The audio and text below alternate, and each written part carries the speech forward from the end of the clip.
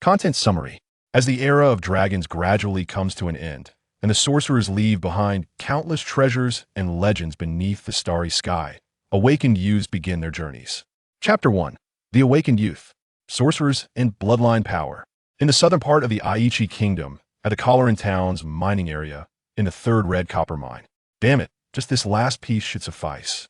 Deep within the mine, drenched in sweat, Alan firmly grasped his iron pick, struggling to keep his weary body upright, gasping heavily. He was a frail boy, his youthful face smeared with dirt, yet the brightness in his eyes shone vividly beneath his dark brows, radiating sunlight and optimism even as he glared at the ore before him. Cursed! If it comes to this, then I have no choice. Suddenly, a resolute glimmer flashed through his eyes. By the power of my voice, with a heavy exhale, he focused all his attention on his hands. In that instant, as invisible particles seemed to gather around his grasp, he swung the pick once more, striking down with renewed vigor. Clang! Sparks flew. The precariously hanging ore finally broke loose from the mine wall. Behold my awakened power. At last I've mined sufficient ore.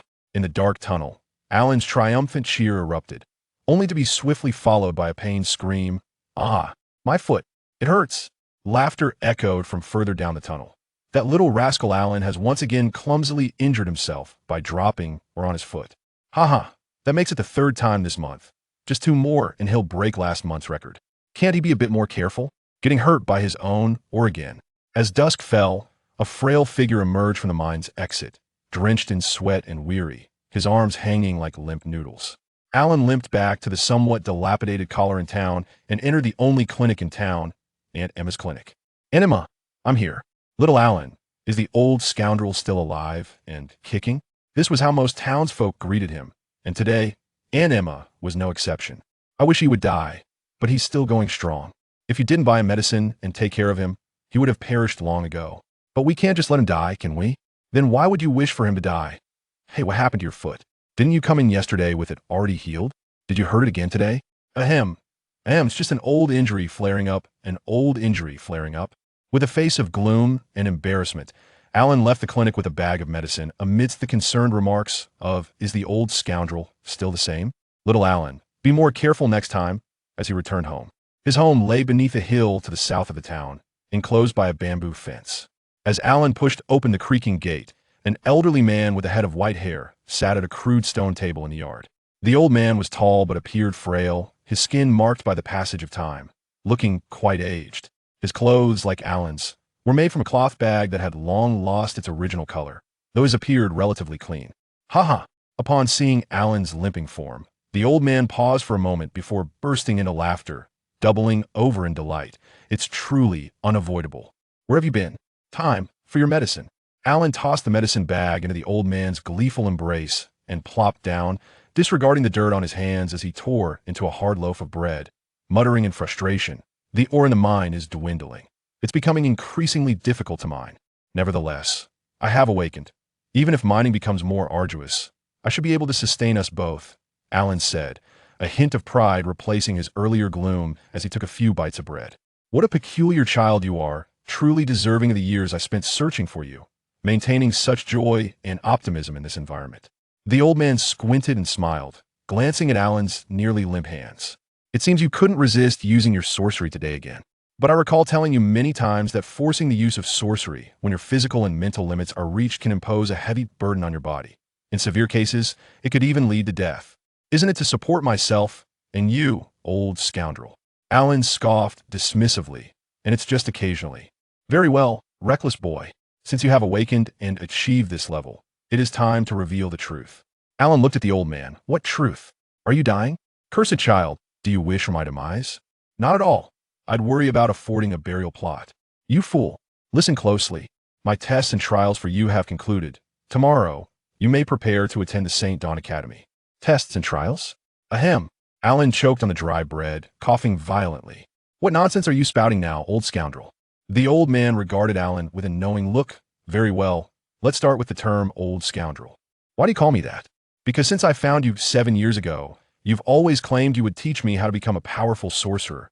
Yet for 7 years, you've been lazy and taught me nothing. That's why everyone calls you old scoundrel, Alan replied, glancing at the old man with displeasure. It seems your mind is truly muddled today, to ask me such a question." The old man smiled slightly. "But if you say I'm a lazy old scoundrel, why not just abandon me? Abandoning you means no one will care for you. Even if I find a stray cat or dog, I can't just discard it and let it starve, can I? You imbecile, comparing me to a stray cat or dog." The old man shook his head helplessly. "Have you ever considered what title Kololin Town bears in the south? The forgotten, abandoned town. Ever since the collar and iron ore was exhausted, all that remains is barren red copper, a territory that even the most inept lord would shun. Only some old miners and townsfolk, unable to make a living elsewhere, choose to stay here. Not even a homeless beggar would traverse the desolate, abandoned mines to come here, especially on a cold, snowy night." Night had fallen, and the stars began to twinkle. A half-eaten piece of bread fell from Alan's lips. "That makes sense." Alan stared blankly at the old man, who indeed appeared somewhat different than usual. "Old Jinze, are you serious?" "You can see I'm serious. Otherwise, you wouldn't call me Old Jinze, you'd just call me Old Scoundrel. Are you truly a sorcerer?" Eileen muttered in disbelief, shaking his head vigorously. "Impossible. There must be a conspiracy behind this. If you genuinely intend to teach me to become a formidable sorcerer on the continent of Dolist, why have you not instructed me in physical training and martial skills over the past 7 years? Because there is one fundamental aspect that determines a sorcerer's power from the very beginning," Old Jinze declared, a proud expression gracing his features, his tone gradually becoming more fervent. "That fundamental aspect is the power of bloodlines. A pure giant bloodline endows one with extraordinary physical strength, while a pure orc bloodline grants innate berserk abilities and incredible bursts of power. A pure elf bloodline is exceedingly agile, moving like the wind, and possesses a natural focus that far surpasses that of ordinary individuals. As for the various dragon bloodlines, their physical strength and magical prowess are even more formidable. Yet you have reiterated this to me no less than 20 times in the past 2 months, Eileen replied, his voice tinged with frustration. "And what does it matter to me? I am merely of ordinary human bloodline. It seems you are quite delusional and in need of medication." "You fool." Though Old Jinze was well aware that Eileen was an exceptionally peculiar youth who defied logic, he could not suppress the urge to retch at being interrupted in his passionate discourse. "I have explained to you numerous times that various bloodline powers are akin to exceptional talents. Although the pure human bloodline lacks any unique bloodline power, it integrates harmoniously with others. After the Dragon War, many powerful pure bloodlines have dwindled, with numerous bloodlines having merged over generations, causing their powers to become less pronounced. In an era where the majority of sorcerers lack potent bloodline abilities from the outset, a sorcerer who possesses a formidable bloodline from the very beginning will naturally stand out. But does this truly pertain to me?" Eileen's weak voice emerged once more. Old Jinze could no longer contain his frustration, exclaiming, "Can you not think for just a moment? Do you still not understand? Over these past 7 years, the hardships I have subjected you to, including the stories and experiences I have shared, have all been part of your training. Every minuscule particle of your body, deprived of adequate nourishment and subjected to daily exhaustion, is in a state of extreme thirst. That is why you appear frilier than your peers, seeming 2 years younger and only now awakening. Yet precisely because of this, your body will absorb the power of other bloodlines far more effectively than the average individual." Eileen's expression brightened with understanding. "I see." Old Jinze let out a sigh of relief, hoping Eileen would finally articulate what he had longed to hear. "I understand." However, Eileen's subsequent words nearly caused Old Jinze to faint. "Old Jinze, you pervert! The only thing you have done over these 7 years is to torment a young child's body. Finally, it has been officially uploaded. One must say something. To begin with, this book will differ significantly from the previous one, The Transformation of Immortals and Demons. It is a tale of an eccentric child and a host of quirky companions, and it may feature some rather absurd and amusing scenarios. It is best to approach it like one would with Slam Dunk or Naruto, and refrain from discussing any serious literary merit. It is a cacophony of noise, joy, youth, and fervor, a work that does not require deep contemplation. As this new book has just been uploaded, I naturally hope for ample support. Any form of encouragement, be it votes or collections, is greatly appreciated. Furthermore, there are various activities associated with the new book, offering numerous prizes, including physical copies of The Transformation of Immortals and Demons, plush pillows, mouse pads, and even spots at our book fan club's annual gathering with accommodations provided. There will also be delightful young ladies present. And of course, I will be there as well. Lastly, there will be plenty of updates today. I hope the majority can enjoy reading. Additionally, I wish to express my gratitude to the brothers and sisters from the Red Flower Society and the Sin Fan Group for their generous support.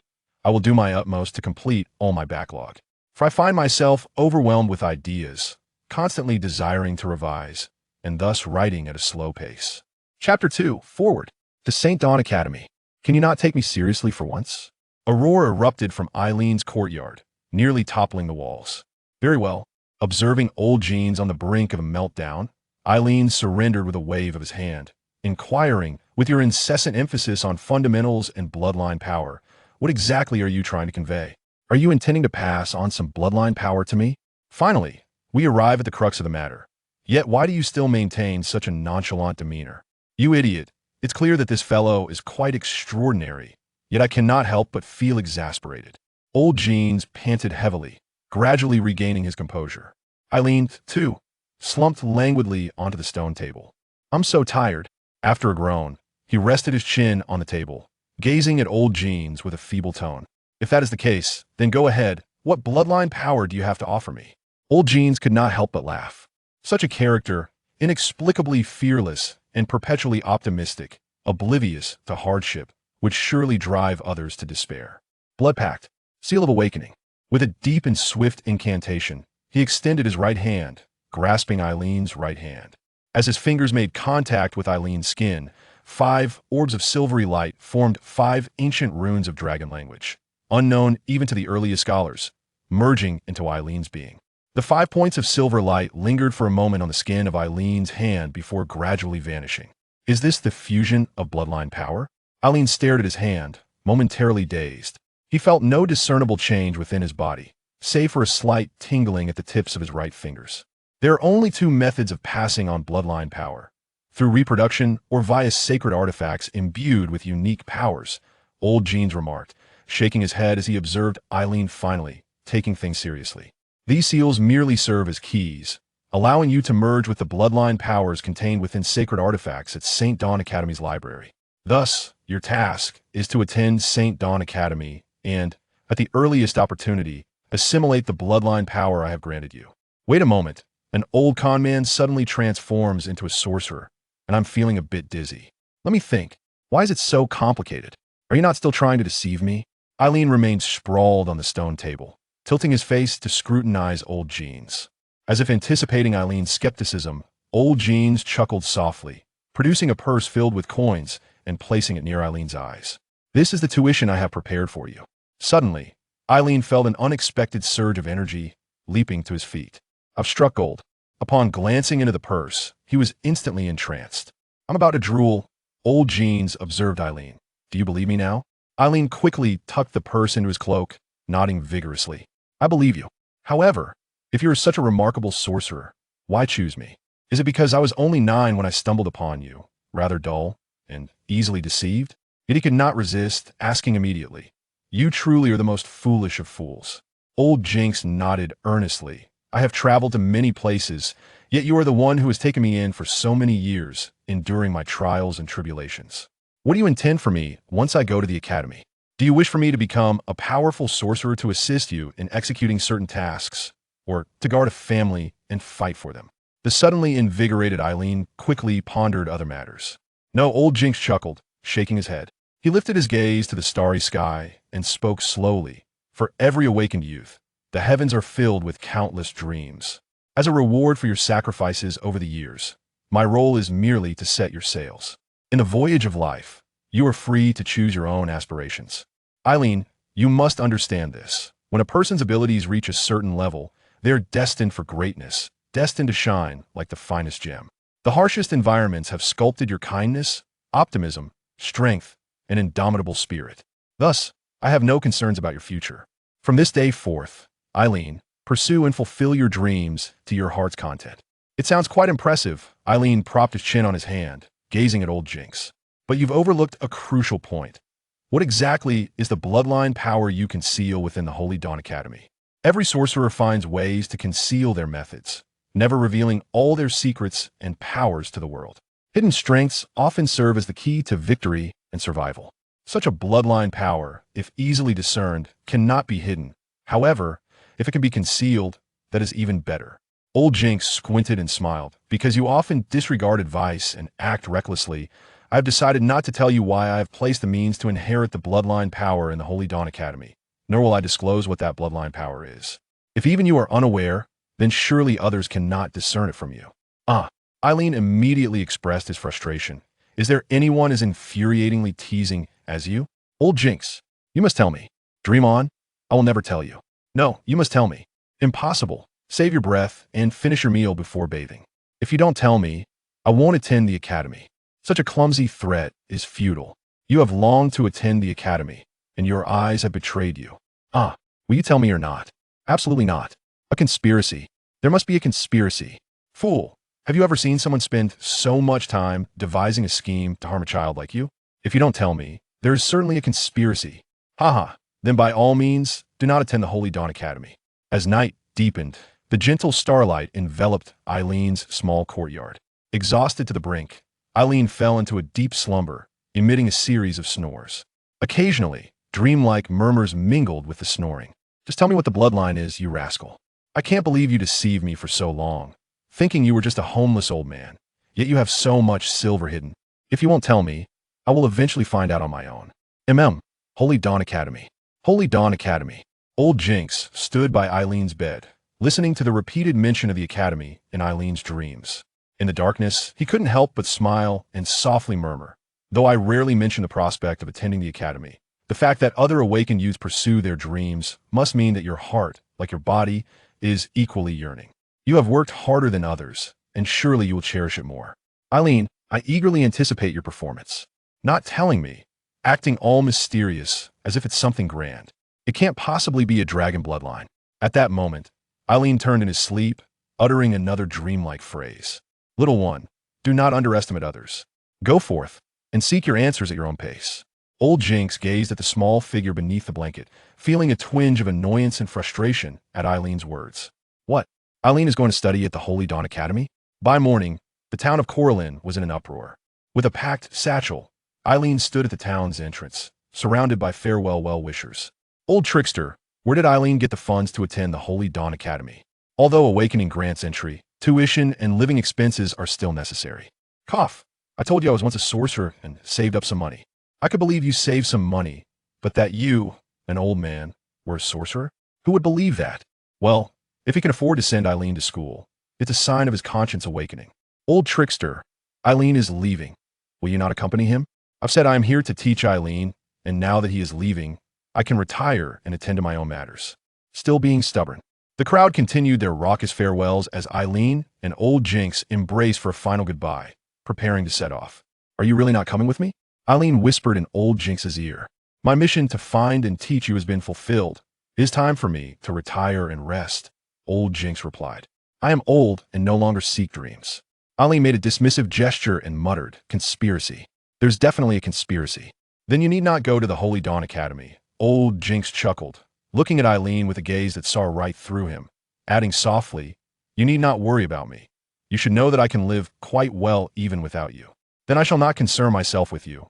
Eileen huffed, turning away but softly adding, but Old Jinx, I will miss you. Old Jinx watched his departing figure with fondness and solemnly replied, I will miss you too. I'm off.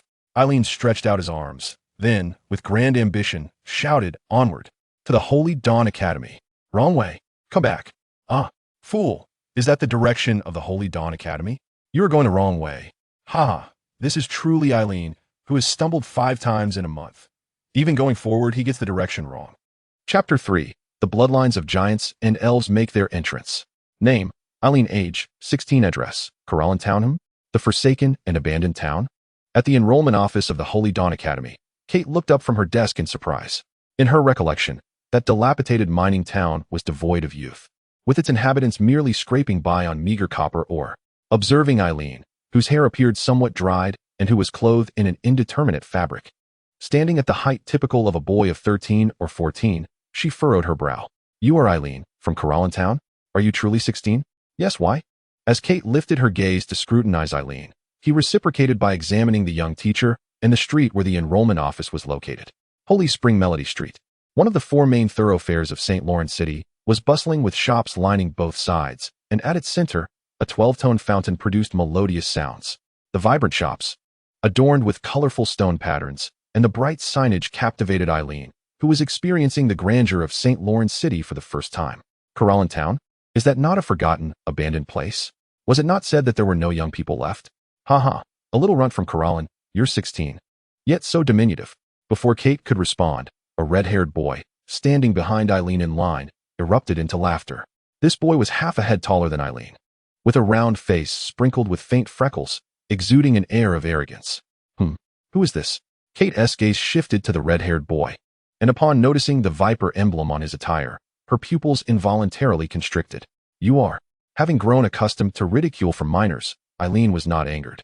He turned to face the red-haired boy. Am I truly that small? Listen well. I am Moss, from the Quinn family. The red-haired boy, seizing the moment to flaunt himself, laughed boastfully, striking a childish pose.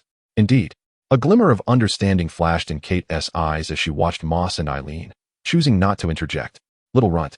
You are undoubtedly too small. Moss laughed heartily, gesturing toward Eileen. Look at me. I'm only 14, yet I tower over you by half a head. Eileen, feeling somewhat disheartened, scratched his head. So, it seems I am indeed a bit too short. Moss paused, then burst into even louder laughter. Are you an idiot? You don't even realize whether you are short or not. Because I am the only one of my age in Kololin Town, there's no one to compare with. As Eileen responded naturally, she internally cursed Old Jinze. You truly have a knack for tormenting children. How can this fellow be so utterly oblivious and not even get angry? Observing Eileen, who remained unfazed despite being called Little Dwarf, Kate sighed softly and said, Very well, Eileen from Kololin Town. You will need to pay 100 silver coins to complete your enrollment procedures. What? 100 silver coins? That is simply exorbitant. Eileen's incredulous voice immediately echoed. Kate rubbed her tingling ears, and seeing Eileen's considerable reaction, she explained, This 100 silver coins covers not only a year's tuition and accommodation fees, but also the cost of the academy's uniform and some expenses for external studies. Such a sum for just 1 year? Eileen grasped Kate's sleeve and implored. Could you possibly lower the fee? Haha, little dwarf, surely you aren't so impoverished that you don't even know the tuition fees for St. Dawn Academy before deciding to enroll. The red-haired most burst into a hearty laugh. It seems saving up a bit of silver isn't easy for you, and awakening at 16, looking so frail. You hardly seem to possess any extraordinary lineage. After a bout of laughter, Most's expression turned serious. Honestly, your attendance at St. Dawn Academy would likely yield little benefit. I advise you not to squander the hard-earned silver coins. Look at those porters over there. Even with some Orcish blood and extraordinary leg strength, they can only make a living as porters in this city. Porters? Following Most's gaze, Eileen spotted several burly men clad only in animal skin shorts, their bodies bound with coarse ropes. These men towered nearly 2 meters, their physiques extraordinarily robust, with legs as thick as barrels, and every muscle seemed as solid as rock. What does being a porter mean? Eileen could not help but inquire. You don't even know what a porter is? Porters are those who specialize in hauling heavy loads. Most exclaimed loudly at Eileen. Someone like you should really reconsider. It would be wiser to save your silver for something of greater use. Is it merely because of a fraction of giant blood that you presume to dictate the course of another's life? A cold voice interjected from the side. Most was momentarily taken aback and turned to see a beautiful girl standing nearby, her long hair a striking silver white, exceptionally clean and unblemished. She was of similar height to Most and bore a cold, aloof expression. Who do you think you are to speak to me like that? Most retorted, slightly irritated. Can't you see I am acting in his best interest? Does acting in someone's best interest justify your condescending criticism? The girl, dressed in white, did not even glance at Most. After her statement, she turned to Kate and coldly said, Please arrange for his enrollment. I will cover the 100 silver coin fee. Oh, Kate cast a glance at the girl in white and smiled. Are you willing to assist Eileen with 100 silver coins? Eileen was momentarily taken aback. 100 silver coins represented the living expenses of an ordinary family for 2 years, a significant sum indeed. He was certain he had never encountered this girl in white before. It's for his expenses, alongside mine. She seemed reluctant to elaborate, coldly producing 2 gold coins and tossing them to Kate. In the land of Delaster, 1 gold coin equated to 100 silver coins. Are you also a new student enrolling at the Academy of St. Dawn? Kate inquired, catching the coins with keen interest. He recalled that the girl had been present on Sacred Spring Sound Street for quite some time, but had never joined the queue. Reflecting on it now, he realized that she seemed disinclined to stand among others, waiting until they had all departed before approaching to complete her enrollment. All this, prompted by a single remark from Moss, led her to cover Island's tuition for a year, while she clutched a handkerchief as if fearing any dust might tarnish her. This young woman appeared not only haughty but also possessed a certain degree of obsession with cleanliness. Idiot! An angry shout erupted as Moss, his face flushed with rage, glared at the girl in white. Is this about money? Do you think I can't support him? No one has the authority to arbitrarily dictate another's life. Everyone has the right to pursue their dreams. If you can afford it, then do so. Why all this unnecessary chatter? The girl in white coldly interrupted Moss's tirade, still not glancing his way but instead addressing Kate with an icy demeanor. Teacher, since I have already covered his enrollment fees, I kindly ask you to assist him with the subsequent registration process. You, Moss, incensed, felt his nose twist in anger as he reached for a pouch of coins, handing it to Kate. Teacher, I will cover his tuition. Principal-less. The girl in white turned her gaze aside, observing the street corner, her voice laced with disdain. What did you say? Moss's fiery red hair seemed to stand on end as he clenched his fists. If it weren't for the fact that you're a girl, I'd make you regret this. At that moment, Island's timid voice broke through. Everyone, could we please stop arguing? I can pay for my own tuition. What? You can afford the tuition? Moss turned to Island in disbelief. Island nodded vigorously, carefully unraveling the pouch he had clutched in his hand. If you possess such wealth, why all the fuss and bargaining? Moss was nearly overwhelmed with frustration. Island's pouch contained at least 20 gold coins and over 100 silver coins, surpassing the contents of Moss's own pouch. Because the tuition is indeed quite steep, it would be splendid if it could be reduced, Island replied with an embarrassed smile. But still, I must express my gratitude to you and this sister. You are both kind-hearted. Moss fell speechless, while Island, who had been speaking, suddenly ceased as a chilling aura enveloped the space. The young girl in white, who had previously turned her head away, now faced them with a countenance marked by dark lines, teetering on the brink of an outburst.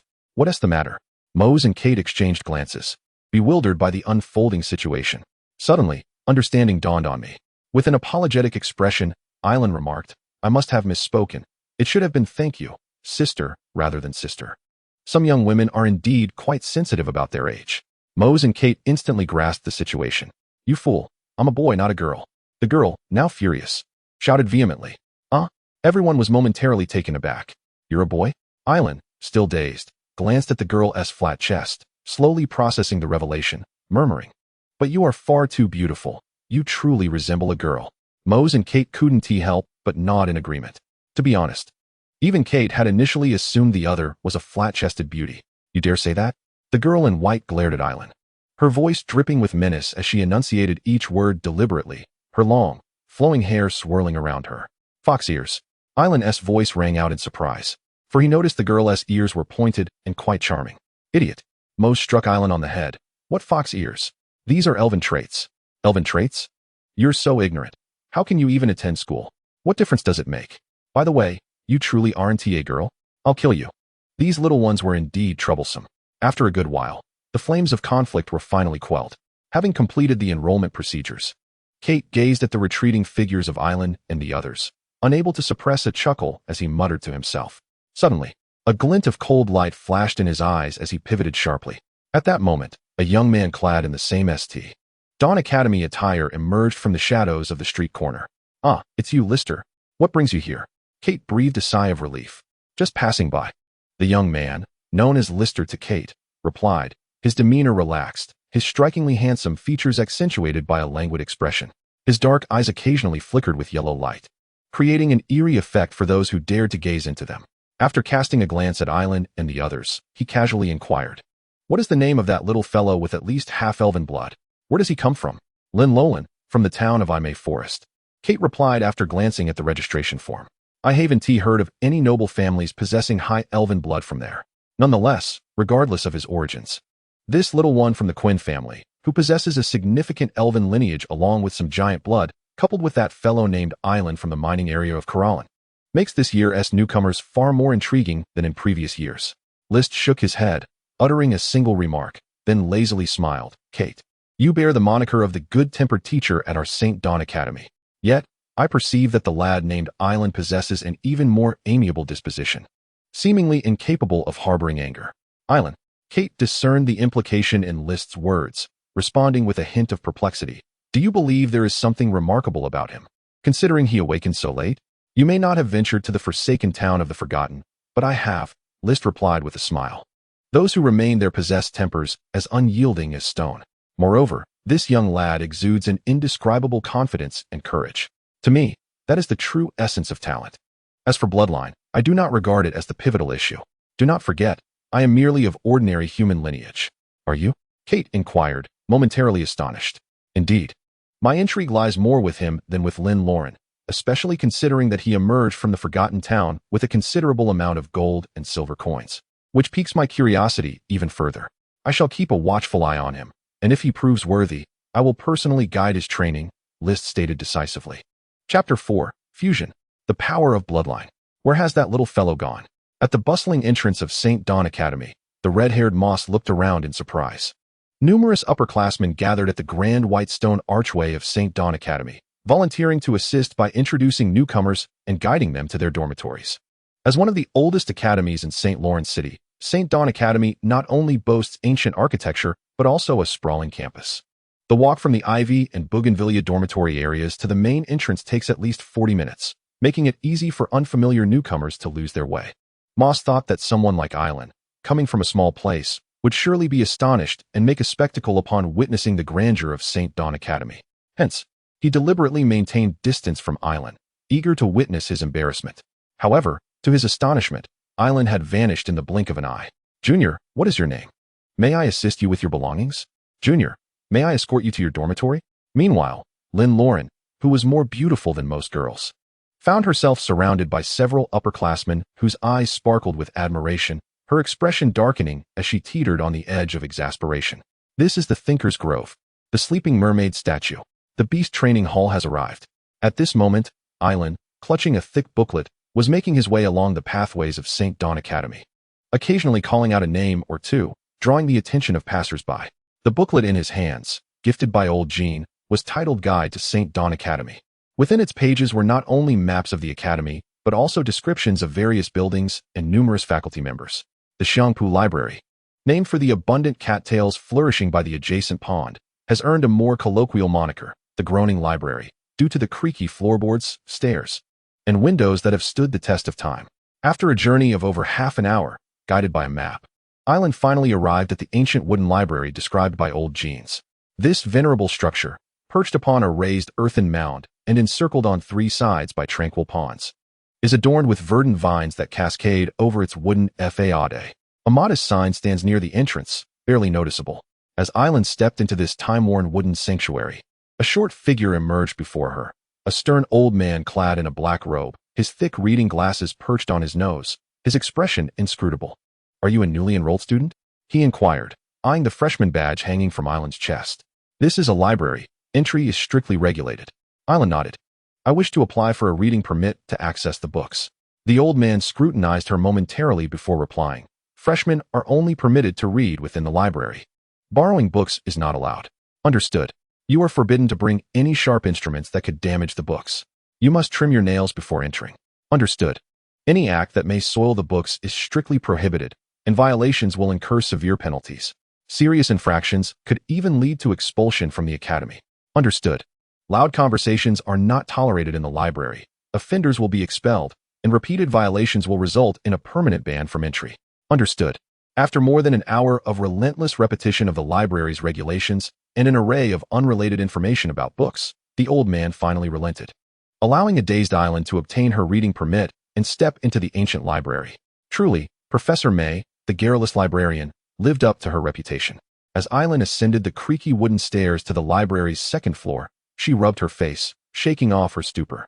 That insufferable Old Jinze, shrouded in mystery, had not only withheld the nature of her bloodline power, but also insisted on placing her in a library overseen by such a loquacious custodian. Upon reaching the second floor, Island gasped in awe, utterly captivated.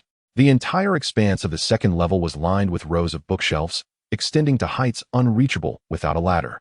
These imposing dark brown shelves were meticulously filled with volumes bound in a myriad of colors, creating a veritable ocean of literature.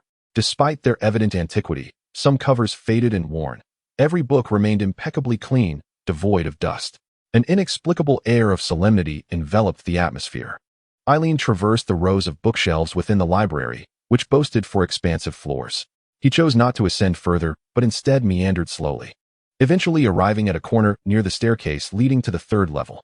There, nestled upon the penultimate shelf, lay a book with a purple cover titled On the Architectural Styles of the Dragon War. The moment Eileen extracted this tome, without any forewarning, a myriad of minuscule silver light stars astonishingly emerged from the wooden layers beneath the shelf, swiftly converging at the tips of Eileen's right fingers. These dust-like silver stars formed 5 petite crystalline structures resembling diamonds upon his fingertips. Simultaneously, 5 delicate imprints materialized on the tips of his fingers. In the blink of an eye, the 5 tiny crystals pierced Eileen's fingertips, vanishing along with the 5 luminous marks in an instant. The entire sequence unfolded in less than a second, rendering anyone passing by oblivious to the transformation that had occurred as Eileen withdrew the book. Suddenly, a resonant thud echoed within him, as if an invisible hammer had struck his heart, causing his body to involuntarily convulse. Could this be the merging of bloodline power? In the fleeting moment when his hands instinctively pressed against his heart, Eileen realized his heart was pounding violently once more. Thump, thump, with each fierce beat. He observed the skin exposed to the air quivering like waves. The blood coursing through his veins felt inexplicably heavier, weighing his body down.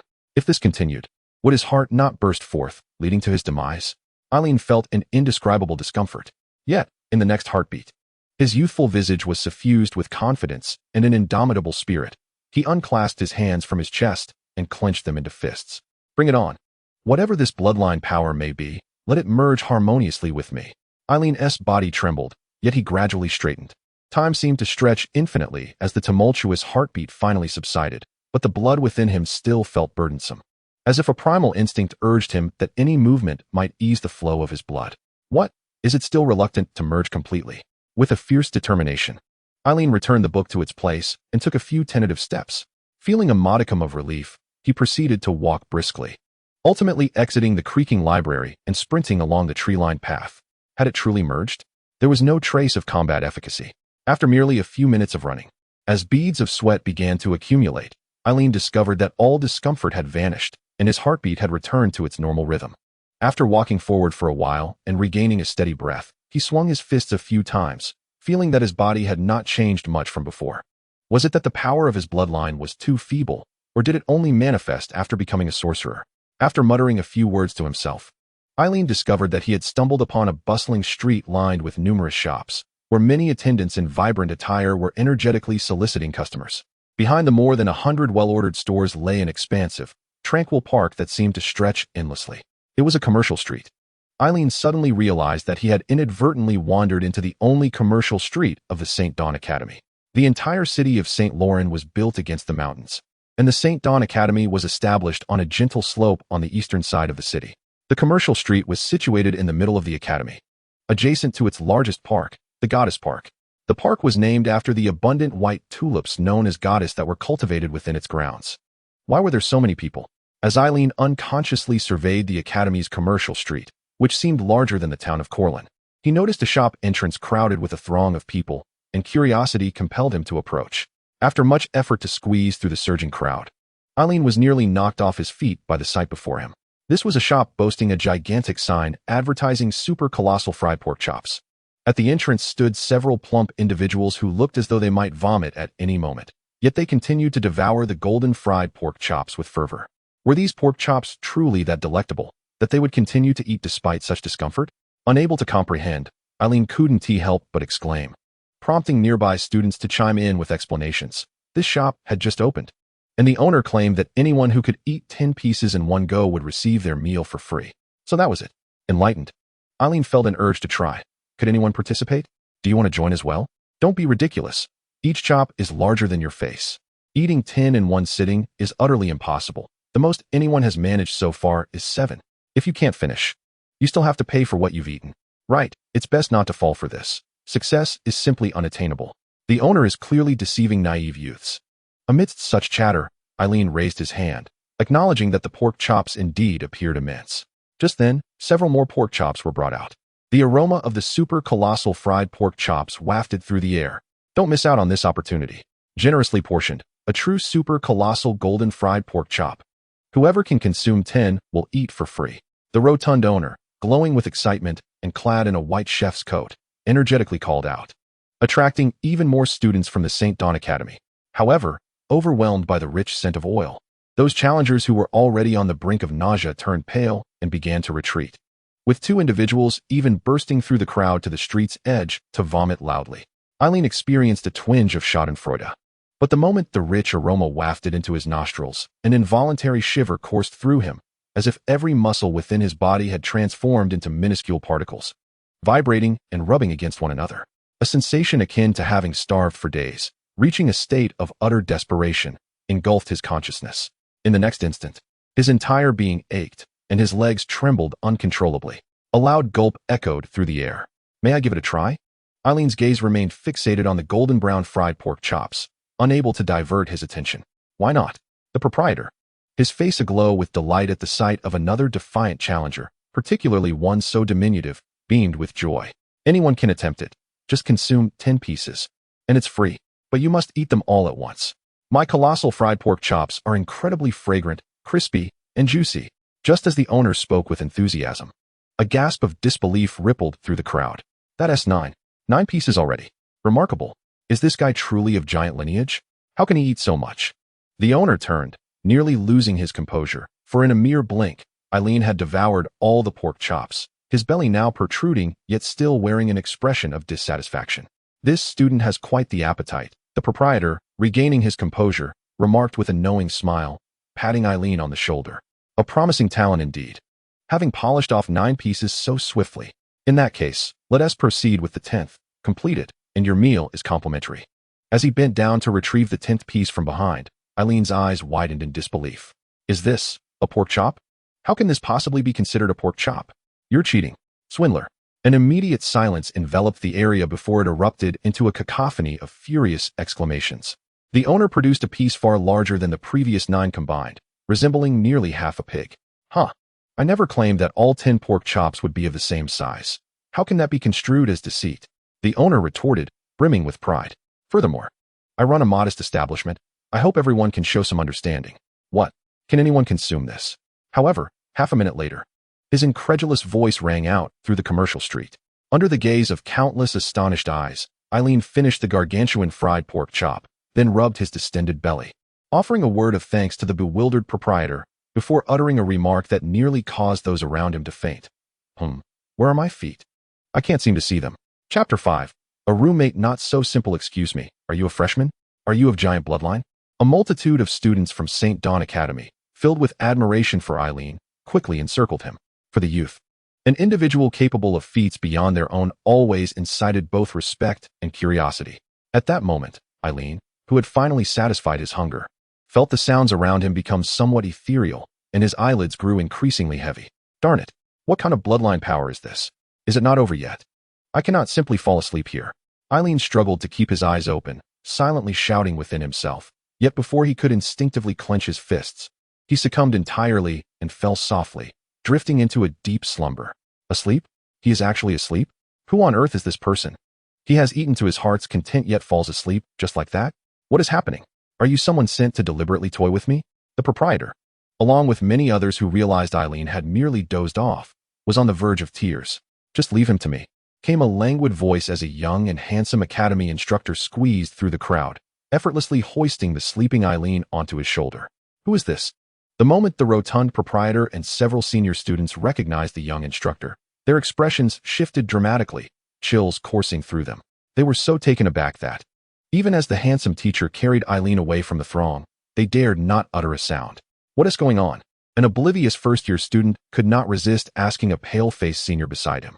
"That is Teacher Lister," the senior managed to say, trembling with suppressed fear. "Teacher Lister." The eyes of all the first-year students were suddenly filled with astonishment and reverence. "He is the Academy's most formidable elite instructor, the only one to comprehend the secret techniques of the Sacred Gate." "Indeed, it is him." The proprietor, drenched in cold sweat, thought to himself, "This is the legendary Teacher Lister, raised by the Night Wolves, known for being the coldest and most bloodthirsty of all instructors. It seems you are not particularly well-liked in the Academy. These young ones are too terrified to even speak in your presence." Just as Lister exited the commercial street, an old man in a black robe suddenly appeared before him. It was the loquacious librarian, Professor May. "They have merely been misled by rumors. But is it not something to take pride in to instill fear?" Lister shrugged nonchalantly, his eyes narrowing slightly. "But you, the true strongest teacher of the academy, who is obsessed with both cultivation and books. Are you truly leaving the library because of this little fellow? Professor May did not respond to Lister's remark. He merely glanced at the softly snoring Eileen. His physical condition is rather peculiar. What is your take? Lister replied. His current state resembles that of someone who has completely surpassed their physical limits through arduous training. I have encountered this young man before at the reporting location, which piques my curiosity about what transpired in the library to render him in such a condition. I do not know. Professor May shook his head. He stayed in the library for a brief while, but something seemed amiss when he emerged. No one in St. Laurent City could tamper with your library. Lisite smiled languidly, revealing that this little fellow likely harbored numerous secrets within. Professor May fell silent for a few seconds before inquiring. What do you intend to do? I possess no interest in uncovering the secrets of others. St. Dawn Academy permits all students to conceal their mysteries. If this little one indeed proves satisfactory, I shall personally take on the responsibility of his instruction. Lisite stroked his chin and replied, for now, I plan to escort him to the dormitory. Upon hearing this, Professor May, who had been unusually taciturn outside the library, nodded and turned to leave. Senior, Lisite suddenly called out. Professor May turned back, uncertain of Lisite's intentions. One day, I will surpass you, Lisite declared, his languid demeanor replaced by earnestness. It's still early, Professor May replied with an expressionless shake of his head, succinctly uttering 2 words before walking away. A good roommate is indeed quite important. It seems I must exert some effort once again. Lisite mused to himself as he strolled towards the distant ivy dormitory area. In the early morning, rhythmic snores echoed in succession. Eileen lay on a wooden bed adorned with a dark green blanket, dappled shadows of swaying trees cascading through the window onto him. He felt somewhat parched, drifting in and out of slumber, and just as his drowsy eyes fluttered open, a vague image flickered before him, causing his eyelids to shut once more. He was unaware of what had transpired, only sensing he had slept for an extended period, feeling utterly satisfied and comfortable. Classmate, wake up! A voice suddenly resonated in his ears. Eileen struggled to open his eyes, only to be met with the sight of an unfamiliar figure standing before him, jolting him awake with a start. What is happening? What occurred? He instinctively sat up, bewildered. You certainly can sleep well, remarked a refined young man, of similar age to Eileen, who wore glasses and stood at the foot of his bed. I've been asleep since yesterday afternoon. By the way, I am your roommate, Barrow. Eileen, still disoriented, replied, Hello, I am Eileen, but where is this place? This is our dormitory, Ivy Dormitory, room 233, building 7. Barrow adjusted his glasses, observing Eileen's still confused expression. It seems you are unaware of how you arrived here. Do you know Professor Lisite, the Blood Knight Wolf? Eileen's face was a portrait of confusion. I have arrived at the dormitory and have been sleeping since yesterday afternoon. Blood Knight Wolf, Lisite? Who is that? He is the strongest teacher at St. Dawn Academy, a legendary figure known for his bloodthirsty and ruthless demeanor. Anyone who dares to confront him is met with cruel methods, often resulting in severe consequences. Blood Knight Wolf is his moniker. Barrow habitually adjusted his glasses. It is said that he brought you here. The Academy's strongest teacher is that formidable?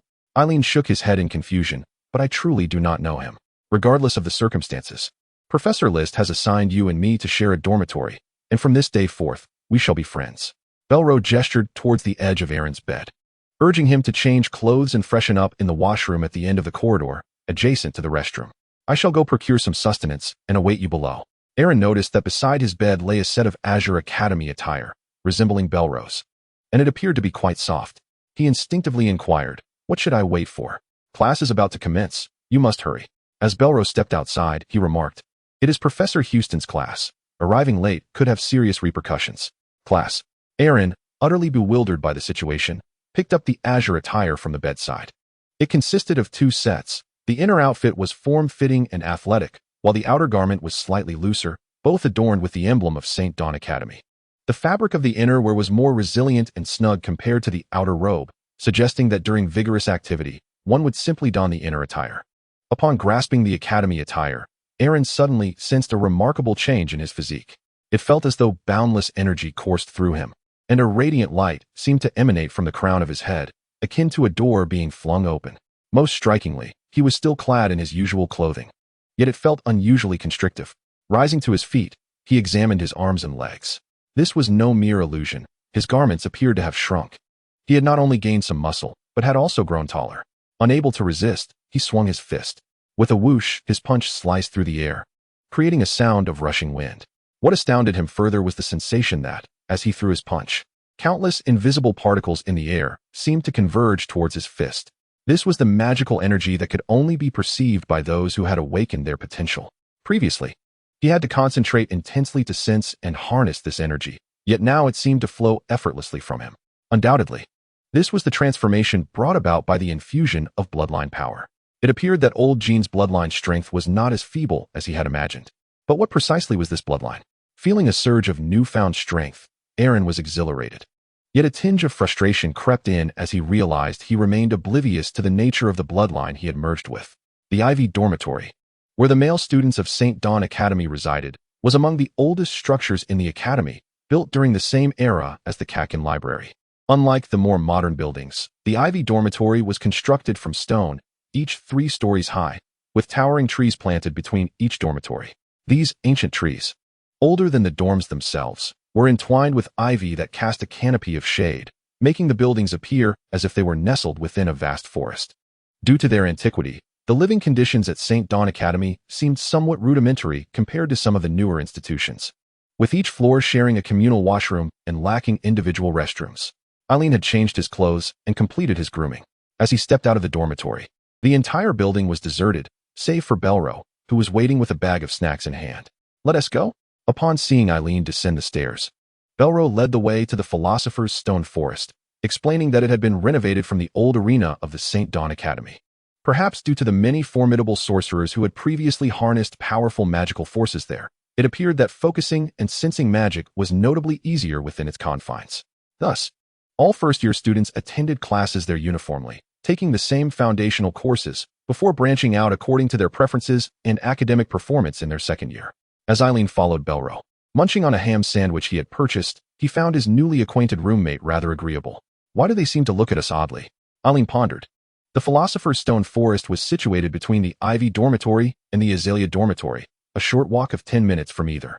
As they approached, Eileen noticed several late-arriving boys and girls, yet these newcomers seemed averse to meeting their gaze, deliberately maintaining a certain distance. "Perhaps it's because we're rather handsome," Belro remarked nonchalantly. At this, Eileen nodded in agreement. Donning the pristine academy uniform had indeed enhanced his appearance. However, inexplicably, the closer they drew to the Philosopher's Stone Forest, the more he sensed that the gazes of the newcomers were often fixated on Belro, leading him to scrutinize his bespectacled, seemingly delicate and quiet roommate. And he couldn't shake the feeling that there was more to it. Chapter 6. Impulsive Freshman and the Notebook Instructor. The Philosopher's Stone Forest of St. Dawn Academy was once the old arena, rather than a complete renovation. It was merely a clearing of unnecessary rubble. The damaged circular stands had naturally formed a wall, while the standing boulders created distinct areas that obstructed sight lines. Remnants of past battles lingered, transforming the locale into a complex training ground. Amidst the expanses divided by towering white stones, wild grasses and trees flourished without deliberate clearing, imbuing the stone forest with a vibrant, verdant essence. In this gathering, over 100 freshmen had congregated in one of the open spaces of the Philosopher's Stone Forest, with the red-haired Moss standing out conspicuously. "Can you really eat that much?" "It seems impossible. I can't handle so much," he expressed incredulously, glancing at the 3 or 4 people around him. Whispers circulated among them regarding a newcomer who could consume more than a jungle beast. Having devoured 10 pieces of fried pork cutlet, one of which was nearly the size of an entire pig. Upon hearing Moss's skepticism, a tall and slender student beside him immediately affirmed, "It is absolutely true. I witnessed it with my own eyes." In fact, it even stirred the attention of Professor List, who personally escorted him away. Moss, still somewhat doubtful, furrowed his brow and remarked, "All new students in a class attend the foundational courses together, especially in Professor Houston's class. Known for its emphasis on punctuality, no one dares to be late. If what you say is true, shouldn't that fellow be here as well?" Just then, the figures of Eileen and Barrow emerged from behind several enormous, white stones, entering the scene. "It's him." Upon recognizing Eileen, the tall student beside Moss couldn't suppress a low gasp, and the surrounding area erupted with astonished murmurs, as many others also recognized Eileen. "You little squirt, is that you?" Moss exclaimed incredulously. Eileen, who was surveying the environment of the thoughtful stone forest and the people present, turned at the sound of the shout and, somewhat puzzled, asked, "What do you mean by that? You are the legendary king of gluttony, aren't you?" Moss pushed through the crowd to confront Eileen, inquiring, Did you really consume 10 colossal fried pork chops? Huh, you already know about that. Island scratched his head, offering an embarrassed smile. How could that be possible? Moss exclaimed, pointing at Island. I can hardly manage that much. How could a little squirt like you possibly eat so much? All the new students in the vicinity regarded Island's slender frame with expressions of disbelief. Island felt a bit sheepish, while Barrow adjusted his glasses and turned to ask, Is this red-haired fellow your friend? No way. Island had yet to respond when Moss interjected loudly. If he's not your friend, then this is quite manageable. The delicate and composed Barrow immediately burst into laughter, leaping in front of Moss with fervor and keen interest. You, impudent little squirt, how rude. You stand before me without even acknowledging my presence, as if I were invisible. Kneel and worship my feet, or I shall make you unrecognizable. Everyone was taken aback. Island recalled the gazes of those he had encountered on the way here, sensing that something terrifying was about to unfold. Moss was also struck dumb. Kneel and worship my feet. He, who was known for his own arrogance, had never encountered anyone so brazen before, effortlessly delivering such audacious words. It was Barrow. He was indeed the impulsive newcomer, Barrow, who was entirely different from the rumors that surrounded him. It is said that Barrow appears quite delicate and refined, yet in reality, he is prone to impulsiveness and fervent arrogance. Whenever he encounters something that piques his interest, he becomes overwhelmingly excited, acting recklessly without regard for consequences, and even inciting others to join him. Allegedly, he was initially enrolled in 2 classes, but due to an outrageous incident that resulted in injuries to both himself and a teacher, he was relegated to a single class. It is easy for newcomers to injure themselves, but the instructors at St. Dawn Academy are formidable sorcerers. Thus, a newcomer capable of injuring a teacher can only be described as perilous. Moss finally grasped why some newcomers regarded Barrow with such peculiar expressions. How dare you speak to me in such a manner? Do you wish for your demise? Although he understood that Barrow was a notorious figure of danger, Moss could not help but exclaim in astonishment. Barrow, unfazed by Moss's outbursts, turned his attention to the eager Eileen beside him and enthusiastically suggested, How about we team up to confront this fellow? Perhaps not, Eileen replied, already taken aback by Barrow's transformation, shaking his head with a hint of perspiration. We are all classmates. Moss, his frustration boiling over, retorted, Fine. You give it a try? You both can come at me together. He continued, If you don't engage, I shall take the first strike. Barrow, with a glint of excitement in his eyes, clenched his fists and expressed his eagerness to Eileen. Just then, a voice called out, Stop! Teacher Houston is coming. Eileen turned to see a young male teacher in a light blue academy uniform approaching. He was of medium height, with a round face and fair skin. What stood out most was his short hair, slicked down with an excessive amount of oil, causing it to clump together in shiny, upright tufts. Upon the arrival of this teacher, Barrow snorted, adjusted his glasses, and reverted to his usual composed demeanor. Moss seethed with frustration, yet he could only suppress his ire at the sight of Teacher Houston approaching. Such vitality, Houston remarked, running his hand through his hair and casting a glance at Barrow and Moss, smiling as he did. I truly appreciate spirited youth. A chill ran down the spines of most newcomers, for they had heard whispers prior to their arrival that Teacher Houston, while not particularly formidable in terms of power, was exceedingly cunning and possessed a keen sense of pride. Those who inadvertently offended him would find their misdeeds noted in his little book, leading to dire consequences. Most troubling was his extreme pettiness, as many would remain oblivious to how they had offended him until it was too late. Observing the obedient demeanor of all, Houston shook his head, finding this batch of newcomers rather endearing. He cleared his throat and instructed everyone to find a place to sit before commencing the lesson. Beneath the starry expanse of Duraster lies an abundance of dreams, and our esteemed St. Dawn Academy serves as the very place where you shall embark upon the pursuit of those dreams. With a signature phrase, one that I consider timeless and stirring, Houston's gaze first settled upon Barrow. My dear fellow student, what is your dream? It was evident that he had anticipated this moment. Almost all the freshmen's eyes converged on Barrow, for under the celestial canopy, everyone was aware of the renowned sorcerer. A glimmer flickered in Barrow's gaze as he remarked, To triumph over many formidable sorcerers, that is essential. A commendable ambition. Houston chuckled before turning to Moss. And you, my friend? I merely aspire to be a sorcerer slightly more formidable than him, Moss retorted, casting a disdainful glance at Barrow. I admire this spirit of competition, Houston remarked, brushing his radiant, upright hair with a hand, laughing heartily before addressing Eileen. And what is your dream? What is a dream? From the moment Eileen first laid eyes on the gates of St. Dawn Academy, this question had intermittently surfaced in his mind. During his time in the Kololin district, His daily thoughts revolved around mining stones to sustain himself and Old Jinze. Now, suddenly afforded the luxury of a carefree academic life, he found himself adrift, pondering what he truly wished to pursue in the future. A dream, in essence, should be something one ardently desires to achieve, yet finds dauntingly elusive. However, Eileen felt that, at present, such aspirations had yet to manifest within his mind. Consequently, when faced with Houston's inquiry, he shook his head and, with a hint of embarrassment, replied, "I do not know. Do not know? You are unaware of your own dream." A sinister smile crept upon Houston's lips. Indeed, Eileen scratched his head. "I have yet to conceive of any dreams." A murmur of astonishment rippled through the crowd. "Then do inform me once you have a revelation." Houston cast Eileen a knowing glance, his tone amiable, yet internally resolved to remember Eileen's apparent reluctance as a slight inconvenience. Regardless of the diverse ambitions that most of you may harbor, all academies, including our illustrious St. Dawn Academy, are fundamentally centered on instructing students to become sorcerers. During the legendary era of the Dragon Wars, it was the might of the powerful sorcerers from various races that vanquished the malevolent dragons, thus averting the subjugation of the Duraster continent by their dark reign.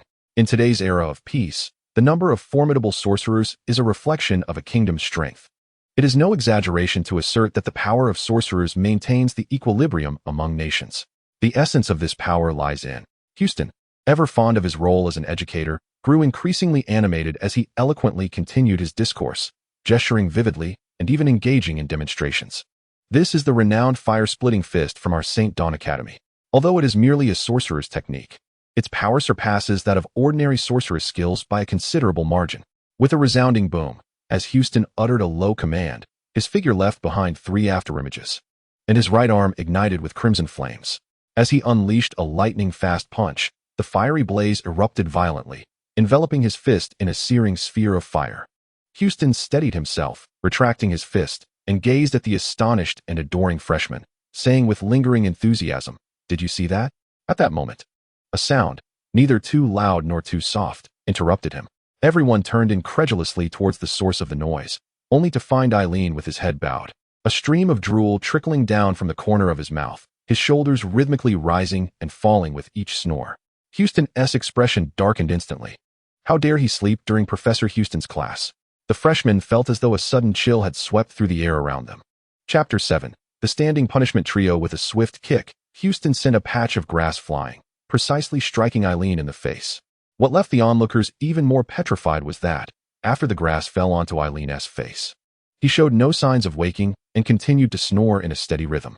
"Wake him up," Houston exclaimed, struggling to maintain his composure. Having just lamented his unclear aspirations was already bad enough, but now someone dared to fall asleep directly in front of him? Did he truly believe he was invisible? This audacity was amusing. Bailton, feeling impulsive, seized Eileen and shook him vigorously, even going so far as to give him a kick for good measure. At long last, Eileen groggily awoke, his eyelids drooping. "My dear classmate, do you find my level of instruction so lacking that it bores you?" Houston asked, suppressing the urge to explode, his smile devoid of warmth. Upon seeing Houston's sinister demeanor, the freshmen understood that Eileen's fate would be dire. Yet, to their astonishment, Eileen remained half asleep, confusedly inquiring, "What happened?" "You just fell asleep," Houston replied calmly. "So I must ask, do you think my teaching is inadequate, or perhaps too dull?" Eileen immediately shook his head. In truth, he recognized that it was the influence of his bloodline power at play. Having had a hearty breakfast on the way, he was suddenly besieged by an inexplicable wave of drowsiness and succumbed before he could mount any resistance. "If you do not find my teaching lacking, then it must mean you have already grasped the material sufficiently and feel no need to learn further?" Houston sneered coldly at Eileen's nod. "In that case, why don't you repeat for me what I just taught? Start with the source of a sorcerer's power. What are the 2 components of that power? Speak swiftly." "The power of the body and the sorcery," Eileen replied weakly. "Be more detailed, and also explain the distinction between a sorcerer and a sorceress." "The strength of the body can be divided into 2 components. One is the vitality stored within the minuscule molecules of our being, known as physical strength. The other is the power of our mental will. As for the arcane energy, it is the force of external elements that we perceive upon awakening. Those who can achieve a certain degree of synergy between their physical strength and arcane energy solely through physical actions may be referred to as sorcerers. Only those who can refine their physical strength and arcane energy into arcane particles, storing them within their bodies, can be deemed sorcerers. Within a sorcerer's body, There exist 7 portals capable of accumulating arcane particles. Through relentless training, honing, and even combat, these portals can be unlocked. The more portals one can open, the greater the accumulation of arcane particles, resulting in a more formidable sorcerer. For sorcerers, there is also a fundamental element, the power of bloodlines. A pure lineage of giants possesses inherent physical strength and boundless power, while a pure lineage of beastmen is born with the ability to enter a frenzied state, granting them terrifying bursts of power. Houston did not anticipate that Eileen had already mastered these concepts during his time in Kololin Town. Yet witnessing Eileen articulate them so clearly brought a smile to his face. Since he had indeed learned well, the previous fire-shattering fist should be a breeze for him. It was time to demonstrate. Poor little fellow. Upon hearing Houston's words, Moss could hardly contain his glee. Each instructor at the Dawn Academy specializes in different martial techniques, and the fire-shattering fist is a secret art practiced only by a select few, including Houston. Thus, many parents of the new students present, despite being sorcerers themselves, and some even former students of the academy, would have learned different techniques due to their varied instructors. Given that most students were sent to the Dawn Academy to build their foundations immediately upon awakening, Moss was certain that none of the new students, particularly this little fellow from Kololin Town, had any prior experience with the fire-shattering fist. With a guilty expression, Eileen reluctantly stood up and approached the group of new students. He had only caught Houston's initial explanation, having dozed off before he could fully grasp the visual of the final punch.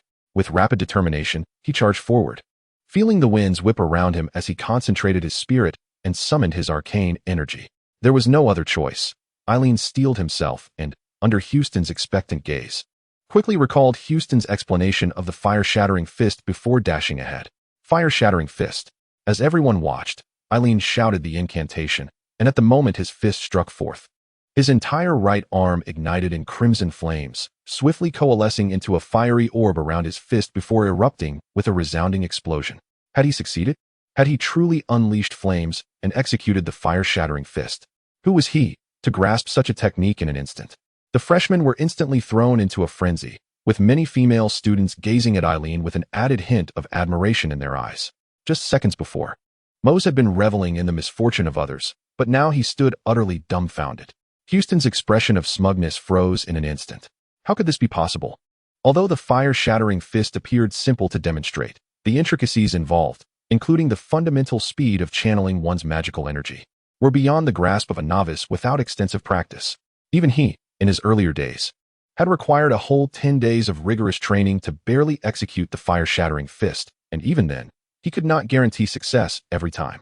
Eileen himself was momentarily taken aback, feeling as though this technique was not particularly difficult for him. This was no mere coincidence. A pure novice could not possibly achieve such speed in channeling magical energy. As Houston regained his composure, he surmised that there was only one plausible explanation. Eileen must have learned the fire-shattering fist previously. How dare you provoke me intentionally? You are doomed. He mentally vowed to remember Eileen's name 100 times over, yet he feigned an expression of admiration on his face, saying, "Since you have mastered the fire-shattering fist, let me teach you the whirlwind fury next." The essence of the whirlwind fury lay in rapidly concentrating magical energy in both hands, coordinating the scaling of all 10 fingers and the movement of the hands to unleash 10 swirling wind whips in a sudden explosion. This technique thrived on speed and area coverage in close quarters, and opponents of the same rank would likely be injured even if they managed to withstand it. This technique was far more formidable than the fire-shattering fist. Watch closely. Before Eileen could respond, Houston had already completed his demonstration, his hands darting forward like lightning. His upper body and shoulders remained almost motionless, yet his arms whipped like whips, crossing and shaking in an instant. A deep, resonant boom sent chills down one's spine. 10 visible whirlwinds appeared before him, crossing and striking with the sound of real whips cracking. Impressive. This is even more powerful than the fire-shattering fist. What a magnificent secret technique. It was as if 10 transparent foxtails had suddenly emerged before him, leaving no chance for those in front to escape unscathed. They would surely be struck. A chorus of awe erupted from the crowd. In the midst of this admiration, Houston basked in his own self-satisfaction. "Did you see that? Now it's your turn," he said with a smile, directing his gaze toward Eileen. All eyes were once again fixated on Eileen. "Incredible, I'm coming." Eileen cast a glance of admiration at Houston and, mimicking his stance, extended his hand.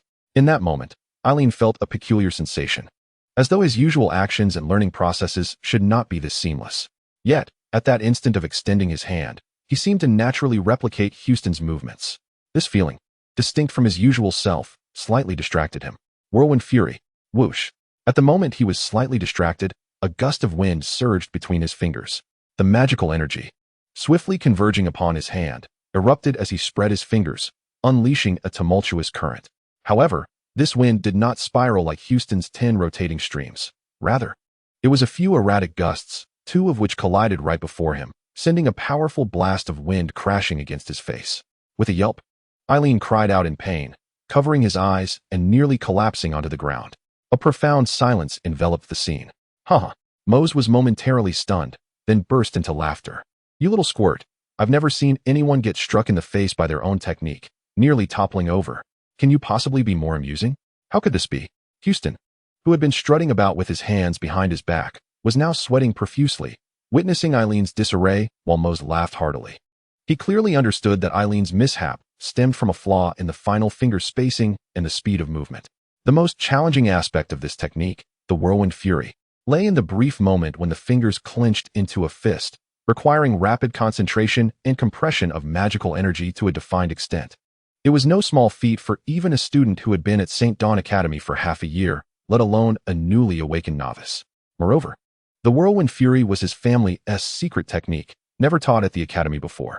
Could this fellow truly be a genius? Yet, even if he were a genius, did he dare to sleep in my class? If he could barely execute such a simple martial technique without hitting himself, how could he possibly sleep through my lesson? With a slight tremor at the corner of his mouth, Houston attempted to maintain his composure. Go stand outside the stone forest as punishment and reflect on your actions. Teacher, the whirlwind fury is by no means a simple martial technique. I doubt anyone here could perform it correctly on their first attempt. Barrow's voice rang out. Is that so? Houston shot a cunning smile at Barrow, gazing at all the new students. Is there anyone who agrees with him? Step forward. The new students, sensing that the strict instructor was deliberately targeting Eileen, felt a shiver run down their spines as Houston's gaze swept over them, leaving no one daring to step forward. You see, it appears no one shares your sentiment. Furthermore, who granted you the liberty to speak freely? Houston extended a finger, pointing at Barrow, then gestured towards the area outside the stone forest. You will join him in standing out there, so the other students can witness the consequences of disregarding my classroom discipline.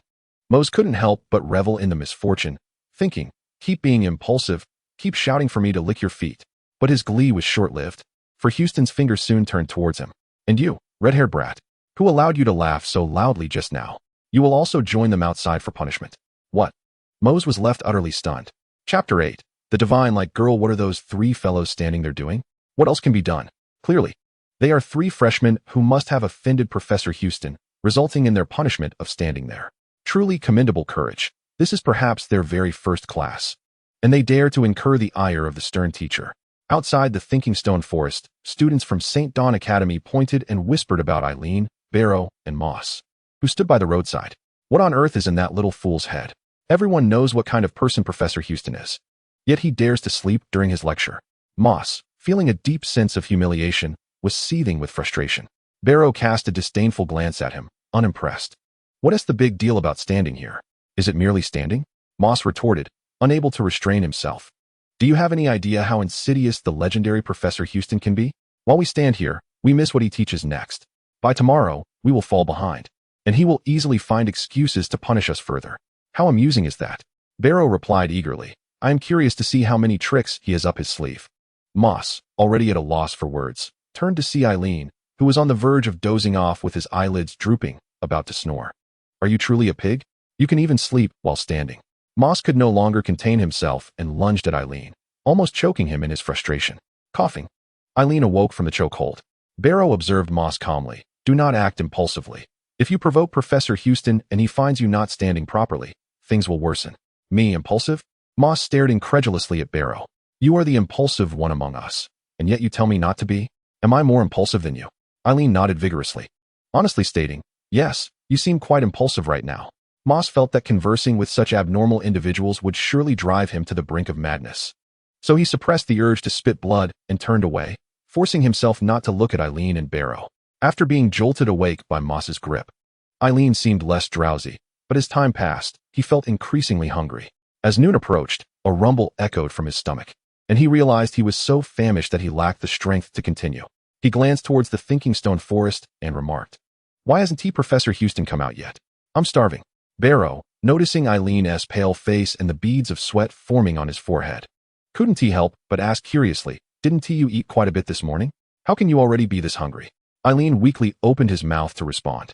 But before he could utter a word, his stomach growled incessantly once more. Initially, Moss felt relatively at ease. However, upon hearing the incessant rumbling of Eilen's stomach, he too began to feel increasingly famished. Having been anxious about arriving late that morning, he had neglected to eat a substantial breakfast. Turning to glance at Eilen, who appeared as if he might collapse at any moment, Moss's anxiety intensified. He promptly called out, "Little dwarf, please refrain from causing any further trouble. We are now at a point where Teacher Houston may emerge at any moment. If you cannot stand properly, and he sees you, we will certainly be subjected to additional punishment." Bello adjusted his glasses and cast a sidelong glance at Moss, yet remained silent, instead directing his gaze towards the Thinkerstone forest. His action led Moss to believe that Houston was about to appear. However, when he turned to look, he was surprised to find that the figure emerging from the towering white stones was not Houston, but a girl clad in the same Azure Academy uniform as theirs. In that moment, the sunlight illuminated Eilen's eyes, rendering them particularly radiant. Thus, when he first beheld the girl stepping forth from the monoliths, it seemed as though her azure uniform shimmered with an extraordinary brilliance. He blinked forcefully to focus, realizing she was a girl with long black hair. Her exquisitely beautiful face glistening with a sheen of sweat, her uniform drenched, with droplets cascading from the tips of her hair. While Eilen was momentarily taken aback by the girl's appearance, she had already noticed their presence and approached them. "Ah, are you being punished by Teacher Houston here?" A mere glance at the trio seemed to convey to her the reason for their predicament, and she waved her hand dismissively, uttering this inquiry. The first response came from Eilen's stomach, which growled audibly. Embarrassed, Eilen noticed the girl, who appeared quite composed, smile and say, "You must be hungry. It's because you didn't eat much this morning, isn't it? However, even if Teacher Houston comes over, he will likely have you continue standing here. His method of punishment is primarily designed to ensure that you go without food, a tactic he frequently employs against new students." Moss, who was already feeling increasingly starved, turned pale at her words. Just then, Eilen noticed that the girl's left hand was wrapped in thick bandages, prompting him to kindly inquire, "What happened to your hand? Are you injured?"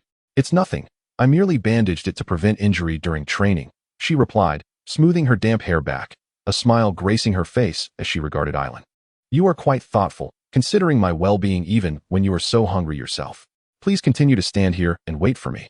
"Wait for you?" Eilen was still trying to grasp her meaning when she had already turned and walked a considerable distance away.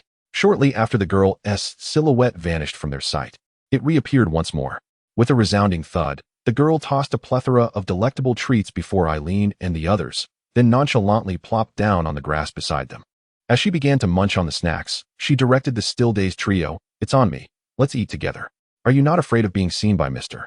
Houston and facing his wrath?" The three were momentarily stunned. "He's not teaching me now, and he certainly can't overpower me." The girl shrugged dismissively and waved her fist. "Why should I fear him? He can't defeat you?" Moss gasped in disbelief, regarding the girl with astonishment. Indeed, among all the instructors at the academy, Mr. Houston was not particularly formidable, but that was merely relative. Even the least capable teacher at St. Dawn Academy could likely handle 2 or 3 ordinary practitioners without difficulty. "Take your time eating. I need to practice in the Philosopher's Stone Forest. If Houston shows up, I can help distract him," the girl said, seemingly unfazed by Moss's shock. After grabbing a handful of snacks, she stood up and headed towards the Philosopher's Stone Forest. "Thank you," Eileen instinctively called out. The girl did not respond or turn around. She merely waved her hand. The sunlight illuminated her figure, rendering her silhouette quite beautiful. It was then that Eileen remembered he had yet to ask her name. "Hey, what is your name?" At that moment, Belro adjusted his glasses and shouted towards the girl. Eileen and Moss had not noticed that ever since she mentioned Houston's inability to defeat her, a peculiar seriousness had taken residence in Belro's eyes. "Chris," the girl's voice echoed back. Indeed, it was her, the girl of divine prowess. Belro raised an eyebrow, muttering to himself, "A girl of divine prowess?" Eileen and Moss exchanged bewildered glances, puzzled by the meaning behind his words. "That's her," Belro nodded towards Chris's retreating figure. "It is said that she trains harder than anyone else, and although she is only in her 3rd year, she is the most formidable student in the entire St. Dawn Academy, with even some teachers unable to match her strength. However, She suffers from severe prosopagnosia, and with her constant proclamations of dominating the National Academy competition, she has earned the nickname the Girl of Divine Prowess, a term that, ironically, implies a certain eccentricity. The Girl of Divine Prowess is considered eccentric? Eileen gulped, curiously observing Chris's silhouette. What does prosopagnosia mean? Belro explained. It means she easily forgets what people look like. For instance, even if we tell her our names. Once we meet again, she might remember our names, but not our faces, perhaps calling you Belro and mistaking me for Eileen. Is that really the case? Eileen asked, astonished. And what is this National Academy competition? Do you not even know this? Moss turned, nearly fainting.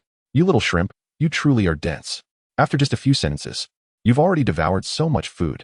During the brief exchange, Eileen did not remain idle. He had devoured all the pastries laid before him. Considering the rumors surrounding Eileen's astonishing appetite, Moss could not restrain his irritation any longer and promptly joined him in the feast. The full title of the National College competition is the Starry Sky Warrior Cup Academy Championship. However, Barrow, unhurriedly tearing into a piece of ham, calmly elucidated. All academies within the Kingdom of Aichi participate in this competition. If every academy is involved, does that not imply that aspiring to win the championship is reasonable? Why then is she labeled as a neurotic girl for this ambition? Barrow explained, it is because there are formidable opponents outside. Our St. Dawn Academy has not advanced from St. Lawrence City for 4 consecutive years. We cannot even surpass the other academies within St. Lawrence City. Yet, we incessantly proclaim the goal of defeating all rival academies, which is why she is branded as a neurotic girl. Eileen began to grasp the situation. He pondered aloud, so, does this mean our St. Dawn Academy is not particularly formidable? The prowess of an academy and the nature of this competition are entirely distinct matters. Our St. Dawn Academy is one of the oldest institutions in the Kingdom of Aichi, and in terms of overall strength, it certainly ranks among the top. However, in this inter-academy contest, the crucial factor lies in the caliber of the students. Barrow glanced at Eileen and continued, since this competition operates in teams of 5, it happens that our academy has relatively few exceptional students in recent years, which accounts for our poor performance. Teams of 5? Eileen inquired. Indeed. Barrow adjusted his glasses and looked at Eileen. If I recall correctly, in 3 days, there will be an additional preliminary match in which our opponent is the Southern Monsoon Academy. Only by winning this match can our St. Dawn Academy qualify for the official preliminary round and vie for a berth from St. Lawrence City. If you are interested, I can take you to watch. Then, it will be easier for you to comprehend the rules of this competition. Eileen nodded without hesitation. All right. After leading the remaining freshmen out from the other side of the Thinker-S Stone Forest, they had a meal and returned to the forest. Following another session on fundamental training, Houston finally sauntered through the stone forest and appeared before Eileen, Barrow, and Moss. How are you? Are you hungry? Observing the 3 of them looking somewhat wilted from the sun, Houston felt his mood lifted. Eileen's stomach grumbled audibly. Next time, remember to adhere to classroom discipline. However, for now, you shall continue standing until the end of today's class. When you return, remember to practice the fireburst fist, complete 100 squats, 100 backward frog leaps, and sprint at full speed for 100 counts. Of course, it doesn't matter if you fail to practice or complete the tasks, as these will eventually be tested in class. You know the consequences of not passing. Hearing Eileen's stomach rumble, Houston felt even more satisfied. After delivering these remarks, he turned on his heel, leaving with an air of self-importance. The diminutive figure, unable to conceal his knack for deception, breathed a sigh of relief after the presence of Houston had completely vanished. Turning to Eileen, Moss remarked, you even managed to feign the sound of hunger. Now he surely believes we have been starving all this time. Eileen, somewhat distressed, replied, I wasn't pretending. I truly am a bit hungry. Moss nearly fainted at her response, exclaiming, you are truly insatiable. You consume more than the 2 of us combined, and yet, it hasn't been long at all, and you claim to be hungry again. Chapter 9. Under the stars as night descended, the radiant starlight cascaded over every corner of the St. Dawn Academy. The Kingdom of Aichi, nestled at the southernmost tip of the Dorist continent within the Dragon's Breath Mountains, boasts the highest elevation in the region. Given that most towns in the kingdom are built upon the mountains, Aichi has long held the title of the kingdom closest to the heavens. The nearer one is to the sky, the more resplendent the stars appear at night. In the vast majority of Aichi's territories, the stars in the night sky seem extraordinarily large and bright, as if one could reach out and pluck them from the heavens. Such a starry sky is unique to the Kingdom of Aichi, which is why it is often referred to as the Kingdom under the Stars. To many in Aichi, the stars shimmer brilliantly, appearing almost tangible, yet they remained tantalizingly out of reach, much like the dreams of every individual. In a secluded corner of the Thinker's Stone Forest, Chris supported herself on her knees, gasping for breath. Sweat trickled down her delicate, pale chin, dropping onto the earth beneath her. It was evident to anyone that her stamina had reached its limits. However, after a brief respite, she gritted her teeth and whispered 4 words. Once more. She resumed her sprint, leaping high into the air. As she reached the apex of her jump, her body twisted abruptly and with renewed vigor. She executed several rapid evasive maneuvers mid-air before landing gracefully, crouching and dashing forward like an arrow. When her figure finally came to a halt, she could no longer support herself and collapsed onto the ground, utterly exhausted. Bitter sweat trickled into her eyes and mouth, yet lying there.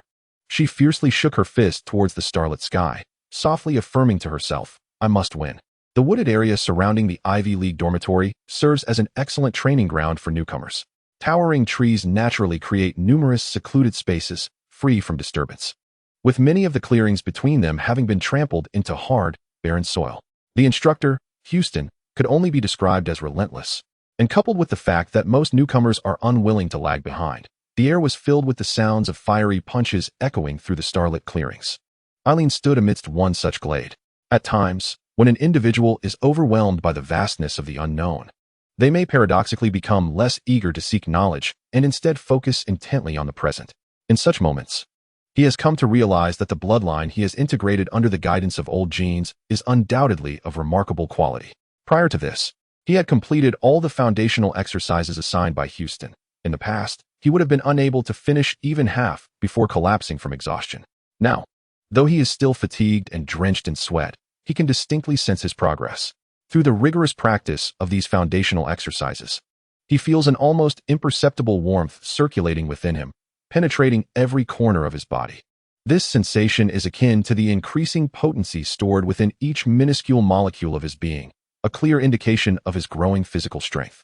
Even back in Kololin Town, he had grasped from Old Jinze's repeated teachings that a sorcerer's power derives from both physical strength and magical prowess. The former being composed of 2 elements, the inherent energy accumulated within every tiny molecule of the body and the strength of one's mental will. He is acutely aware that through regular diet and training, the energy within his body's molecules can be augmented. Yet he is equally certain that without the peculiar bloodline integrated within him, such rapid progress would have been unattainable. Among the most formidable and diligent practitioners at the Holy Dawn Academy, he resolved to further refine his mastery of the whirlwind fury.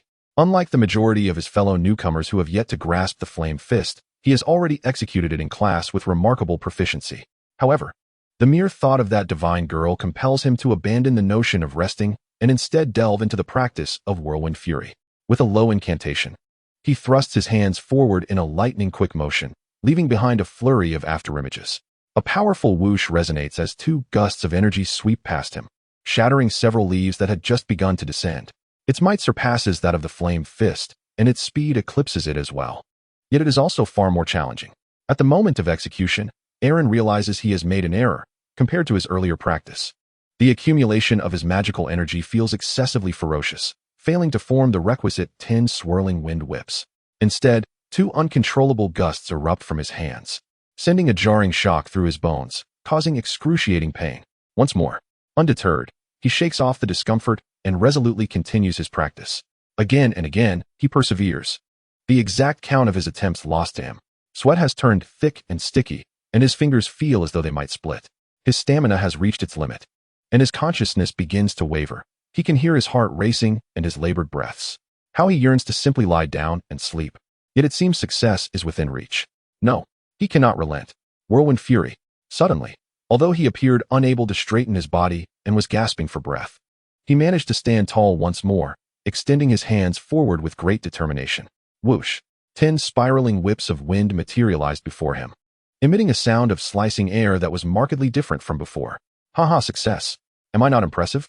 Upon witnessing these 10 whirling wind whips, Alan, utterly exhausted to the limit, could no longer maintain his composure.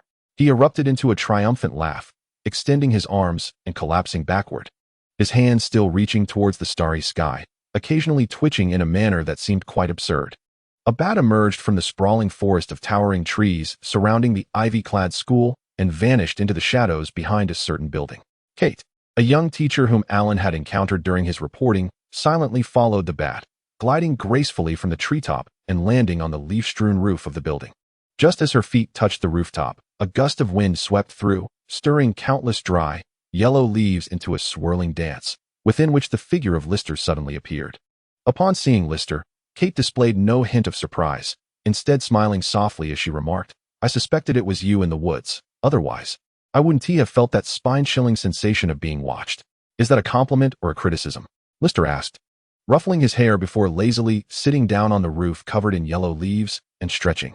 "But tell me, what brings you here to observe these newcomers, especially Alan's practice?" Kate cleared her throat. "There are 2 reasons. First, the principal has appointed me to lead the team for this year's intercollegiate competition, and secondly, since Alan is someone you have been particularly attentive to, I naturally must pay special attention as well." "Ah, so you are the one leading this year's intercollegiate competition. In that case, your presence at the reporting station is indeed directly related to the selection of new students," Lister mused, stroking his chin. "It seems you all can hardly sit still.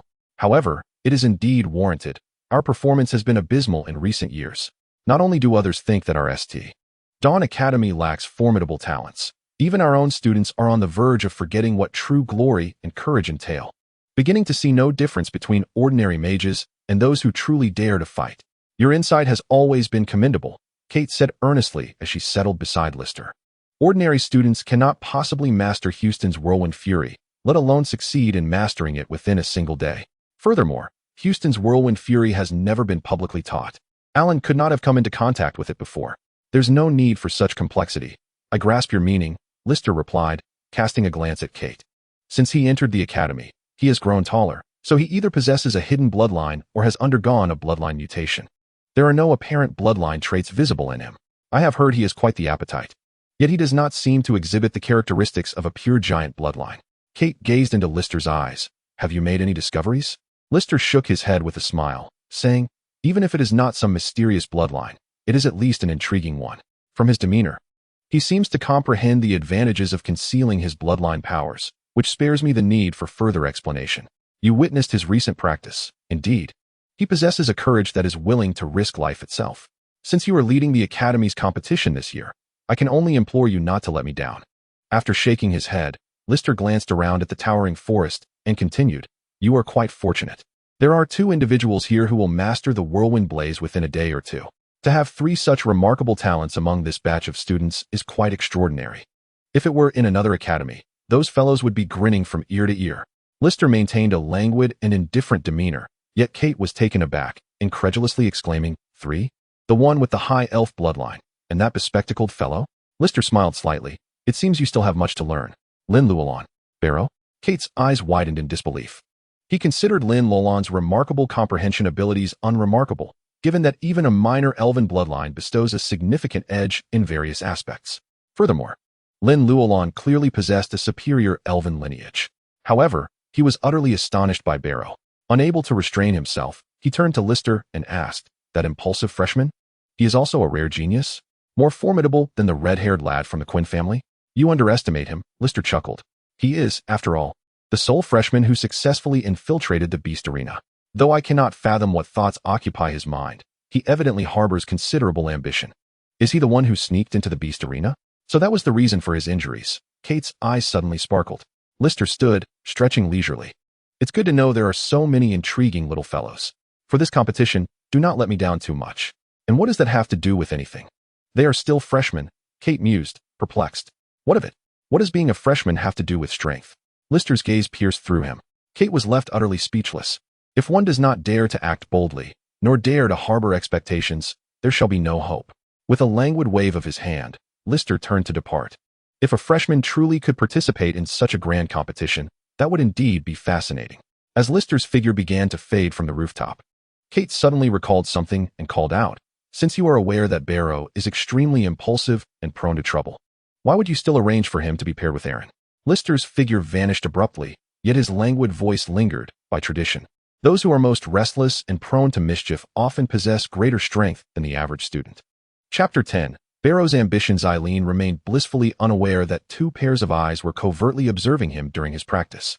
His previous world had been constricted, and now, the vastness of his current surroundings felt overwhelming, filled with strangers and an abundance of unfamiliar and perplexing experiences.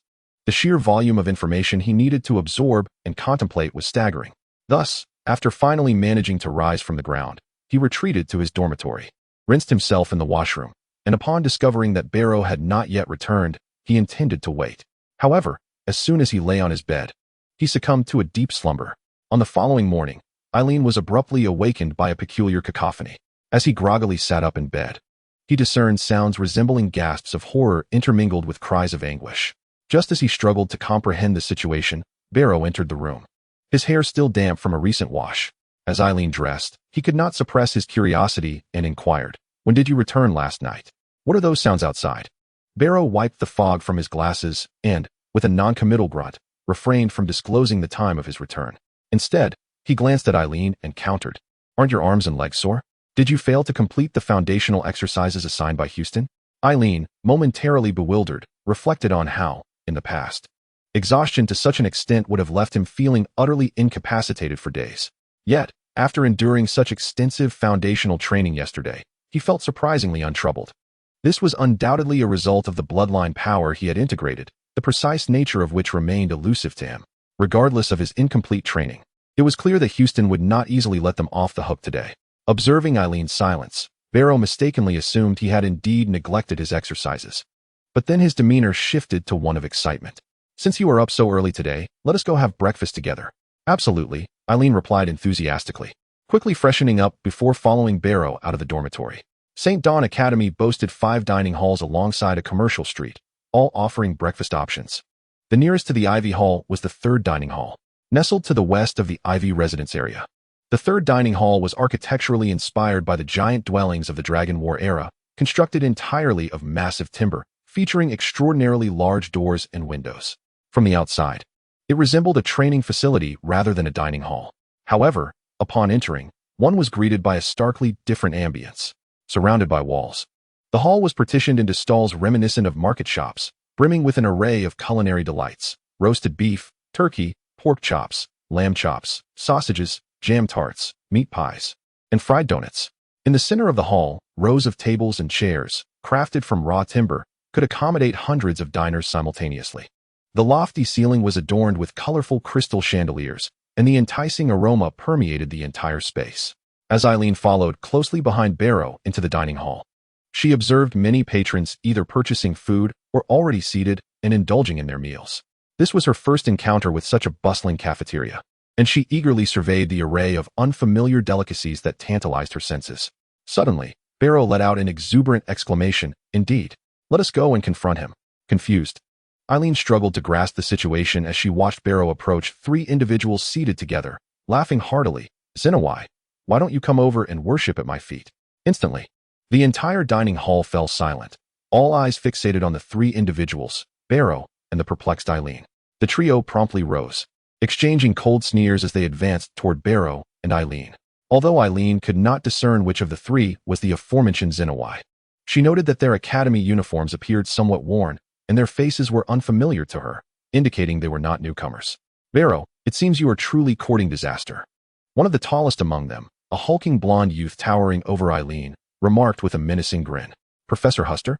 Barrow exclaimed in surprise, glancing behind the trio. They instinctively turned to look. "Die, Gale Strike."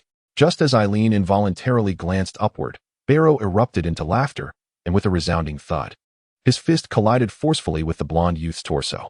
"Ah!" The youth cried out in agony, propelled backward to crash against the nearby tables and chairs. So swift, Eileen marveled at the speed of Barrow's punch, as if his fist had vanished into thin air.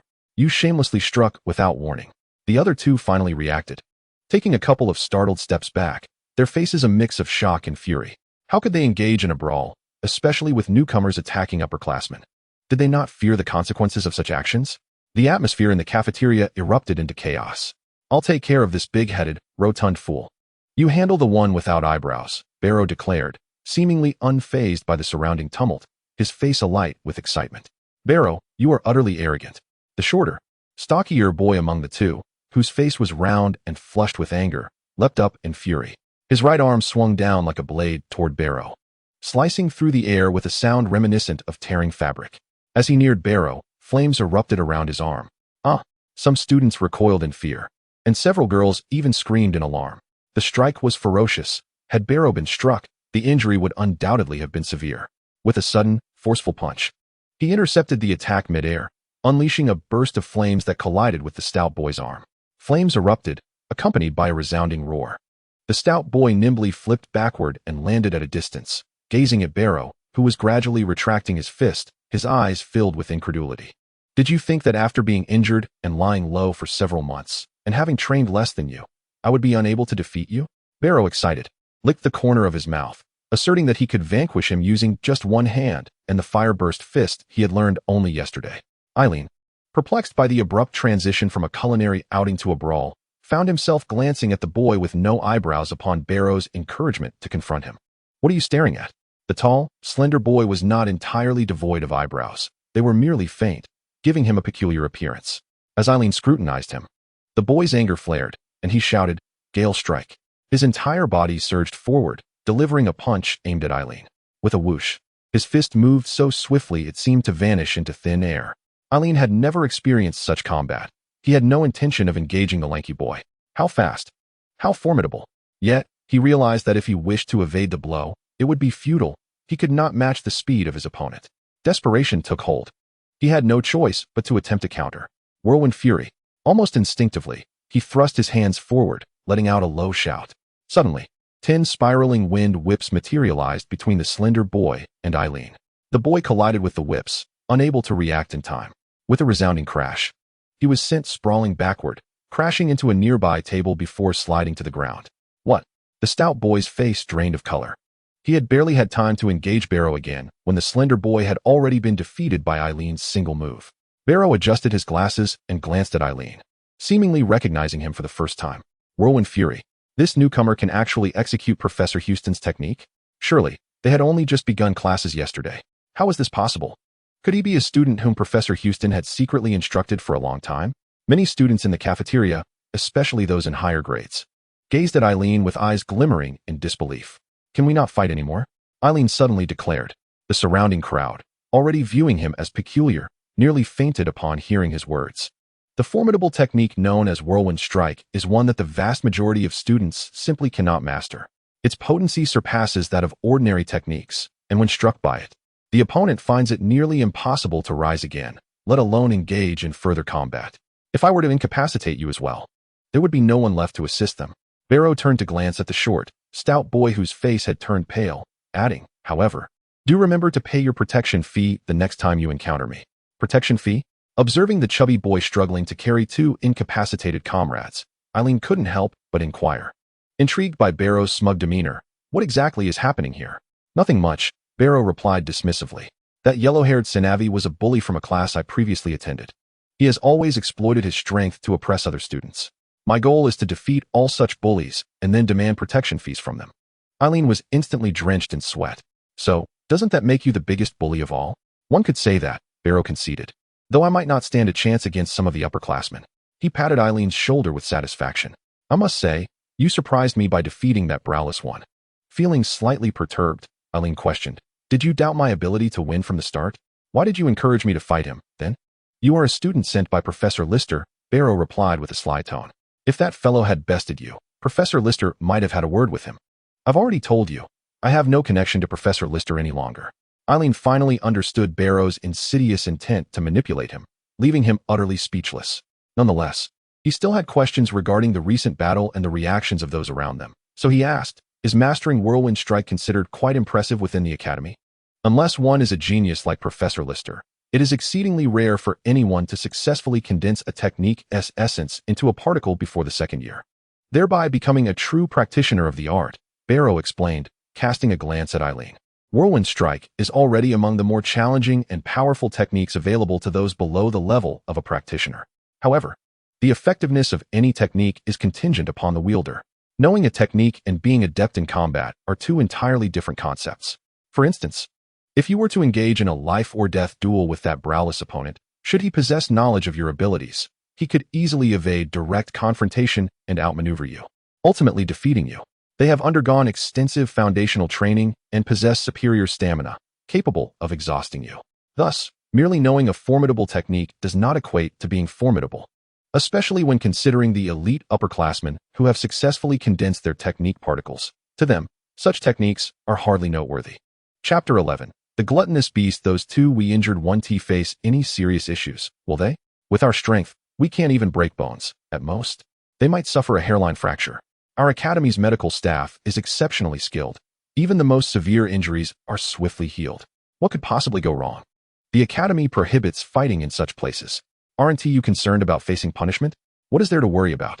Such levels of combat are quite common, and it is not unusual for upperclassmen to be bested by their juniors, a matter they would find too embarrassing to disclose.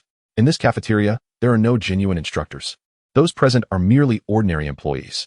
Moreover, if I dare not sleep during the classes of Mr. Houston in Houston, why would you harbor any fear?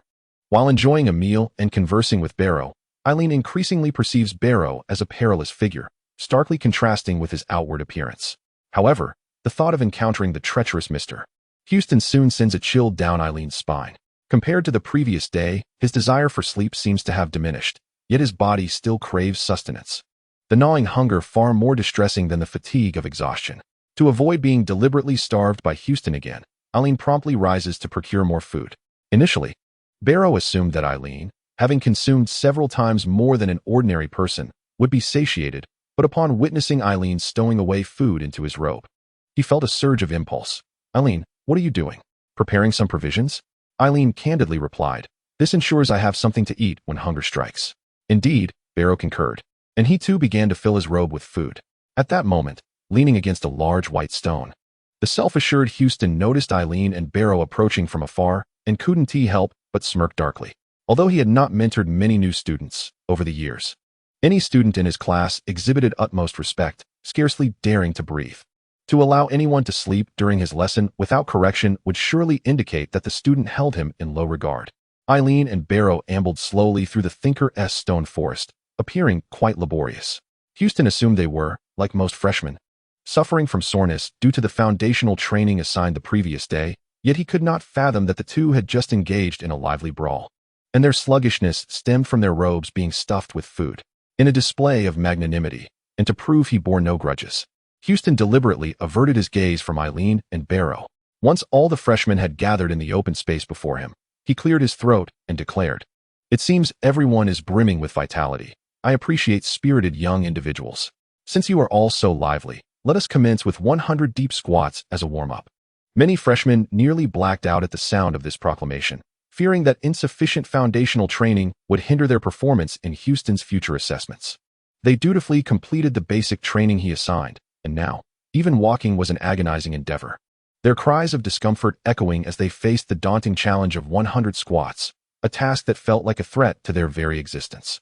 Yet, confronted with Houston's sinister demeanor, they dared not voice any dissent, gritting their teeth as they commenced the exercise.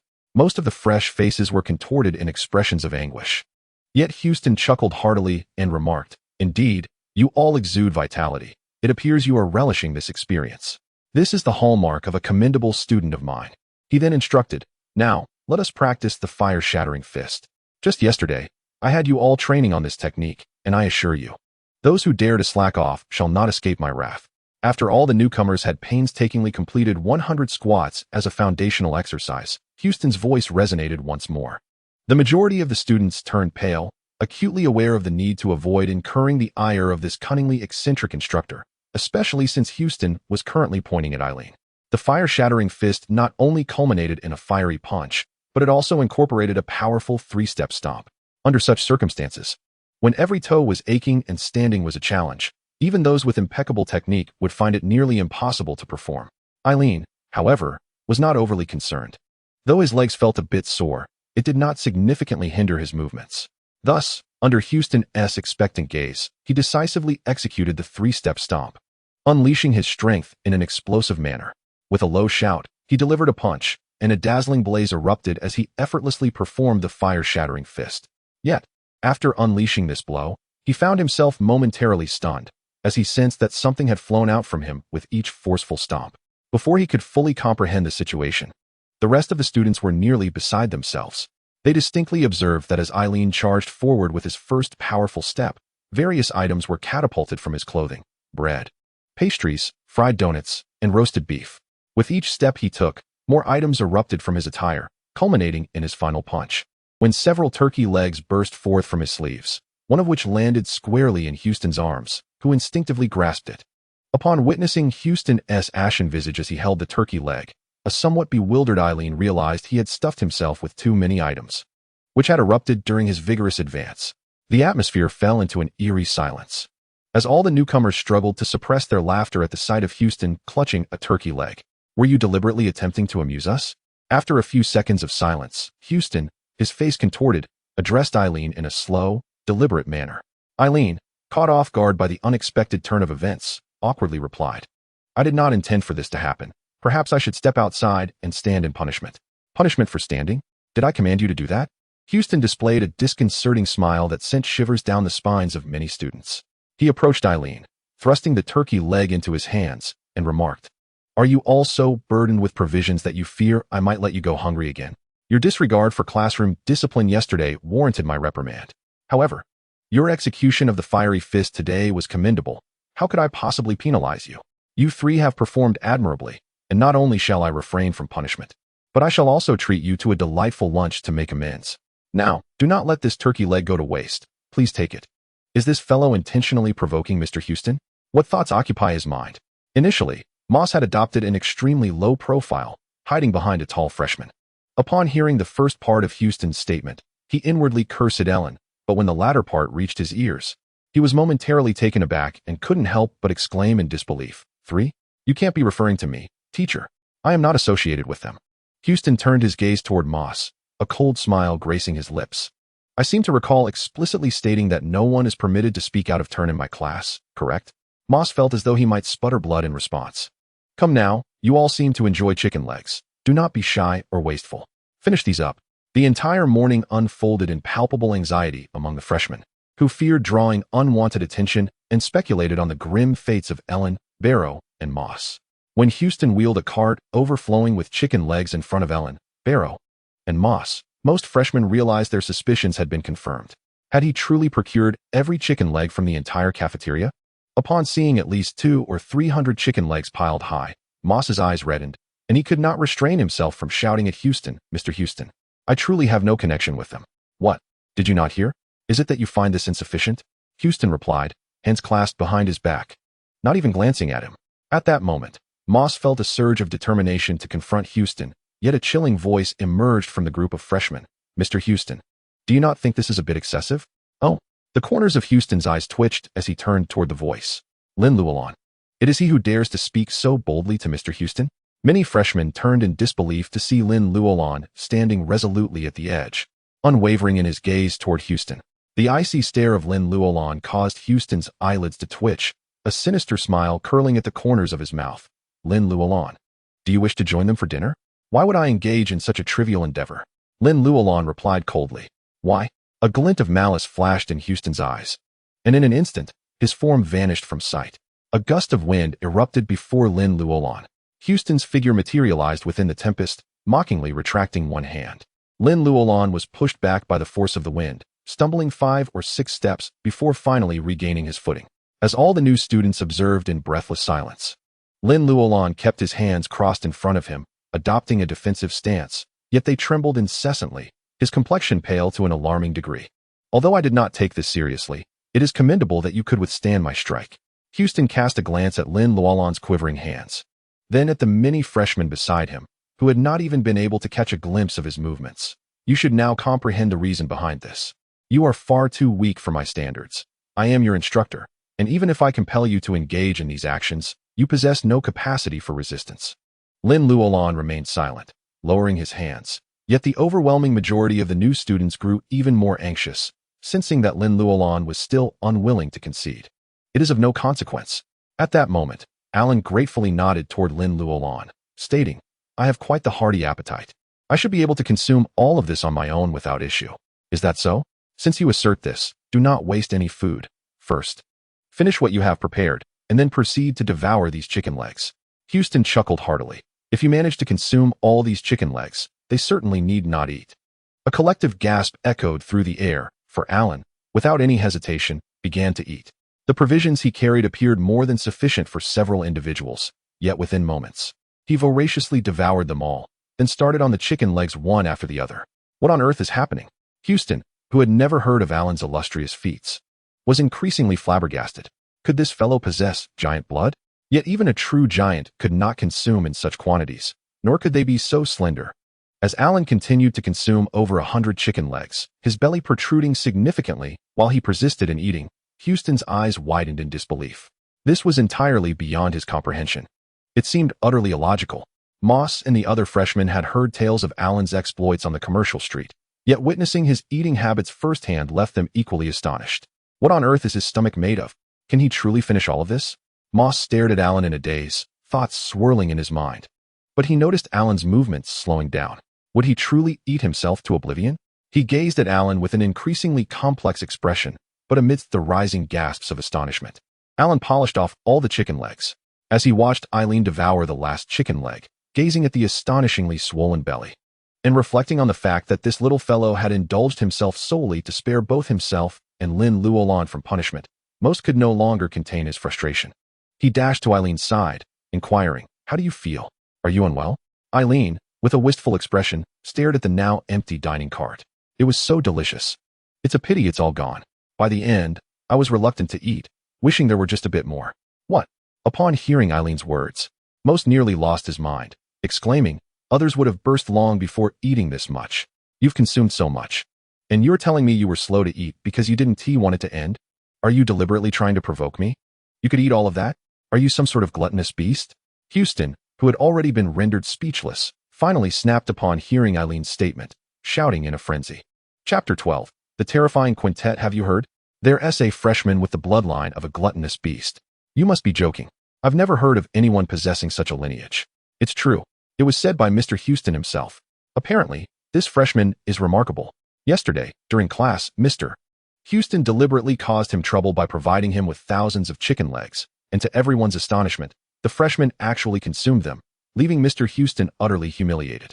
Now, even he dares not provoke him easily. Most trudged along the path to the beast training hall, feeling an overwhelming sense of frustration as he overheard these discussions. In just a single day, Eileen had consumed an entire cart of chicken legs, causing Houston to lose his composure. The outrageous events had spread like wildfire throughout St. Dawn Academy, yet the tale had become increasingly exaggerated, morphing from a few hundred chicken legs to several thousand. The gluttonous beast was merely a low-level creature known for its voracious appetite in the southern forest. The notion of a bloodline or inherited power was utterly implausible. However, due to Houston's exclamation of, "Are you a gluttonous beast?"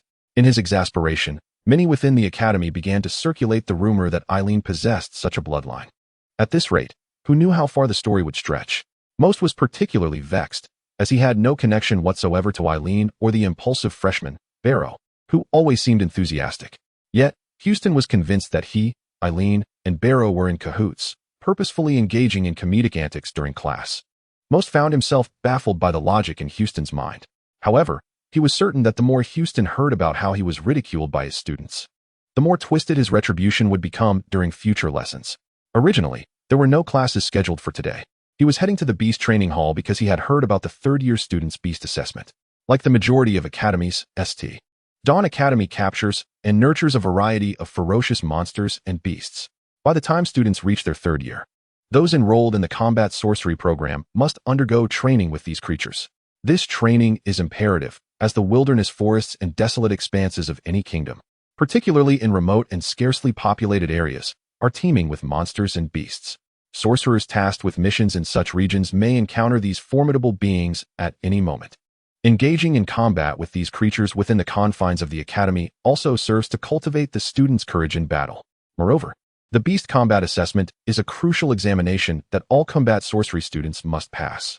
Those who fail to perform satisfactorily in this assessment risk being relegated to other disciplines, and it is likely they shall never attain the status of legendary heroes. Students in the lower grades are permitted to observe the Beast Combat Assessment. In fact, at St. Dawn Academy, many upperclassmen's assessments are open for lowerclassmen to witness, allowing them to gather invaluable experience beforehand. Some of these assessments, particularly the Grand Beast Combat Assessment, are especially novel and exhilarating for younger students who have never before encountered such creatures. Over time, this has transformed into a festive occasion at St. Dawn Academy, with students affectionately referring to the Beast Combat Assessment as the Monster Festival. It is rumored that the creatures used in this year's assessment for third-year combat sorcery students are known as Zimmos, a newly discovered monster at the border between the Kingdom of Aichi and the Kingdom of Winter. Not only the freshmen of St. Dawn Academy, but even the sorcerers of the entire city of St. Lauren have rarely seen what this creature truly resembles. Moss dreams of becoming a formidable combat sorcerer capable of traversing any terrain, a renowned hero across the continent. He is generally fascinated by various monsters. Yet as he overhears the discussions around him, his spirits wane, and his interest in attending the beast combat assessment dwindles. Excuse me, could you direct me to the Iron Box dormitory area? Just as Moss was lost in gloomy thoughts about his bleak future, a voice suddenly broke through his reverie. Huh. Moss instinctively lifted his gaze to find 5 individuals approaching him. None of them were clad in the blue academy uniform, and they appeared to be casually glancing around as they walked. The one who spoke to Moss was a striking young man with golden hair tied back into a ponytail, seemingly of similar height and age as Moss, and exuding an air of charm with a captivating smile. However, the moment their eyes met, an overwhelming sense of inexplicable pressure and fear surged through Moss's body. He froze, cold sweat trickling down his back, and even his breathing became labored. The sensation engulfing him was akin to standing before not merely a fellow student of equal stature, but rather a monstrous entity capable of effortlessly tearing him asunder. How could such a feeling arise? What was amiss? In an instant, Moss felt his hands and feet turning icy, were it not for his strenuous efforts to maintain composure. His body would likely tremble uncontrollably. Excuse me, do you know the way to the Iron Box dormitory area? The blonde youth inquired once more upon noticing Moss's silence. With great difficulty, Moss raised a trembling finger to indicate a direction, murmuring, "Just continue straight that way." "Thank you," the blonde replied with a smile. Before he and 4 others passed by Moss, heading towards the direction he had pointed. It was only after this group had long since walked away that Moss regained his senses, gasping for breath, drenched in cold sweat, and turned around in disbelief to gaze at their retreating figures. What institution do these students hail from? Who exactly is that individual? The 5 did not don the attire of Starlight Academy, nor did they seem familiar with the location of the Iron Box dormitory, which was primarily designated for travelers and students from other schools. Coupled with their apparent age, Moss was nearly certain they belonged to a different academy. The pressure exerted by the blonde who had spoken was staggering, rendering him breathless, his heart seemingly on the verge of ceasing its rhythm, leaving him oblivious to the appearances of the other 4. Such overwhelming pressure could only indicate that this individual possessed an extraordinary level of power, far surpassing his own. This person had undoubtedly refined their essence particles, becoming a true sorcerer, and amongst sorcerers, they must be a formidable presence, possibly even versed in some powerful secret techniques. Where did such a terrifying student suddenly emerge from?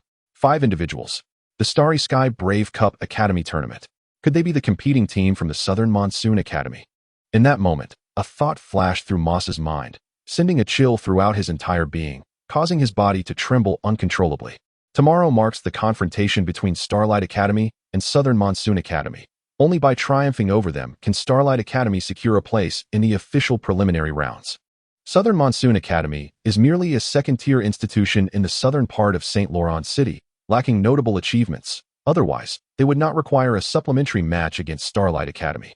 Moss understood well that the upperclassmen of Starlight Academy, particularly those eligible for the competition team, were undoubtedly far superior to him, with some even possessing the prowess to challenge the Academy's instructors.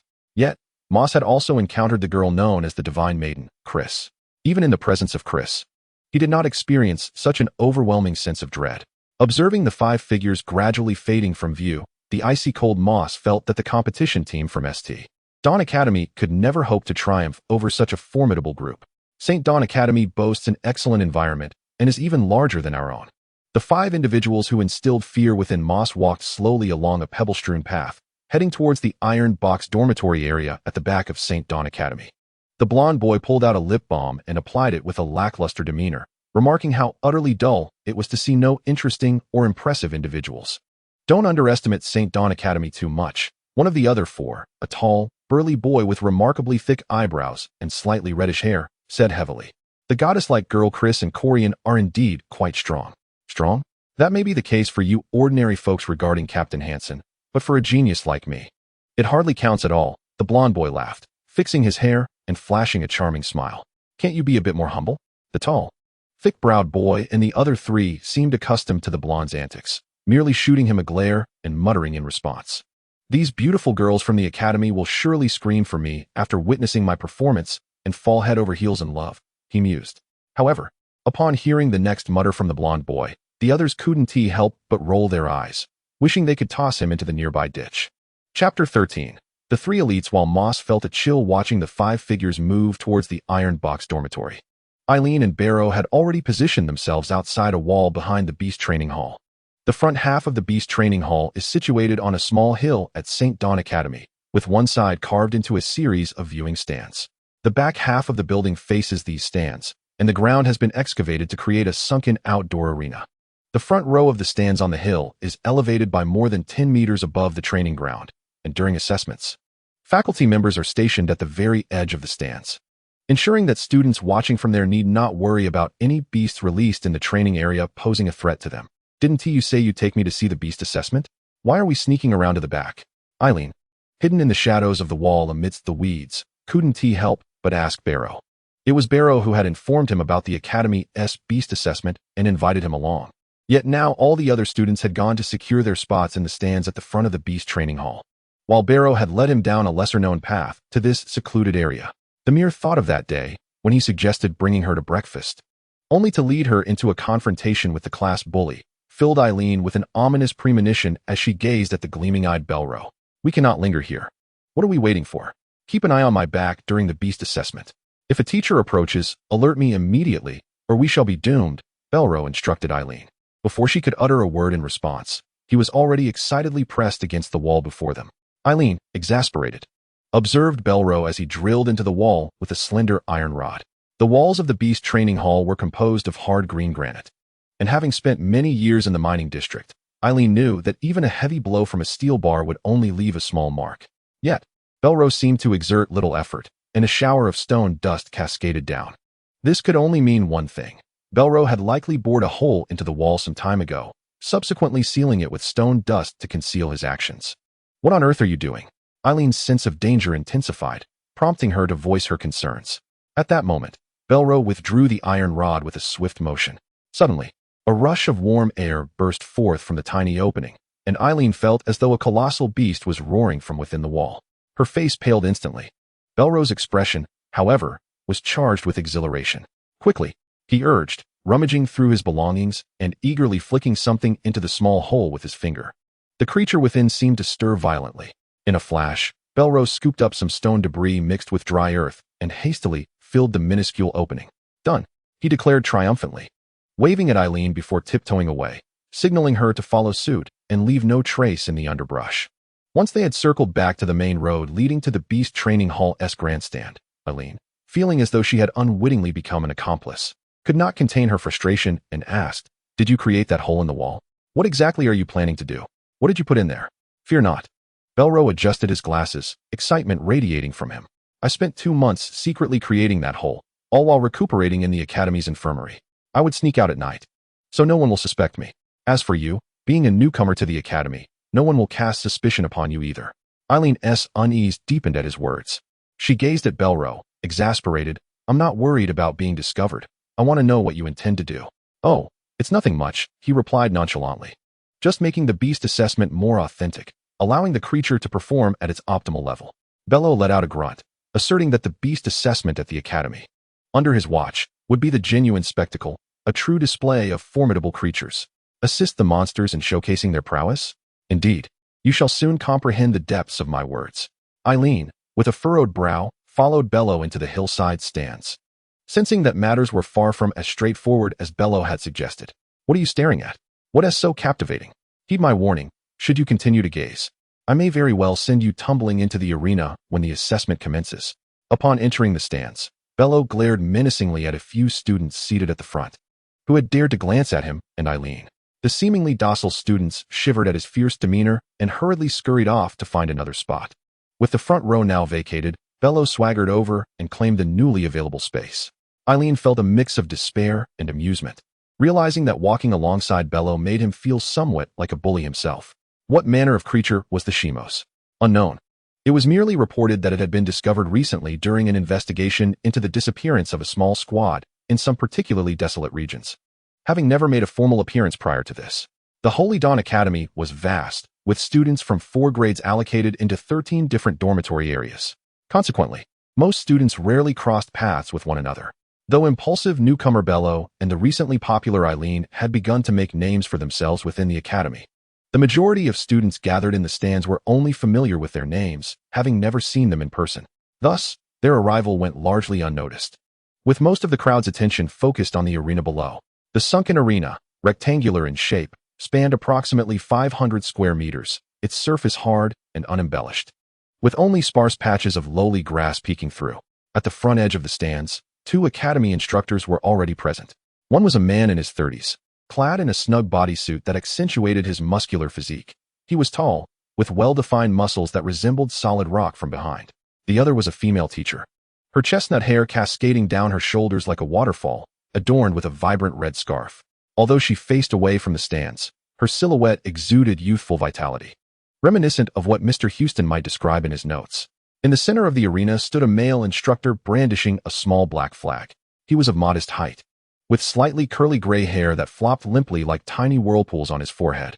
His youthful face, though somewhat tanned, held an expression that conveyed an air of sternness. Before this short-haired teacher stood 4 students clad in azure uniforms. Upon observing the readiness of both the teachers and students, Eileen, who had just settled beside Belro, intuitively understood that the annual beast examination was on the verge of commencing. Present were Teacher Minglu, Teacher Jialan, and Teacher Rue. A brief glance sufficed for Belro to regain his composure, his voice steadying as he remarked, "This is indeed formidable. All 3 of them are elite instructors akin to List, albeit slightly less distinguished." Among the first group of participants, there was indeed that individual, Hawthorne. What distinguishes elite instructors from ordinary ones? Eileen, still unclear about Belro's references to the 3 teachers, could not refrain from inquiring, "Who is Hawthorne?" Belro scoffed, explaining, "Elite instructors are capable of undertaking arduous missions, possessing extraordinary combat experience. The primary distinction lies in the fact that even a duo of ordinary instructors like the 2 Houstons would not stand a chance against a single elite instructor." He glanced again at the center of the arena and continued, "Among the 4 students making their entrance, the one who appears most conceited, with a hint of silver in his hair, is Hawthorne. This fellow likely possesses only a trace of elven blood, far inferior to Lin Luolan. Yet, he is notoriously arrogant, leading a group of admirers, and is the one I intend to challenge for protection fees." Eileen, observing the group of 4 students clad in azure, indeed spotted a tall young man with silver hair. However, in contrast to Lin Luolan's lustrous locks, this boy's hair seemed somewhat dull and grayish, and was secured with a hair tie. Eileen could discern that his ears were quite ordinary, unlike Lin Luolan's, which bore a resemblance to fox ears. Among the trio of elite instructors, it was said that the most formidable was Teacher Rue. At this moment, Belro muttered once more, "Which one is Teacher Rue?" Eileen could not help but ask. "It is the one below," Belro replied, "who is rumored to have grasped a secret technique that no other instructor in the academy has been able to comprehend. Allegedly, he was responsible for capturing the monsters inhabiting the academy's giant beast arena." He gestured towards the short-haired instructor on the field, then glanced at the 2 teachers standing at the forefront. "That female instructor is Teacher Jialan, said to possess a trace of dragon lineage. The other, Teacher Minglu, is reputed to have a very pure barbarian bloodline.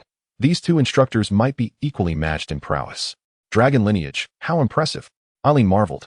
However, one must consider the extent of the bloodline power inherited. Lin Luolan, for instance, possesses over half elven blood. He either hails from a family with a prestigious elven lineage or has received a divine artifact's inheritance. Hawthorne's elven blood, on the other hand, is merely a smattering. Teacher Jialan's dragon bloodline is likely not very potent either. It probably stems from a distant ancestor who possessed some dragon blood, which was then passed down. And Teacher Minglu, with his pure barbarian lineage, he hardly appears wild, she mused. "Fool," Belro retorted, "who said that barbarians must look wild? This is not the era of dragon warfare. Back then, savages adorned in grass skirts resided within the forests, occasionally smearing themselves with mud and leaving imprints upon stones. Look, it's about to begin." Just as Belro found himself at a loss for words due to Eileen's antics, a sudden cheer erupted from the stands. There stood Teacher Rue, brandishing a small black flag, signaling the commencement of the annual beast assessment at St. Dawn Academy. Chapter 14, the chaotic beast assessment this time. The Chimos belongs to the realm of unknown beasts for you. Thus the rules of the beast assessment differ slightly from before. You need not necessarily defeat this creature. As long as you provide mutual protection and endure for 3 minutes, you shall succeed. After raising the small black flag, Teacher Rue began to articulate the rules in a voice uniquely metallic, akin to two iron plates scraping against one another, sharp and grating. As his voice resonated, the stands fell into an eerie silence. After uttering that single line, the enigmatic, curly-haired teacher, deemed the most formidable among the 3 elite instructors present, simply distanced himself from the 4 students, standing in silence several meters away. Enduring for 3 minutes, is it? Among the 4 students standing at the center, the tall boy with slightly silver hair, Hawthorne, smirked arrogantly and turned to the others, declaring, "This should not pose a challenge. Just be cautious and do not become a burden to me."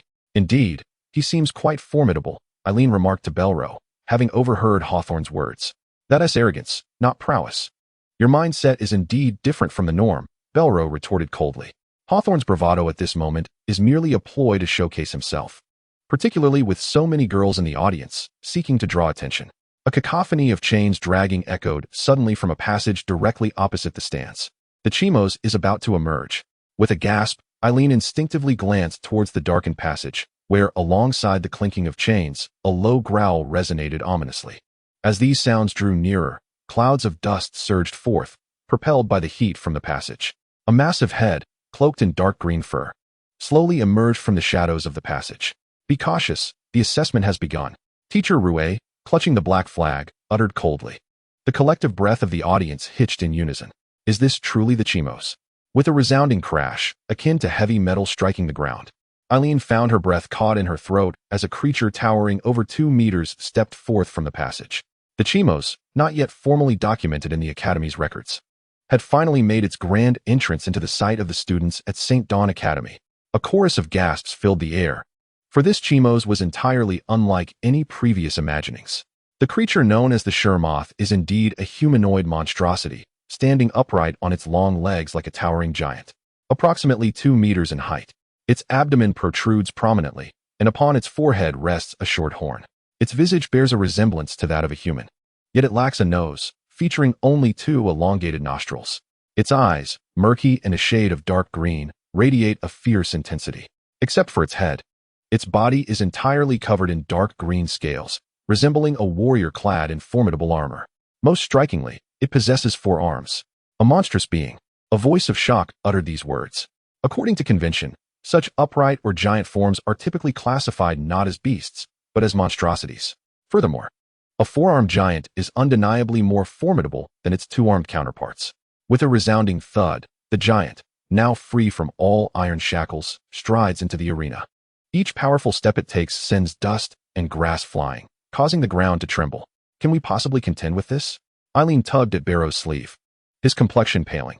It appears so immensely strong. If it were to strike us with just one hand, would we not be crushed against the wall like a mere pancake?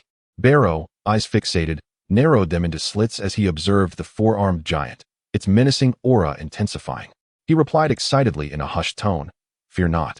The most captivating spectacle is yet to come."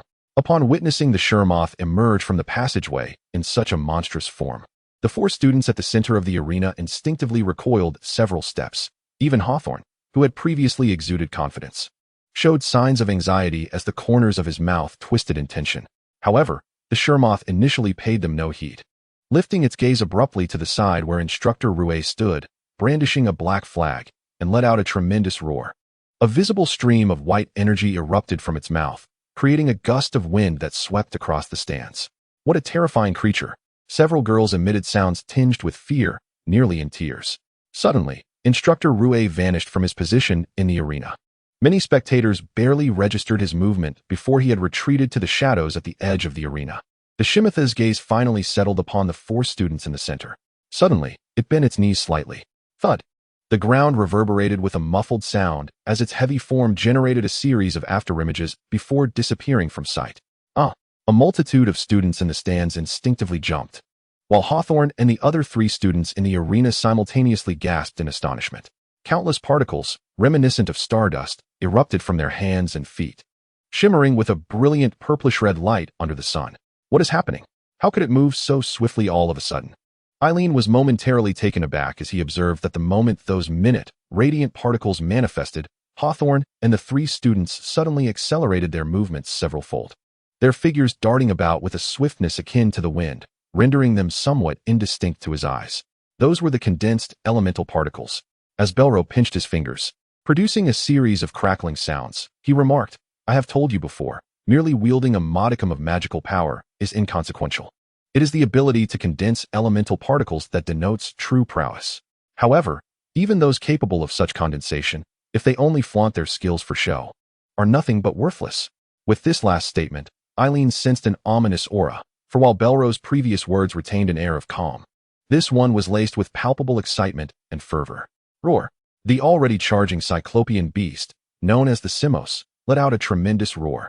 Initially, Hawthorne and his companions had been slightly swifter, but with that bellow, a surge of formidable and ferocious energy seemed to erupt from within the creature, propelling its massive form to close the gap to Hawthorne and the others in the blink of an eye. Hawthorne, positioned closest to the Simos, emitted a terrified scream as he forcibly turned mid-retreat, delivering a kick towards one of the creature's sweeping arms. The crimson-hued elemental particles surged violently around his foot, rapidly coalescing, and to his astonishment, formed a flaming lotus centered around his foot. It was the fiery lotus blossom. Crack! A voice from the stands rang out. But in that fleeting moment, the colossal flaming lotus, larger than Hawthorne himself, was effortlessly shattered by the Simos's swipe. Hawthorne let out a wretched cry as he was sent hurtling back, crashing against the wall at the edge of the arena. A hushed silence fell over the crowd. The previously composed Professor Rouet, who had been standing quietly at the edge of the arena, suddenly turned pale. In an instant, he vanished from his spot. And within a few breaths, accompanied by a gust of wind, he reappeared above the Simos's head, swirling amidst a whirlwind. The two teachers situated at the forefront of the stands gasped in disbelief, with the female instructor clad in a red scarf, Jalon, transforming into a blaze as she descended towards the spot where Hawthorne had fallen. The minds of these three elite teachers were overwhelmed with shock and confusion. The power of the Simos was undeniably formidable. However, prior to the beast assessment, its strength had been deliberately diminished by the medical department's sorcerers. While it could pose a significant threat to those upperclassmen, it was implausible for it to unleash such overwhelming force that it could send Hawthorne flying with a mere swipe. Haha. Only Belro erupted into gleeful laughter upon witnessing Hawthorne being flung against the wall, exclaiming, "How entertaining! Worthless! What on earth have you done?" Eileen could not help but utter in a hushed tone, "What is going on?" Boom. In that very moment, Professor Rouet had already launched a powerful punch downwards from the air. His entire arm was enveloped in resplendent, radiant crimson-purple elemental particles, and countless azure currents coalesced before him. Forming a colossal azure whirlwind at the moment, he unleashed his punch. With a resounding crash, the four arms of the fearsome chimera were forced apart, shards of shattered scales flying from his arm. With a swift motion, as he shattered the chimera's arms, Professor Rouet's left palm descended forcefully upon the creature's crown. The chimera, struck as if by a thunderbolt, staggered backward, its massive form teetering as it was flung away. Yet, in the instant of its descent, the chimera unleashed a series of roars, its body swelling outward like a balloon, every minuscule particle of its being erupting with power. Its trembling limbs scraped frantically against the ground, unwilling to engage Professor Ray any further, yet propelled towards the stands with unimaginable speed. The hard stone walls of the stands bore the marks of several dented impacts, amidst an uproar of gasps and screams as the chimera barreled out of the arena, leaping towards the spectators. Amidst the chaos and terror, Professor Minglu, positioned at the forefront of the stands, remained utterly still, just as the chimera vaulted over him, its massive form looming overhead. This teacher, whom Eileen had yet to see clearly, suddenly cried out, channeling immense strength as he surged upward from the ground. Two figures flashed through the air and collided with a thunderous crash. Eileen stood in stunned silence, his mind racing with bewildering thoughts of sheer barbarism and folly. For he witnessed this teacher engage the chimera without employing any elemental particles or techniques, akin to a mindless bull, charging headlong into the beast. Chapter 15. Physical Training, the most direct form of bodily confrontation. With a deafening boom, Professor Minglu, clad in the Academy's azure-fitted shirt, erupted into hearty laughter, propelled backwards several meters before landing gracefully on the stance. At that moment, Eileen finally discerned the professor's features, a middle-aged man with a square jaw and a bushy beard. With a heavy thud, the chimera crashed onto the edge of the stands, its chest scales nearly obliterated. For a brief interval, it struggled on its four arms, trembling and unable to rise. Amidst the ensuing panic, half of the students had already fled, yet Barrow charged forward with exhilaration, laughing heartily as he approached the chimera. "Barrow, what are you doing?" Eileen instinctively rose and rushed after him, attempting to catch him before he could reach the chimera. However, before Eileen's hand could grasp Barrow, the overly enthusiastic boy had already reached the beast, throwing a punch and delivering a kick to the chimera. Teacher Minglu was momentarily taken aback. The formidable chimera, unable to rise from the edge of the stands, unleashed a furious roar as its four massive arms began to thrash about. Eileen, having just grasped Barrow's garment, suddenly sensed a darkening of the sky. In his peripheral vision, four colossal arms, accompanied by a terrifying gust of wind, descended upon them. To Eileen's dismay, Barrow, in that critical moment, showed no inclination to flee. Instead, he excitedly leapt up and delivered a kick to the chimera's leg. In a reflexive motion, Eileen retracted his hands and arched backward, extending his arms with lightning speed. 10 transparent whips of wind lashed out in a crisscross pattern, yet in an instant, they were shattered by the descending arms of the chimera. What an impressive feat. This was disastrous. Eileen felt certain that he and Barrow were destined to be flattened against the stands, but just then, a figure of modest stature appeared, standing resolutely before him amidst a sudden whirlwind. Boom! The chimera, having toppled over the edge of the stands, crashed through the railing and plummeted below, accompanied by a cascade of debris. When the resounding thud echoed, Eileen realized that the person before him was none other than the unassuming yet exceedingly swift Teacher Ray. "Let us temporarily cancel today's beast assessment. Someone has administered a substance to this chimera," Teacher Ray remarked, glancing back at Eileen. Eileen exchanged a bewildered glance with Barrow. "All right." The rugged-faced Teacher Minglu nodded, and in the blink of an eye, Teacher Rue had already descended to examine the prostrate chimera, which lay motionless, its fate uncertain. "You two possess quite the audacity, but you lack the requisite strength. Exercise caution and avoid impulsive actions," Teacher Minglu said amiably, casting a glance at Eileen and Barrow before leaping into the arena. As he leapt down, he clearly exerted no magical force, plummeting to the ground like a stone, causing Eileen's lips to twitch involuntarily. "Let us go." Barrow, who moments earlier had been brimming with enthusiasm, calmly adjusted his glasses and urged Eileen to follow him away from the stands. "Is the substance you administered what drove the chimera into a frenzy?" Eileen turned to glance at the 3 teachers in the arena, muttering in a tone he believed they could not hear. "Frenzy? It merely restored the chimera to its original strength. You've disrupted the entire beast assessment. What was so captivating about that foolish assessment anyway? This giant beast poses no lethal threat to the students. It is merely subjected to their repeated assaults. Do you not find the current situation more exhilarating and visually stimulating? Yet, are you not concerned that those few participating in the assessment might be fatally harmed? The one who was smashed against the wall. Does anyone know if he is still alive?" After stepping away from the viewing platform, Eileen could no longer contain himself and called out to the seemingly unsatisfied Barrow. "Do not act impulsively." Barrow glanced at Eileen and replied, "Our medical practitioners at St. Dawn Academy possess formidable healing abilities. And those individuals are already accomplished practitioners who have successfully condensed their arcane particles. Even if they are smashed against the wall, they would merely sustain a few broken bones at most. It is highly improbable they would die. It is a pity, however, that these 3 elite instructors are exceedingly powerful, managing to subdue the behemoth without sustaining a scratch." Eileen was at a loss for words. "Do you wish for the instructors to be injured? Do you not want to witness the true prowess of our academy's elite instructors? Without my exertion, no one would have witnessed their capabilities." Barrow scoffed, saying, regrettably, "The levels still fall short. These instructors' secret techniques remain concealed, rendering the spectacle insufficiently thrilling. Is it not enough excitement that his Mose has even leapt to the viewing platform?" Eileen gritted his teeth in frustration. "The upperclassmen dare not approach, and yet you wish to rush in and confront it? With teachers present, we are in no danger of dying. Don't you find it exhilarating to land a few punches on a rare behemoth like his Mose? Now that the beast assessment is devoid of spectacle, shall we go and collect protection fees?" "Absolutely not." Though Eileen was intrigued by Barrow's technique, the Gale thrust, showcased during their cafeteria skirmish, he could not shake the feeling that any further involvement with Barrow would inevitably result in him being flattened against the ground. Thus, after purchasing a plethora of snacks, he made his way toward the Ivy Hall, intending to commence the basic training assigned by Houston in the great forest outside the hall.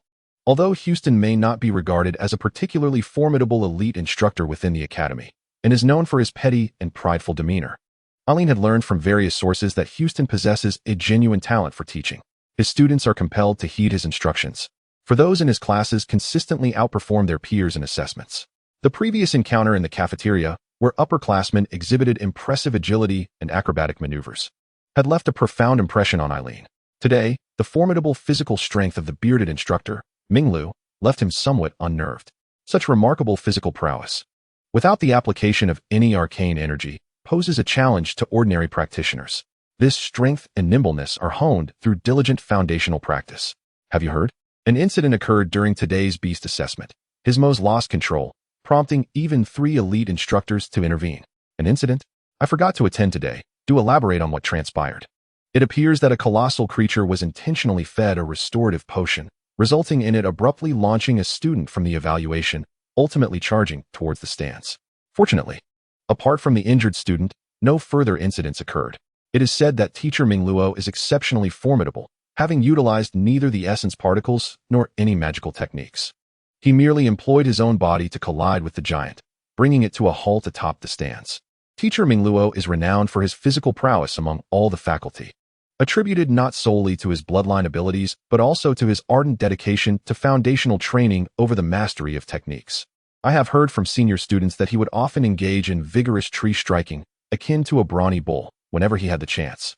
On the path leading to the Great Wood Forest, Eileen overheard a conversation among several passing upperclassmen. Striking and colliding with trees seemed to bear some merit. In that instant, the towering trees of the Great Wood Forest outside the Ivy Hall transformed into adversaries in Eileen's eyes. With a resounding thud, Eileen delivered a powerful punch to a nearby giant tree. Ouch! His arm and body jolted violently, and his face contorted in agony. Prior to this, he had completed a set of foundational exercises assigned by Houston, leaving him drenched in sweat. Now, with all his might, he struck the tree again, his knuckles reddening and swelling, yet he did not relent. Instead, he leapt up, hurling his entire body against the tree. Ah! A fresh scream echoed through the spacious Great Wood Forest. Eileen slid down the trunk like a flatbread, collapsing onto the ground. Ah! The cries of distress continued to reverberate. The Great Wood Forest bore witness to what might have been the most amusing training spectacle in recent years. A youthful figure danced before a giant tree, delivering punches and kicks, only to be left in agony, unsure where to place his hands and feet. Then, with a sudden leap, he would crash against the tree and slide down with another cry. Not far behind Eileen, perched atop the branches of a giant tree, stood a young faculty member. None other than Kate, whom Eileen had encountered during his enrollment. Watching Eileen's comical antics, Kate struggled to suppress a laugh, though it was difficult to contain. A few minutes later, seeing that Eileen showed no signs of stopping, she finally sprang into action, deftly leaping along the trunk, swiftly descending from the towering heights of the tree. Ah! Another cry escaped Eileen as he slid down the trunk, discovering the sudden presence of another individual in the clearing. "Teacher Kate?" he asked, rubbing his fists and feet, glancing at her with uncertainty. Kate, somewhat speechless, shook her head and replied, "I am Teacher Kate, not Teacher Kai." Chapter 16. "You are the monster. I remember you as the teacher from the reporting office," Eileen said, awkwardly scratching his head. "What brings you here?" "As fate would have it, I happened to pass by and discovered you in practice." Kate looked at Eileen and inquired, "Is it Professor Houston who assigned you such exercises?" Eileen shook her head, responding, "I heard that Professor Minglu has utilized this training method, so I thought I would give it a try." This revelation left Kate momentarily taken aback, his brow furrowing in contemplation. After a brief pause, he nodded at Eileen, suggesting, "In that case, you might as well combine these movements and practice them as practical techniques. It would be far more beneficial." Eileen was momentarily stunned. Practical techniques? Techniques applicable in combat. Kate spoke earnestly. Both the body and the arcane energy are the weapons of a sorcerer. To vanquish an opponent, one must resort to all means necessary and utilize everything at their disposal. A sorcerer who solely relies on spellcraft is certainly not adept in combat. Eileen seemed to grasp the essence of his words, nodding vigorously in agreement. To inflict the maximum damage upon an opponent using one's physical prowess, the most effective strategy is to avoid being struck by the adversary's force before delivering the blow. Kate continued gently, "Speed can amplify impact, while a sudden change in direction can evade an opponent's attack, allowing you to close in unexpectedly and strike. Observe closely," he instructed, signaling Eileen to pay attention. Suddenly, Kate sprang into action, sprinting at high speed. Just short of the massive tree where Eileen had previously collided, he executed a rapid forward dive, rolling on the ground before catapulting himself upwards with astonishing velocity, delivering a powerful punch to the trunk. With a resounding thud, the hard brown bark splintered, revealing the white, fibrous interior, now marred by a multitude of fine cracks. Yet, he did not cease. Kate's shoulder crashed into the tree with a mighty impact, causing the entire trunk to tremble violently, while a cascade of leaves fell like rain. Eileen stood there, utterly astonished. Kate's movements flowed seamlessly, swift as a flash of lightning. The once unblemished trunk now bore two noticeable dents, large and small. Observing the shattered bark and the splintered wood, Eileen could confidently deduce that should she be struck in such a manner, her fate would be akin to that of the unfortunate soul hurled by the colossal beast, Shimos. Accelerating to full speed enhances impact, while rolling on the ground allows one to evade an opponent's assault and catch them off guard. Noticing Eileen's dazed expression, Kate calmly elucidated. This sequence of movements serves to strengthen your physique and has practical combat applications. The crux lies in the fluidity of the roll and the power exerted, ensuring that speed is maintained. Furthermore, timing your punch is crucial. It should serve to shorten the distance between you and your opponent, thwarting their next move, without compromising your subsequent charge. Understood. Allow me to give it a try, Eileen exclaimed excitedly, nodding vigorously before mustering her courage and charging toward the imposing tree once more. Kate's eyes narrowed, involuntarily drawing in a deep breath. Crack, crack. With two resounding crashes, Eileen sprang from the ground, delivering a powerful punch to the tree trunk, and without a moment's pause, hurled his body against it once more. A piercing scream erupted, but Kate stood frozen, disbelief flooding his eyes. Although Eileen could not rival him in speed and strength, his movements were remarkably fluid and cohesive. There was no need for repeated practice. Eileen had mastered the sequence in a single attempt. The difficulties he had mentioned seemed to vanish entirely for him, rendering further explanation unnecessary. With continued practice, Eileen's actions would undoubtedly become swifter and more explosive. Kate had previously mentored numerous students and encountered several prodigies, yet none compared to Eileen in terms of learning speed and comprehension. What kind of monster was this fellow? Was it mere coincidence or a natural gift? What mysterious lineage did he possess? A fine sheen of cold sweat began to form in Kate's palms, while his heart raced uncontrollably. Is it true, Teacher Kate? Eileen, seated on the ground with a pained expression, gazed at him expectantly. Indeed, Kate collected himself. If you are interested, practice on your own. Thank you, Teacher Kate. Do not mention it. Just continue your practice. With that, Kate's figure leaped upward, transforming into a fleeting green shadow amidst the towering trees. Impressive, Teacher Kate. You must be an elite instructor at the academy, but I suspect you might still fall short against Teacher Minglu and that Teacher Rue. As Kate soared through the foliage, contemplating whether to teach Eileen additional skills in the future, he nearly stumbled midair upon hearing Eileen's remark, almost crashing to the ground. Screams reverberated through the giant wood forest. Night once again enveloped the entire Holy Dawn Academy, and beneath the resplendent starlight, the giant wood forest fell into complete tranquility. The following morning, Eileen awoke in a daze, suddenly sensing what felt like a dark cloud looming before him. Upon opening his eyes, he discovered Belro standing at the foot of his bed, immobile and gazing at him with utmost seriousness. Groggily, Eileen mumbled, "When did you return last night? I waited so long for you to come back, then I fell asleep. Why are you just standing there looking at me? It's quite frightening. I'm not a giant monster, so what is there to see? You are far more intriguing than the beasts in the Academy's arena," Belro replied, scrutinizing Eileen with a serious gaze. The sunlight filtering through the window glinted off his glasses, as if encasing them in a layer of frost. What am I intriguing for? Eileen wiped the drool from the corner of his mouth and sat up groggily. When I returned yesterday, I thought I had entered the wrong room. Bello cast a glance at him and remarked, upon closer inspection, I realize that you are sporting quite the bruised visage, to the extent that even Teacher Houston might not recognize you.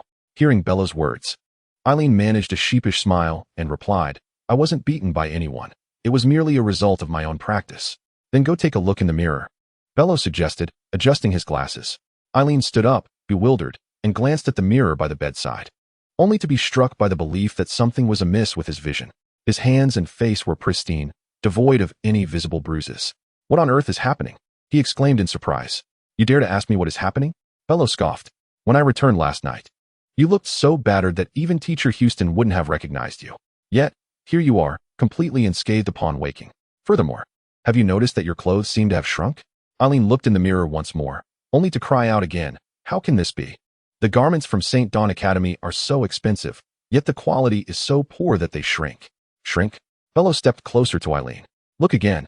Weren't you half a head shorter than me when you first arrived? Now, take another look. Eileen scrutinized Bello from head to toe and then turned his gaze back to himself, instantly petrified. He realized he was nearly the same height as Bello. It dawned on him that his sleeves were noticeably shorter and his clothes were distinctly tighter. Not a case of shrinking fabric, but rather, he had experienced a significant growth spurt.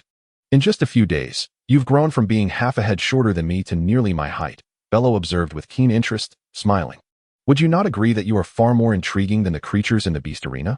Eileen found himself utterly speechless, fully aware that it was undoubtedly the result of Old Jinze's mysterious bloodline power. He had finally come to his senses, realizing that the painful spots on his body, which had felt like needles upon contact after yesterday's training, now only bore a faint, tingling sensation. The overwhelming fatigue had dissipated, replaced by a gentle warmth coursing through him. He felt revitalized, with a stamina that seemed even greater than the day before. Enough dawdling, Bello said casually, waving his hand at the still-dazed Eileen. Hurry and get dressed. We must prepare to set off. Set off? Where are we going, and what mischief are we up to? Eileen instinctively inquired. Bello shot him a disdainful look. As if to say, have you lost your mind? Have you forgotten that today is the day of the match between St. Dawn Academy and South Monsoon Academy? Indeed. Today is the additional match between our St. Dawn Academy and South Monsoon Academy. Eileen suddenly regained his composure, hurriedly dressing himself, only to realize that his outer garments, lacking in elasticity, were too tight to wear. What to do? In a state of mild panic, he turned to Barrow for guidance. Just wear mine, Barrow said casually, tossing 2 pieces of clothing to Eileen. You can exchange your clothes later with the dormitory supervisor. Eileen nodded gratefully. After a swift wash, he dashed out the door behind Barrow, quickly purchasing a few items at the nearest dining hall, and proceeded to eat while heading towards the competition venue, the Dawn Arena. Chapter 17. The South Monsoon team, something feels off, Eileen thought, growing increasingly skeptical as they approached the Dawn Arena, murmuring to himself. What seems amiss? Barrow glanced back at Eileen. Could you finish your sausage before speaking? It's rather amusing to hear you talk with a grilled sausage in your mouth. Reluctantly, Eileen finished the remaining half of his sausage and gazed at the imposing dome of the Dawn Arena, saying, Barrow, are you sure you remembered the date of the competition correctly? This event, which concerns the honor between academies and features the strongest students from each, should be far more exhilarating than the beast assessment. There should be a larger crowd, yet the streets are sparsely populated. The reason is quite simple, Barrow replied, observing the thin stream of people ahead. Our academy's performance has been abysmal. Each time we hope to witness our academy triumph over others, we are instead met with our own students being defeated. Such disappointment and humiliation naturally dissuade attendance. For most academies, this annual competition is the grandest event in the entire Aichi Kingdom, drawing countless students, including alumni, to support their teams. Yet, for us at Dawn Academy, this once popular event is on the brink of being forgotten. The poorer the performance, the more support should be given to boost morale, Eileen argued. Such enthusiasm could enhance their performance. That's your perspective, but individuals like you, who lack a sense of shame, are quite rare. The more one feels ashamed, the less they engage with this competition. Unlike other academies, which fervently invest themselves in this event, we find ourselves falling further behind, making victory even more elusive. That is a perceptive observation, hitting the nail on the head, Barrow remarked, his eyes narrowing. Many gifted individuals at Dawn Academy, like Hawthorne, who have early mastered their elemental particles and become sorcerers, now simply hide within the academy, pretending to be cool. It seems they have forgotten what courage is. Were it not for the impressive magical techniques and elite instructors unique to our academy, I would not have chosen to be part of such a disreputable institution. Oh, is that Moss? He has come to watch the match as well. Eileen suddenly pointed ahead, where amidst the sparse crowd, the red-haired Moss was approaching an entrance to the arena. Freshmen, particularly those in their first or second year, are often captivated by the novelty of such competitions, harboring hopes for their own futures. Hence, it is quite natural for someone like him to attend. Shall we join him? Eileen proposed. Sure. Let's sit together and give him a good thrashing, came the playful reply. Perhaps not, Eileen reconsidered. Courage is the gateway to all dreams. At the entrance of the Azure Dawn Arena, Eileen, dwarfed by the vast structure, noticed an inscription on the directional sign. Pondering this, he lowered his head and followed Barrow into the venue. As they traversed the passageway, the space suddenly opened up before them, sunlight cascading from above, enveloping him in its warmth. His body jolted, and his eyes widened in astonishment. The grandstands, capable of accommodating thousands, resembled a wave encircling the circular arena below. Yet, Unlike the well-maintained training grounds for ferocious beasts, this arena bore the scars of battle. Scattered patches of lonely grass swayed in the gentle breeze, while the majority of the area was riddled with pits and fissures of varying sizes. Everywhere, one could discern marks left by flames, heavy impacts, and sharp blades. Even as a newcomer, Eileen could confidently surmise that these were remnants of past conflicts. The names of those who fought here may have faded into obscurity, yet the evidence of their struggles remained. In that moment, Eileen struggled to comprehend why the students of Dawn Academy, upon witnessing these battle scars, would choose to disregard such a contest. Indeed, there were not many students from Dawn Academy attending the match. Other academies boasted students with distinct personalities and diverse interests. Yet during such events, the venues of most academies were typically filled to capacity. In stark contrast, the stands of Dawn Academy appeared only half full. Suddenly, a commotion erupted in the somewhat desolate arena. Following the noise, Eileen observed a large group of students clad in yellow uniforms pouring in, swiftly occupying a section of the stands. These uniformly dressed students were equipped with small drums, producing a rhythmic thumping that transformed the once quiet venue into a cacophony of sounds. Are those students from the South Monsoon Academy? Their uniforms are yellow, marked with the emblem of a phoenix leaf, Eileen remarked, turning to Barrow. That is not a phoenix leaf, it is a maple leaf emblem. The most formidable sorcerer in the history of South Monsoon Academy possessed a secret art known as the Maple of Life. This emblem serves to commemorate the glory and legacy of that extraordinary sorcerer. Barrow corrected, adjusting his glasses and adopting an authoritative tone. Pay close attention to that group of students. See which among them are the most boisterous and animated. Why is that? Eileen inquired. As the competition draws to a close, let us address those few who are the most boisterous and arrogant.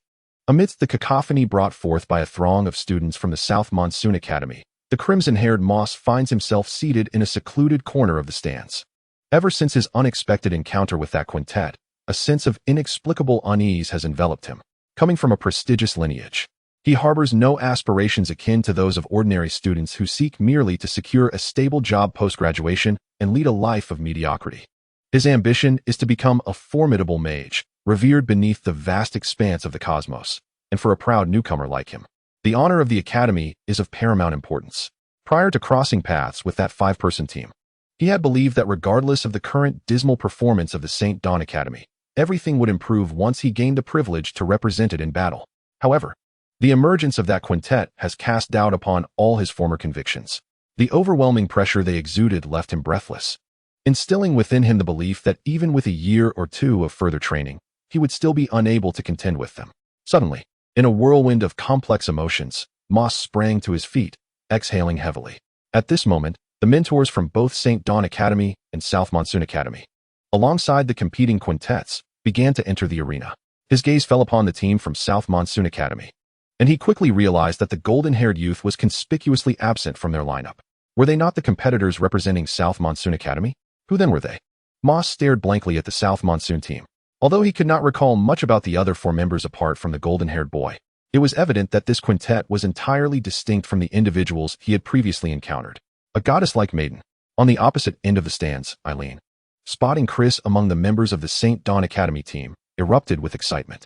Today, Chris had her hair elegantly styled, radiating an invigorating spirit. What is all the fuss about? Barrow mumbled, casting a malevolent gaze towards the quintet from South Monsoon Academy. He soon emitted a curious sound. Eileen immediately inquired, "What is it?" "There's a newcomer in their 5-person team who appears quite formidable," Barrow replied with a serious tone. "Which one? Do you recognize the others?" Eileen hesitated, observing that all 5 members of the South Monsoon team were male. Among them, one individual stood out for his towering stature, nearly reaching 2 meters in height, with a buzz cut that set him apart from the others clad in the South Monsoon Academy attire. Instead, he donned a yellow vest, and his exposed skin was adorned with thick tufts of hair, giving him an appearance as tough as steel needles.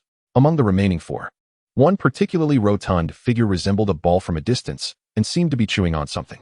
There exists an individual of rather slender stature, adorned with unusually verdant hair. Accompanying him is another, whose collar is raised, hands tucked within his sleeves, perpetually bowing his head. His hair is of a pallid hue, braided neatly. Additionally, there is a figure with pale yellow hair, whose physique and features are decidedly unremarkable. I had previously witnessed the competition of the South Monsoon Academy team. Belrose stroked his chin, appearing to ponder something. That notably towering, beefy fellow is their team captain, Ferdinand. The rotund one is Apia, while the pale-haired lad, huddled within his garments, belongs to the Lyswell family. The boy with the light yellow hair seems to be named Clue, and the green-haired young man appeared rather abruptly. Is there something particularly special about the Lyswell family? Aelin gazed at Belro with a hint of grievance. You have yet to elucidate the rules of this grand competition. The Lyswell family is one of mixed blood, exhibiting mutations. Mixed blood mutations? Their lineage is notably diverse, having intermarried with elves, giants, and orcs throughout generations. Their bloodline is so varied that it is difficult to ascertain their true heritage. However, it is certain that members of this family are exceptionally agile in their movements, and they possess several secret techniques that can only be wielded by those of their bloodline. Belro's gaze remained fixed on the seemingly unassuming green-haired individual, while he continued to explain to Aelin. You have observed both teams, each comprising 5 members. The rules of the competition are quite simple. Each side sends one individual to compete, and the victor may remain on the field to continue battling until one side has completely fallen, thus concluding the match. A one-on-one duel, and the winner may continue fighting? Indeed. Hence, even if one is at a disadvantage, they must strive with all their might to exhaust the opponent's strength, thereby creating opportunities for their teammates. Belro nodded, indicating that many matches would conclude only when one side collapses and can no longer rise. Chapter 18. The Perilous Novice. It is Teacher Kate. Aelin suddenly recognized another acquaintance. He is actually the leader of our St. Dawn Academy team. Do not underestimate him. Belro cast a glance at Kate, who was conversing with the 5-member team from St. Dawn Academy, and scoffed. Although he bears the nickname of a diligent teacher, he is also an elite instructor of the academy, reputed to be the best at controlling elemental particles among all the teachers. I did not expect him to lead the team this year. This adds an intriguing twist. Teacher Kate is that formidable. Reflecting on his previous assertions that Kate surely could not surpass the prowess of teachers like Minglu, Aelin couldn't help but break into a cold sweat. These individuals are truly as bothersome as crows. Belro raised his head, casting a glance at the stands occupied by the South Monsoon Academy students, grinding his teeth as he spoke. Although the number of students from St. Dawn Academy in this arena exceeds that of South Monsoon Academy, the momentum has been completely overshadowed by the raucous students from South Monsoon Academy. At this moment, Eileen's gaze was captivated by the diminutive figure with green hair from the Southern Monsoon Academy. He observed that, despite the unassuming demeanor of the green-haired boy, who stood quietly, the other 4 individuals seemed to constantly gather around him, engaging him in conversation. The leading teacher from Southern Monsoon Academy, a middle-aged man with a sullen countenance and a square face, was also seen conversing with the green-haired boy at the earliest opportunity. Soon after, the green-haired boy distanced himself from the group and strode alone towards the center of the arena. Was he the first contestant from Southern Monsoon Academy? It was only when the section of the stands occupied by Southern Monsoon Academy erupted in louder cheers and encouragement that Eileen realized the competition was on the verge of commencing. And the first contender from Southern Monsoon Academy was this newcomer whom Barrow had never encountered before. On the side of St. Dawn Academy, a tall and imposing boy stepped forward. His features were rather ordinary, yet his physique attracted nearly everyone's attention. While not overly muscular, he exuded an aura devoid of any excess fat, every muscle line radiating an inexplicable sense of explosive power. The first contestant was Corian. A glint flickered across the lenses of Barrow's glasses. The match was set, St. Dawn Academy versus Southern Monsoon Academy, with Corian facing off against Zola. Before Eileen could utter a word, a teacher serving as the referee vociferously announced the commencement of the match. The atmosphere grew suddenly tense. Indeed, it was Corian. It seemed that St. Dawn Academy aimed to secure a victory in this initial bout to gain momentum. In an inconspicuous corner of the stands, 5 individuals engaged in hushed conversation, devoid of any signs of anxiety. This quintet constituted the very team that instilled a paralyzing fear in Moss. All were familiar faces from the previous tournament, with Corian being the most formidable member of St. Dawn Academy, second only to Chris. However, the competitor from Southern Monsoon Academy, known as Zola, appeared to pose a significant threat. Among this unremarkable corner, a tall boy with slightly reddish hair, named Hansen, furrowed his brow and inquired, Siddhant, "What are your thoughts?" "Huh," replied the handsome blonde boy, who was preoccupied with adjusting his hair in a small mirror. "The one from Southern Monsoon Academy? Not impressive. He cannot surpass me." "You fool," exclaimed Hansen and the others, their expressions darkening. "Can't you take a moment to assess seriously? You were asked to compare him to Corian, not to yourself." With a resigned sigh, Siddhant put away the mirror and cast a glance towards the center of the arena. At that instant, His pupils transformed into an extraordinary green, reminiscent of the purest emerald, suggesting a comparable level of elemental mastery. However, whether he looked or not, it was inconceivable that he could rival my illustrious and handsome prowess. Haha. In the arena, scarred by the remnants of past battles, Corian and Zola had taken their positions, ready for confrontation. Corian, the eldest member of the team from the Radiant Dawn Academy and the one with the most competition experience, felt a sudden surge of ominous danger upon facing the mysterious contender from the Southern Monsoon Academy, who had never before made a formal appearance. "I am delighted to engage with you," Zola courteously remarked as the match was officially announced to have commenced. "I too am pleased to face you." Corian reciprocated with equal politeness. "Go, Corian. You must win." Despite Radiant Dawn Academy's lackluster performance in recent years, the overwhelming majority of students present fervently hoped for Corian's victory, and the stands erupted with cheers as his voice resonated. "I will make my move." Amidst the encouraging shouts, the seemingly polite and unassuming Zola addressed Corian. "Very well." Corian nodded in acknowledgement. Suddenly, a sharp sound pierced the air. Zola appeared to remain stationary, yet Corian had already executed a backward roll, using one hand to support himself as brilliant purplish-red energy particles illuminated his palm, propelling him backward at astonishing speed. The crowd gasped in astonishment. What just happened? After Corian had retreated several meters and steadied himself, Eileen noticed a wound had appeared on Corian's face, blood streaming from it incessantly. "Cheating. He used a concealed weapon," Eileen exclaimed, recalling a fleeting glimpse of a blade's glimmer. "Stop yelling and embarrassing yourself," Belro admonished, adjusting his glasses while fixating intently on Zola's hands. "It's a wind blade. A technique utilizing energy particles. The wind blade? He's injured and bleeding profusely. Someone must staunch the bleeding," Eileen exclaimed. "Fool, no one will tend to him," Belro scoffed, disdain evident in his gaze towards Eileen. "Injuries are part of the combat. Participating in such contests can lead to wounds, even fatalities. This is precisely why many shy away from these competitions. The Starry Sky Champions Cup is a contest for the brave." Eileen was taken aback.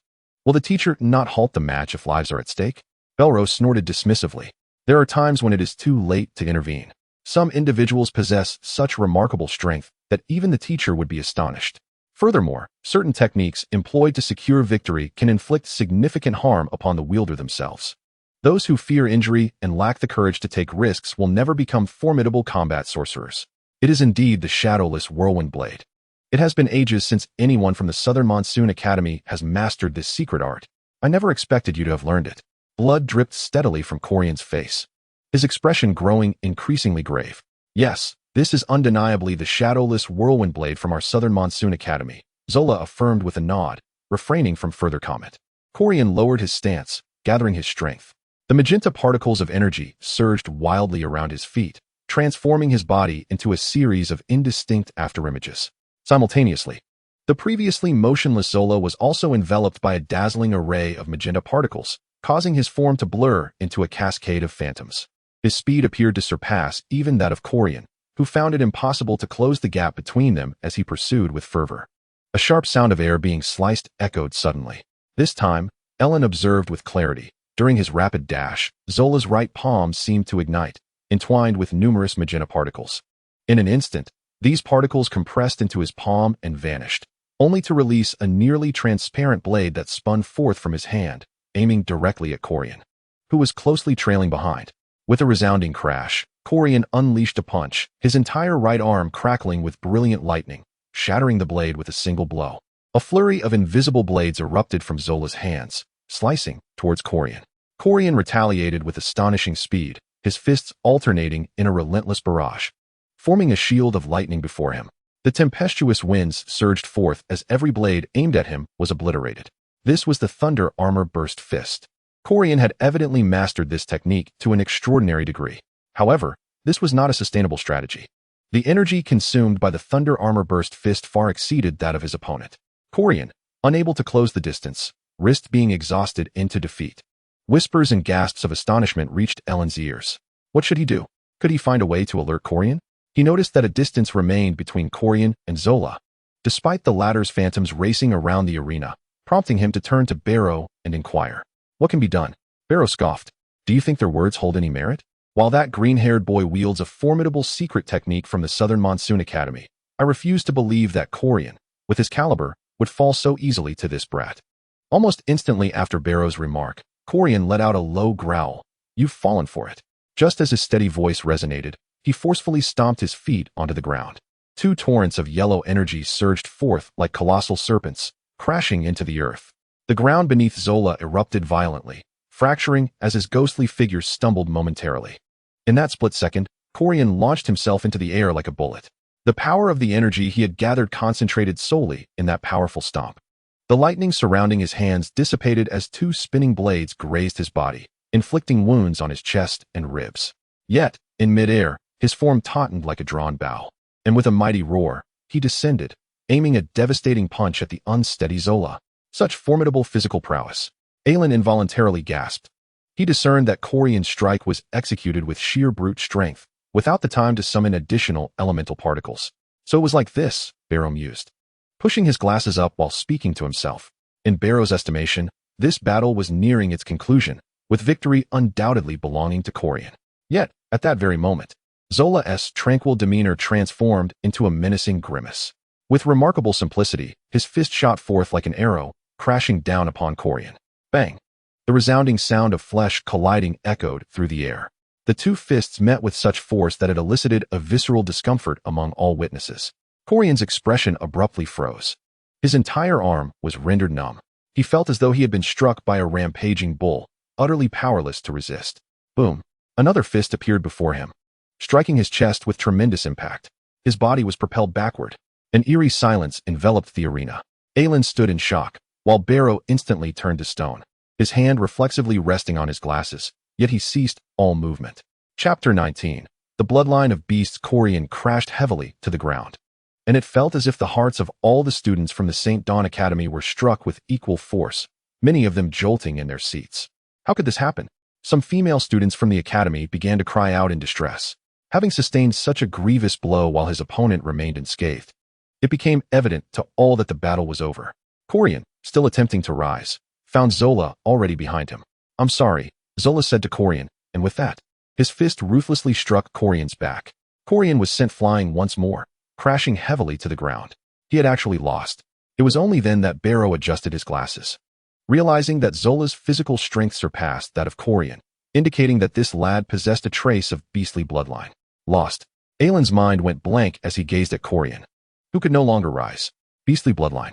Corian had some giant bloodline within him, and he was certainly not the kind of waste that Hawthorne was. He had not squandered his time at St. Dawn Academy. Barrow's gaze was fixed on Zola, his eyes glinting with cold light. This fellow exhibits remarkable strength and agility, and his mastery of elemental particles and magical energy is commendable. He must possess a portion of beastly bloodline rather than that of mere savagery. Boom. At that moment, a teacher acting as the referee announced Zola's victory, and a medical team rushed in to carry Corian out. The stands occupied by the students of Nanjifeng Academy erupted in cheers. Zola? Zola! Zola! A resounding chorus of cheers and drumbeats surged through the entire auditorium like a series of colossal tsunamis, leaving most of the students from Dawnlight Academy pale-faced. It was no wonder that Nanjifeng Academy appeared so formidable and ambitious this year. They harbored such a secret weapon. Barrow glanced at the stands with a sense of ennui. He had expected at least to progress to the playoffs, only to be swiftly subdued by a team like Nanjifeng Academy. It was utterly disappointing. Aelin stared in disbelief at the gravely injured Corian being carried off the field and instinctively remarked, "Did we not just compete in a match? We still have 4 members left. How can it be said that we have been defeated by Nanjifeng Academy? Apart from Chris, no one else stood a chance against this Zola." Yet, the Nanjifeng team still had Ferdinand and the white-haired scion of the Lacewell family. Barrow pinched his fingers, saying, "Originally, Corian could have taken down one of those two, or at least worn one of them down significantly, allowing Chris a chance to eliminate them all. But now, that possibility is gone." "Perhaps it could still happen," Aelin said, casting a reluctant glance at Chris on the field. "It is not a matter of mere possibility," Barrow scoffed. "If it were, I would swallow this chair I am sitting on." Aelin clenched his teeth in frustration, but suddenly felt something amiss. "Barrow, you mentioned earlier that Zola possesses some orc blood. What does that imply? Must you always ask so many questions? Focus on the match." Barrow waved his hand dismissively, not even glancing at Aelin. With a sense of helplessness, Aelin turned his gaze back to the center of the arena, where the second competitor from Dawnlight Academy had already taken the stage. The second competitor was Ander, a tall, slender young man with short brown hair. This fellow's blazing lotus was vastly superior to Hawthorne's, yet now he looked pallid. If a person like him could withstand a single round of attacks from the opponent, I would consume your chair, Barrow derisively remarked after merely glancing at Anders' ashen complexion. Who curses their own academy like that? Island exclaimed in frustration. Go, Senior Ander. Make Barrow eat his chair. Island shouted at the top of his lungs, but in the center of the arena, Ander remained oblivious to his encouragement. The Zola facing him was significantly shorter, yet in Anders' eyes, he had transformed into a colossal monster. Just walking from the edge of the field to the center, Ander was already drenched in cold sweat. I'm sorry, Zola suddenly spoke to Ander. What? Before Ander could fully process the words, he felt a blur before his eyes as Zola's figure vanished from sight. Simultaneously, a fist, accompanied by a howling wind, emerged from his left side. While watching the duel between Corin and Zola, Ander could still vaguely discern each movement. However, now that he faced Zola, he was overwhelmed by a chilling dread. Realizing he could not perceive Zola's actions at all, Blazing Lotus, he could no longer conceive of any alternative approach. With a swift kick, a surge of magical essence erupted from his foot, merging with the gathered arcane energy to form a blazing lotus of fire beneath him. A resounding boom echoed through the air. Andrew felt a sharp pain shoot through his foot. A cry of anguish escaped his lips. But before he could fully comprehend the situation, a foot struck fiercely against his abdomen. The sound that followed was akin to a thunderous drumbeat, sending shivers down his spine. Andrew emitted a heart-wrenching scream, his body propelled backward, crashing to the ground and rolling in agony. What just happened? Aylin's cheers abruptly ceased, her expression one of shock. She witnessed Andrew's fiery lotus seemingly engulfing Zola in flames, only for it to shatter unexpectedly, resulting in Andrew being kicked away by Zola. It felt as though his insides were being torn apart.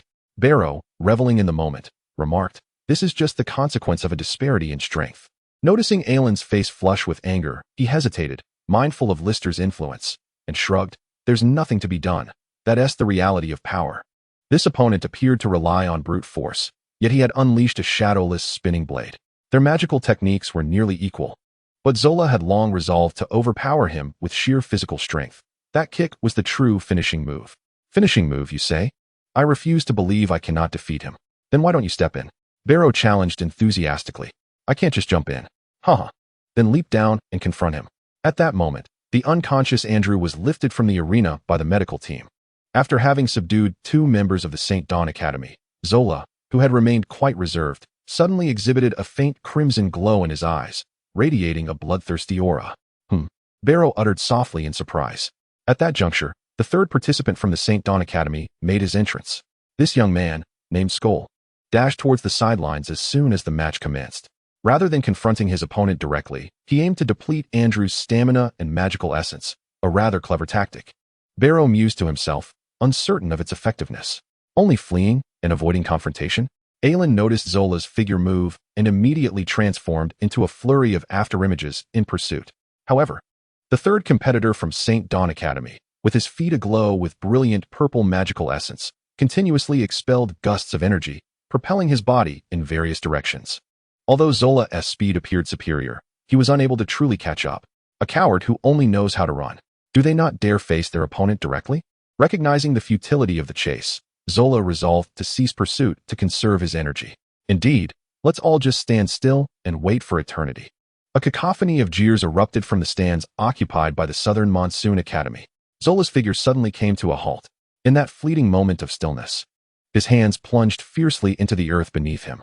As everyone stood in bewilderment, uncertain of his intentions, 2 solid clods of dirt were propelled through the air with a piercing sound, hurtling towards Skull. Skull twisted his body just in time to evade the 2 exceptionally hard clumps of soil grasped by Zola. But then, bang, bang, 2 more struck him with tremendous force. A cry of pain escaped his lips as he staggered.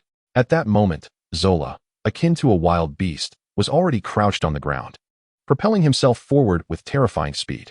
Each time Zola's hands hit the ground, 2 hard clods flew out, accurately targeting Skull's body. How precise! This fellow possesses such remarkable skill. Many students from St. Dawn Academy felt their scalps tingle in trepidation. While anyone could utilize magic to hurl dirt, the true challenge lay in maintaining such accuracy amidst a rapid, ground-hugging sprint. This could only be the result of relentless practice. This lad, when running like that, resembles a feral dog. Upon witnessing this scene, Barrow was stirred once more, grinding his teeth. I truly wish to take a bite out of him. Having called him a wild dog, how could you still entertain the thought of biting him? What does that make you? Eileen wanted to laugh, but found it impossible. Skull, repeatedly struck by the dirt, could no longer sustain his previous velocity. Eileen watched helplessly as Zola closed in on him. With a resounding thud, Skull was struck in the abdomen, causing him to leap upward. Amidst his anguished cries, Zola leapt as well, delivering a powerful kick to his chest. Skull plummeted to the ground like a heavy stone. Many students in the stands at St. Dawn Academy felt a chill run through them. Had the battle merely consisted of back-and-forth exchanges, they could have borne the 3-0 outcome. But aside from the initial engagement with Corian, the others had been so thoroughly dominated by Zola that they had scarcely been afforded the opportunity to employ any of their usual techniques. Resembling novices with little knowledge of magic, how could such a match continue? The victor was all but determined. At that moment, the captain of the Southern Monsoon team, a tall young man described by Barrow as having a face full of flesh, Ferdinand, let out a long breath and addressed his teammates. This year, St. Lawrence City shall be our stage. Enough. Just then, the previously motionless Chris shook her head and spoke to the only teammate who had not yet entered the fray. You wouldn't exhaust much of his magic energy either. I shall take my turn directly. Chapter 20. The Divine Girl Takes Action. Barrow had yet to divulge some finer points of the rules to Eileen. The prestigious Starry Champions Cup, the most fervently anticipated tournament within the kingdom, has captivated countless students from various academies. The lineup of participants was submitted to the judges prior to the commencement of the event and remains immutable throughout the competition. Initially, Chris was slated to be the final competitor to take the stage. However, following her declaration, her teammates preceding her had no option but to forfeit if they wished to abstain from participating. Consequently, the score would stand at a staggering 4-0, with Chris becoming the last representative of the Dawn Academy. Her fellow teammates bowed their heads in silence, offering no objections. The earlier performance by Zola had utterly shattered their confidence, and they recognized the truth in Chris's words. Even with the courage to fight to the death, he understood that his strength could hardly deplete Zola's energy. Forfeit? Everyone awaited the appearance of the fourth competitor from Dawn Academy, but when Chris emerged, a collective astonishment swept through the crowd, followed by an uproar. 4-0. Chris was the sole remaining fighter. Could she possibly contend against our 5? Zola's decisive victories had already driven the students of South Monsoon Academy to the brink of madness. Upon witnessing the score escalate to 4-0, the enthusiasm of South Monsoon Academy's students surged even further, with some shouting at the top of their lungs. 4-0. Let us make it 5-0. Eileen, furious, shouted encouragement for Chris, yet his voice was drowned out by the raucous cheers from South Monsoon Academy. He felt the arrogance of their supporters was unbearable. At that moment, Ferdinand, the captain of the South Monsoon team, gestured towards the stands. The previously tumultuous crowd fell into an unexpected silence. Chris, you should concede. It is impossible for you to triumph over all 5 of us, Ferdinand said, clearing his throat and addressing Chris, who was advancing toward the center of the arena with earnestness. Before anyone could fully comprehend the moment, and before Chris could utter a word, he dramatically produced a bouquet of red roses from behind his clothing and, with a thud, knelt on one knee, proclaiming, Chris, I have admired you for a long time. Your beauty and prowess enchant me. Come transfer to South Monsoon Academy and fight alongside me. The stands were nearly in disbelief. Was this man a fool? Eileen stared, astonished, at the lovesick Ferdinand, who, in a moment of utter absurdity, even flexed his muscles. Your prowess is about on par with his, Barrow commented candidly. Chris, completely at a loss for words, had never anticipated such an outlandish display. Public declarations of affection during matches were strictly prohibited. Otherwise, one risked disqualification. A referee appeared before Ferdinand. What? Is this not allowed? Ferdinand exclaimed, clearly frustrated. Come on. Chris shot Ferdinand a fierce glare and approached Zola, gesturing casually towards him. Her actions seemed nonchalant, yet Zola felt an inexplicable pressure. The entire audience fell silent once more. For even the students from the Southern Monsoon Academy understood that the eccentric girl was not to be underestimated in a one-on-one confrontation. Ferdinand and his peers would likely stand no chance against her. Zola nodded without uttering a word. Suddenly, he crouched low, pressing his hands against the ground, appearing as if he intended to scoop up dirt to hurl at Chris, advancing towards her on all 4s. However, just as his hands were about to touch the ground, they were enveloped in dazzling crimson energy, and 2 transparent blades shot forth, one to the left and one to the right, aimed directly at Chris. How treacherous! Eileen couldn't help but exclaim. Many students from the St. Dawn Academy gasped in surprise. At that moment, Chris executed a peculiar maneuver. She simply turned, standing upright like a door, shifting from facing Zola directly to presenting a completely linear profile to him. This seemingly simple and rigid movement was perfectly timed. The shadowless blades whizzed past her body without making contact. Truly, the eccentric girl possessed remarkable judgment, Barrow mused to himself. An opportunity. At the same time, Zola let out a mental roar, his previously reddish eyes now blazing crimson. With a loud tear, his shoes split apart as his body propelled forward with explosive force. Launching a punch towards Chris, his entire form soared parallel to the ground, creating a bizarre tableau with Chris, who was completely sideways to him. What? It appeared that Chris had no time to evade, and the audience collectively held their breath as Chris made no use of any energy particles at that moment. She merely shouted, twisting her body to deliver a punch of her own. Bang! A resounding explosion echoed as their fists collided with tremendous force. Zola's rapidly advancing figure seemed to freeze in midair, a thought racing through his mind. How is this possible? Suddenly, a heavily bandaged fist emerged from below, aiming directly for his face. In that instant, he barely had time to block with his left arm. Bang! His left arm was struck aside, sending a jolt through him. Another punch followed, and he attempted to defend again. Bang! Bang! Bang! The thunderous sounds resonated, causing everyone's hearts to race with exhilaration. Zola found himself besieged by a relentless flurry of fists, each one a testament to his opponent's ferocity. He was forced to defend himself desperately, while the spectators gazed in awe, perceiving Chris as if she had acquired several extra arms, darting forward while incessantly delivering rapid punches against Zola. His body twisted in an uncanny manner as he plummeted through the air. Could it be that Chris possessed greater physical strength than Zola himself? Wasn't she of ordinary human lineage? How could her physical prowess be so formidable? Gasps of astonishment echoed throughout the stands. It was evident to all that Chris had not even utilized her elemental energy, relying solely on her raw physical strength in her assault. Zola had intended to overpower her with his own strength, yet he had not anticipated being countered so effectively. Finding himself unable to mobilize his internal energy in the face of her rapid strikes. Thunk! Just as Zola landed awkwardly, unable to find his footing, Chris executed a flying kick that struck him squarely in the abdomen. He was sent hurtling backward. However, Chris was even swifter, leaping again to land another blow upon his chest. Zola was propelled over 10 meters before crashing to the ground with a resounding thud. Chris stood firmly, her petite figure exuding an unparalleled dominance. She had grown even more formidable. How delightful. Ferdinand, the captain of the South Monsoon Academy team, gazed at her in disbelief, muttering loudly to himself. A few dark lines appeared on Chris's forehead as she glared at Ferdinand and the others, her teeth clenched. Who's next? She demanded, her voice laced with frustration. Did you truly think you could defeat me so easily? You underestimate me far too much. At that moment, a voice emerged from her side. Zola, who had previously been motionless on the ground, had somehow managed to rise slowly, hunched over, wiping the blood from his lips. Who exactly is this person? How can he still stand after such a fall? Can he still fight? A wave of astonishment swept over the audience, and even the medical team that had rushed in was momentarily frozen at the sight of Zola standing again. Chris's eyes, brimming with the spirit of combat, flickered with surprise. Do you think I possess only this level of skill? Zola slowly raised his head, his eyes now a vivid crimson. As he spoke those words, his entire being surged forward, leaving a dazzling trail of afterimages as he charged at Chris. She remained still, aware that her true adversary was the entirety of the South Monsoon team, not merely this one formidable Zola who had surpassed her expectations. The stronger he became, the more cautious she had to be, conserving her energy and internal elemental particles as much as possible. Whoosh! Zola's figure suddenly accelerated, circling around to her rear, delivering a piercing punch aimed at her body. In an instant, Chris vanished from her position, reappearing at Zola's right side.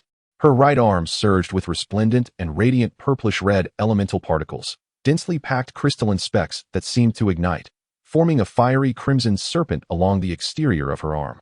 Flame serpent technique. A voice exclaimed in astonishment.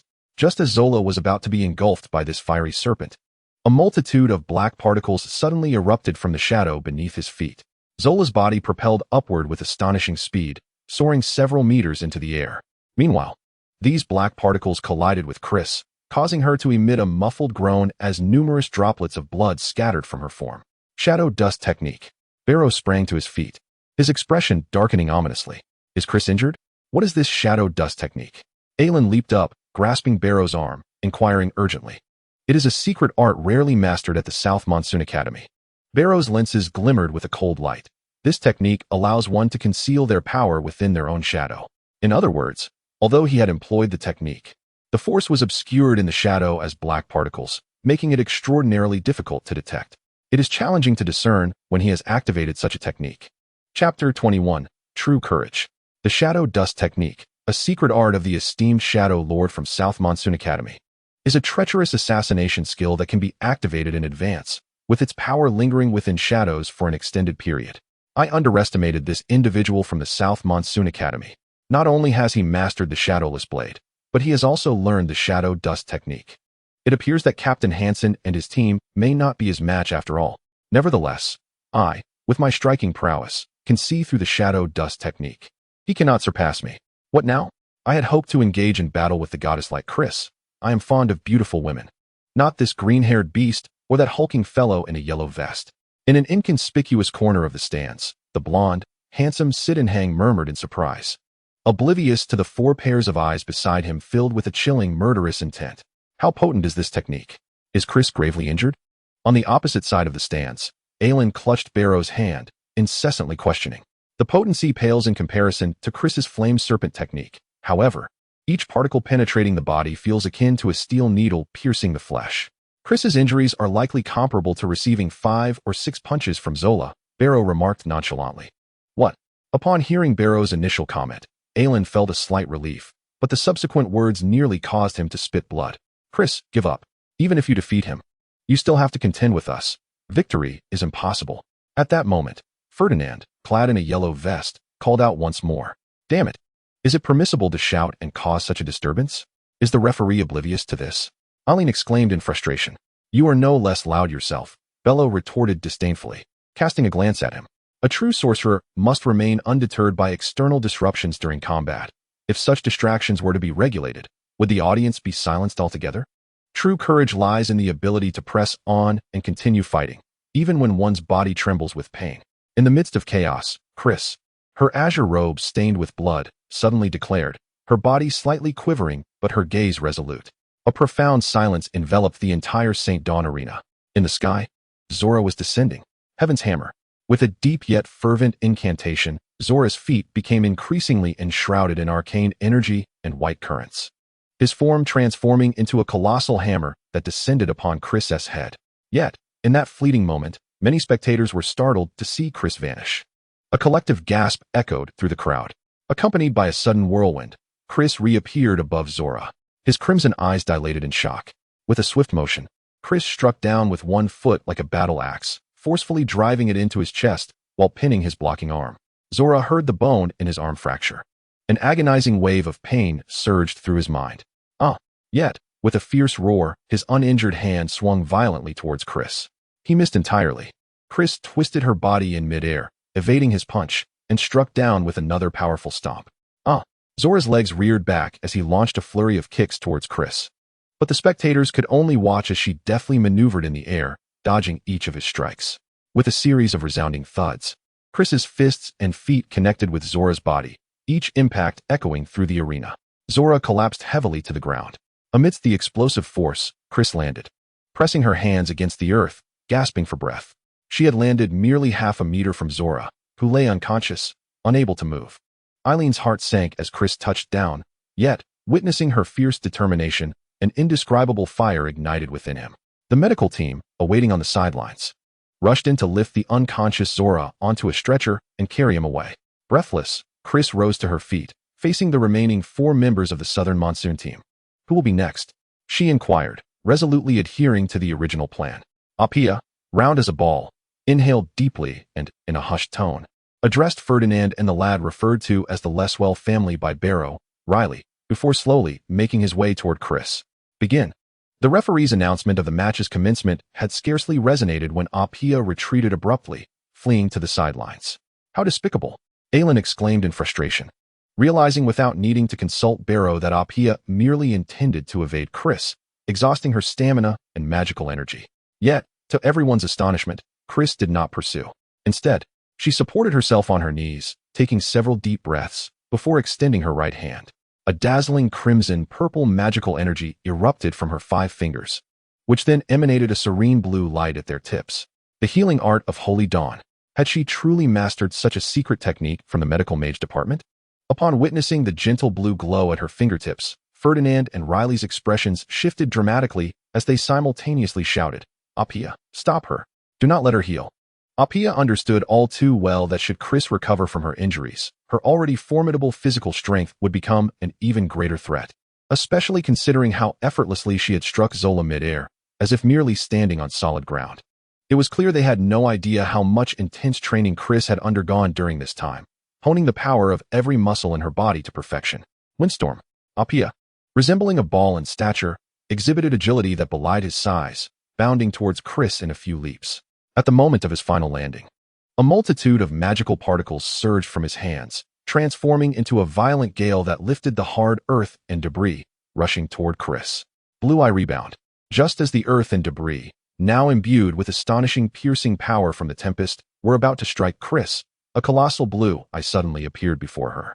With a series of muffled thuds, all the wind and sand rebounded, striking Apia instead. Apia cried out in agony as blood erupted from his body, his hefty frame being hurled away by the force of the gale. What? This is not the healing art of Holy Dawn. We've been deceived.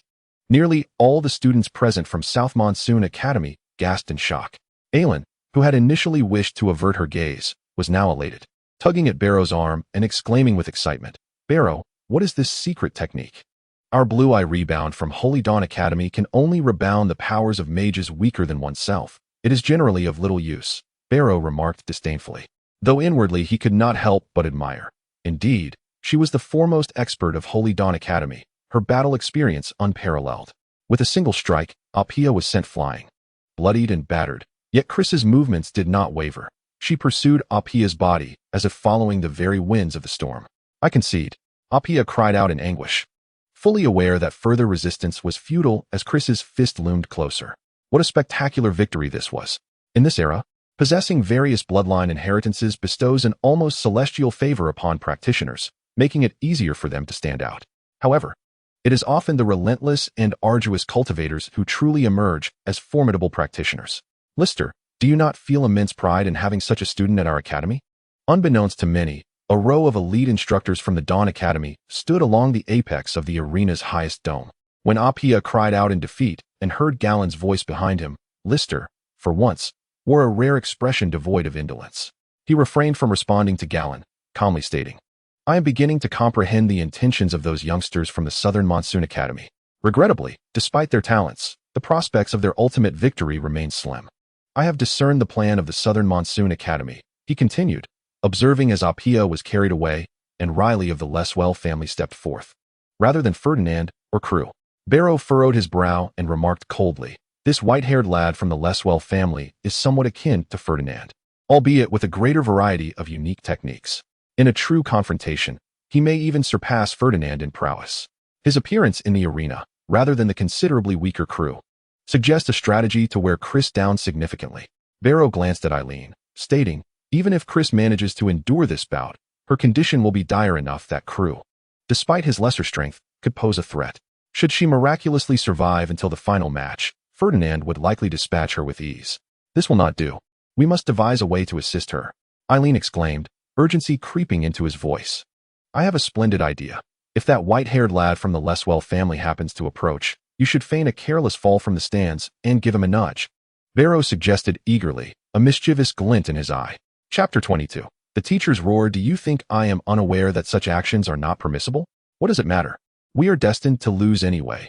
We might as well take the opportunity to strike at that lad from the Southern Monsoon Academy." "Oh, and I shall join you in the descent," Barrow replied with a hint of mischief. "You are indeed formidable." At that moment, Riley had reached the center of the arena, standing opposite Chris. His peculiar white hair lent him a youthful visage, yet he emanated an air of remarkable composure and maturity. Furthermore, he possessed an inherent pride and nobility characteristic of one from a prestigious lineage. "You possess such strength that none among us may triumph over you in solitude. Yet this is not a contest for the individual." He gazed earnestly at Chris, who, fatigued from her injuries and breathless, leaned heavily on her knees, and stated, "You are indeed formidable, but your companions are lacking. unable to provide you with adequate support. Our Southern Monsoon Academy is different. We are blessed with robust allies. Although you may dismiss Ferdinand's foolish remarks, we genuinely hope you will consider transferring to our Southern Monsoon Academy. With your addition to our ranks, we could undoubtedly astonish all other teams. Otherwise, as a solitary figure at St. Dawn Academy, you may only be regarded as a peculiar girl. But if you were to join us at Southern Monsoon Academy, with our backing, you would ascend to the status of a true goddess. Is it permissible to openly recruit? Eileen was taken aback. Could Barrow really transfer? Is it possible to join another academy's team for such competitions? As long as the student consents and the other academy welcomes them, no one can impede a transfer. However, in this competition, a player may represent only one team per season. Once you have participated in a match for a team, you cannot switch to another team for subsequent competitions. A glimmer of cold light flickered in Barrow's eyes. This white-haired lad implies that next year, should Chris join them, after a year of diligent practice, their team would dominate St. Lauren. Surely, Chris would not agree to that. Eileen suddenly felt a pang of worry. Enough with the idle chatter. At that moment, however, Chris straightened her posture, determined to convey that they should first secure victory in this match. If that is the case, I must demonstrate our prowess, so you can witness our strength. Riley was not angered. He made no unnecessary movements, simply extending his hands toward Chris with tranquility. Brilliant particles of magical essence instantly enveloped his hands. Why is his magical essence a different hue? Eileen could not suppress her astonishment. Riley's magical essence was not a deep crimson, but rather the same white as his hair. Barrow rubbed his ears, tingling from Eileen's exclamations. Fool. The color of magical essence formed from a unique bloodline power is inherently distinct from ordinary magical essence. In fact, the varying colors of magical essence themselves are manifestations of unique and powerful bloodline abilities. Water Serpent Blast. As Barrow's voice echoed, a water serpent, nearly the size of Riley himself, materialized before him, from whose mouth numerous fist-sized droplets of water erupted, producing a sharp whistling sound as they hurtled toward Chris. Her form repeatedly vanished from the ground, appearing to most as if she were teleporting. Yet, regardless of the direction she darted, the water droplets relentlessly pursued her. Each droplet that struck the ground not only unleashed a massive splash of water, but also created a crater in the hardened earth. Eileen gazed in speechless astonishment, convinced that had he been struck by such a water balloon, he would likely have been plastered against the wall like a mere pancake. What left him even more flabbergasted was the realization that as long as Riley continuously stimulated the elemental particles within him, the water serpent that incessantly released water balloons would simply not dissipate. Waterfall technique. As Eileen observed Chris struggling to penetrate the relentless barrage of water balloons, an immense column of water suddenly erupted from thin air, surging towards Riley, with Chris trailing closely behind. The water balloons collided against the towering column, creating tumultuous splashes, yet failing to breach its formidable barrier. Incredible. Despite the undeniable superiority of the three elite instructors at the Monster Training Hall over Chris and the entire South Monsoon Academy team, Eileen found the exhibition of consecutive techniques to be far more captivating, opening his eyes to the myriad possibilities of elemental techniques. Water techniques? As Chris rapidly approached, Riley stood his ground, unmoving. The Liswell family, renowned for their association with flowing streams, would reveal their true secret technique in response to her display. Absolute water defense technique. Countless white elemental particles surged forth from his hands, causing the colossal water serpent before him to collapse, while a multitude of fist-sized water droplets materialized in the air, coalescing into a resplendent water sphere surrounding him. With a thunderous crash, the colossal water column collided with the shimmering sphere, which astonishingly exhibited remarkable elasticity, propelling backward with force. Suddenly, a figure darted forward like lightning, delivering a powerful punch. The surface of the water sphere yielded a small dent, sending droplets flying, yet the sphere rebounded effortlessly, restoring itself to perfection in an instant. Boom! A massive fire python soon pursued the radiant sphere, but amidst the cascading water, the sphere sped away even faster, swiftly regaining its original form. Riley remained comfortably ensconced at the center of the crystalline sphere, as Chris's fiery onslaught, fueled by considerable elemental energy, failed to breach its defenses. It was akin to a bouncy ball, completely impervious to force. Truly, the Liswell family's defensive techniques were formidable. Unless the elemental particles were utterly exhausted, how could they ever be breached? Such a terrifying defense. Even if the opponent's strength surpassed his own by a factor of 2, it would not guarantee the ability to shatter such a defense. No wonder he had the audacity to boast so boldly in Chris's presence. In that moment, students from both the Holy Dawn Academy and South Monsoon Academy were profoundly astonished. Amidst the gasps of shock, Eileen swallowed hard. Encased within that water sphere. Did it mean he no longer needed to breathe, that he wouldn't drown? Fool.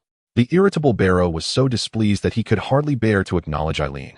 If a secret technique could potentially drown its wielder, could it truly be called a secret technique? What else could Chris do? All the gazes from the spectators converged upon her. After extensively exhausting her energy, her complexion had noticeably turned even paler. Give up. Do not incur severe injuries that would squander your training time, Riley observed her with sympathy, his voice resonating clearly from the crystalline water sphere. You could never breach the absolute of water essence. Yet, before he could complete his statement, Chris, who had seemingly paused to catch her breath, suddenly sprang into action. Whirling leaves.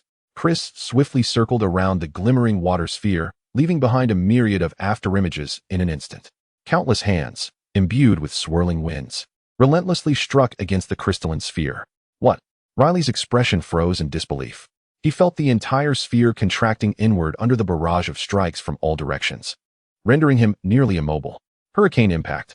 In that fleeting moment, Chris thrust her palms forward, her feet pounding furiously against the ground. A series of massive craters emerged beneath her, as the compressed crystalline sphere was propelled towards the nearest spectator stand at an astonishing velocity. Students on that side of the stand screamed and scrambled to evade the impending disaster. Numerous teachers transformed into streaks of light, swiftly whisking away some paralyzed students.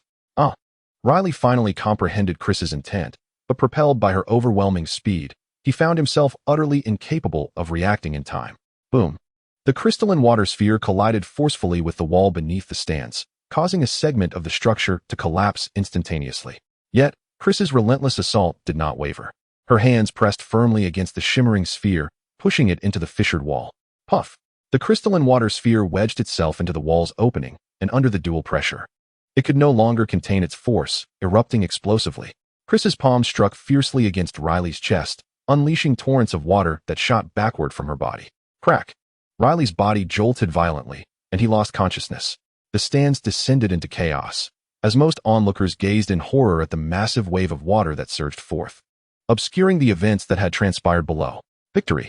Eileen remained motionless, fixated on Chris's form, as the exploded waves cascaded down, transforming into foamy rivulets. He saw Chris supporting herself on her knees, gasping for breath. Opposite her, the unconscious Riley was completely embedded in the wall's crevice. Victory.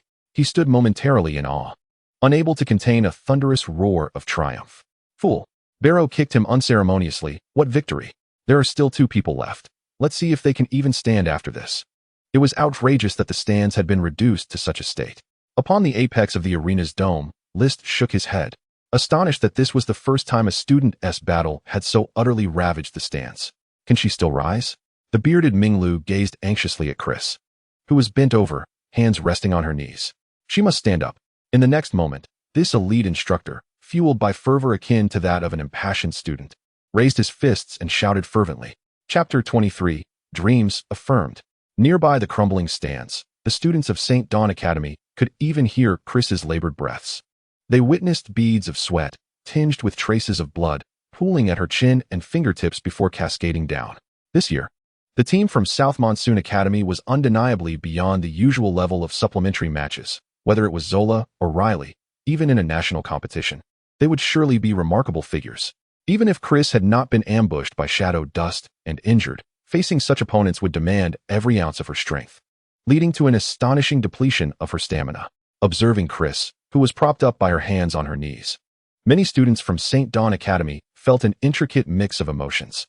They fervently hoped Chris could rise once more to confront the remaining 2 members of the South Monsoon team, delivering an exhilarating victory for their academy. Yet, they also could not bear to witness her continuing to fight in such a state. There are still 2 left, Chris suddenly voiced. A hush fell over the stands. Her sweat-drenched hands gradually clenched into fists, and her body slowly straightened. Come on, defeat them both. As she stood, the arena fell into an even deeper silence. Yet an exuberant voice pierced through, creating a dissonance. You over there. Barrow rubbed his numbed ears and turned to the fist-waving, shouting Eileen. Look at everyone else. They are silent, yet you continue to shout. Do you possess no sympathy? Sympathy? Eileen regarded Barrow with bewilderment, puzzled by his remark. Given her current state, Are you not concerned that she might perish if this continues? Barrow adjusted his glasses, casting a glance at Eileen. Eileen hesitated. It's not that easy to die. Barrow looked at Eileen, deeming this person utterly unreasonable. He chose not to respond further, merely snorting and redirecting his attention to the arena below. Chris had slowly made her way to the center of the field, while the South Monsoon team clearly had no intention of granting her any respite. The unremarkable-looking Clue, with her light blonde hair and average stature, stood patiently in the center, awaiting her arrival.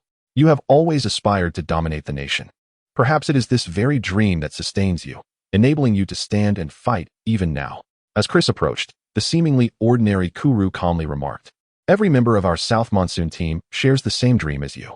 This is why, despite being considered an inconsequential academy by others, we have made it to the playoffs and stand here today. We are of the same ilk, and thus, we hope you will join us at South Monsoon Academy." Indeed. Chris, give it up. Remaining at St. Dawn Academy will yield no favorable outcomes, Ferdinand exclaimed, thumping his chest in enthusiasm. Joining us at South Monsoon Academy not only offers the chance to advance to the national competition, but also the promise of a perfect romance. This brute, with his brawn outweighing his intellect, was utterly insufferable. Eileen grumbled in exasperation, and the stands erupted with a chorus of jeers. Idiot. Chris lifted her head, wiping the sweat from her brow. She did not even glance at Ferdinand, instead focusing on Kuru, who was intently studying her. With a simple declaration, she uttered, "Come on." Kuru nodded, choosing to remain silent. Brilliant elemental particles began to flow from his hands, swirling around his body in a mesmerizing dance. In an instant, Chris's figure vanished from her spot, and with a whirlwind of furious winds, she reappeared behind him. The swirling tempest coalesced in Chris's hand, transforming into an elongated blade measuring over 2 meters. With a swift thrust, the blade pierced Kuru's back before he could even react, blood erupting in a crimson spray. Whirlwind assault combined with gale blade. The astonishing ability to merge these two techniques in such a fleeting moment was breathtaking. Barrow's hands froze upon his glasses, and with a voice both icy and fervent, he let out 2 low exclamations. Is it over? Eileen was instantly engulfed in astonishment, and upon witnessing the blood gushing from Kuru's back, he felt a shiver run through him, imagining the excruciating pain he would endure if struck by such a blow. Yet, what left many wide-eyed and chilled with fear was Kuru's reaction to Chris's onslaught. He turned around, as if entirely oblivious to the injury. His pupils were a ghostly white, his expression eerily calm, exuding neither fear nor pain. The elemental particles swirling around him remained undisturbed by Chris's strike. Suddenly, several yellow columns of wind, laden with dust, erupted between him and Chris, crashing violently into her. Amidst the collective gasps, both bodies were sent hurtling backward like 2 meteors. With a resounding thud, Kuru, blood gushing from his back, landed steadily on the ground after being propelled several meters away. His visage remained remarkably tranquil, devoid of any sign of fear or agony. It was only after a few moments that he slowly began to topple backward. On the other side, Chris struggled to maintain her balance, her hands pressing against the ground, as droplets of crimson blood trickled from the corners of her mouth. What could possibly be happening? Struck by such a powerful blow and sustaining such grievous injuries, how could she mount a counterattack? It was inconceivable. Even the most skilled combat sorcerers would be unable to perfectly control their mana particles after being pierced by such force. Only when Clue fell backward and the medical team swiftly appeared at his side did gasps of disbelief echo from the stands. Eileen found myself at a loss for words, instinctively turning to glance at Barrow, who shook his head with a furrowed brow. Don't look at me. I have no idea what sort of secret technique this fellow employed. It is the sealing technique of the Southern Monsoon. At that moment, Lister, standing at the edge of the high dome above the arena, remarked casually to the other elite instructors, a technique that temporarily shuts off one's pain and even fear. Who would have thought that this seemingly unremarkable student from the Southern Monsoon Academy possesses such courage, willing to risk everything from the outset for a mutually assured destruction strategy? It appears he is indeed a crucial part of the Southern Monsoon team's overall plan. Should we terminate the match? Asked Jalon, adjusting her wind-tousled hair, as she quietly glanced downwards. If she has the courage to risk her life, why should we stop her? Lister shook his head and chuckled. Jalon, have you grown so old that you now concern yourself with such matters? Lister, do you wish to die? The stands fell into a profound silence once more. Chris, with her hands still on the ground, slowly rose to her feet. Her entire body trembled, and it was evident to all that she was nearing her limit. Any freshman could easily topple her. Yet, she stood tall, facing Ferdinand, the captain of the Southern Monsoon Academy team, whose stature was entirely disproportionate to hers. Give up. Ferdinand insisted, shaking his head. You might have been able to compete with me before, but now you stand no chance. Perhaps you should consider transferring to our Southern Monsoon Academy. You can see for yourself that none of our team members are inept. It's finally coming to an end. However, her words abruptly interrupted him. What do you mean? Ferdinand stared blankly at Chris. Since the moment left had defeated Corian, their entire plan had unfolded seamlessly. Yet for some reason, gazing at Chris, who seemed on the verge of collapse, he felt an unsettling sense of danger rising within him. Crack. Just as this ominous premonition took root in Ferdinand's mind, Chris, who had been swaying unsteadily, suddenly collapsed heavily to the ground. The hearts of everyone in the stands raced violently. A referee swiftly approached Chris, and all present witnessed her shaking her head while lying on the ground. With both hands bracing against the floor, she struggled to rise, yet her efforts were momentarily in vain. Ferdinand and several teachers from South Monsoon Academy breathed a sigh of relief, contemplating that despite her extraordinary prowess, she remained human and could not perpetually fight like a deity. Chris, please stop. If you continue like this, you will perish. A girl from St. Dawn Academy suddenly began to weep in the stands. The majority of the students from St. Dawn felt as though a heavy stone was lodged in their chests, overwhelmed by an indescribable sorrow. From Zola to the recent bout with Crew, every battle Chris fought had been arduous, and she had performed exceptionally well. However, she was merely a young girl. And within the vast expanse of St. Dawn Academy, no one provided her with substantial support, allowing her to endure such a struggle alone. The weight of the entire Academy's honor and hope seemed to rest solely upon her shoulders. Please stop. With the girl's anguished cries. Most students from St. Dawn echoed her sentiment within their hearts, pleading for Chris to concede. Yet, to everyone's astonishment, they saw Chris in the center of the arena slowly and resolutely standing up once more. Barrow remained unusually silent, a glimmer reflecting off his glasses. At that moment, as Chris wobbled and regained her footing, Eileen was flooded with countless memories. You can freely pursue your dreams now. What is your dream? Courage, the gateway to all dreams. Barrow, I have realized what my dream is, Eileen softly confided to Barrow beside her. My dream is to help her defeat all her opponents and win the national championship. Is that really a dream? Barrow looked at Eileen, somewhat incredulous. Eileen's expression was earnest. Why not? She has declared her ambition to dominate the nation. My dream is to assist her. How can one build their dreams upon the foundation of another's? Dreams are not merely about what one wishes to achieve in the moment. They encompass visions that are challenging to realize. Right now, I simply wish to help her triumph over the other Academy teams. Why shouldn't that be valid? You might as well claim you want to vanquish all Academy teams and secure the championship for yourself. The outcome would be nearly the same. Fool. Dreams cannot be treated so casually. They require sincerity and commitment.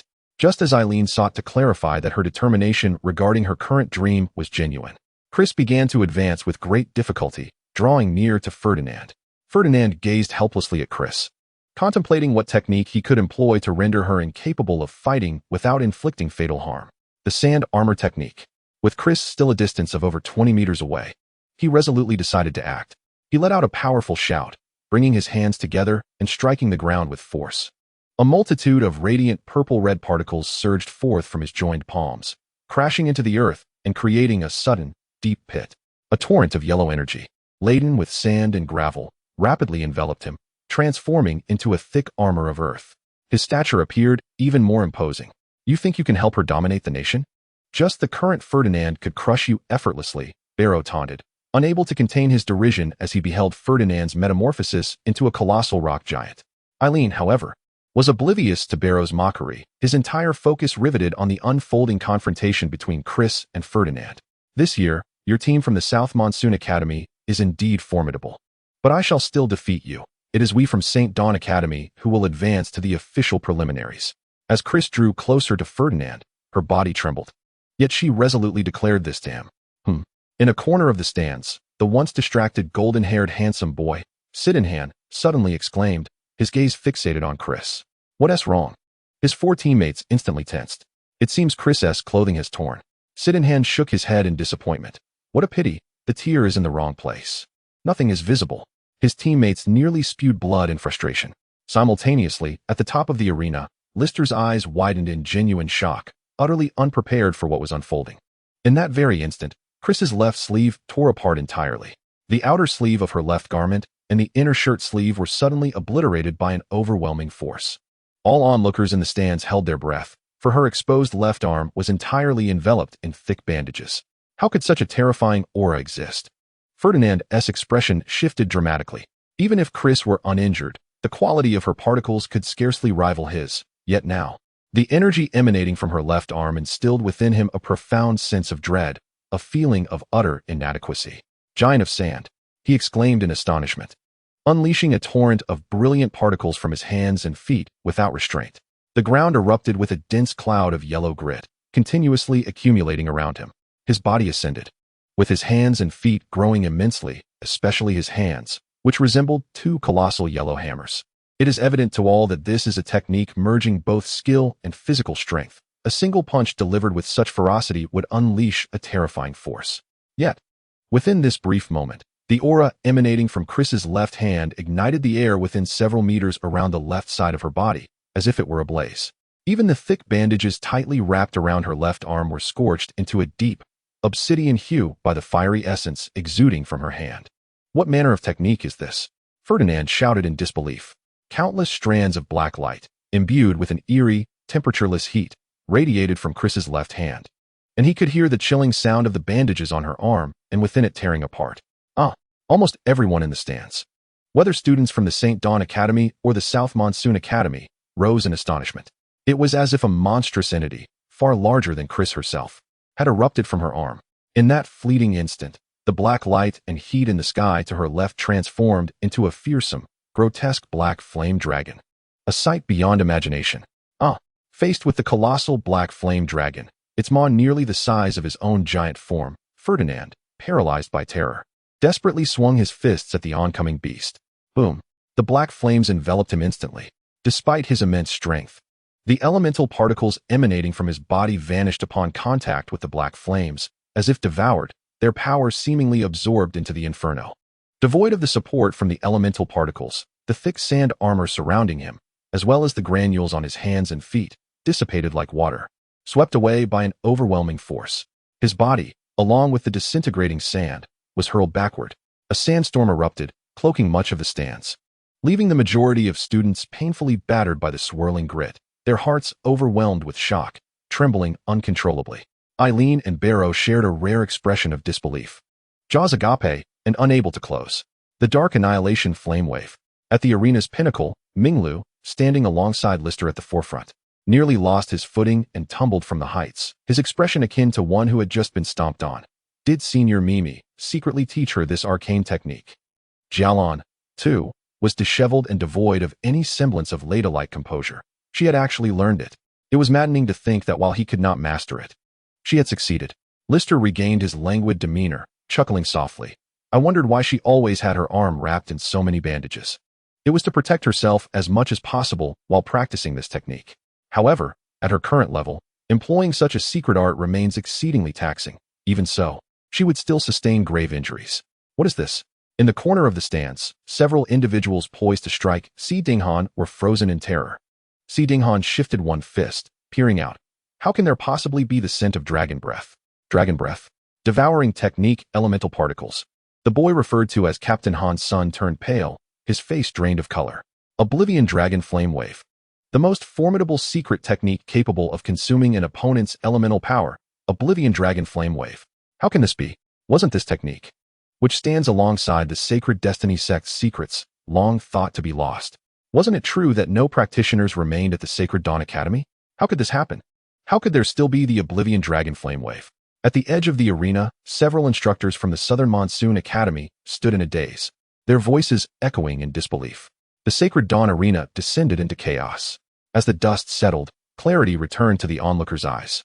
They observed that the half of the arena previously occupied by Ferdinand was now entirely covered in yellow gravel. Two figures, one large and one small, stood amidst the sandy terrain. Chris and Ferdinand remained upright. Chris stood not far from Ferdinand, both of them speckled with fine yellow grains of sand.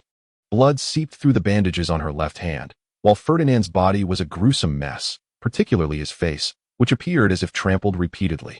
Even those from the Southern Monsoon Academy would struggle to recognize him. I never imagined you had mastered such a terrifying technique. Suddenly, Ferdinand's voice broke through the tension, muffled, as though his tongue were swollen.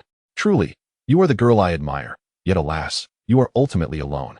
Unlike my teammates who are all formidable and possess the courage to risk it all. His tone shifted abruptly to one of fervor and confidence. Unfortunately, this technique is too powerful. You cannot possibly endure such strength. You must be incapable of moving even a finger now, and soon you will faint. Thus, victory will ultimately belong to us, the Southern Monsoon Academy. Chris, you should obediently transfer to our academy and join us in creating history, in crafting miracles. What? Upon hearing Ferdinand's words, Eileen, who had just closed her mouth, nearly leapt to her feet.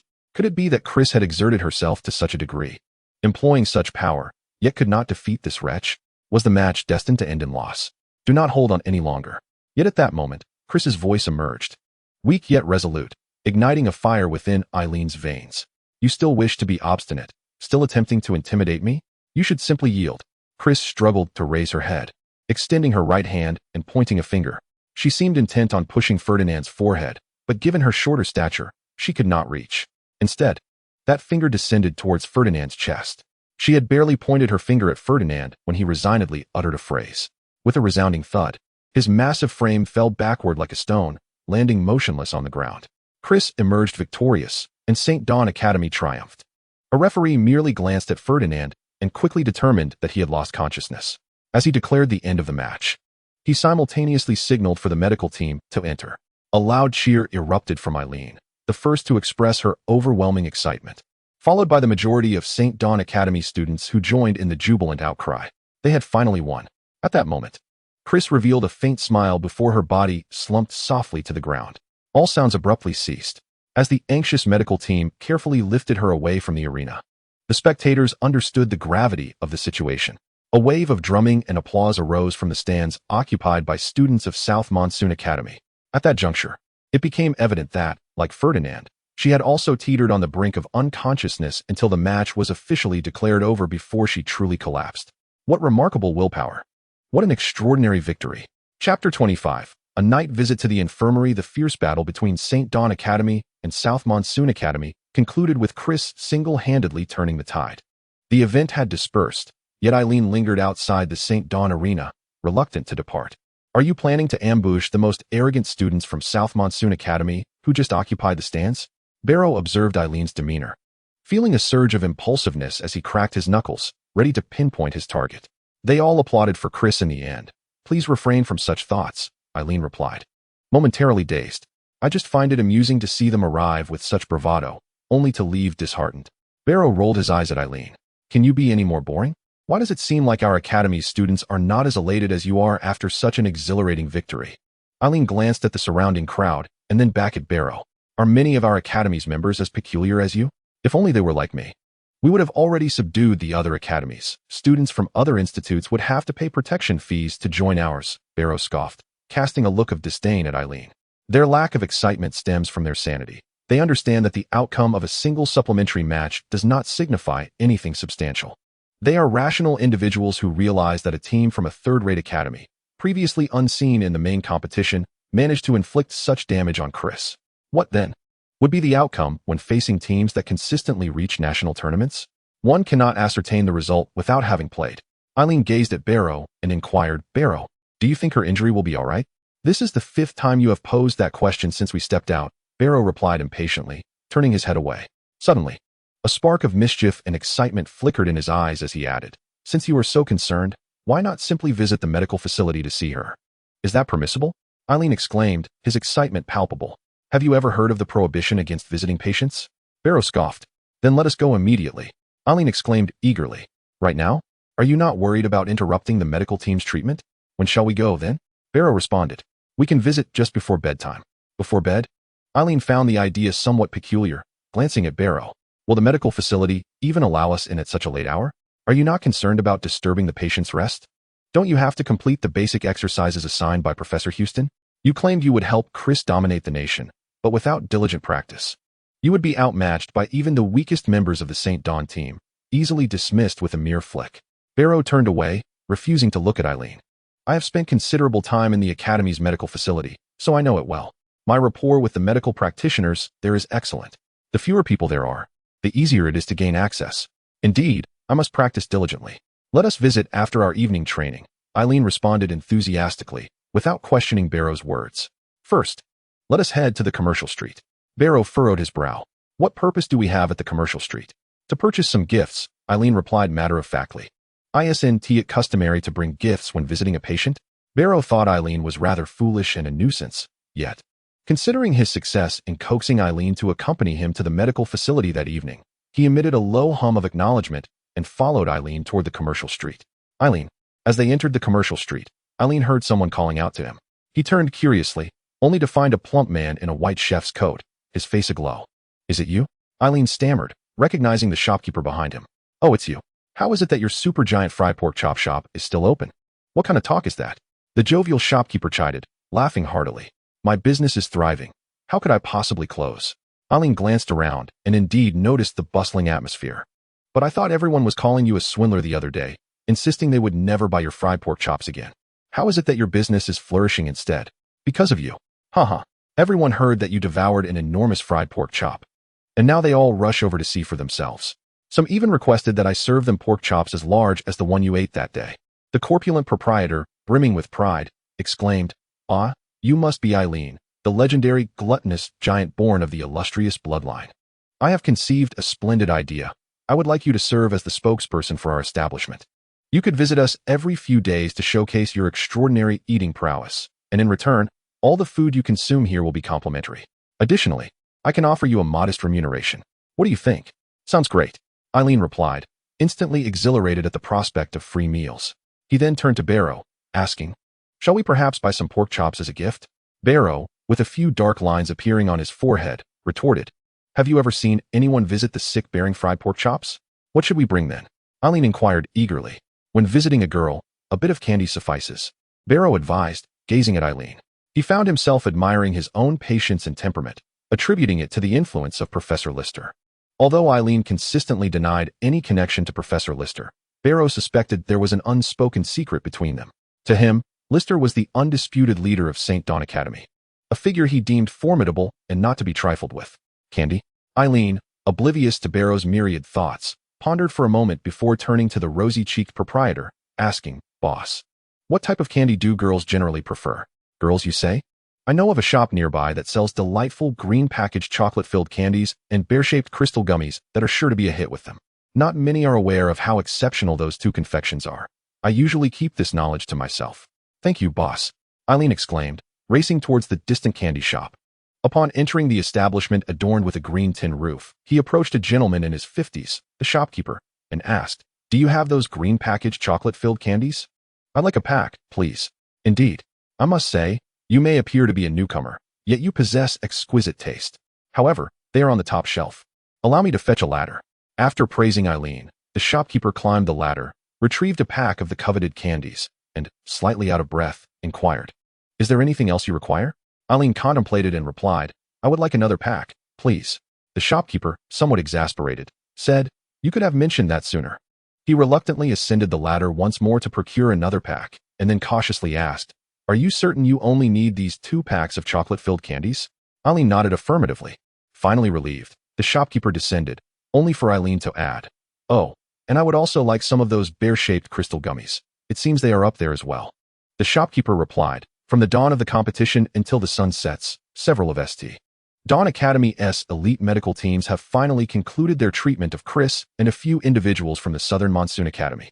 After conducting another thorough inspection, the esteemed and authoritative medical practitioner, Professor Nan Ming, who oversees the medical area, approached the room where Chris lay. He paused to listen to her serene and steady breathing, a stark contrast to the deep furrow on his forehead, a mark of experience that betrayed his 30-something years. He then imparted instructions to several on-duty medical practitioners. These patients are gravely injured. Utmost vigilance is required. As per usual protocol, no one is to enter, to avert any unforeseen incidents. Especially since this competition is hosted at our academy, and these individuals from the Nan Jifeng team are precious to their institution. We cannot afford any mishaps. Understood. The medical practitioners replied solemnly, swiftly vanishing down the corridor outside the room. Belro, are you truly acquainted with the medical staff here? Are you genuinely here to see Chris? In the dead of night, as a dark cloud drifted overhead, Eileen, rubbing her arms and legs, could not contain her curiosity and inquired of Belro. Just ahead of them loomed the towering walls of the medical facility. Beside Belro, a rudimentary tunnel had been revealed through his efforts. Could you refrain from being so bothersome? Having just completed numerous foundational exercises, are you not exhausted? Belro flashed a bright smile, whispering, the main entrance to the medical facility has long been secured. If we do not enter from here, where else shall we go? Moreover, once inside, you must stay closely behind me and remain silent. I cannot guarantee that everyone inside will be accommodating. If you disregard my instructions and fail to see Chris, do not hold me responsible. Very well. Eileen, filled with trepidation, reluctantly nodded and followed Belro as he cleared the obstructing roots and vines. Stepping into the inky darkness of the tunnel. Minutes later, a faint noise echoed in the corridor outside Chris's room. At the staircase, a garbage chute cover was lifted from the inside, revealing two grimy figures. One of them gestured towards Chris's room in the nearby wards. Chapter 26. Sweet candies and midnight screams. This is what you meant by being familiar with the medical staff inside? Not encountering a single soul. What relevance does familiarity hold? Eileen lamented as she followed Belro through a tunnel, navigating a sewer, traversing a ventilation shaft, and passing through a room filled with skeletons and grotesque, bubbling entrails. After scaling several deserted outdoor staircases, she finally emerged from a refused shaft into the corridor, on the verge of collapse. What scheme do you have in mind? Eileen gazed at Belro, whose glasses sparkled with a starlit glimmer in the darkness, unable to contain her frustration. I'm merely helping you meet Chris.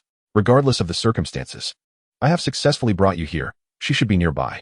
Bello adjusted his spectacles and softly remarked, if you do not believe, a glance back at the past will suffice. However, I advise you to keep quiet, lest my efforts be in vain. Clinging to the last vestiges of hope, Eileen approached the designated infirmary rooms.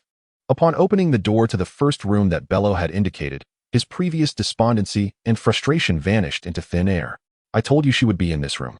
Bello's voice whispered in his ear, akin to the furtive murmurs of a fox in the night. The instructors at St. Dawn Academy, of course, have their own interests at heart.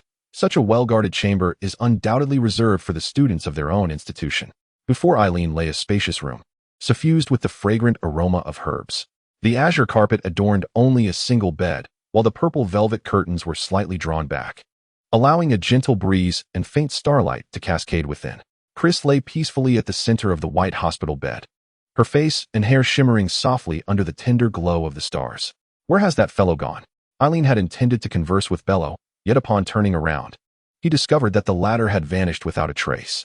As Eileen pondered whether to rouse Chris, gently placing down the gifts he had procured for her, her long eyelashes fluttered suddenly, and she opened her eyes. With a hint of confusion, she blinked, and upon recognizing her surroundings and the figure standing at the door, she inquired quietly, are you one of the supervising teachers? How come you appear so youthful? I am not a supervising teacher. I came to see how you were faring. Eileen replied bashfully, do you not remember me? Outside the Philosopher's Stone Forest, during our detention, you treated us to many delicacies. A freshman punished by Houston? Chris blinked in surprise. I recall you, but how did you gain entry? A friend who was also detained with me brought me in. I wonder if you remember him. He wore glasses, Eileen lamented, but now I have no idea where he has wandered off to. To sneak you in like that, impressive. A smile of admiration danced at the corners of Chris's lips. I do not recall what he looked like, but I remember there were 3 of you. Indeed. There was another with red hair named Moss. The one with glasses is Bello, and I am Eileen, he exclaimed with enthusiasm. I watched your match today. I initially thought we were certain to lose. Are you feeling better now? By the way, I brought you gifts. Some delicious chocolate-covered candies in green packaging from a shopkeeper. And gummy bears. Chris's mouth formed an exaggerated O. Is it from that small shop with the green tin roof? I adore those chocolate-covered candies. But it has been ages since I last bought any.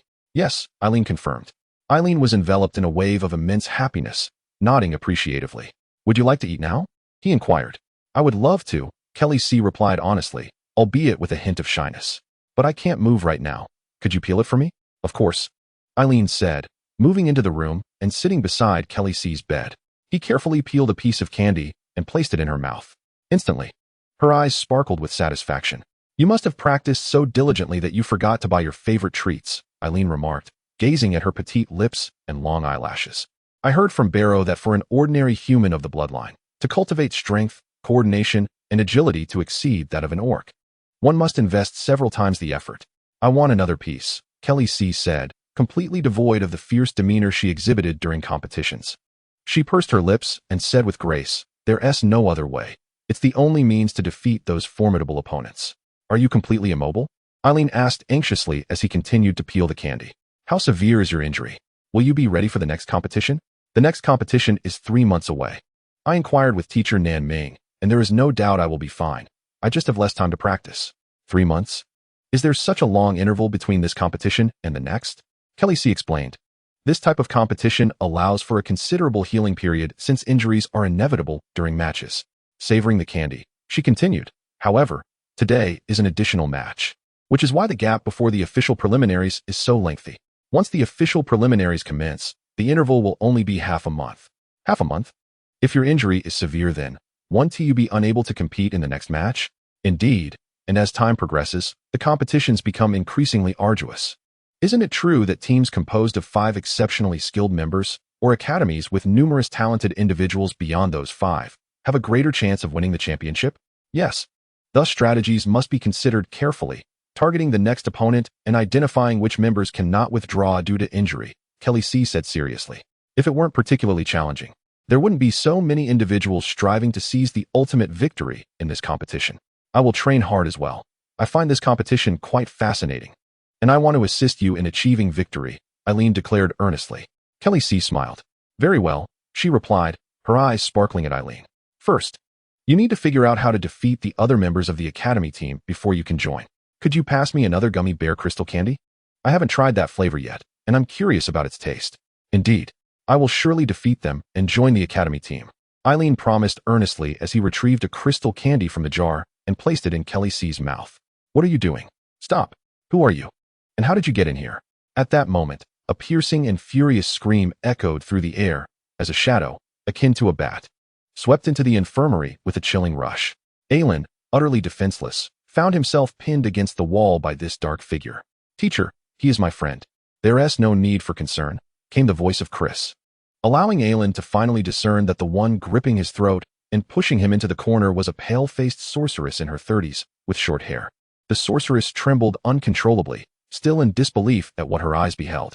This was a ward under stringent protection by the medical department, with combat sorcerers patrolling the perimeter. Thanks to Nan Ming's explicit instructions, everyone here had been on high alert. Yet it was unfathomable that someone had infiltrated this area and had even fed something to Chris, although she had recognized the scent of ordinary candy upon bursting in.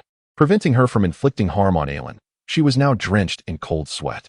Chris was the Academy's most elite student, a treasure of utmost value.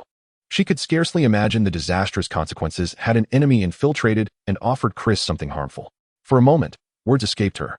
Whoosh, whoosh, whoosh. Sounds of slicing air filled the room as numerous shadows descended, entering through the windows and door. In an instant, the spacious room felt crowded. How did you get in here? You actually infiltrated this place? Every sorcerer present was utterly astonished, their expressions darkening. I came over from the back wall, Aylin replied, sensing the impending severity of the punishment. He nudged Chris with a wink, hoping not to reveal Belro and willing to accept the blame alone. Speak in detail. A sorcerer with a head wrapped in a green scarf demanded, veins bulging on his forehead. There's a tunnel in the grove connecting to the sewer. Go check immediately to see if his first statement holds true. The sorcerer issued a command at once. In less than a minute, a figure darted out like a shadow and swiftly returned through the window, confirming the existence of the tunnel. How did you know there was such a tunnel? What did you do after entering? As Aylin pondered how to respond, a sudden, urgent alarm began to sound, resembling the sharp call of a bird. What is happening? All the sorcerers in the room jolted, their faces growing even more grim. Several injured members of the Nanjifeng Academy team have vanished. Another sorcerer rushed in, appearing utterly disheveled. A side door swung open, suggesting that someone had infiltrated while you arrived, whisking away all the injured. What? The leader? His hair bound with a blue scarf, felt cold sweat cascading down his face. Upon noticing the open door, he did not pursue. I have already given chase. Yet no sign of them has been discovered. Who are you exactly? Several sorcerers advanced menacingly towards the bewildered Eileen. Do not be alarmed. Leave this to us. At that moment, a melodious female voice resonated. It was Galen. The sorcerers in the room exchanged glances, collectively exhaling a sigh of relief. Ferdinand awoke from his slumber, immediately feeling the firmness of the bed, a stark contrast to its previous softness. Suddenly, he realized stars twinkled above him. He was not in a room, but in an expansive open space. He soon recognized that he was in the wilderness. In the next instant, he screamed, utterly bewildered by the situation. He and Riley, along with their companions, should have been comfortably resting in the infirmary of the Dawn Academy. Yet now, he found himself and his teammates bundled together, cast aside in a field of wild grass, surrounded by ominous grave markers. A graveyard? How could this be? At that moment, Clue was also startled awake by Ferdinand's cries, equally perplexed and letting out a terrified scream. Humph! How dare you brazenly abduct people from the Dawn Academy? Showing me such disregard, you shall meet your doom. Such audacity in my presence. As the frightened cries of the members of the Nanji Feng team echoed, a seemingly quiet figure traversed the nearby desolate woods, audibly muttering to himself in a boastful manner. This fellow exerted such effort merely to vent his frustrations. Truly, he is bold enough to trespass into the lair of colossal beasts. A languid voice soon emerged softly from the edge of the woods, to be able to divert so many and bring them here. I had not possessed such skill in my youth. Lister, how shall we deal with this little rascal? The coarse voice of Minglu quickly followed. It is merely a child's prank. It requires no attention. Lister chuckled. I suspect it won't be long before you have ample opportunity to discipline and correct them. Chapter 27. A clear path ahead. After being taken from the infirmary, Eileen found himself confined in a pitch-black iron room with only a window the size of a head. However, he felt no concern over potential repercussions. On the contrary, his heart brimmed with boundless determination upon finally seeing Chris. With a clear dream and a steadfast goal, one's spirit seems to awaken, imbued with newfound significance. Eileen felt as though the path ahead had suddenly become clear. Even the starlight filtering through the small window appeared brighter and more beautiful than usual. He knew he must first overcome the other members of the academy team before he could aspire to join them. Though Eileen was already exhausted from his foundational training prior to arriving at the medical pavilion, the mere thought of this goal propelled him to rise from the ground. In the confined space, he engaged in deep squats, explosive jumps, sudden stops, and practiced his punches, continuing his relentless training. As time passed, Eileen felt as if he had emerged from water. Every muscle, and even his bones were ablaze with pain, akin to them cracking under pressure, causing him to cry out with each movement. What are you doing? The heavy iron door suddenly swung open, and a rush of fresh air flooded in. At the entrance stood the elite instructor Jialon, adorned in a red scarf, her lovely chestnut hair cascading to her shoulders. Upon seeing Eileen's contorted face, drenched in sweat, she was taken aback. I'm practicing, Eileen gasped, recognizing Jialon. Filled with determination, he declared, because I want to join the academy team and participate in the Starry Sky Champions Cup. A freshman wishes to join the academy team directly for such a competition? Jialon recalled Eileen's previous endeavors alongside Beilu, and observing his current state, she felt a mix of exasperation and astonishment. Did you watch the competition today? Are you not aware that each participant may suffer severe injuries or even face life-threatening situations? Aren't you afraid? I am not afraid. I want to challenge those formidable opponents and defeat them.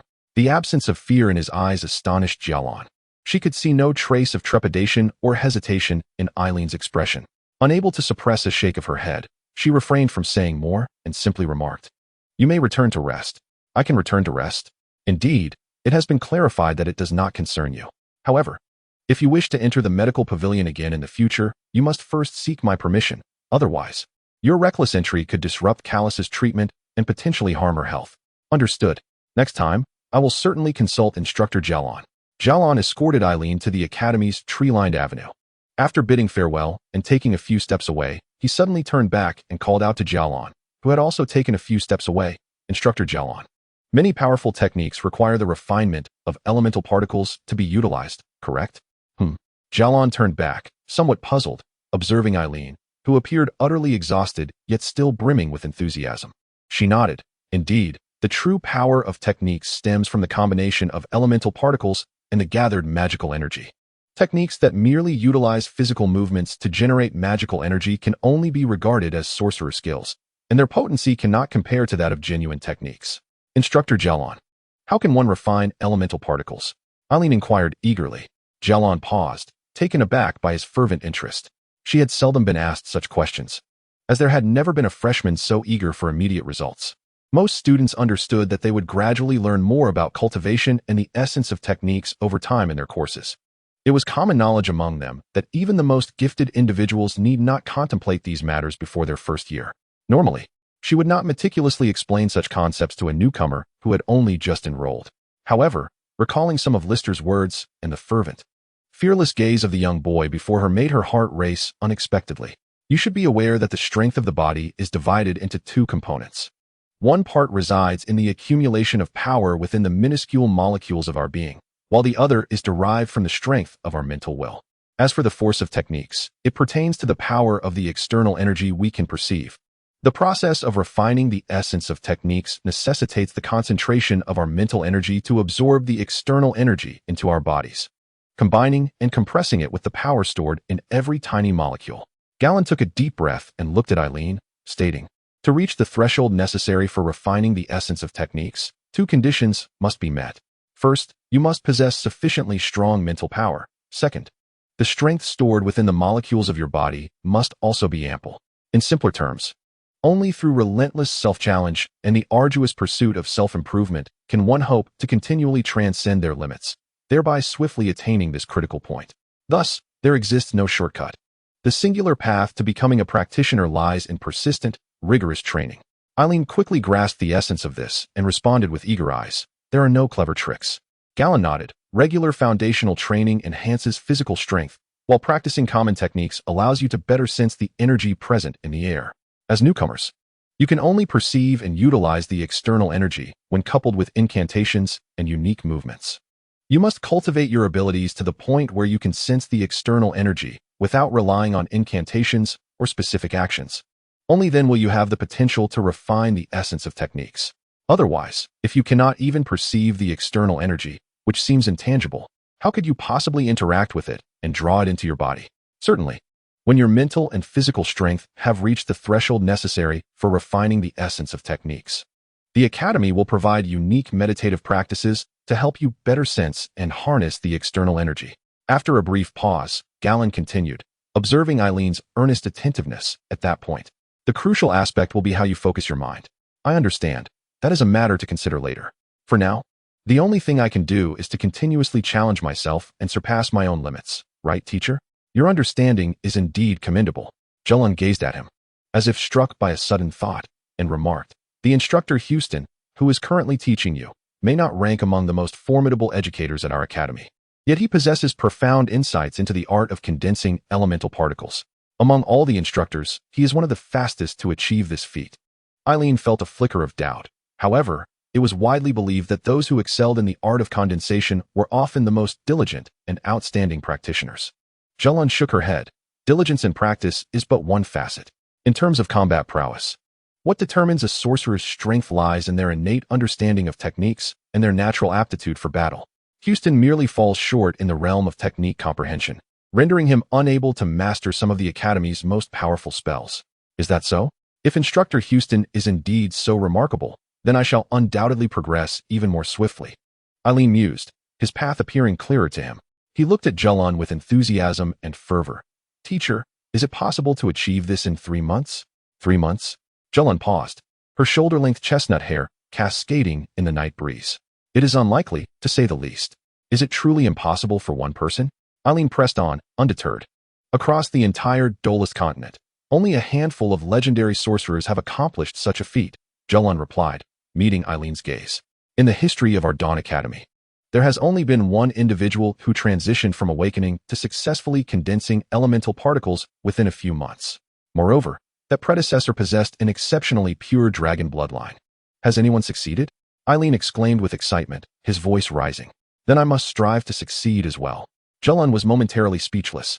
Beneath the dancing shadows of the trees, Eileen's retreating figure appeared somewhat disordered. Jolon watched him with a mix of exasperation and admiration. From any perspective, Eileen had seemed rather unremarkable, indistinguishable from the ordinary newcomers of human lineage. Yet, upon engaging with him, Jolon experienced an inexplicable sensation. This feeling did not solely stem from the absence of fear or concern in Eileen's eyes, nor from the apparent lack of anything to dread beneath the vast expanse of stars. There was something else. She could not quite identify this elusive essence until Eileen's silhouette began to fade from view. Reflecting on his exhilarated smile, she finally grasped the truth. Even the boldest, most fearless individuals would feel a shiver at the thought of the arduous journey towards becoming a sorcerer, knowing that it required relentless toil and the taste of transcending one's limits. Even she, when recalling those excruciating moments that were more painful than death itself, felt a sense of discomfort. Yet, this young man, upon contemplating the inevitable hardships he was about to face, displayed an exuberance as if he were anticipating a series of joyous events. What kind of attitude was this? To progress more swiftly, to condense elemental particles without fail, one must surpass the other members of the squad to join the academy team. I yearned for strength. Under the starlit sky, Eileen strides towards the Ivy Hall, fervently waving his fists, a look of exuberance adorning his face. Chapter 28. The existence of the little notebook in the early morning. Eileen, still appearing as if he has just awakened, walks alongside the exceptionally alert Belro on the path to the stone forest of thinkers. Today marks the day of the test mandated by Houston. Where did you go last night after you left the infirmary? I went nowhere, merely wandered about. But those members of the South Monsoon Squad were not taken by you.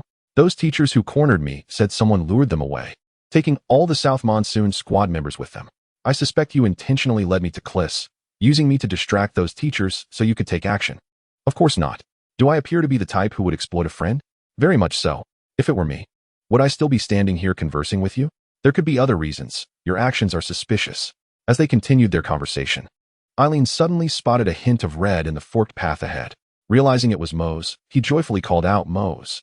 With his head lowered, Mose had been preoccupied, worrying about the potential misfortunes awaiting him in today's class with the little notebook teacher. Upon hearing Eileen's voice and turning to see the excited figure approaching, he was struck with an overwhelming urge to flee. "Squirt, keep your distance. Do you think I've not suffered enough? Don't make Houston believe we are accomplices." Huh. Eileen, now close behind Mose, gazed at him in surprise. "Have you shrunk even more?" "What?" Mose, after a brief second of incredulity, nearly dropped his eyes to the ground, astonished to realize that Eileen indeed seemed to stand slightly taller than himself. "How can this be? The little squirt cannot possibly be taller than me. What sorcery is this? Are your feet a facade?" Devastated, Mose lunged at Eileen's feet, incredulously grasping them, and even removing Eileen's shoes to inspect for any hidden contraptions that might explain Eileen's newfound height. Yet, to his utter frustration, Eileen's feet appeared entirely normal, devoid of any enhancements. Well. At that moment, a sinister voice drifted from nearby. "Houston?" Mose froze, still crouching before Eileen. The man, with slick hair and an insincere smile, observing them from the shade of a tree, was none other than their little notebook teacher, Houston. "How delightful. Such intimacy between you two. It warms my heart to see such camaraderie and mutual support among students." Houston, with a glint of mischief in his eyes, caressed his gleaming head and uttered a cryptic remark before leisurely turning away to enter the stone forest of philosophers. After a brief moment of stunned silence, Moss erupted into a frenzy, shouting, "Teacher Houston! Teacher Houston is not as you imagine. I truly have no connection with these two. We are not allies. I was merely inspecting his foot. We are certainly not good friends. Am I a fool?" A soft, sardonic laugh echoed from the depths of the stone forest. Even if one had a foot fetish, it is unlikely they would take pleasure in examining a man's foot. Moss felt as if he could perish from embarrassment. The majority of the newcomers had arrived earlier than Eileen and the others, their spirits fraught with anxiety. Countless legends suggested that the tests conducted by the meticulous teacher Houston were as fearsome as the monstrous beasts in a coliseum. Moreover, none from other classes dared to provoke teacher Houston, yet within their own cohort resided Eileen, a source of utter chaos for Houston. Thus, when Houston's tall silhouette emerged amidst the white monoliths, many newcomers struggled to suppress their trembling legs. Moss, with a face ashen as the grave, Eileen, brimming with enthusiasm, and Barrow, wearing a nonchalant expression, made their appearances in succession. The trio seemed poised for yet another escapade, and their expressions hinted at impending mischief. The newcomers were left wondering what schemes teacher Houston had in store for them. Teacher Houston, known for his pride, had lost his composure during their last encounter, leaving him utterly humiliated, and now the entire academy buzzed with tales of his debacle. He was unlikely to let it go without retribution. In an unspoken consensus, most newcomers had already grouped Moss, Eileen, and Barrow together. Thus, another delightful day commenced. Once all the newcomers gathered, Houston cleared his throat, striking a pose he deemed suave and aloof, proclaiming, "As I reiterated just days ago, today marks the day we will assess your cultivation progress. I trust you are all brimming with excitement." Excitement, perhaps bordering on tears, many newcomers thought to themselves. The motivation for cultivation stems from witnessing one's own progress. I, Houston, am the most adept instructor at St. Dawn Academy. Under my sagacious and efficient guidance, as long as you refrain from laziness, you shall undoubtedly surpass the students of other classes. However, The crux lies in your diligence. Should you dare to be remiss in completing my prescribed exercises, well, you are well aware of the consequences. Houston, brimming with self-assurance, spoke with exuberance, seemingly emerging unscathed from the chaos Eileen had wreaked upon him previously. I, too, am filled with immense excitement and wish to immediately assess the fruits of your labor. However, one among you possesses a peculiar trait. He is easily prone to hunger.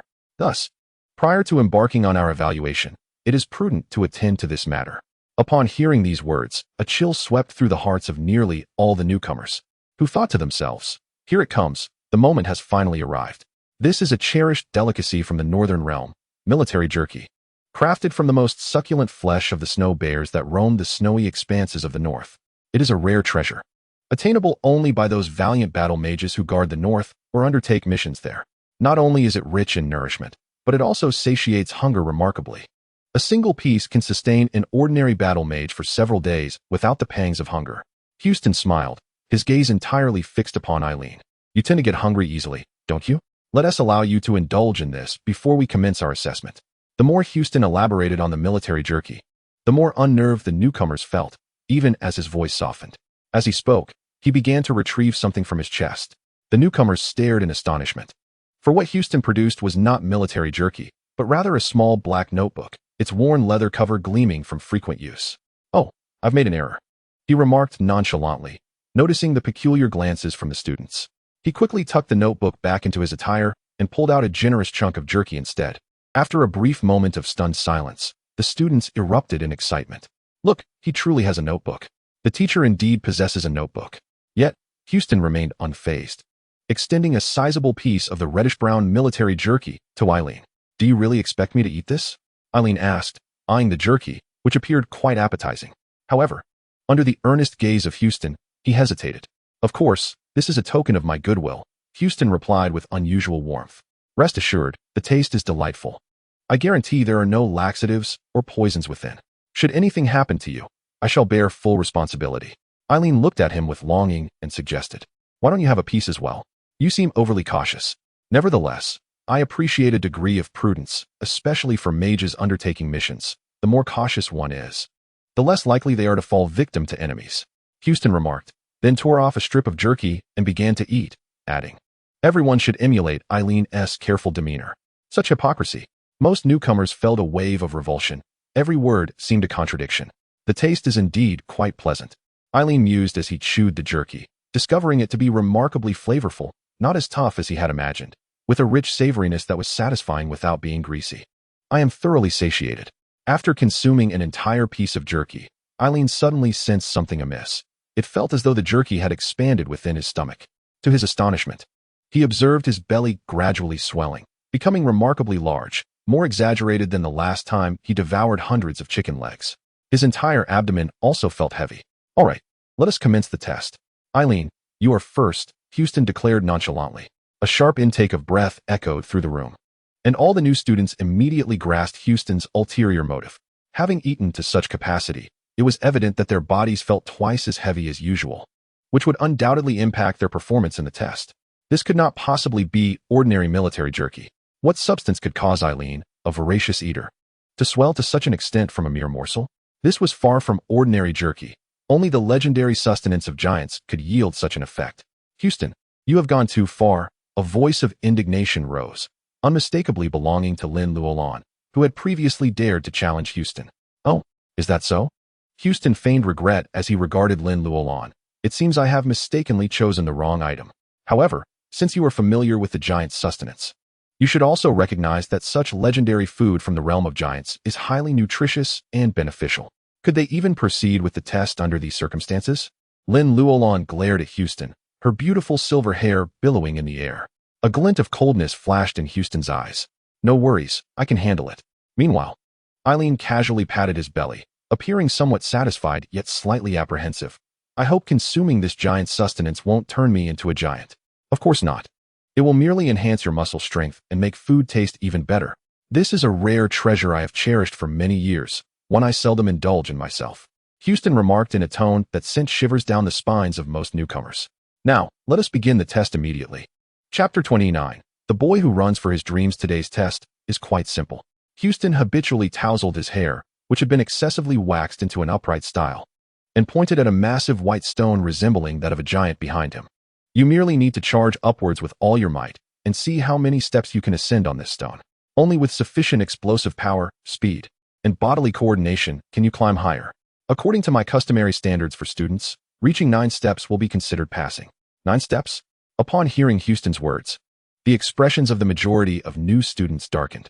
The assessment was indeed straightforward. It was technically referred to as wall running, ascending straight up a wall towards the sky. A favorite activity among many practitioners, evoking a feeling of running towards an endless sky. Most new students were aware that many practitioners with astonishing speed and strength could effortlessly run straight up any vertical wall of the Holy Dawn Academy, reaching the highest rooftops without the need for energy particles. Yet, 9 steps proved to be exceedingly challenging for them as newcomers. The enormous stone selected by Houston leans slightly inward, lacking any evident footholds, rendering the challenge even more formidable for them. Such treachery is particularly insidious. Upon witnessing Eileen's prominently rounded belly, many freshmen inwardly cursed the instructor of this daunting task.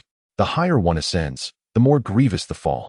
Not only could Eileen not outrun 9 steps, but even if he could, with such a full belly, a fall would surely result in a spectacle akin to a fountain. Just 9 steps were deemed sufficient to pass. How many strides could the formidable students Houston had mentored, those who had once been like us, manage during this trial? What baffled the majority of the freshmen was Eileen's expression of sheer excitement in response to Houston's words, as he eagerly inquired further. Enough of this nonsense. Houston silently cursed in his mind, though his exterior remained amiable, a gentle smile gracing his lips as he remarked, in years past, the exceptional ones were able to cover 15 steps during my initial assessment. Very well, I shall challenge their record, Eileen declared, vigorously shaking his fist, his gaze locked solely on that stone. With a resounding thud, a heavy footfall echoed across the open space of the Thinker's stone forest, causing every heart to leap. A cloud of dust erupted beneath Eileen's feet like a burst of spray. How could such strength be possible? Houston's smile abruptly faltered, a wave of ominous premonition washing over him. Thud, thud, thud. The rapid footfalls resounded like a drumbeat, initially heavy but quickly becoming lighter. To the astonishment of all, the swiftly sprinting Eileen appeared to create an afterimage. How could he possess such explosive power and speed? Unlike the freshman, Houston discerned the moment Eileen unleashed his full sprint. He realized that Eileen's strength far exceeded his expectations. As Eileen accelerated, the pride on Houston's face transformed entirely into shock. As Eileen's foot officially touched the white giant stone, he let out an exhilarating shout. In the eyes of the onlooking freshman, who regarded him as if he were a creature of legend, he continuously shouted in delight, propelling himself skyward. His body soared swiftly, reaching heights that seemed beyond belief, before emitting a distorted cry as he plummeted back down, with a resounding splash. To everyone's astonishment, he did not fall. Instead, at the apex of his leap, he executed a roll and landed gracefully, merely pressing his hands against the ground before standing up unscathed. You ascended so many steps. How could you possibly remain steady upon landing? Houston's frantic screams pierced the air. A person, under the delusion of having outsmarted others, repeatedly suffers defeats at the hands of the same individual, resulting in an immense torment of the spirit. The current state of Houston serves as a testament to this reality. The instructor, in his frustration, has even begun to tug at his own hair. How many steps has he truly taken? All the new students instinctively direct their gazes towards the imposing white stone. The stone bears clear imprints of dusty footprints. 1, 2, 3, 4, 11, 12, 13, 14, 15, 16. A chorus of astonished exclamations erupts. 16 steps. As the cacophony of Houston's frantic voice resonates, Eileen, deeply concentrated, counts and realizes he has indeed sprinted a full 16 steps. Overwhelmed with joy, he shouts, Houston, Houston, I ran 16 steps. I broke the record. Houston, whose heart was already bleeding, feels as though his face has been trampled upon once more upon witnessing Eileen's exuberance. Could this be some adversary sent to torment him? Such thoughts flit through his mind. Although he had previously guided some exceptional students who have now become formidable figures that chill him to recall, those students had indeed managed to run 15 or 16 steps during their initial tests. The crucial difference now lies in the fact that Eileen's belly is still so distended. What ancestry does this boy possess?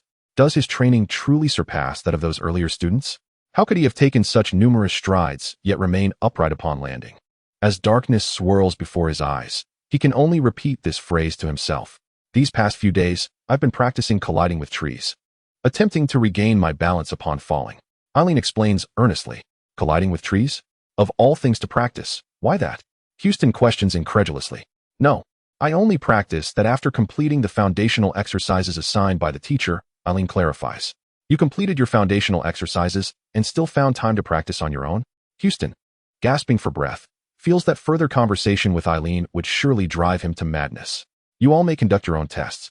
Anyone who cannot achieve at least 9 steps must run 10 laps around the Thinker's Stone Forest before returning. Turning away to avoid Eileen's face, he suppresses the urge to vomit blood, reminding himself to remain composed as he issues this command. One by one, the new students, brimming with indignation yet silent, begin their tests. The air fills with muffled cries of pain accompanied by the sounds of heavy falls. Only a scant few manage to surpass 9 steps, while increasingly more students exit to take their runs. The Thinker's Stone Forest is vast, making even a single lap an arduous challenge. 10 laps are a true test of endurance.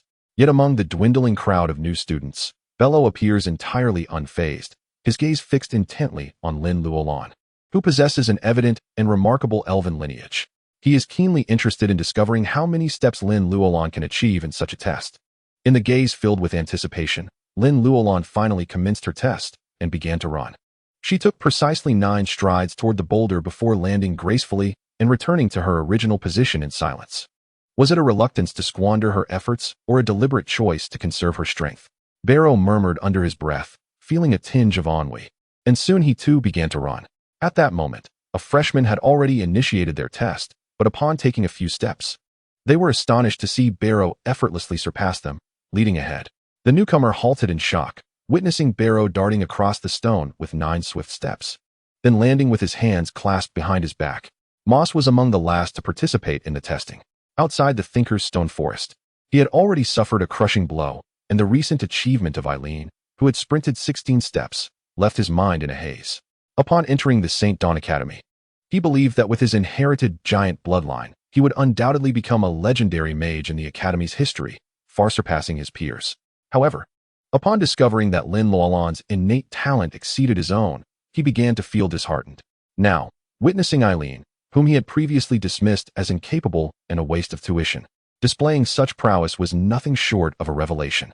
Come on, Moss, Eileen exclaimed excitedly upon seeing Moss take the stage. Moss, already in a daze, felt a spark of hope as Eileen cheered for him. However, he realized that from this moment on, no matter what he said, the little notebook teacher would never believe that he and Eileen were not close friends, and Barrow was no longer a good companion. He was oblivious to how he had run at all, and as he stumbled heavily to the ground, he realized he had only managed 7 steps.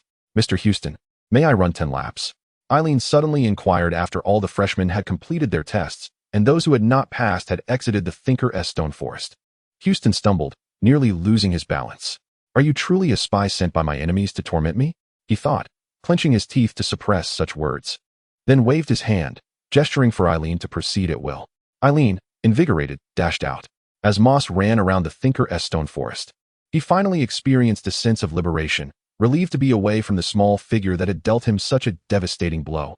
Even punishment laps felt lighter. Moss, let us run together, a familiar voice called out. He turned abruptly, leaping several meters away, exclaiming, You little imp, are you a ghost? Why are you still following me after I've been punished? Keep your distance. I do not wish to see you. All right, Eileen replied, perplexed by Moss's attitude, and commenced a series of spirited sprints. I must grow stronger. I will definitely condense the essence of magic particles. Beneath the radiant sun, droplets of crystalline sweat splashed from his figure as he sprinted relentlessly. Chapter 30. Unleashing Potential? The beleaguered instructor Houston spent the entire day in class, as if in a dreamlike state. The sustenance derived from giants is indeed a rare treasure. A single portion is sufficient to sustain a team of practitioners for an entire week on a mission without the worry of food. It is crucial to understand that during perilous outdoor missions, especially when engaging in combat with other practitioners, many of the consumable items found in the wild could easily be traps set by adversaries. His intention in expending his precious giant sustenance was to ensure that Eileen would fail the assessment, thus subjecting him to punishment and exhausting him to the brink of collapse. However, to his utter astonishment, Eileen not only passed the assessment, but also voluntarily requested punishment. relentlessly sprinting during the punishment process and exhausting himself more than all the other newcomers combined. This left Houston utterly bewildered. As the sun dipped below the horizon and class was dismissed, Houston felt an urgent need to collect his thoughts. Otherwise, he would begin to suspect that there was something amiss with his mind. "Instructor Houston." Eileen's voice suddenly echoed once more. Houston turned to see Eileen, resembling a model student, standing a short distance away. "Is there something you wish to discuss?" Eileen inquired earnestly. "I would like to ask how I can condense the elemental particles more swiftly." "What?" Houston nearly toppled to the ground. "I have heard that, although you are not considered a particularly elite instructor in combat, you possess a unique expertise in the condensation of elemental particles, being one of the fastest to achieve this feat in the past," Eileen stated with utmost seriousness. "Could you share some techniques and practice methods to expedite the condensation of elemental particles?" Elemental particles? To contemplate this matter at this juncture? Even if one were to pose a question, it would be wise not to mention that Houston is not regarded as a formidable elite teacher in combat. The most important thing for Houston is his dignity. Such a statement is akin to a direct slap in the face. This is nothing short of an affront. Even in conflict, one must avoid striking the face. Houston was certainly on the verge of losing his composure. The newcomers were in an uproar. Houston felt an overwhelming urge to cry. It seemed as though his face had been trampled countless times in that brief moment. It took him several minutes to regain his composure. "Since you have shown me such disrespect, do not blame me for being ruthless," he silently raged, though his outward demeanor remained affable. The condensation of elemental particles can be divided into two stages. The first stage involves training both your body and mental strength to the critical point necessary for condensation. Once the strength of both body and mental faculties has been attained, the second stage follows, which requires a heightened concentration of mental energy to condense the elemental particles. In light of your current circumstances, it is unnecessary to contemplate the subsequent phase just yet. Your focus should solely be on how to elevate both your physical and mental fortitude to that critical threshold. Acknowledging this, Eileen nodded in agreement, finding Houston's explanation to be remarkably lucid. To accomplish the first stage, the sole pathway is, without a doubt, the relentless pursuit of surpassing one's own limits through arduous training, allowing one's body to continuously transcend its boundaries. Houston squinted his eyes, asserting that to expedite this process and genuinely transcend one's limits, there exists but one method: to confront and overcome the most intolerable challenges. The most intolerable challenges? Eileen felt a flicker of confusion.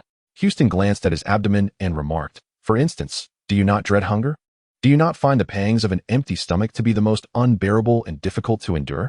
Eileen immediately nodded vigorously in affirmation. "Indeed. If you can withstand 2 hours without food, then strive to endure for 3. If you can manage half a day without sustenance, then push yourself to last a full day."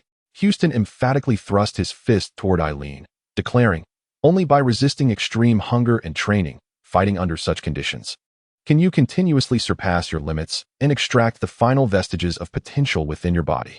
Was it not precisely this approach that the esteemed Houston employed, challenging himself to confront the most intolerable of circumstances? Eileen gazed at Houston with admiration. "Absolutely. To swiftly refine the essence of the technique and become a true practitioner, one must truly extract the power from every minuscule molecule within their body. Much like a sponge, the drier it becomes, the more water it can absorb upon the next encounter." Though Houston spoke these words, his thoughts lingered on the notion that even if he could not fully engage Eileen, starving him to the brink would still serve a purpose. "Thank you, teacher. I shall endeavor with all my might." As night enveloped the world, Lister perched upon a slender branch atop a colossal tree within the giantwood forest. This branch, no thicker than a thumb, swayed precariously beneath him in the night breeze, giving the impression that it could snap at any moment or that Lister might plummet from its grasp. Yet, astonishingly, neither of these scenarios unfolded. A peculiar current of wind swept through the forest, resembling a transparent serpent, and from the opposite side, Kate's silhouette emerged upon another delicate branch. Standing steadfastly on the slender limb, Kate resembled a heavy stone, and intriguingly, the branch beneath him appeared to solidify alongside him, remaining utterly still. "Do you not find this an extravagant waste of technique essence?" Lister remarked lazily, stretching his limbs as he cast a glance at Kate. "I am not like you, a beast perpetually primed for battle in optimal condition. In such a secure place as St. Dawn Academy, a little waste of essence is hardly consequential." Kate chuckled lightly, yet his demeanor shifted to seriousness. Today, Houston conducted a wall-running assessment for this group of newcomers. Eileen managed to traverse 16 steps on the very stones we often used during our evaluations. So remarkable. Lister clapped his hands and chuckled, genuinely surprised by such an unexpected achievement. Even more astonishing was the rapidity of his progress and recovery. Kate cast a serious glance at Lister, who seemed to take it lightly, and remarked, "Just a few days ago, when I saw him, his strength and speed were insufficient to allow him to run more than 10 steps. Moreover, you must have noticed that his body recovers significantly faster than that of an average person, which means he can train longer than others, or in other words, he possesses more training time than his peers. Even someone with Minglu's physique seems to pale in comparison to him."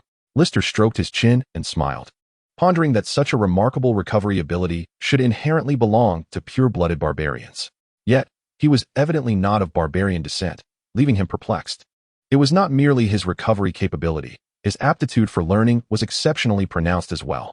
Kate took a deep breath and addressed Lister. "I just taught him the explosive wave technique, and after guiding him only a few times, he nearly mastered it, with only minor details regarding its power remaining." "Are you suggesting that he might have dragon blood?" Lister shook his head. "If he possessed dragon blood, our esteemed senior May from the library would have recognized it by now. Although his extraordinary stamina and learning capability do resemble those of superior dragon bloodlines, you must also observe that the magical energy he wields does not exhibit the ferocity typical of dragon ancestry. Even at the awakening stage, the spells cast by those with advanced dragon blood possess a potency far exceeding that of ordinary bloodlines. Indeed, the most formidable aspect of dragon blood is the remarkable strength of their magical energy and essence particles. The same secret techniques, when employed, yield a potency that far surpasses that of others." Kate concurred with Lister, yet her expression was tinged with further suspicion. "Then what mysterious bloodline does he possess? If I were you, I would not waste my intellect pondering this question. An answer will surely present itself in due course." Lister chuckled. "Regardless, it is already abundantly clear that he is exceptionally unique, much like Chris, a rare genius of our St. Dawn Academy. Though that may be the case, witnessing this fellow's performance compels me to ponder the question further." Kate shook her head in frustration, then turned to Lister. "One final question.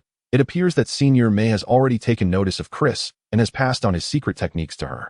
You have clearly expressed admiration for Chris in the past. She evidently possesses the courage to risk her life for victory, making her well-suited to practice your sacred techniques. Why not attempt to teach her and see if she can grasp it?" "There's a simple reason," Lister replied. "If I were to teach her and she were to succeed in learning, she would undoubtedly dare to employ it. However, her body would not withstand it. It would be fatal." Explosive wave. In a clearing amidst the great wood forest, drenched in sweat, Eileen suddenly swept his left hand across while delivering a punch with his right. With a low, powerful incantation, his hands moved with such speed that they left a series of afterimages in their wake. A thunderous explosion resonated through the air. As his fist reached the apex of its force, it suddenly surged again, as if unleashing a tangible blast. The entire body quivered from the recoil. A visible gust of wind erupted from his fist, crashing into the trunk of a nearby tree. The sturdy bark yielded, revealing a white crater and sending dozens of bark fragments flying. How impressive! As he gazed at the shattered bark, a constellation of stars danced in Aaron's eyes. But in the next moment, he clutched his stomach, his expression turning sour. The insatiable hunger within him felt far from sated. That substantial meal had already been digested over the course of the day, leaving him with a hollow sensation in his belly, a gnawing emptiness that made him feel somewhat faint. Just then, an unusual sound echoed through the giant woods, faint yet unmistakable, as if someone was conversing. "Bello." Aaron's voice resonated amidst the towering trees, mingling with the rustle of countless leaves stirred by the gentle breeze, creating an oddly eerie atmosphere. Bello's nightly activities were typically shrouded in mystery. Aaron could never locate him during practice, and he never returned until late at night, leaving Aaron oblivious to his nocturnal endeavors. Now, following the sound for several hundred meters, Aaron spotted Bello standing in a clearing, flanked by 4 boys of varying heights, unmistakably upperclassmen. The atmosphere between Bello and these 4 seemed decidedly tense. Zinawai? Aaron, puzzled, recognized one particularly burly blonde freshman who towered over both him and Bello. It struck him that this was the very individual Bello had ambushed in the cafeteria, the notorious bully of a certain class. Perfect, this fellow just happens to be here. Upon seeing Aaron burst from the woods, the burly blonde boy immediately grinned maliciously, his fists clenched. "What is going on?" Aaron leaped to Bello's side. Anxiety etched on his face. He noticed that aside from Zinawai, he had never encountered the other 3 before. One had a top-knot braid and was so slender that the oversized school jacket hung loosely on him. Another had an average build, but sported a bowl cut. His hair impeccably neat, lending him a somewhat comical appearance. The last was strikingly handsome, his collar turned up high enough to obscure the lower half of his face, his hands tucked casually in his pockets. Upon closer inspection, his darkened eyes suggested he was a habitual night owl. Can't you discern the situation unfolding here? Bello adjusted his glasses and casually gestured towards the 4 individuals across from him. Since you've arrived just in time, allow me to introduce you to Sanawi, whom we last encountered at the dining hall. You should be familiar with him. The other 3 are his accomplices, summoned for the purpose of avenging him. This lanky fellow with the top knot is called Jabai Y, the one with the bowl cut is Yuhu, and the one sporting the upright collar is Difei. 2 of them are in their 2nd year, and 1 is in the 3rd. Last time at the cafeteria, it was a sneak attack, Bello. You've stirred up trouble everywhere, and many have grown weary of your antics. If you don't receive a lesson, you might truly believe you're the king of our St. Dawn Academy. Upon hearing Bello's words, Sanawi let out a cold laugh. As long as you obediently lick our boots today, refer to us as your leaders in the future, and pay your protection fee monthly, we may let you off the hook. Come now, we're all classmates. Let us not resort to this, Eileen interjected suddenly. Sanawi, who had been quite pleased with himself, now appeared somewhat speechless. Fool, you either run away immediately or join me in dealing with these guys. Bello's lens glinted ominously. Do you truly think they would spare us? Sanawi erupted into laughter. With Difei and the others here, do you think you can escape? They are upperclassmen from the 2nd and 3rd years, undoubtedly far more formidable than us.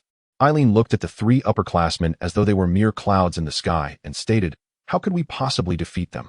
Bello scoffed disdainfully and impulsively retorted, how can you know you can't win if you haven't fought? Even if I were to think about it with my toes, it's clear we would not stand a chance. Eileen took a couple of steps forward, feigning a pitiful expression. In truth, I am not very acquainted with him. Brave warriors, would you kindly spare me? Sanawi was taken aback by Eileen's unexpected plea. Just then, Eileen bent down as if genuinely fearing a beating, adopting a submissive stance.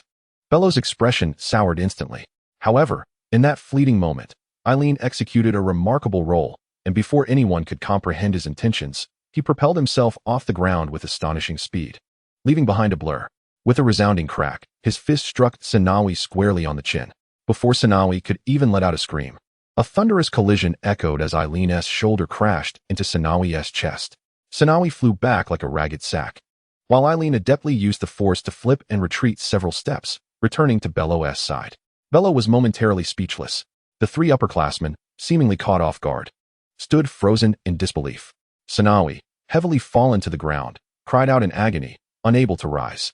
You actually launched a sneak attack? Bello gazed at Eileen with the eyes of a stranger, suddenly bursting into uncontrollable laughter, pointing a finger at the fallen Sanawi on the ground. Sanawi, you fool. After being ambushed once, you still fail to learn your lesson. Today, you've been caught off guard again and can't even rise. If I were you, I'd find a tree in this giant wood forest and hang myself. You too, do you think we do not exist? The rain tiger, sporting a bowl cut, coldly raised his head and uttered these words with a grim expression, while the other 2 remained silent, observing Bello and Eileen with the predatory gaze of a cat watching its prey. Time was of the essence. At that moment, Bello tilted his head to gaze at the night sky, removed his glasses, and muttered to himself, consider yourselves unfortunate. What did you say? It seems you truly wish to die. The rain tiger had previously dismissed Bello and Eileen entirely. Eileen's successful ambush on Sanawi, bringing him to the ground, had already humiliated him. Now, Bello's self-assured demeanor only fueled his rage further. Who among you will go first? But Bello appeared oblivious to the rain tiger's furious roar, casting a haughty glance at the 3 of them and speaking boldly. What is wrong with his eyes? Suddenly, everyone present noticed that Bello's eyes had transformed into a blood-red hue, emanating a fierce glow. The rain tiger, who had been poised to leap forward, instinctively recoiled a step upon witnessing the crimson light in Bello's gaze. What is the matter? Aren't you upperclassmen supposed to bully the lowerclassmen? Are you useless cowards now, afraid to confront me? Before Eileen could inquire about the situation with Bello, he charged forward, heading straight for the rain tiger. Whirlwind strike. In an instant, his figure appeared before the rain tiger, leaving behind a trail of red light in the air. Bang! A shock wave erupted, and the 2 figures staggered backward. The rain tiger retreated 3 steps, clutching his right arm in pain, while Bello was forced back 6 or 7 steps before stabilizing himself, his right arm hanging limply, as if numbed and immobile. Not bad. The rain tiger's expression relaxed momentarily. Shattering stone fist. He lunged forward, his bowl-cut hair rising as he unleashed a barrage of punches toward the air, creating a multitude of fist shadows that formed a wall of fists, pressing toward Bello. Impressive. Eileen clenched his fists, unable to discern which pair of fists was the true threat. Just then, the Rain Tiger and the other two upperclassmen's pupils suddenly contracted, each letting out a gasp of astonishment. Standing motionless, Bello's face contorted into a sinister grin. His dark green hair stood on end, resembling sharp steel needles. As a cacophony of bone-cracking sounds erupted from within his body, an astonishing wave of heat emanated from him, as if a colossal beast was exhaling. The crimson glow in his eyes intensified, nearly forming beams of light, while his muscles rapidly swelled and bulged. His body arched slightly, expanding swiftly. The once loose-fitting training uniform groaned under the strain, on the verge of tearing apart.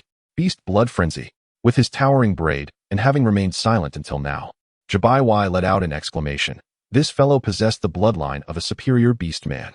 A beastman bloodline? No wonder he uttered a word during the match. Eileen gazed at the transformed Barrow, her eyes slightly glazed with astonishment. Fury of the Shura. Boom, boom, boom. At that moment, Barrow had completely transformed, resembling an entirely different being. As the Rain Tiger hesitated in its advance, Barrow clenched his hands together and violently smashed down 3 times. Waves of blood-red magical energy surged into the ground. Eileen felt the earth tremble violently, and the land between Barrow and the Rain Tiger split open, causing one of the Rain Tiger's feet to plunge into the fissure, its body lurching dangerously as if about to topple. Without a moment's pause, Barrow leaped from the ground like a wild beast, his hands shaped like claws, lunging toward the Rain Tiger. His speed had more than doubled compared to his usual pace. The Rain Tiger screamed in terror. He was utterly unprepared to evade Barrow's strike, feeling as if Barrow's glistening claws aimed to rip his heart out. Twin serpents strangle. Just then, 2 blazing fire serpents suddenly appeared in the air, encircling the Rain Tiger's body, crashing into Barrow from either side.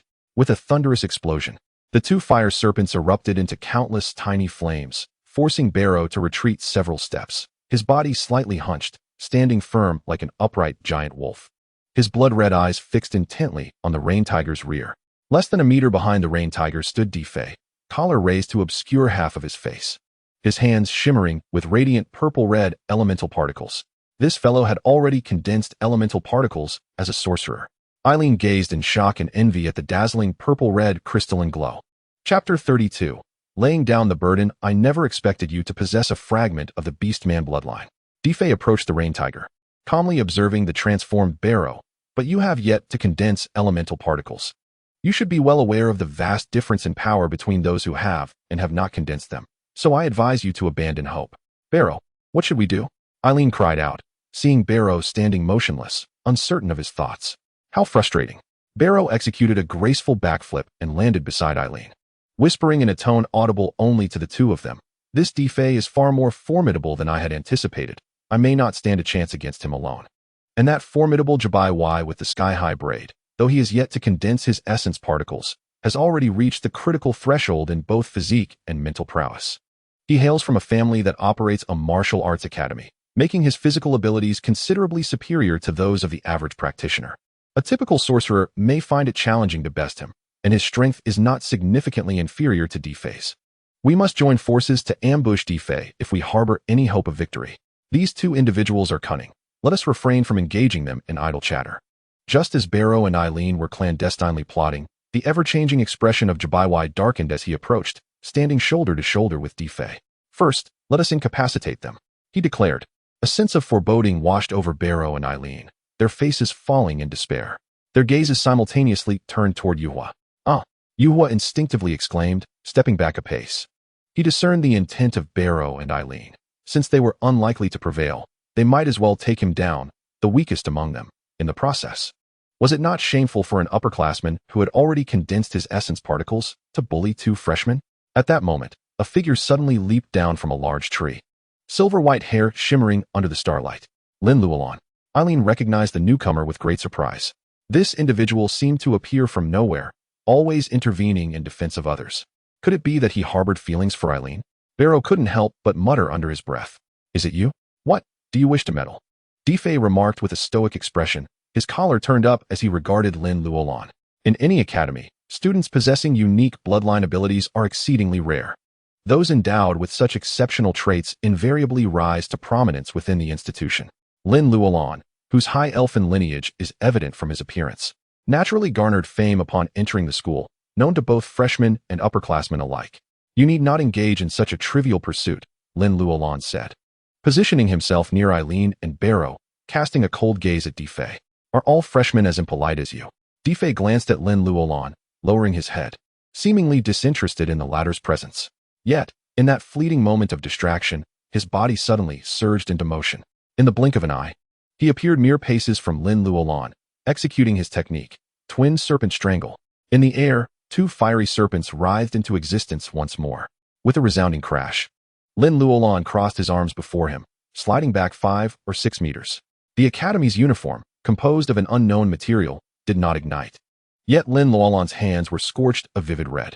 Much like the day he withstood Houston's strike, his hands trembled uncontrollably. His originally fair visage bore several burn marks, leaving distinct crimson blotches. If you wish to avoid trouble, I suggest you leave at once. With a small portion of his face still concealed beneath the upturned collar, Defei regarded Lin Luolan with a gaze that was both dismissive and condescending. You must understand a fundamental truth, no matter the lineage or innate talents you possess. The disparity in cultivation cannot be bridged. I have already condensed my technique essence particles, while you have not. Thus, before me, you are all but mere refuse. Incapable of being my adversaries. Lin Luolan, how could you stand for this? This fellow is insufferably arrogant, Eileen exclaimed, his frustration palpable, almost distorting his features. If not for Barrow restraining him, he would have charged forward. Lin Luolan remained silent, his fury evident but tempered by the striking beauty of his countenance, which rendered his anger devoid of ferocity. Instead, he emanated an aura of chilling coldness. He fixed his gaze upon Defei and began to remove his clothing. What is he doing? Is this some kind of seduction? Eileen pondered, bewildered. Seduction, my foot. He is a man. Barrow admonished, striking Eileen on the head. What is happening? Defei and his companions were equally perplexed by Lin Luolan's actions. However, once Lin Luolan shed his academy garb, they collectively gasped in astonishment. Upon his body and legs were numerous weighty attachments. These were the practitioner's weighted blocks. In the next moment, the eyes of Jabaiwai widened in realization. Those are practitioner-weighted blocks. What are practitioner-weighted blocks? Eileen asked, astonished, as he watched Lin Luolan remove the burdensome weights, simultaneously turning to Barrow for clarification. Barrow's brow furrowed deeply, an unusual glint flashing in his crimson eyes. Practitioner-weighted blocks are additional weights that practitioners don during physical training, each one exceedingly heavy. Typically, they are not utilized until one has achieved the status of a practitioner. You dare to adorn yourself with so many weighted blocks. Defei suddenly felt an icy chill envelop him. Just as he uttered those words, Lin Luolan's figure vanished from his sight. His breath hitched, and the purplish-red technique essence particles beneath his feet flickered as he surged forward, covering more than 10 meters in an instant. When he turned around, Lin Luolan had reappeared where he had once stood. You. Defei's astonishment quickly morphed into fury, after discarding all the weighted blocks. Lin Luolan's speed had escalated to a level that rendered him nearly invisible. How fast? Eileen's eyes widened in disbelief. In the blink of an eye, Lin Luolan had reached Defei's rear. Had Defei not reacted with remarkable alacrity, he would have undoubtedly been struck and sent flying. Indeed, those of high elven lineage possess unmatched speed and agility that no other bloodline can rival. Barrow, meanwhile, exhibited a knowing expression, sharpening his teeth like a beast. Eileen, assist me in holding Jabaiwai at bay while I deal with Yuhua. Then, you can either confront Jabaiwai or lend Lin Luolan your aid against Defei. Before Eileen could respond, Barrow dashed forward, leaving behind a trail of afterimages as he charged toward Yuhua. Is this the true prowess of those with high elven blood? Individuals of the high elf bloodline can indeed possess such terrifying speed, even at the sorcerer rank? Defei, having lost sight of Lin Luolan, instinctively employed the wind walk technique. In an instant, as he soared with the raging winds, he felt several strands of his hair snap, a phantom hand brushing perilously close to his neck. Beads of cold sweat trickled down his back, the tempest summoned by his technique failing to dry them. You speak truly. There exists a considerable disparity in strength between those who have condensed their arcane essence and those who have not. However, that is merely a difference in the potency of their strikes. Lin Luolan gazed coldly at the pallid Defei amidst the whirlwind. But if you cannot even touch me, then the might of your strikes is utterly inconsequential. At that moment, Eileen had already engaged with Jabaiwai. Jabaiwai, likely sharing a sentiment akin to Barrow's, aimed to swiftly eliminate Eileen before rushing to aid Fei. Thus, as Eileen charged towards him, he too accelerated to meet Eileen head-on. Cyclone Fury. Just as their bodies were on the brink of collision, Eileen unexpectedly extended his hand, unleashing the rapid and expansive Cyclone Fury. However, in the very instant that 10 whips of wind crossed and lashed out, Eileen found himself bereft of Jabaiwai's presence. Jabaiwai's form had inexplicably toppled to the side. As he neared the ground, almost parallel to it, he pivoted on his right hand, spinning his entire body around, delivering a sweeping kick to Eileen. Bang! Eileen was sent flying as if he were a mere piece of timber. After kicking Eileen away, Jabaiwai propped himself up with one hand and leapt back to his feet. A glance revealed Rain Tiger, bloodied and battered, having been nearly reduced to a frantic dance by Barrow. Meanwhile, Fei continued to evade, employing his techniques to dodge the spectre-like Lin Luolan, unable to retaliate. However, he believed he could withstand until his arcane essence was nearly depleted. Therefore, he resolved to first topple Barrow, then unite with the other two to confront Lin Luolan. How painful! Barrow was indeed formidable. Yet, to his astonishment, a voice emerged. Eileen had risen from the ground, rubbing his chest and abdomen, pressing closer towards him. So resilient? Jabaiwai found himself momentarily perplexed. He held great confidence in his strength. For typically, no ordinary student could rise after a blow from his cyclone disc. Vacuum wave. Chaotic dance of leaves. With a scream, Eileen was sent flying once more, having been struck by at least a dozen hands. Vacuum wave. Isn't that a technique of Teacher Kate? How could this newcomer, having only recently enrolled, already wield Cyclone Fury and Vacuum Wave? Jabaiwai felt the sting on his face from the air waves, incredulously pondering. This fellow is utterly despicable, resorting to using Chris's techniques against me. As I fell heavily to the ground, nearly losing consciousness, Eileen was engulfed in a completely different sentiment. Just moments ago, he had barely grasped the essence of Jabaiwai's moves before falling victim to them. And what infuriated him the most was that this maneuver had been employed by Chris during the tournament. I refuse to believe I cannot strike you. Despite the darkness clouding his vision and beads of cold sweat cascading down his face like water, Eileen defiantly rose to his feet once more. Can he truly stand again? The sight of Eileen suddenly back on his feet startled Jabaiwai. Chapter 33. The new trio. Eileen's resilience even momentarily stunned Belro, who had just delivered a powerful blow to the abdomen of the crouching Ya. Let's see how this unfolds, he remarked, pausing to observe with keen interest, neglecting to rush towards Fei or Eileen at that moment. With breath coming in uneven gasps, Eileen charged once more at Jabaiwai. Liu strike. Jabaiwai's form abruptly appeared to Eileen's left, only to instantaneously shift to his right. The speed was so phenomenal that Eileen perceived 3 distinct images of Jabaiwai before him, one straight ahead, one to the left, and one to the right. It seems I am destined to be sent flying again. Upon witnessing Jabaiwai unleash such a high-caliber technique, Belrose shook his head, a hint of schadenfreude escaping his lips. Yet, in Eileen's eyes, there was no trace of Jabaiwai's figure. Time was too precious for him to spare a glance. Instead, his gaze was ablaze with fierce combat fervor. At that moment, his entire being felt as though it might shatter into countless pieces from the pain, yet his body remained taut, poised in anticipation. Here it comes. His instincts were sharper than ever. A fist, propelled by a tempest, appeared to his right, crashing violently into his side. This was the moment he had been waiting for.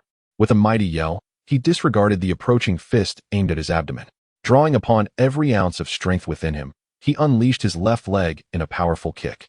If evasion was futile, then why not retaliate while his opponent struck? This was the strategy Eileen envisioned as he recalled the fierce bout between Chris and that Krull. A mutual destruction approach. Crack! Jabaiwai's fist collided with Eileen's abdomen. Yet, almost instantaneously, Eileen's foot landed forcefully against Jabaiwai's waist. A cry of agony erupted from Jabaiwai as searing pain radiated from his waist, cascading throughout his entire body and invading his mind.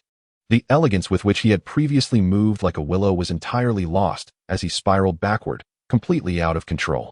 The two figures separated, both hurtling backward in unison. Bello, who had initially reveled in the misfortune of others, suddenly found himself frozen in shock, his mouth agape, and paired with his blood-red eyes. He appeared quite comical. Jibai fell heavily to the ground. Almost instinctively, as soon as he hit the floor, he attempted to spring back up. Yet, in the next moment, just as he managed to rise, he was instantly brought down again, pressing his hands against his abdomen, kneeling on one knee. This senior, who had invested countless hours in physical conditioning and close combat training, wore a pallid expression, his face a canvas of utter astonishment. The strength of his opponent had far exceeded his expectations. The impact of the kick had felt as if his abdominal muscles had been torn apart, rendering him incapable of standing. Eileen's predicament was 100 times more dire than the usual practice of colliding with trees. Pain had filled his vision with golden stars, and he could no longer discern the location of his adversary, nor could he even grasp where his own limbs were. Lying on the frigid ground, he lacked even the strength to twitch a finger. His body felt foreign, as though it belonged to someone else, and he could not even sit up. Waves of dizziness relentlessly assaulted the depths of his mind. He thought, no more, just lie down. It feels so comfortable. There's no way you can get up. It was as if a devil within him whispered temptingly, damn it, I refuse to believe I cannot rise. Get up. However, the more he struggled to stand, the more that desire to succumb lingered in his mind. Yet, Eileen remained defiant. Something ignited within him, as if flames were consuming every minute particle of his being. I will defeat the members of the Academy's team. I will join the Academy team. Get up. His body trembled, his face contorted, but his hands braced against the ground. Slowly pushing himself up, and then, with great effort, he continued to rise. Could he truly stand again? Bello, who had been somewhat gleeful just a second ago, rubbed his eyes in disbelief, wondering if he was mistaken. What? Jibai, still on the ground, stared incredulously at Eileen, filled with a sense of absurdity.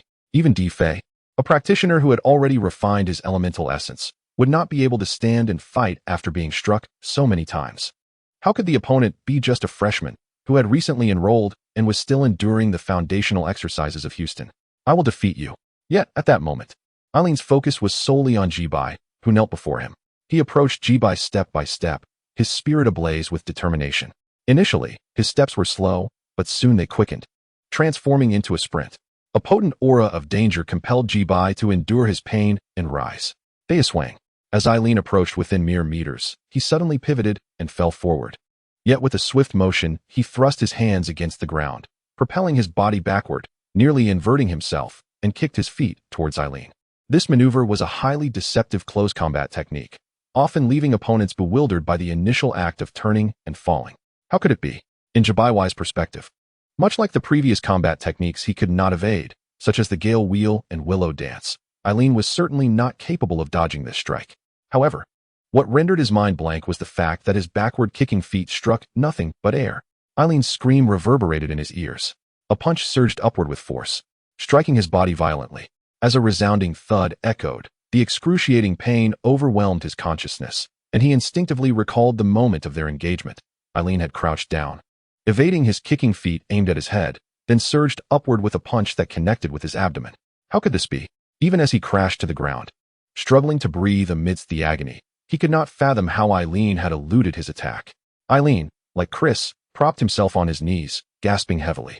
Jibai lay flat on the ground, writhing in pain, unable to rise, his gaze growing unfocused. The pain had slowed his movements. Meanwhile, on the other side, the beastly-faced Barrow was re-evaluating Eileen, who had endured considerable punishment, indicating a resilient capacity for pain and perhaps a swift adaptation to his opponent's speed, enabling him to evade this strike. Jibai had been bested by a novice. Difei, still evading Lin Luolan's assaults, witnessed Jibai fall once more, unable to rise, while Eileen stood resolute, causing cold sweat to pour down his face like water. Now he was the last one remaining, while the opponent still had Barrow intact. Victory seemed utterly unattainable. I concede, he shouted immediately. Pathetic. Upon hearing his declaration of defeat, Barrow scoffed disdainfully. Yet Lin Luolan showed no signs of relenting. Difei's sweat intensified, his fear mounting. I have conceded. Initially, I urged you to leave, you refused. Now that I surrender, you wish to depart? It is too late. Lin Luolan's icy voice cut through the air. How haughty. Barrow glanced at Lin Luolan, whose figure seemed to flicker as if on the verge of vanishing. Nonetheless, he found it admirable. Difei had completely lost his fighting spirit, and a moment of panic caused his movements to falter. With a swift kick, Lin Luolan struck his back. He let out a cry of anguish as he slid forward, crashing to the ground, his face smeared with dirt. In the periphery of his vision, he caught sight of Lin Luolan soaring high into the air, descending like a flash of lightning, aiming a kick at his face. Alas, he instinctively clasped his head with both hands, yet Lin Luolan's foot landed forcefully on his abdomen. With a piercing scream, his eyes bulged, and he fainted. The clearing within the vast forest of towering trees fell into an eerie silence. The others, including Zinawai, who had not succumbed to unconsciousness, dared not utter a sound of pain. Barrow observed Lin Luolan, who wore a frosty expression as he returned to retrieve the mage's weighted stones. The crimson light in his eyes began to fade, and his body returned to normal, though his gaze flickered incessantly, as if pondering some mischievous scheme. Is it over? Did we win? At that moment, Eileen's voice broke the silence, sounding discordant as he struggled to lift his head, appearing as if he had just regained his senses. Fool! You still don't realize it's over? Should I have you pummel them again? Barrow adjusted his glasses and pointed at the incapacitated individuals sprawled on the ground. At last, we have triumphed. Eileen plopped down onto the ground and lay back, staring at the sky. Are they dead? Do you need me to take you to the infirmary? Barrow called out to him. No need. Eileen lay there like a lifeless serpent, but suddenly his tone brightened. I've thought of a method to quickly condense the magic essence particles. Barrow furrowed his brow. What method? I'm so hungry, Eileen weakly replied. I've forgotten it all at once. Barrow and Lin Luolan were momentarily stunned. Lin Luolan, you're quite impressive. Why not join us and become part of the new trio? As Lin Luolan dressed and prepared to leave, Barrow said with enthusiasm, we could embark on many intriguing adventures together. Lin Luolan did not look back, merely replying coldly, I'm not interested. This fellow indeed stood apart, radiating a sense of pride. Barrow adjusted his glasses, the lenses glinting under the starlight. Chapter 34. Challenge, the Black Sphere. Oh no, I'm going to be late. In the early morning, Eileen, who had been sleeping like a dead pig, suddenly jolted awake, letting out a startled cry. Today was Master Hurst's personal training day, a reprieve from classes. Lying on the opposite bed, Barrow, chewing on an unknown herb, disdainfully reminded Eileen. Right, I forgot. Eileen flopped back down heavily, yearning for more sleep, but abruptly sat up again. I can't sleep anymore. I must train rigorously. I need to condense the magic essence particles. After being beaten like that yesterday, don't you feel any pain at all? Barrow glanced at Eileen and remarked. Indeed. Eileen's expression froze, and suddenly, the excitement on his face morphed into one of agony. It hurts. It hurts terribly. His hands began to frantically rub over his body. Such a slow-witted reaction was indeed a rarity. Bellows sneered inwardly, then leisurely sat up, observing the writhing and pained Eileen with a distinct lack of sympathy. Do you want something to eat? If not, I shall indulge myself. Something to eat? Eileen paused in astonishment. I'm so hungry. He quickly regained his composure and exclaimed, Bello, look at my hands. They are trembling incessantly. As he lamented his hunger, he extended his hands for Bello to see. Bello was at a loss for words. It seemed that Professor Houston's method held some merit. Just look at how my hunger has caused my hands to shake like this. If I can still manage the exercises and utilize my techniques, I must certainly be more formidable under normal circumstances. Eileen, in contrast, began to feel a surge of excitement. He sensed that every minuscule particle within him was on the verge of releasing the last remnants of warmth. This, he believed, was the feeling Houston described as extracting the final vestiges of potential within. Most crucially, the overwhelming sensation of hunger eclipsed all else, dulling the pain from his injuries. Well then, continue to tremble, Bello remarked disinterestedly as he stood up, preparing to leave. Wait, I just remembered something I considered yesterday. In addition to Professor Houston's technique, there should be a way to rapidly condense the elemental essence. What method? Bello halted at the door. By continuously challenging opponents who are superior to us. Eileen excitedly recalled last night's battle, mimicking the movements with his trembling hands. That Jabaiwai was incredible. He could support his entire body on the ground and spin rapidly using just one hand, creating 3 apparitions with the mere sway of his body, so fast I could hardly see. Yet, I found that fighting him allowed me to improve far more quickly than my usual solitary practice. Eventually, I could catch glimpses of his movements. I've come to understand, living opponents, formidable adversaries, always exert more pressure than an immobile tree. If one does not push their limits, they will be struck. Thus, continually challenging powerful opponents, particularly upperclassmen, will undoubtedly lead to swifter progress than our solitary foundational exercises. Eileen gazed at Bello with enthusiasm. Bello, do you agree? If you put it that way, we seem to have reached a consensus. Bello turned around, the lens of his glasses gleaming. Then I shall reluctantly accept you as my partner in this endeavor. Eileen blinked in surprise. My method seems quite similar to your approach of seeking battles with upperclassmen. That's inconsequential. You have always been slow to react and grasp concepts. Bello adjusted his glasses. Now that you finally comprehend that challenging these individuals accelerates progress, I happen to have a suitable candidate in mind. Having said this, he produced a card from his clothing and handed it to Eileen. What is this? Eileen accepted the card with curiosity, only to be taken aback upon seeing the name. Chris? This intricately crafted card bore a lifelike portrait, accompanied by an introduction. The girl depicted on the card was unmistakably Chris. Oh, I must have taken the wrong one. Barrow nonchalantly retrieved the card and produced another one to hand to Island. This was a character card I commissioned, crafted to resemble the likeness, ensuring there would be no mistaking the individual. Surely, you wouldn't even consider targeting Chris. Island cast a bewildered glance at Barrow before examining the card in hand. Flint Rualphone. Upon seeing the card, Island noted it depicted a boy with a sharp chin and long black hair. Indeed, Barrow replied, observing Island. Rualphone is the most formidable student in the second-year class. His father is a sorcerer bestowed with honors from the Flint family. Thus, he possesses one or two unique family techniques. His combat skills are commendable, overall akin to the combined prowess of D. Fei and Jabai Y from yesterday. Yet he surpasses D. Fei in terms of sorcery. Is he truly that formidable? Island exclaimed, vigorously shaking his fist. Shall we challenge him now? Going now would only hinder us. With your current skill level, you would be more of a liability than an asset. Even if you cannot land a blow, you must at least avoid being knocked away in one hit and help divert his attention, Barrow scoffed.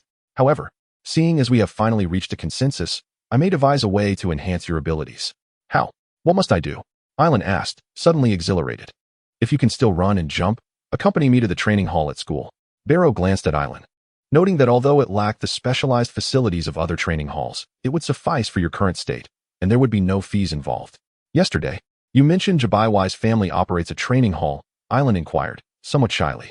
What exactly is a training hall? A place to enhance your overall physical fitness in combat. You will understand once you experience it. In less than half an hour, Barrow, munching on a hot dog, and Island, who was salivating, arrived at the training hall of St. Dawn Academy. The training hall was located a short distance east of the St. Dawn Arena, its exterior quite unremarkable, comprised of square black buildings resembling large iron boxes built upon flat terrain. Jabaiwai's chaotic dance is less than a third of Kliss's speed. With such skill, you wouldn't evade it.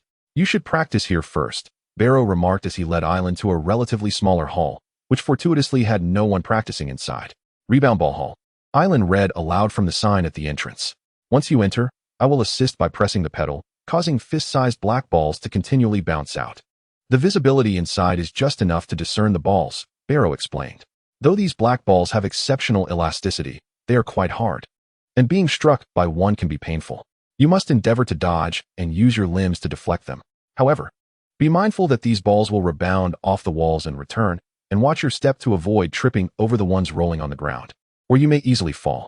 Generally speaking, being able to endure for 10 minutes within this arena is deemed sufficient. It is unlikely that a foe such as Jabai Y would land a typical blow on you. To think that such a venue exists, one can only imagine how intriguing the others must be. However, let us not aspire too high. We shall first contend with this place. Very well, let us commence. With a resolute determination to waste not a single second, Eileen pushed open the closed door and stepped into the arena. This chamber was almost entirely sealed, save for a few ventilation grills around the perimeter and atop, measuring approximately 20 meters in length and width. Just as Belro had described, scant light filtered through the grills, casting an exceedingly dim ambience. At the entrance stood a vertical iron plate, behind which several platforms protruded from the ground. Let the challenge begin. After guiding Eileen to the center of the arena, Belro wasted no time, calling out and forcefully stepping onto the platforms. With each press, it was as though a heavy weight was lifted and then forcefully struck onto something. A startled Eileen had scarcely registered the situation before he was bombarded by a flurry of shadowy spheres, accompanied by a howling wind. A cry of distress escaped him as one of the spheres collided violently with his left eye.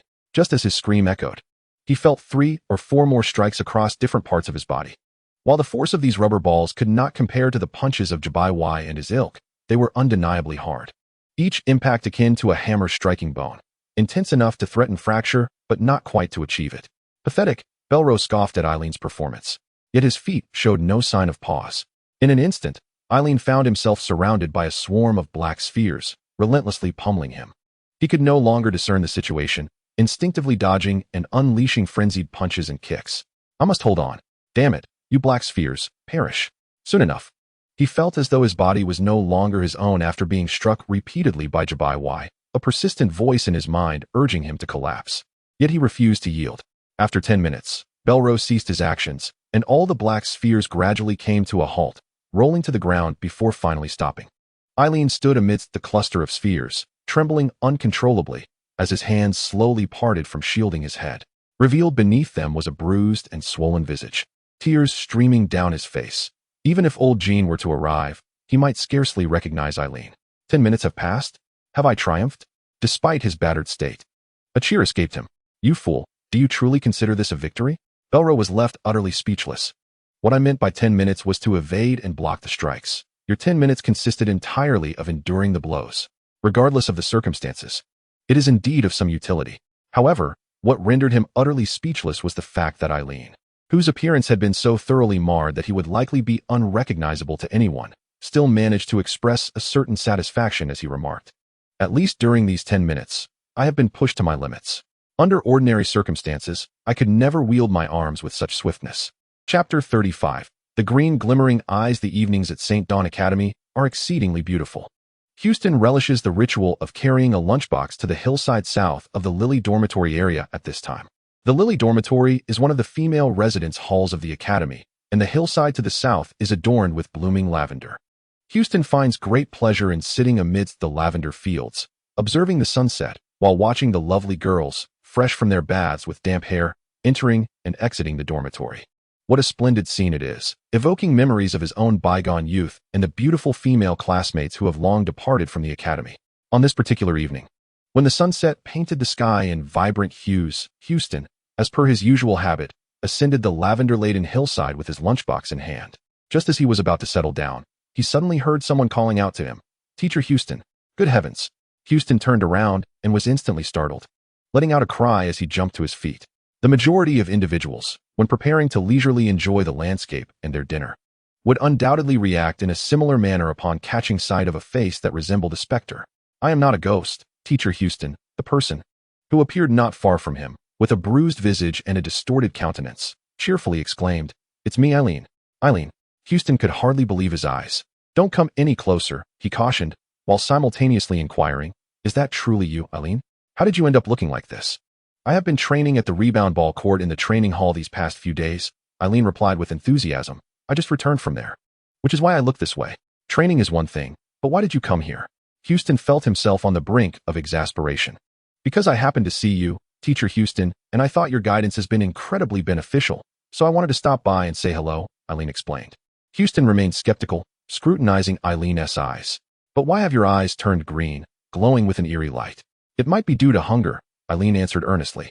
"I have taken your advice to challenge myself with the most difficult trials, and now I only eat once a day. Seeing your lunchbox has likely contributed to this state. Nonetheless, I must thank you, teacher.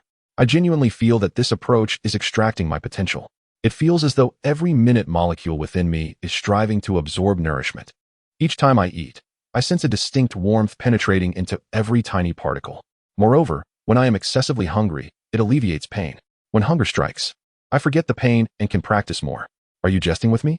Houston thought, nearly in tears at the absurdity, yet as he beheld Eileen's glowing green eyes, he hesitated to voice his thoughts. He merely said instinctively, "Then you must continue to maintain this and persist in your efforts." "I will strive diligently," Eileen affirmed. Eileen vigorously clenched his fist, assuring his resolve. It took a full minute after Eileen's figure vanished from Houston's sight for him to regain his composure.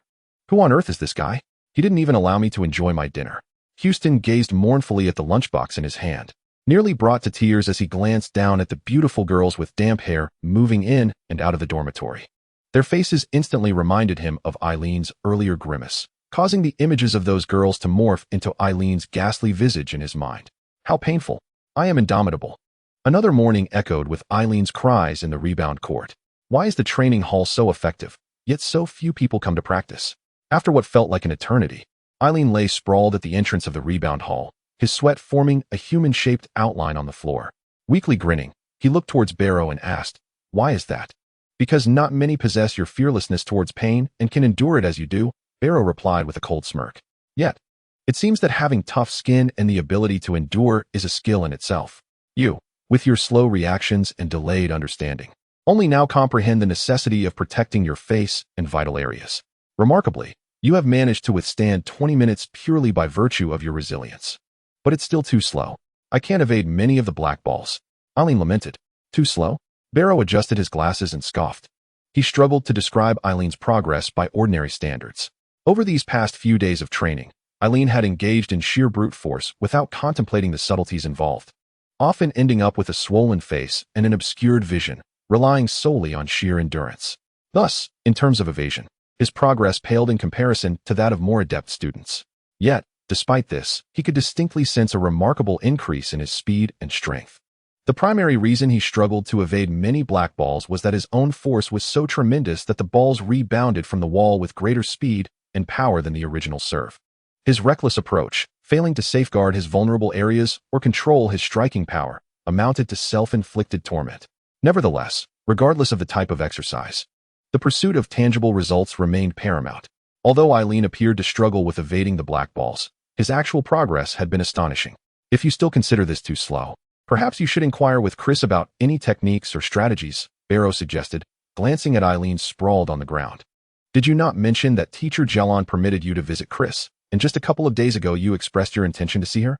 Every rapidly progressing and formidable individual possesses unique training methods and insights, often more valuable than the experience of teachers like Houston or even elite instructors.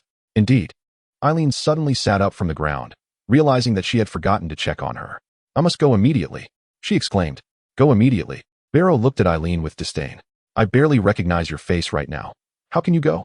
Eileen replied, it doesn't matter. After all, she suffers from severe prosopagnosia as well. Whether she has prosopagnosia is irrelevant. The key is that Teacher Gallon must recognize you, Barrow retorted with a cold laugh. Oh right, Eileen said, momentarily taken aback, and dejectedly continued. Then I can only go tomorrow. The next evening, as Eileen walked into Chris's hospital room, her face having almost returned to normal, she found another person present, the short-haired sorceress who had been the first to arrive that day and had pushed Eileen against the wall. It's you?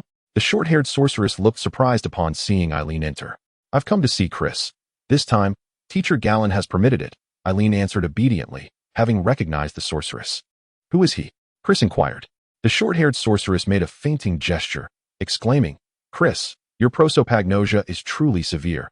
This is your little boyfriend Eileen, who snuck in last night to bring you your favorite green-wrapped chocolate-filled candies. I understand, but please don't mislead me. Teacher, he is just a junior. Not my little boyfriend, Chris chuckled, sticking her tongue out at Eileen apologetically. Since you remember clearly, I shall not disturb your conversation any longer. The short-haired sorceress seemed less tense than before. She smiled, but seriously instructed Eileen as she exited the room.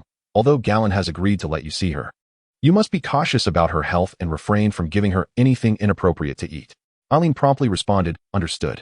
As the footsteps of the short-haired sorceress faded down the corridor, Chris excitedly called out to Eileen. The chocolate-filled candies you brought last time are in the cabinet by the window. Quickly, fetch me too. Huh. But the teacher just specifically instructed me not to give you anything to eat. Eating chocolate candies is not the same as eating unsuitable food. Besides, I know that having two is perfectly fine. All right then. Eileen opened the cabinet and retrieved 2 candies, unwrapping them one by one and placing them in Chris's mouth. Why can't you still move? Half of my body can move now, but to recover fully, it will take at least 3 more days before I can move again.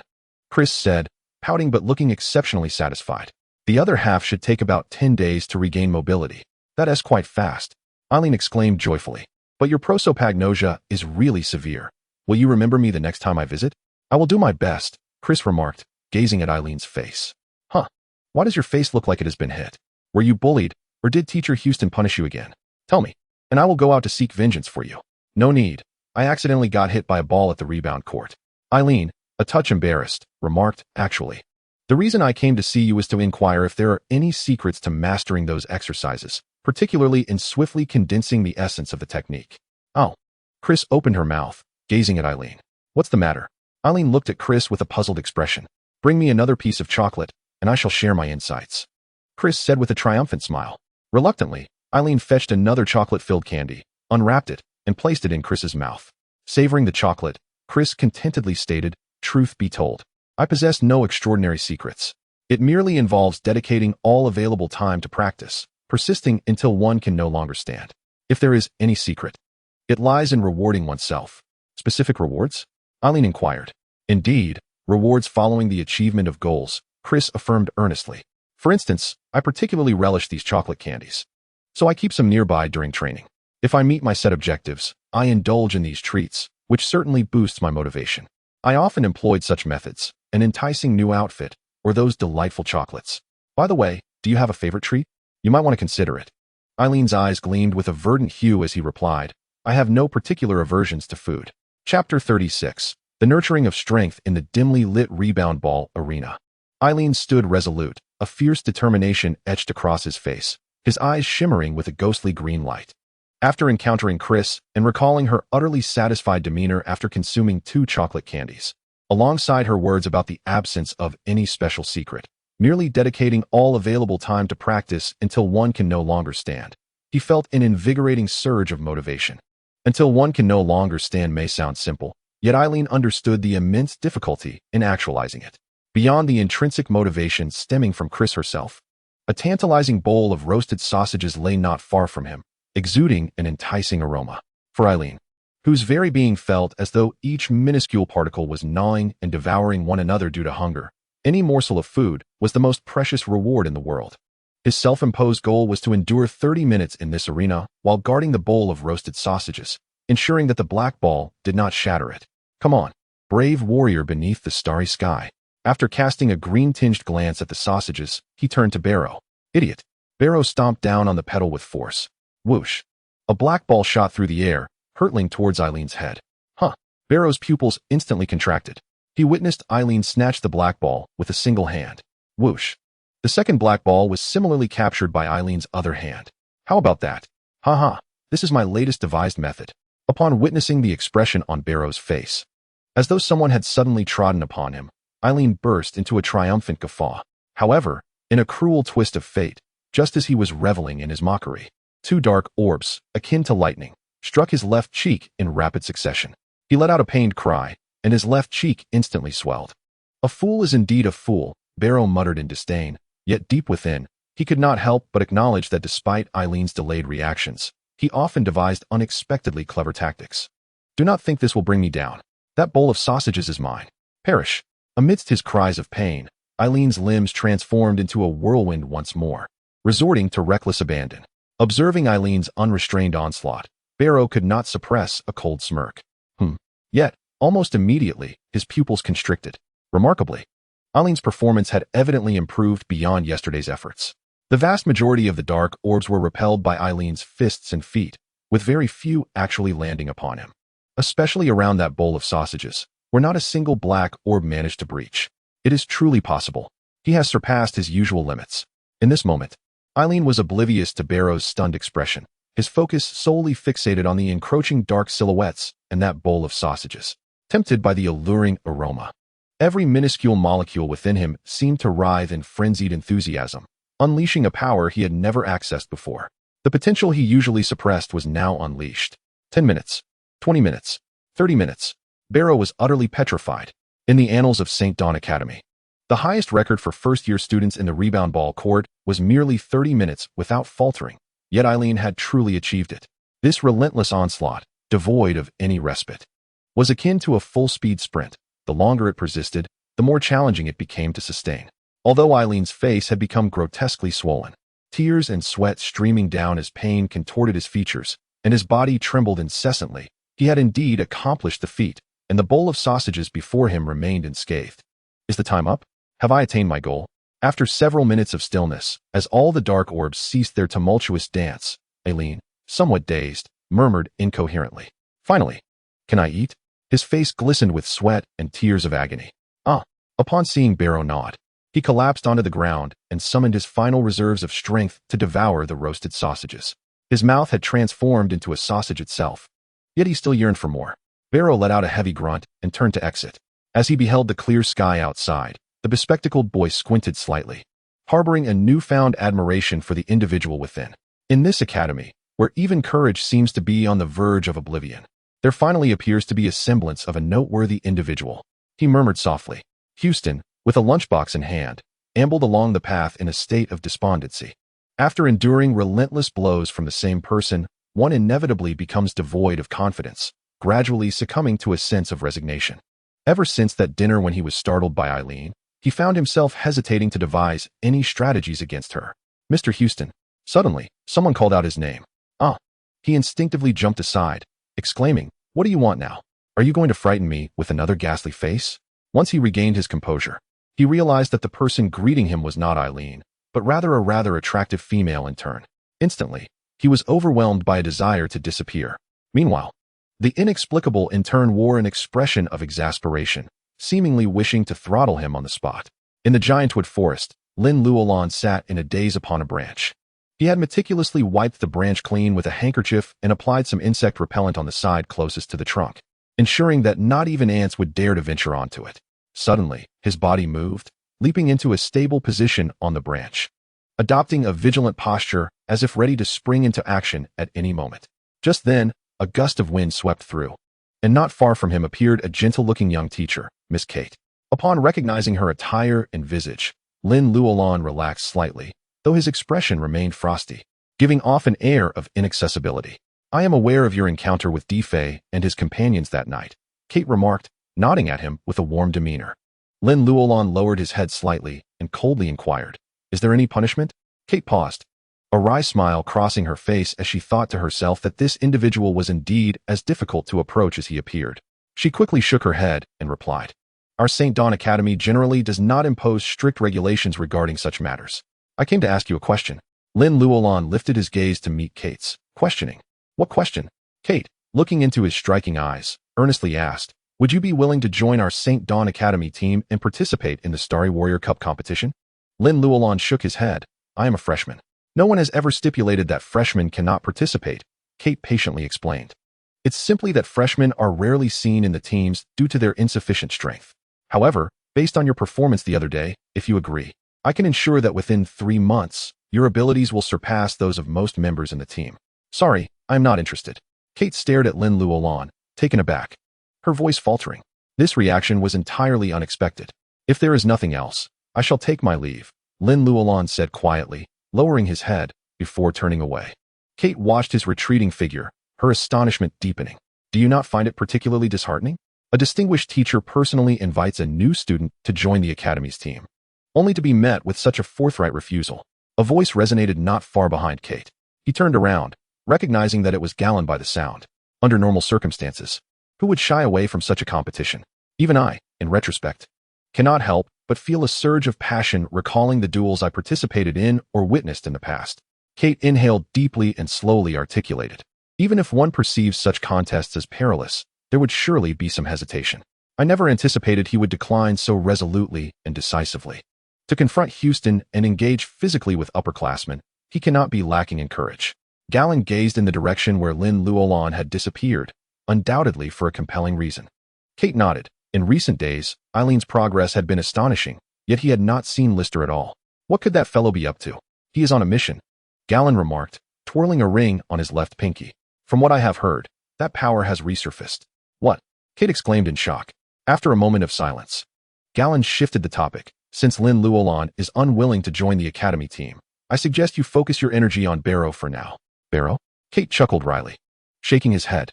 He is truly the epitome of a madcap youth, considering he ventures out every night, even when injured, spending months digging a hole merely to disrupt the beast examination. No one knows what goes on in his mind, nor why he has recently taken such a fervent interest in training Eileen. Moreover, his strength is insufficient. You cannot comprehend, and neither can his opponents, Galen stated, looking intently at Kate. Furthermore, if he lacks strength now, imagine the outcome if you could help him condense his elemental particles before the competition. And if he could achieve autonomous frenzy.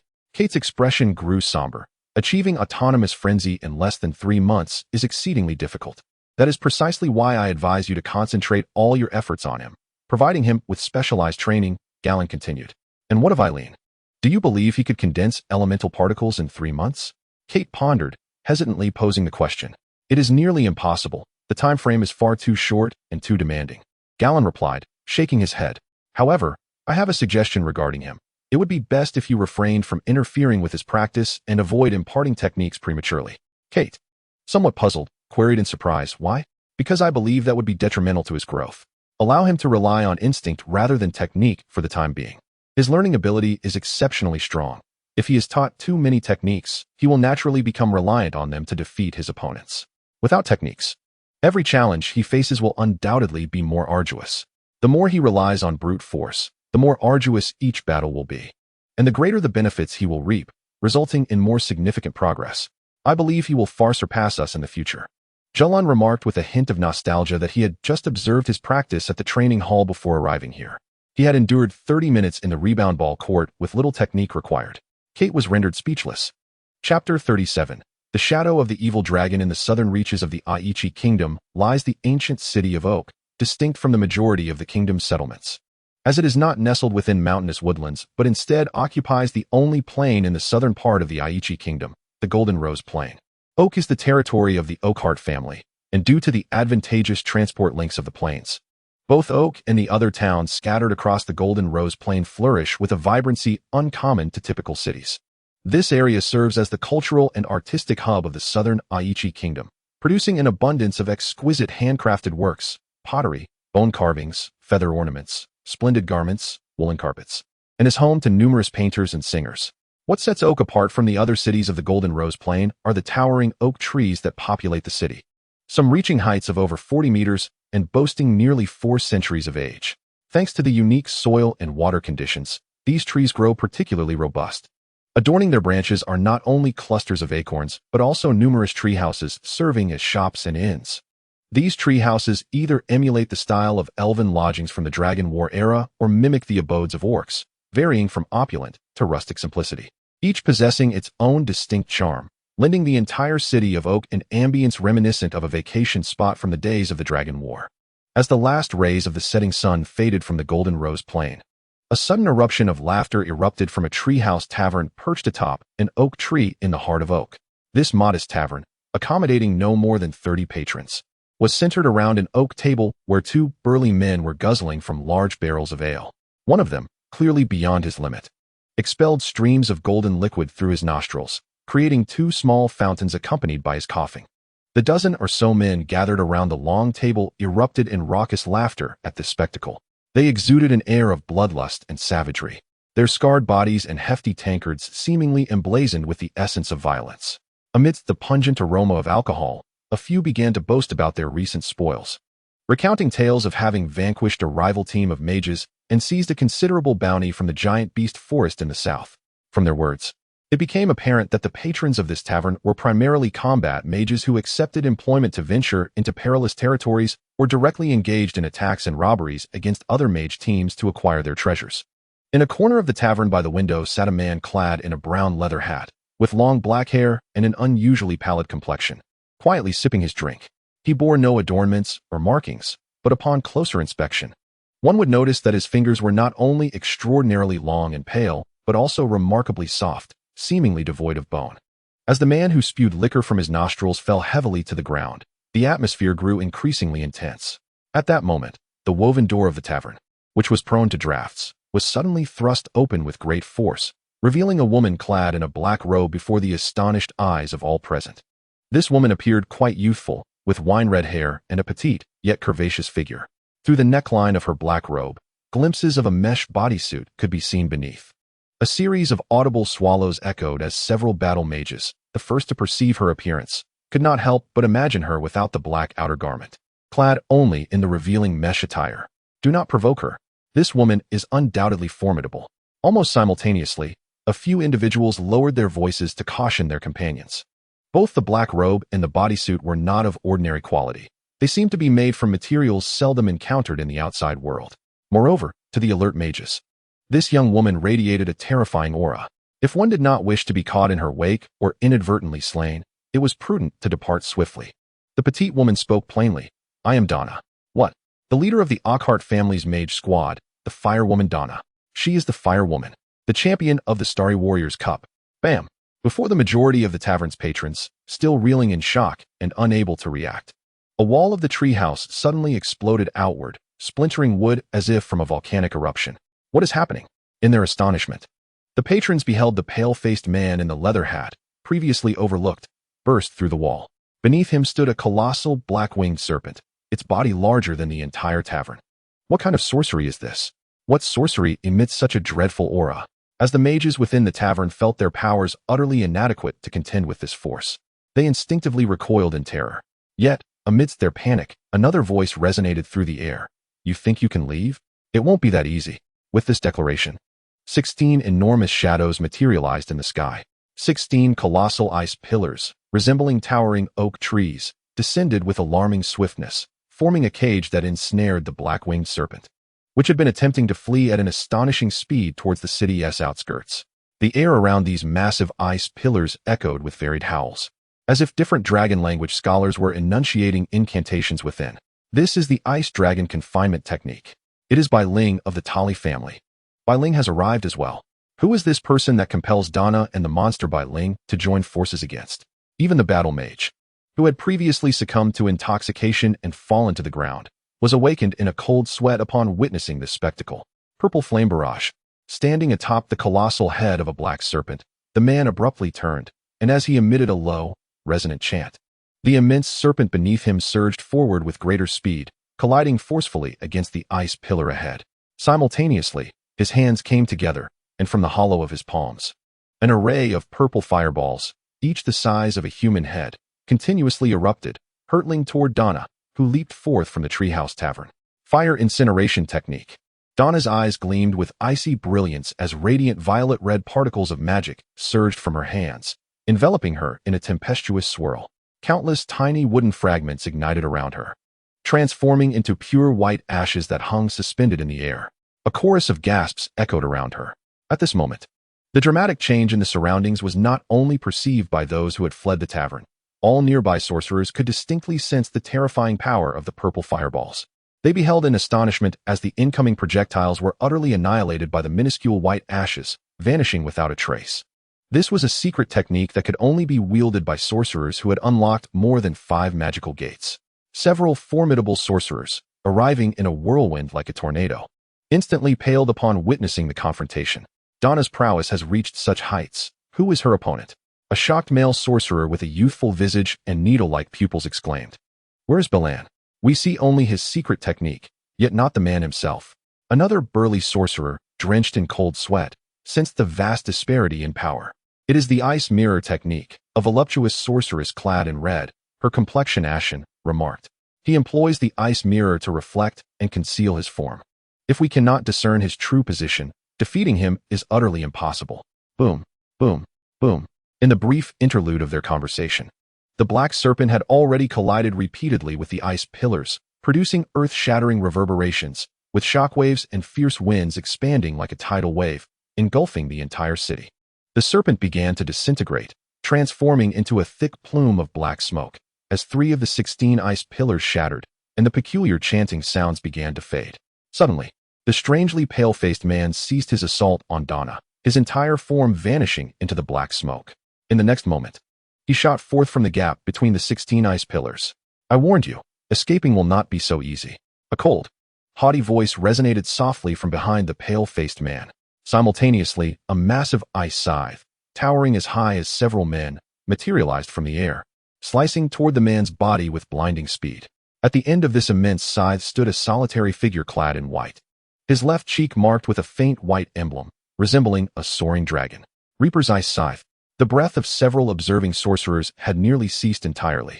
The immense icy scythe exerted an unimaginable pressure upon them, as if it sought to cleave the essence of magic from their very beings, shattering it to smithereens. Crack! With no time left to evade, a pale-faced man clasped his hands together, resolutely seizing the blade of the colossal ice scythe. The overwhelming force instantaneously drove him down to the ground, propelling his body backward and carving deep furrows into the earth. Yet, simultaneously, black radiance enveloped his hands, coursing throughout his entire being, transforming him into a figure clad in a metallic-hued black armor, emblazoned with a menacing dragon emblem upon his chest. Crack! Countless fissures suddenly marred the blade of the enormous scythe, threatening to shatter under the pressure of his grasp. At that very moment, Donna had arrived just behind the pale-faced man, her hands igniting with a towering inferno, which she swiftly condensed into a minuscule ruby-like orb that struck his back. Instantly, the hat atop his head turned to ash, his pallid visage flushed crimson, and his body stiffened as if it were about to erupt in flames. You wish to seize me? Such a notion is futile. Let us perish together. Yet, in that fleeting instant, the pale-faced man erupted into a piercing, maniacal laughter, black particles of magic surging from him, causing his form to wither like a wilting flower. A hand, suffused with a ghastly white aura, elongated bizarrely, resembling a serpentine creature, and lunged towards Donna's chest. Swoosh! Donna's right arm rose to defend, 5 deep gashes appearing upon her hand. Yet, no blood flowed from the wounds, only a gray, mercury-like liquid seeped into her body, rendering her face an ashen white. Just then, a cerulean figure plummeted from the sky. Seal, holy barrier dissolves. Donna's body froze, halting all movement as the descending figure grasped her arms. A searing blue light erupted from her wounds, expelling the gray, mercury-like substance, reducing it to ashes. In that instant, the sorcerers, who dared not approach but witnessed the entire battle, gasped in horror. The pale-faced man's back split open, subtly morphing into part of a dragon, as if a great beast were to emerge from within him. Yet, in a heartbeat, his form exploded, crashing to the ground like a pile of shattered twigs, utterly disintegrated into fragments. Cultist of the Evil Dragon. A cultist of the Evil Dragon has appeared. Here, in our Golden Rose Plain. Many gasped in terror, unable to contain their astonishment. Lister, thank you. Amidst the exclamations of surprise, Donna remained remarkably composed, even allowing a faint smile to grace her lips. I did not expect you to be here as well, saving my life once more. Chapter 38. The Startled Teacher and the Missing Moss. Not much, List replied, blinking his eyes and grinning amiably. I would hate to see such a beautiful girl lose an arm. Now that her hand had healed, you could release your grip. There is no need to hold on so tightly. Clad in white, the renowned yet seldom seen Bai Ling approached from behind, casting a cold glance at List. No wonder it was said back then that you had a hand in her success. It seems you intentionally lost to her team in the competition. Donna's cheeks flushed slightly, while List merely chuckled lazily, nonchalantly releasing his hold. Legends always hover near the truth, but never quite grasp it. It appears someone is rather anxious about the fable. With a haughty snort, Bai Ling turned away. So you are one of the members of the mage team that has been pursuing these individuals, Donna observed, smiling warmly at the somewhat smug List. Yet you only arrived after the action had commenced. Your response was rather sluggish. Were you not concerned that we might have faced genuine peril? The frequency of their appearances has been increasing, List remarked more seriously, his voice lowered. Unraveling the true reason behind how these mages obtained the bloodline power of the wicked dragon is far more crucial than merely hunting down these visible foes. It seems you were engaged in another mission, Donna noted, glancing at the spot where the pale-faced man had perished. Have you uncovered their origins and motives? I have some leads, List replied, looking at her intently. They may possess a secret base in the southern wilderness of our Aichi kingdom, and some of their abilities likely stem from that location. During a previous mission, someone mentioned the name Shadowfall Valley. However, whether such a place truly exists and its exact location remains unverified. As for this individual, List turned his gaze to the site of the deceased pale man. His background has been ascertained, yet he is not a mage of our Aichi kingdom, but hails from the kingdom of Dova. Dova Kingdom? Both Donna and Bai Ling were taken aback. He was originally an obscure figure from Dova Kingdom, lacking much talent in magecraft, specializing solely in physical combat techniques. List nodded, perplexed by how he had transformed into such a being, engaging in assassination activities. The most critical aspect is that we remain unaware of the true intentions of these mages. Donna stated gravely. Let us refrain from discussing such weighty matters, List chuckled. How have you been lately? Will you return to your Riverbend Academy for a visit? Certainly. Our academy remains a strong contender for this year's championship, Donna replied, her smile returning. I intend to attend every match. However, I've heard that your performance has not been stellar in recent years. Otherwise, we could have met again at the finals. Based on your words, even if our college does not advance to the finals, I can still join you at the venue to watch the match. List chuckled, touching his nose, and remarked, however, this year we have several intriguing new individuals, so it is not entirely impossible that we might encounter you in future competitions. Donna smiled even more brightly, responding, then I shall eagerly await that day. I cannot stand the two of you, perpetually flirting, interjected Bai Ling with a heavy huff. If you have the capability, then truly be together. In the forest of thinkers, Houston ambled through with a multitude of complex emotions swirling within him. Previously, he approached each class with enthusiasm and excitement, relishing the reverent gazes of his students and the unwavering compliance with his commands, which brought him immense satisfaction. However, things had changed, especially after being unnerved by Eileen's ghostly visage during their last encounter. His confidence had taken a devastating blow, and now, as he entered the forest of thinkers, an inexplicable fear gripped him, dreading that Eileen might suddenly spring another surprise. Upon nervously approaching the new students who awaited his arrival, he was astonished to find no trace of Eileen among them. Not only was Eileen absent, But also the impulsive Barrow and the red-haired Moss were nowhere to be seen. Where could those three have gone? He mused inwardly, feeling a peculiar sense of relief rather than the anger one might expect at their tardiness. Mr. Houston. Suddenly, a voice rang out from above him. Ah! Houston reflexively jumped forward in surprise. How did you get up there? Turning around, he was met with the sight of Eileen's head peeking over the top of a massive stone, prompting an overwhelming urge to bash his head against it in frustration. I ran up, Eileen replied, leaping down from the white stone with a thud. What? You ran up there? The rest of the new students, who had previously failed to notice Eileen's presence atop the stone, erupted in astonishment. It was known that even during earlier tests, Eileen had only managed to reach a third of the stone's height after 16 steps. This feat of wall running was not solely about initial speed and explosive power. After a few steps, without sustained energy and endurance, it was nearly impossible to continue. What? What did you say? Houston's initial surprise transformed into genuine shock. You've managed to run up? Indeed. It took me numerous attempts to succeed when I came here. The main issue was that I would just fall off when I reached the top, Eileen said with a cheerful grin, but now I know how to avoid falling. Impossible. Try showing me. Houston's lips began to quiver in disbelief. Just a few days had passed since the last test, and even the most accomplished student he had ever mentored could not possibly exhibit such a terrifying rate of progress. Truly, Professor Houston, I assure you, I am not deceiving you. Eileen, oblivious to Houston's astonishment, uttered this claim before letting out a loud shout and charging again toward the massive white stone. With a flurry of sounds, smack, smack, smack, his figure, initially a blur as he sprinted across the flat ground, resembled a streak of azure wind.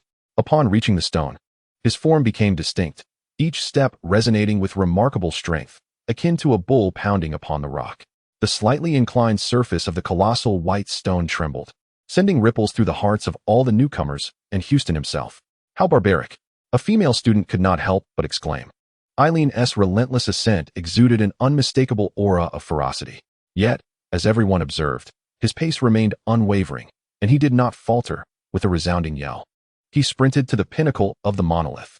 Just as he seemed poised to slip and fall, he forcefully pressed down with one foot still on the stone, bending forward sharply with a wild cry. Although he could not leap directly onto the stone, his flailing hands grasped the edge of the summit, and with a powerful heave, he tumbled over the top. This final act appeared rather clumsy, yet those who witnessed the entire sequence were left utterly dumbfounded. How could this be possible? Houston, resembling a dazed child from St. Laurent City, repeated these words in disbelief. Is this person even human? Could he truly possess the bloodline of a giant devourer? Is such strength inherent to that lineage? Had he been concealing his abilities all along? How could he have progressed so dramatically in just a few days? The majority of the newcomers shared similar expressions of shock, unable to comprehend the spectacle. Professor Houston?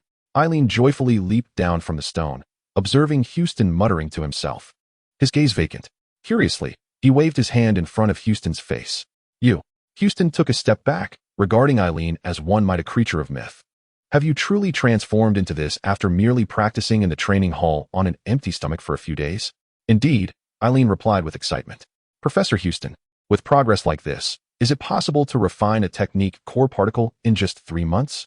3 months to refine a technique core particle. Houston felt darkness closing in around him. What do you need 3 months for? To defeat the members of the Academy team, join the Academy team, and participate in the Starry Sky Hero Cup competition. Eileen, seemingly reminded of something, gazed at Houston with excitement and exclaimed, Teacher Houston, last time you asked me what my dream was, and I told you I didn't know yet. Now I have decided. My dream is to help Chris win the national championship in this competition. A wave of astonishment swept through the crowd. This individual, who could hardly be considered a practitioner, dared to declare his intention to participate in such a contest. Was he aware of the formidable prowess of the teams outside? Many newcomers regarded Eileen with the eyes of spectators observing yet another eccentric child. To set a goal of competing in such a tournament and aspiring for a national title, how impressive. At this pace of progress, he might truly become a remarkable figure in the competition. However, there were also many newcomers whose gazes turned fervent and admiring towards Eileen. Houston was nearly rendered incapable of coherent thought by Eileen's successive revelations. After a prolonged silence, he managed to utter, Then you must keep striving. He then inquired, What about Barrow and Moss? Did you forget to ask for their leave? Eileen immediately felt a pang of embarrassment and scratched his head, saying, Teacher Kate needed to speak with Barrow and asked me to convey that he would find time to explain things to you. Kate. Houston paused, regaining a semblance of rationality. And what about that red-haired lad? He couldn't help but glance around, anxious that Eileen's companion might be lurking nearby, ready to startle him. Eileen shook his head. Moss? I'm not sure why he hasn't come to class. Houston did not exhibit a significant reaction at first, but the other newcomers exchanged glances, astonished that someone would dare skip class without permission from the meticulous instructor. Chapter 39. Supercilious Arrogance. Moss wandered through Ironwood Academy. Every structure within his view bore the insignia of the ironwood trees.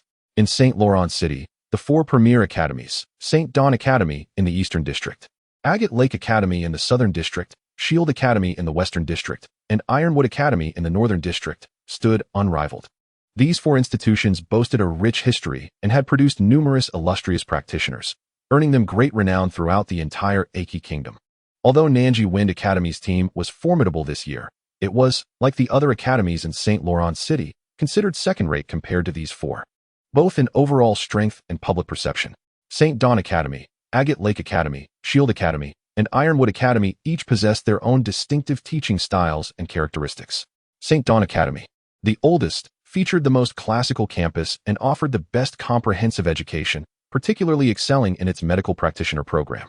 Agate Lake Academy derived its name from the breathtaking Agate Lake it occupied, with the institution primarily catering to female students, its faculty predominantly consisting of female practitioners, focusing on techniques that compensated for physical strength disparities. The Shield Academy traces its origins to the patronage and support of the Lannister family, the most formidable lineage in the Kingdom of Aichi, wielding the greatest territories and legions in the Westerlands, along with a formidable team of sorcerers. Even to this day, the most distinguished graduates from the academy predominantly choose to serve the Lannister family, dedicating themselves to the protection of the entire Westerlands and battling for the Kingdom of Aichi. In contrast, Ironwood Academy is predominantly a male institution, with each class featuring only a scant few female students. Its hallmark lies in the absence of diverse academic disciplines, focusing solely on powerful combat sorcery. The Academy's ethos is one of masculinity and unyielding strength, originally established to nurture those students who struggle with the innate affinity for sorcery. Consequently, Ironwood Academy has evolved into the institution within St. Laurent City that boasts the most physical training halls, attracting students with robust physical prowess but weaker sorcery skills. The faculty excels in maximizing physical strength, employing secret techniques that fuse raw power with sorcery. Thus, Ironwood Academy has earned the moniker of a bastion for muscular males, a haven for the rugged and the fierce. In Moses' view, the students traversing Ironwood Academy predominantly exhibit fierce, muscular visages. The entire institution indeed exudes an aura of primal savagery and violence. Yet, Moses' gaze is fixated on the silhouette of a golden-haired figure ahead. This golden-haired youth is none other than Si Dinghan, the individual who instilled a paralyzing fear within him the day before their team competition against the Dawn Academy and the Southern Monsoon Academy. Who would dare skip Professor Houston's class? Even after enduring a few setbacks under Eileen's watchful eye, Houston, known for his meticulous records and grudges, remains a terrifying presence for all newcomers at Dawn Academy. However, for reasons unbeknownst to him, when Mose inadvertently spotted Si Dinghan on a street outside the academy that very morning, despite the dread that coursed through him at the mere thought of facing Houston, he found himself choosing to discreetly follow the golden-haired student. Ironwood Academy. As this young man ambled through the imposing black iron gates of Ironwood Academy, Moses' heart began to race uncontrollably. His blood seemed to warm, and beads of cold sweat formed on his palms and back, yet the fear within him slowly diminished.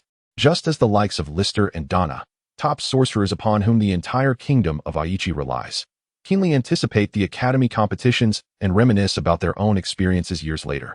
The Starry Sky Warriors Cup Academy Championship holds an indescribable allure for any young individual possessing the courage and ambition to become a true hero. Moss harbored a fervent aspiration to become a renowned sorcerer, akin to the illustrious List and Gallon, celebrated across the continent. He yearned to heed the kingdom's call, undertaking various quests to safeguard the people of the Aichi Kingdom. Naturally, he desired for his academy's team to shine brilliantly, and he longed to partake in such a thrilling competition that ignited the spirit. Perhaps it was this very heart of a valiant warrior that rendered the mysterious golden-haired youth an overwhelming presence, for in Moss's subconscious, he had already envisioned this young man as a future rival. However, at present, the disparity in their abilities seemed insurmountable. Moss even perceived that, perhaps, even Chris might not stand a chance against this golden-haired individual. Thus, he instinctively sought to uncover more secrets about this enigmatic figure. If Chris and the other members of the St. Dawn team could discern his combat style and the techniques he employed, their chances of triumphing over him would increase. Moss recalled the tournament's progression vividly. After St. Dawn Academy triumphed over South Monsoon Academy, securing a place in the preliminary rounds, their next adversary would be Shield Academy. Should they prevail against Shield Academy, their subsequent opponent would be the victor of the match between Ironwood Academy and Golden Line Academy. Golden Line Academy was merely a second-tier institution, much like South Monsoon Academy, whereas Ironwood Academy's team consistently emerged from St. Lawrence City to compete in the national tournament. As the golden-haired youth drew nearer to the refinement hall of Ironwood Academy's southern campus, Moss became increasingly convinced that this individual was indeed a member of the Ironwood team. It was entirely plausible that they would encounter one another in the competition, making the presence of this golden-haired youth and his 4 teammates at St. Dawn Academy to observe the matches quite reasonable. Unbeknownst to him, Stingham was entirely oblivious to the fact that Moss, a student from St. Dawn Academy, had been trailing him from the southern to the northern part of the city. With a resounding clang, he pushed open the grand entrance of the largest refinement hall at Ironwood Academy. "Hey, is Ficiola here?" he called out boldly as he entered. At that moment, Moss, not far behind, clearly heard his loud exclamation, causing the corners of his mouth to twitch involuntarily. Although he had not clearly seen the other 4 individuals accompanying the golden-haired youth that day, Ficiola was the captain of the Ironwood team, a star figure throughout St. Lawrence City. It was said that in last year's tournament, it was Ficiola who ultimately defeated Sophia from Agate Lake Academy, leading Ironwood Academy to victory. If this golden-haired youth truly belonged to Ironwood Academy, how could he possibly not recognize Ficiola and inquire about his identity? If he were not a member of the Ironwood team at all, then what purpose did his presence here serve? In a fleeting moment, a plethora of questions and symbols of astonishment flooded Moss's mind, rendering him utterly petrified on the spot. The dojo was spacious, its floor adorned with exceptionally smooth stone tiles, and within stood 6 or 7 young men clad only in trousers, their upper bodies bare, yet their eyes obscured. Who were they? Upon hearing Sidenhan's loud proclamation, the group turned in unison, one of them furrowing his brows and inquiring, yet none removed their blindfolds. "I am Sidenhan of the Golden Line Academy, the most illustrious and dashing among us. I have come to challenge Fei Chilua, the representative team of your esteemed academy." Sidenhan laughed heartily, unconcerned whether the others could see him. He tossed his hair and struck what he deemed the most charming pose, even pulling out a comb to groom his locks. "What? The Golden Lion Academy?" Moss, who had been frozen in disbelief, nearly shouted. The group within the Iron Forest Academy's dojo all removed their blindfolds, and upon seeing Sidenhan posing, several wore expressions of indifference, their faces reflecting the amusement one might reserve for a jester. The Golden Lion Academy? One of the leanest among them, possessing an oddly pink eye yet strikingly handsome, spoke flatly. "The competition is still quite some time away. Even if you are a member of the Golden Lion Academy, what business do you have here?" How impressive! At that moment, as this young man glanced outward, a sudden chill enveloped Moss, as if a wave of terror washed over him. He was almost certain that this individual was none other than the renowned Fei Chilua of the Iron Forest Academy, for despite his seemingly frail physique, the others, robust as steel, lacked his commanding presence. "It has been 2 or 3 months, which feels interminable. I can hardly wait." Sidenhan appeared unfazed, laughing heartily. "Moreover, your academy lacks beautiful girls. Competing with you holds little interest. It would be far more efficient to resolve you swiftly and then proceed to challenge other academies. What kind of lunatic seeks to defeat the opposing team before the competition even begins?" Moss's mouth dropped open in disbelief, questioning his own senses. "What did you say?" Upon hearing Sidenhan's words, the eyes of several individuals in the dojo glimmered with a chilling light. "One person seeks to resolve us before the competition?" Yet Fei Chilua's voice remained calm. "Let him enter first." Moss's gaze involuntarily shifted toward the directional sign of the venue, which read, Chapter 40, Star Player, Sevenfold Gravity Dojo. Moss was in a state of shock, his body drenched in cold sweat. As fear began to dissipate, a new sensation coursed through him, and the arrogance he had felt upon entering St. Dawn Academy began to vanish entirely. The Gravity Hall stands as one of the most extraordinary training facilities, utilizing unique materials. It renders those who enter its domain significantly heavier.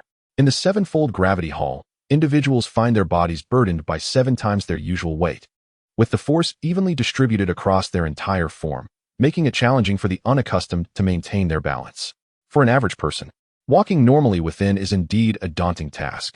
However, The students of Ironwood Academy appear unfazed, as if there exists no distinction between standing within and strolling outside. Are their bodies truly made of steel?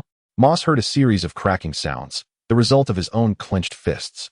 Oddly enough, the sky was clear, yet his face was slick with perspiration. This noise even caught the attention of Sidon Han, who turned to see Moss drenched in sweat. Sidon Han muttered under his breath, but maintained his self-absorbed demeanor as he stepped into the hall ahead. Sweat gathered at Moss's chin, dripping onto the ground. At that moment, he could hear the sound of his own heartbeat. Observing Sidon Han enter the hall without any visible difficulty, it seemed no different from a leisurely outing. The vast hall was enveloped in silence. "I have never seen you before. Are you a newcomer who has yet to participate in any competitions?" Came the cool voice of Fikilio, echoing eerily within the stillness. Haha. Sidon Han laughed heartily, tossing his hair. "Indeed, I have not participated in any competitions. But this year I shall undoubtedly become the dazzling figure who captivates the hearts of countless beauties throughout St. Laurent City, the most formidable and handsome contestant in the competition." "I can't stand this kid. Boss, let me take him down," declared a particularly imposing boy, his head shaved on the sides and back, with only a braided top. His muscular chest bore several intersecting scars, exuding an aura of ferocity as he addressed the still-composed Fikilio. "In any case, we have no ties with that bunch from the Golden Line Academy. Be cautious," Fikilio responded coolly, without further ado. The previously calm demeanor of the fierce boy transformed into a menacing glare. "You are the first to dare speak to us in such a manner within Ironwood Academy. I shall entertain you accordingly." Bloodthirsty, violent fist. What caused Moss, who had unconsciously approached the entrance of the hall, to momentarily hold his breath was the sight of this fierce boy, who, with a sinister grin, morphed into a whirlwind, launching a punch at Sidon Han. The muscles on one side of his body swelled dramatically, nearly doubling in size, and the force of his punch created a gust that swept Sidon Han's hair back. Taut and straight, the sound sliced through the air like a knife. Moss suddenly lost sight of Sidon Han. A series of stifled gasps echoed within the venue. Sidon Han had appeared before the formidable boy, his hand extended, gripping the boy's throat with an iron hold. With but a single hand, he rendered the boy utterly motionless. One side of the boy's body reverted to its original state, his entire face flushed crimson. In the blink of an eye, the imposing boy, towering over Sidon Han by a head, was sent flying by a single shove, crashing heavily to the ground. Moss found himself at a loss for words. Yet, Sidon Han merely flashed an enchanting smile and flicked his wrist, as if to say it was all too slow. The boy who had fallen to the ground let out a pained groan, unable to rise momentarily. The grip of death. A tall young man with a buzz cut and notably thick joints spoke darkly. Apart from Fikilio, the others nodded gravely. The grip of death was a technique from the Golden Line Academy, a secret art that utilized elemental particles to draw opponents directly into one's grasp. It was said to be exceedingly difficult to master. Yet Sidon Han executed it with a speed that surpassed all expectations, and its power seemed extraordinarily formidable. His affinity for elemental energy was particularly strong. His prowess and technique far exceeded that of the average practitioner. Fikilio's voice rang out once more, declaring him a sorcerer of a unique bloodline. "Boss, shall I step in?" asked a boy with an unusual yin-yang hairstyle, half short and half long, the latter cascading over half of his pale face, casting a glance at the self-satisfied Sidon Han before turning to Fikilio. Fikilio pondered for a moment and nodded. "Very well. Are you called Wilder? I've heard of you. Your hairstyle is undeniably cool," Sidon Han remarked earnestly, admiring Wilder's distinctive coiffure. "Is that so?" Wilder replied with a calm demeanor, seemingly influenced by Fikilio's innate coolness. Streams of elemental particles flowed from his fingertips, swirling around his palms, emitting an exceptionally brilliant purplish-red glow. It felt as though the air had suddenly been infused with countless ethereal tails, as azure currents coalesced in his hands, forming two elongated, slender blue blades that matched his height. "This is a tangible technique." Moss's hands trembled anew. Tangible techniques could be regarded as the hallmark secret art of the Ironwood Academy. Weapons forged from the fusion of elemental particles and magical energy, they were often more resilient than metals crafted by the majority of alchemists, capable of severing steel. However, the crux was that, even though most sorcerers in St. Laurent City were aware of the formidable techniques possessed by the Ironwood Academy, only a select few elite students and teachers within the academy could master and employ such arts in combat. Due to the esoteric techniques of the Iron Forest Academy, which necessitate an explosive release of a substantial amount of elemental energy, the skeletal and muscular structures of an average sorcerer are utterly incapable of withstanding such a surge and entanglement. I am about to make my move, so you must proceed with caution. As these words echoed, a sudden surge of water coalesced beneath Wild, transforming into a swirling vortex. His true form had silently materialized behind Si Dinghan. In his hands, he wielded two elongated azure blades, gleaming with a chilling light, mere meters away from Si Dinghan's back. Yet, Si Dinghan merely turned his head slightly, making no further movement, as if he awaited the piercing of his body by those slender blades. Wild's figure vanished abruptly. Just as the two blades were poised to strike Si Dinghan from behind, Wild reappeared to his left side. Such speed and technique, executed within this gravitational arena, is astonishing. Moss's complexion turned increasingly pale. Previously, he was only aware of Fi Kiluo from the Iron Forest Academy. But now he was certain that even Wild's attack could not be thwarted by the likes of Corian and the Holy Dawn team. A glimmer of icy light flashed in Wild's eyes, as sharp as the blades in his hands. "You insolent brat, you dare to disregard the Iron Forest Academy," he seethed. "To exhibit such arrogance before me and Fi Kiluo, I shall impart upon you a lesson you will never forget." He swung his twin blades menacingly toward Si Dinghan's shoulder. "Frost Nova, prepare to be subdued." At that very moment, however, Si Dinghan erupted with a fervent shout, his golden hair billowing wildly. Boom! Wild barely had time to comprehend the unfolding events. He felt his blades make contact with Si Dinghan's garment, only to be met with a sudden onslaught of frigid winds and hailstones that sent him hurtling away, crashing violently against the venue's ceiling before being drawn back down by the overwhelming gravitational force, slamming into the ground, leaving his body completely numb and incapable of lifting even an inch. To the onlookers, his state appeared utterly wretched. His bare torso bore countless pale wounds, each a dent from the hail, and half of his hair was frozen to his face, with many strands snapped. Were it not for the warm breath still escaping Wild's lips, one might easily mistake him for a long-frozen corpse. How could even Wild's lightning-fast strikes be so utterly ineffective? Who on earth is this individual? What grants his Frost Nova such tremendous power that Wild could not withstand even a single blow, even when the first muscular man was effortlessly defeated by Si Dinghan? The surrounding muscle-bound individuals quickly regained their composure.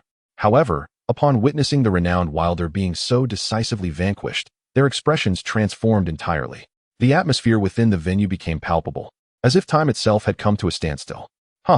Yet, amidst this tension, Si Dinghan suddenly placed his hands on his hips and laughed heartily, proclaiming, "The illustrious Green Hornet Wilder appears to be rather underwhelming, does he not? How about it? Are you all intimidated? Perhaps you should forfeit the next match." After this display of arrogance, he pointed a finger at Fi Kiluo and the others, taunting them further. "Is it the bloodline of the dragon?" Fi Kiluo slowly stepped forward, approaching Si Dinghan.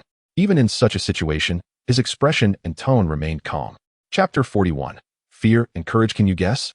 Si Dinghan chuckled again, tossing his hair. This fellow truly seems to be courting disaster. The muscular man behind Fi Kiluo turned pale at Si Dinghan's gesture, perceiving it as a blatant provocation and mockery, as if he regarded Fi Kiluo as inconsequential. For the majority of the students from Thailand Academy, they might tolerate insults directed at the academy itself, but they could never abide the denigration of Fi Kiluo, who had led them to national competitions for 2 consecutive years. Fi Kiluo merely waved his hand dismissively. This simple gesture seemed imbued with an inexhaustible power, silencing all those from Thailand Academy behind him. "Defeating our Thailand Academy is not so simple," he stated, fixing his gaze on Si Dinghan. His tone remained even, yet anyone could discern the pride and fierce fighting spirit ignited within his words. "The boss is furious. This fellow is in for a rough time." The sight of the boss in such a rage is truly impressive. The muscular men behind Fi Kiluo, who had just moments ago been in a frenzy, now wore expressions of admiration. Si Dinghan rolled his eyes in disbelief, wondering if all individuals from Thailand Academy were somehow effeminate. No one responded to his remark. A radiant stream of purplish-red elemental particles coalesced at Fi Kiluo's fingertips, as unseen forces surged violently through the air, conjuring a vortex that emanated an unusual pink hue. This resulted in the formation of dozens of tangible, gem-like pink feathers that hovered around Fi Kiluo. Is this a physical technique? How peculiar. Si Dinghan was momentarily taken aback. Green Serpent Guardian, a green cobra, matching his height, suddenly stood before him, emitting streams of green luminescence directed at Fi Kiluo. At that instant, the pink hue in Fi Kiluo's left eye seemed to contract inward, creating an exceptionally profound channel. His body remained utterly still, arms hanging at his sides, yet the gem-like feathers floating around him began to stir. Each beam of green luminescence that approached him was met by a feather, effortlessly shattering the light into fragments. The moment each green ray was obliterated by the feathers, a powerful shockwave rippled through the air, showcasing the immense potency of their techniques. Yet, what rendered the atmosphere even more suffocating was the fact that those ethereal feathers seemed entirely unaffected by the shockwaves, appearing both delicate and inconceivably heavy. "You've fallen for it," Si Dinghan suddenly exclaimed, a gleeful laugh escaping his lips. A dark line had appeared beneath Fei Qiluo's feet, coiling around her ankles. "Is that so?" Yet at that very moment, a feather had already materialized before the dark line, seemingly aware of its every intent, effortlessly severing it in two. Si Dinghan was momentarily taken aback, feeling as though Fei Qiluo could peer into the depths of his thoughts, as if she could predict his next move with uncanny precision. "It's my turn," a calm voice resonated. The feathers continued to hover in the air before Si Dinghan, yet Fei Qiluo had completely vanished from their midst. Moon Crescent Slash. His figure reappeared to Si Dinghan's left, a blazing orb of white light radiating from his hand, resembling a dazzling sun. "Indeed, the leader is remarkable," Si Dinghan thought, observing the seemingly aloof demeanor that belied an inner fervor. He's south charging in for close combat. A chorus of admiration erupted once more. "Come." An excited howl burst forth from Si Dinghan, who stood his ground, his hands crackling with brilliant lightning. He pivoted and threw a punch toward Fei Qiluo. Boom. Their hands collided, a palm against a fist, releasing a dazzling array of light, electricity, and energy particles that erupted from their contact, producing a resounding thud that left everyone's teeth numb and tinged with a subtle ache. In this clash, neither party yielded an inch, both locked in a fierce stalemate. Yet, in that fleeting moment, the once still gem-like feathers suddenly sprang into action, hurtling towards Si Dinghan's back at an almost teleportational speed. "This guy is incredibly formidable." Si Dinghan's heart sank, his expression shifting dramatically. This peculiar technique, combined with Fei Qiluo's overwhelming strength in close proximity, felt akin to facing two Fei Qiluos simultaneously. The leader is truly impressive. Is this going to end it? Surely, the leader won't inadvertently strike him down. The eyes of all the Iron Forest Academy team members and reserves widened in astonishment. It had been a long time since they had witnessed Fei Qiluo unleash his full might, and his display ignited their fervor to a boiling point. Moreover, what truly exhilarates them is that this year, Fei Qiluo is undeniably elevated to a level far beyond last year's competition. The Great Water Dragon Technique. Just when they all believed the battle had reached its conclusion, a colossal water dragon surged beneath Si Dinghan.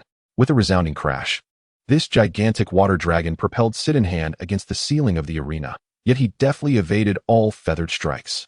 The gem-like feathers gradually vanished upon colliding with the body of the water dragon. Fei Qiluo slowly turned her head, gazing at the somewhat disheveled Si Dinghan in the sky. Mose, too, unconsciously lifted his gaze, his eyes fixated on Si Dinghan. "Are you trying to kill me? And tell me, is your leader more handsome than I am? Which of your eyes perceives him as superior in charm?" A drenched Si Dinghan bellowed in fury. Golden instant kill strike. His figure suddenly descended from the air, propelled by a flurry of golden particles, landing behind Fei Qiluo. However, in the instant he revealed himself, Fei Qiluo vanished from before him, reappearing behind him instead. A hand, seemingly cradling a radiant crescent moon, struck against his back. The Great Water Dragon Technique. With a thunderous boom, Si Dinghan was again thrust against the ceiling by the water dragon, while the massive water creature beneath him was shattered by a single palm strike from Fei Qiluo. Suspended in the air, Si Dinghan gazed at Fei Qiluo, incredulity etched across his face. "What technique are you employing that allows you to foresee my next move?" He refrained from attacking further, instead descending steadily to the ground amidst the dissipating water droplets. Halting at a distance of over 10 meters from Fei Qiluo, she regarded him with a calm demeanor, her eyes narrowing slightly. "I am equally curious about the method you employ to surpass the limits of ordinary speed and evade my strikes under such circumstances." Observing Fei Qiluo's evident reluctance to divulge her secrets and her refusal to answer his inquiries, Si Dinghan contemplated while extracting a comb to groom his hair. "Although it seems I cannot defeat you at this moment, it appears you shall not be able to vanquish me either."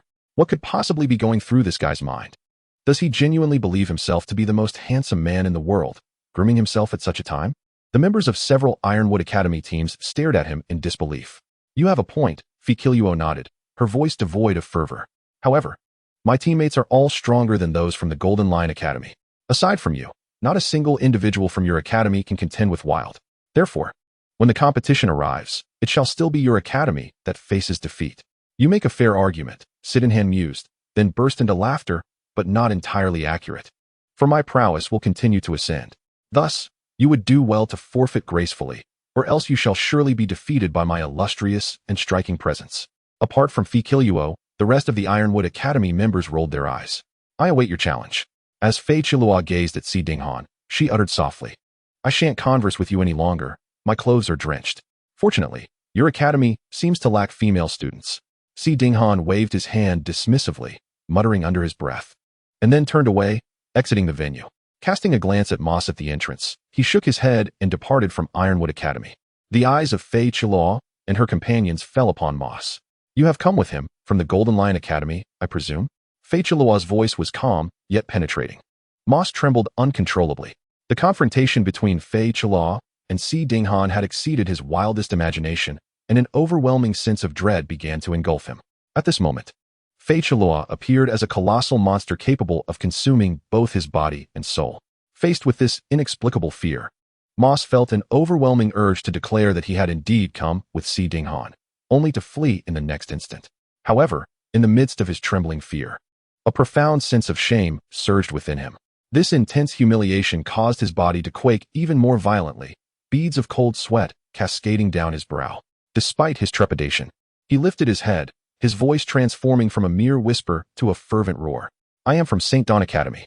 In the future, I shall undoubtedly represent St. Dawn Academy in battle against you, and I will defeat you, he shouted with all his might, oblivious to the contorted expression on his face, tears mingling with sweat cascading down. Is this fellow from St. Dawn Academy so audacious? Yet, he dares to declare war. Why weep? The students of Ironwood Academy regarded him with the eyes of one observing a creature of the night. Fei Chilua, however, merely arched an eyebrow and turned away, stating indifferently, Very well, I shall await your arrival. Boss, why indulge that fellow from St. Dawn Academy? By engaging with him, you are essentially accepting his challenge, a challenge from someone of little merit, which hardly befits your stature. Several members of Ironwood Academy questioned Fei Chilua as she resumed her training after Moss's figure had completely vanished. Though he trembles in fear, he possesses the courage to challenge me. Such a person may indeed achieve greatness, Fei Chilua replied calmly, then continued. As for that individual from the Golden Lion Academy, he likely possesses the Green Dragon bloodline. Chapter 42. The Art Gate. Do you wish to include me in the Academy's team? In a secluded corner of the Greatwood Forest, Barrow was speaking with Kate. I haven't even condensed a single art element particle. What makes you think I possess the strength to join the Academy's team? You snuck out during your months at the infirmary, practicing at night, even drilling a hole in the wall of the beast training hall. You have trained more than half a year longer than Eileen and the others. Considering your current physical condition, and based on the estimations of myself and several esteemed instructors, it is indeed possible for you to condense a particle of arcane essence if you commence rigorous training from today. Kate gazed intently into Barrow's eyes and stated earnestly, with your own practice alone, you have already achieved the ability to enter a state of lunar frenzy. Should you master autonomous frenzy, your strength would surpass that of Korean and his companions, potentially enabling you to wield secret techniques typically reserved for sorcerers who have unlocked 2 arcane gates. The intention is for me to condense arcane essence while simultaneously mastering autonomous frenzy, allowing for the casting of techniques post-frenzy. A glimmer of light flashed across Barrow's glasses. Achieving both conditions within such a brief period is exceedingly challenging. As for mastering the secret techniques that only sorcerers with 2 arcane gates can employ, that can only be practiced after attaining autonomous frenzy, rendering it nearly impossible. Kate regarded the remarkably composed Barrow and nodded. As long as you are willing to join the Academy team, no matter how modest the endeavor, we must give it a try. Very well, I shall join the Academy team. Barrow's affirmation left Kate momentarily speechless. Following Lin Luolan's blunt rejection, he had not anticipated Barrow's acceptance to be so unequivocal. However, I have one condition. As he pondered this, Barrow met his gaze and added. Kate, somewhat perplexed, inquired, what condition? I wish to train within the Great Beast's arena. What? Kate was taken aback, incredulity washing over him as he caught Barrow's eye. He distinctly recalled Lister mentioning that Barrow's previous severe injuries stemmed from infiltrating the Great Beast's arena. I am uncertain what kind of training you have prepared for me, but judging by your reaction, it seems you have not planned for me to combat the monsters within the arena. Barrow adjusted his glasses, maintaining his gaze on Kate, and replied, the bloodline of the Beastmen draws closer to these colossal creatures. It is only through engaging in battle that one can achieve the greatest advancement. Our ancestors, the beastmen who inhabited the troll forest, have faced various giants and beasts since birth. It is only by immersing oneself in such an atmosphere that one can most swiftly and thoroughly awaken the power of the beastman bloodline. Do not suggest the beast training hall to me. After a brief pause, Barrow continued. Those wretches, stripped of their beastly essence, are utterly useless for awakening my bloodline's power. Only the great monsters within the arena can potentially bring me to the state you describe.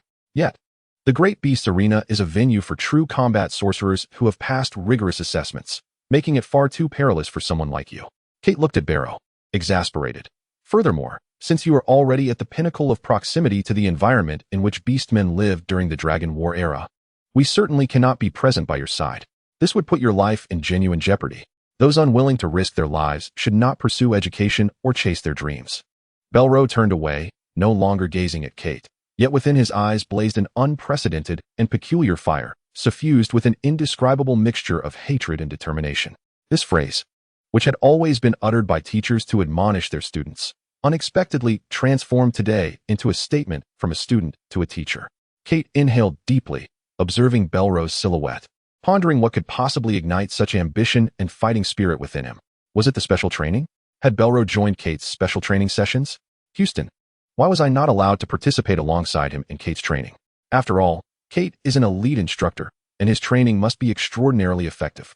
Surely, if I joined, my progress would also accelerate. Houston, could you perhaps speak to Kate on my behalf and allow me to partake in his special training? In the afternoon, after Kate had approached Houston and learned from him that Belro was absent from his classes due to special arrangements made by Kate, Island incessantly surrounded Houston, bombarding him with questions. Almost all the freshmen were left speechless, while others would go to great lengths to avoid Houston. Island seemed utterly oblivious to his sinister and fearsome nature, displaying an unusual camaraderie with him. Houston, overwhelmed by Island's inquiries, found himself at a loss for words. To hear Kate referred to as an elite teacher and the notion that participation in his special training would lead to swifter progress felt like a direct slap to his face. Eventually, in an exasperated and helpless tone, he exclaimed, "I am not Kate. How could I possibly know why he wanted to allow you to join the training? If you wish to participate, you should inquire directly with Kate, not me. Do ordinary teachers lack the authority to advise elite instructors?" Island, disappointed, retorted, leaving Houston feeling as though he had been publicly humiliated, filled with an impulse to retch. Suddenly, a quavering shout echoed across the clearing in the stone forest of thinkers. Mose. Everyone turned in astonishment, discovering that the source of the voice was Mose, who had skipped class for the entire day. This red-haired lad appeared as if he had just emerged from water. Houston stared blankly at Mose, unsure of his intentions. "I've skipped your class for a day. Punish me as you see fit. Whatever twisted tricks you have up your sleeve, unleash them upon me. Do not spare me merely for being a newcomer." Another one gone mad, Houston thought, feeling a wave of darkness wash over him. "Hey, why do you seem particularly spirited today?" Island asked Mose, brimming with enthusiasm. "Today, I witnessed a new student from the Golden Lion Academy, Si Dinghan, challenge a team from the Iron Forest Academy. That Wilder from Iron Forest Academy even resorted to his physical technique, the twin blades of the Green Hornet, and employed a form of continuous teleportation. Yet he was defeated by Si Dinghan in a single move. The enigmatic Fikiliuo seems to possess an uncanny ability to foresee the movements of others. Yet it ended in a stalemate with Si Dinghan. Moss's gaze did not linger on Eileen, but instead sought assistance from Houston. "Teacher Houston, you must find a way to alert Chris and the others. They must prepare in advance. Otherwise, even if we manage to triumph over the Shield Academy, we will stand no chance against the other two institutions." Houston felt a surge of disbelief. Was Moss out of his mind? The competition between the Golden Lion Academy and the Iron Forest Academy was still nearly 3 months away. How could it possibly take place today?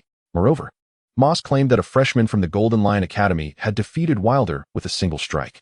Wilder, employing his renowned technique, the twin blades of the Green Hornet, coupled with his secret art of rapid teleportation, certainly poses a challenge. After all, I witnessed their match last year, and this year, with Wilder unlocking the second gate. Such capability seems plausible. However, to defeat Wilder in one blow is inconceivable. The Golden Lion Academy cannot possibly have a student of that caliber, let alone a freshman. "I speak the truth," Moss exclaimed. At that moment, Eileen could no longer restrain himself and interjected, "Teacher Houston, you have yet to elaborate on the 7 gates following the refinement of the elemental particles. What does the second gate signify?" Had any other freshman posed such a question, Houston would have likely responded with irritation, suggesting they consult the library or admonishing them for aspiring too high without even having refined their elemental particles. He would have indicated that these matters would be thoroughly explained in the second-year curriculum. However, Eileen's inquiry struck him with a sense of foreboding, prompting him to provide a detailed response. There are 7 designated locations within the human body capable of storing elemental particles, referred to as the 7 gates. The more gates one opens, the greater the accumulation of elemental particles, allowing for their compression into a more potent form. This not only enables the sorcerer to cast more demanding and powerful secret arts, but also enhances the potency of the same art when performed by a sorcerer who has opened more gates. Though factors such as combat skills, experience, and bloodline may influence battle prowess, the number of gates opened remains the sole criterion for assessing a sorcerer's strength across the continent. For instance, should you refine elemental particles and open 1 gate, you would be classified as a novice sorcerer. A sorcerer who opens 2 gates earns the title of combat-level sorcerer, deemed capable of joining certain sorcerer teams tasked with patrol and protection duties. Those who open 3 gates are generally referred to as advanced sorcerers, possessing the ability to undertake missions in various wildernesses and borderlands, hunting menacing creatures and vanquishing rival sorcerer teams. Sorcerers who manage to open 4 gates are regarded as elite sorcerers, forming the backbone of the kingdom's strength, often undertaking perilous missions critical to the kingdom's safety. The practitioners capable of unlocking 5 gates have begun to master and utilize certain forbidden arts, earning them the title of forbidden-level sorcerers. Progressing further, those who can unlock 6 or 7 gates ascend to the ranks of royal and legendary sorcerers, a feat achievable only by the heroes of history. So how can one unlock more gates? Moreover, Professor Houston, how many gates have you opened? How many gates have esteemed instructors like Professors Jalon and Kate unlocked? Eileen inquired eagerly. I anticipated you would ask that, Houston replied, his expression paling slightly.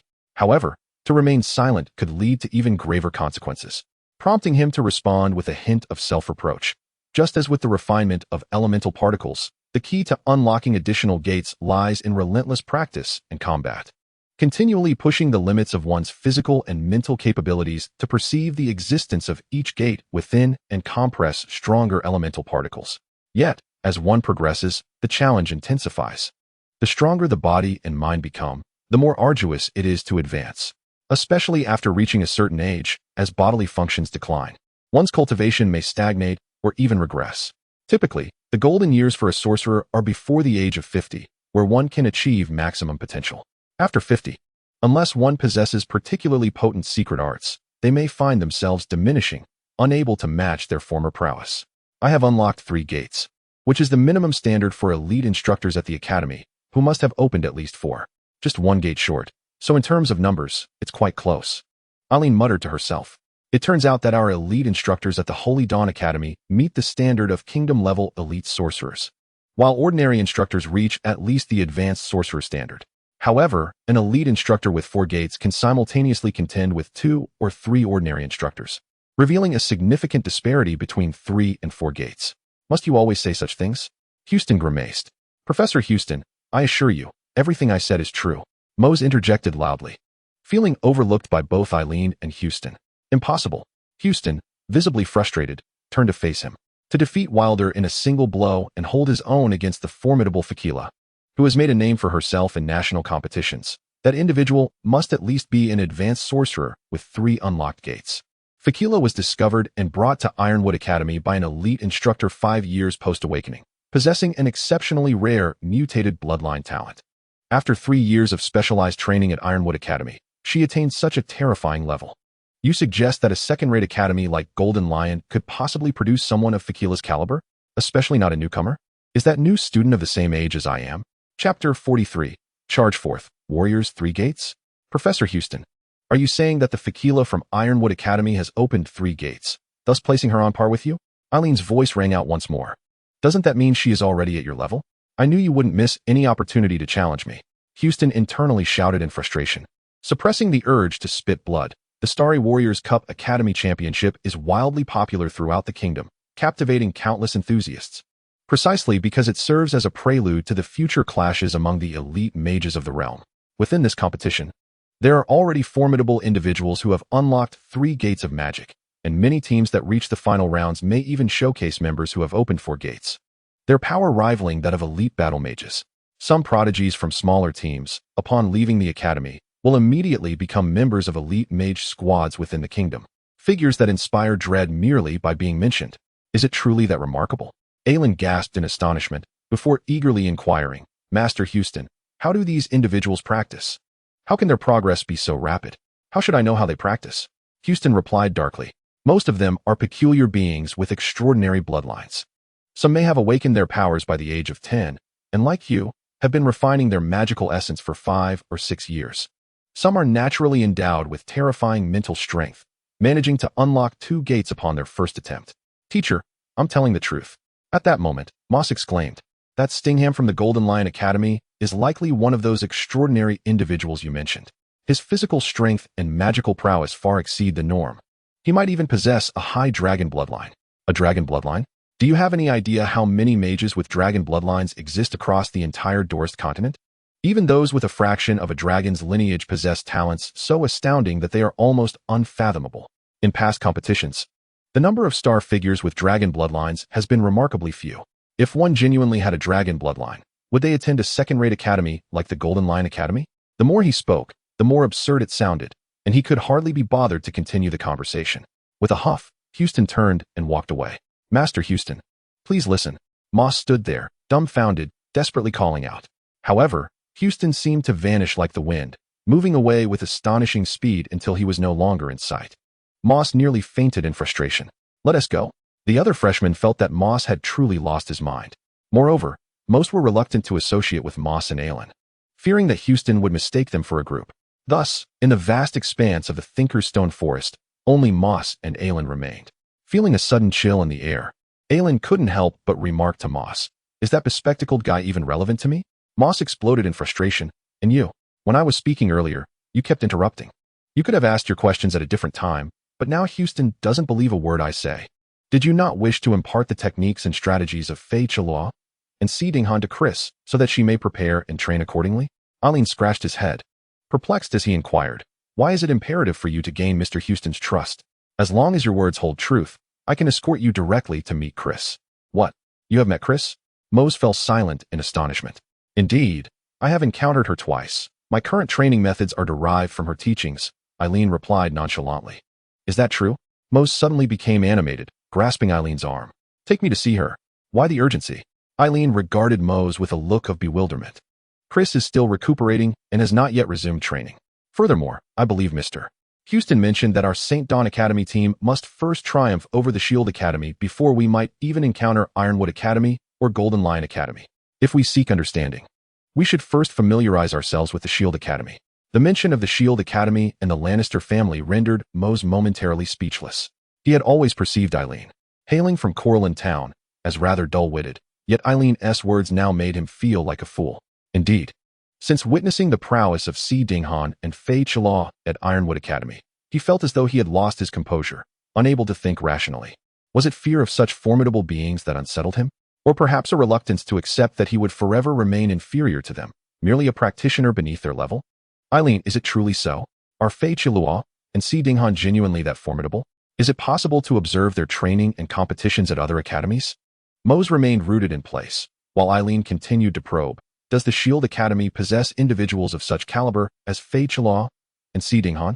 Should we not first assess the capabilities of the Shield Academy team? Observing Eileen's unrelenting curiosity and earnestness, Mose found himself enveloped in a newfound tranquility. You, my friend, he remarked, I have heard it said that you have been seeking to refine your magical essence in hopes of joining the Academy team and participating in competitions. With Fei Chalois and Si Dinghan being so formidable, are you not the least bit apprehensive? Not at all. There is nothing to fear, Aelin responded with a carefree demeanor. If the opponents are all inferior to you, what is the essence of such competitions? You raise a valid point. If one merely defeats those who are lesser, what significance does such a contest hold? To triumph over mere inferiors and become a renowned practitioner, what dream is that? What value does it possess? Moses' gaze toward Aelin transformed entirely. Aelin, if memory serves me right, you achieved the highest score among all of us in the last assessment, correct? Aelin chuckled heartily. Indeed. It seems so. But are we not discussing Fei Chalois, Si Dinghan, and the Shield Academy? You fear them not, yet you yearn to join the Academy's team. How could I possibly be outdone by you, or even be deemed inferior? Come forth. Let us engage in a duel. Once I triumph over you, we shall together investigate the Shield Academy's team. I must inform you that while the Shield Academy may lack exceptionally renowned competitors like the illustrious Fikilluo, they have consistently been a formidable presence in national competitions. Their teams are universally acknowledged as strong contenders. Moss, gazing at the self-satisfied grin of Island, exclaimed loudly. Very well. However, I shall not allow you to defeat me. Island's eyes sparkled with fierce resolve as he declared, Come forth, warrior beneath the starry sky, and reveal to me the extent of your prowess. Should you find yourself vanquished, do not blame me.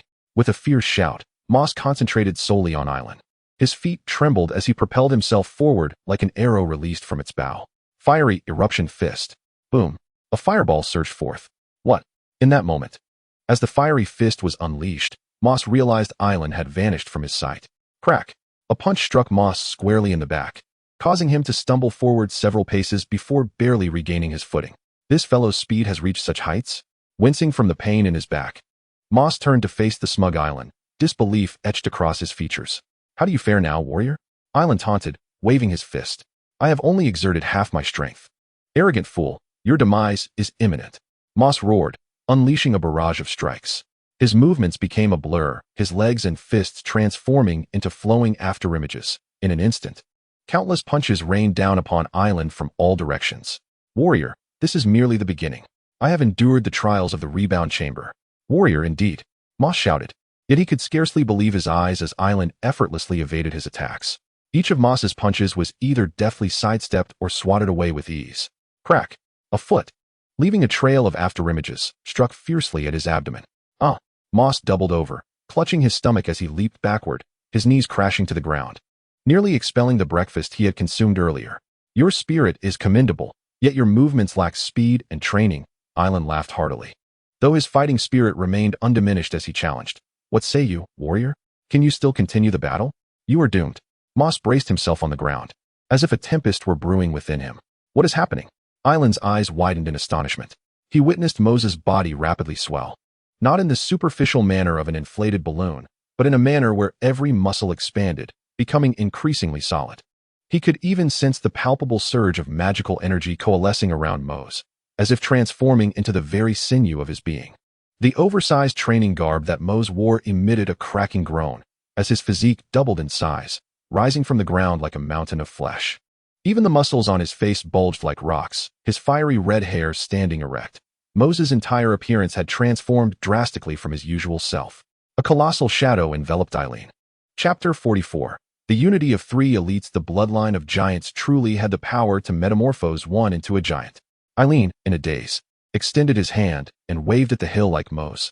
Hey, do you still recognize me? Fool, what do you think I've turned into? Do you believe I have lost my wits?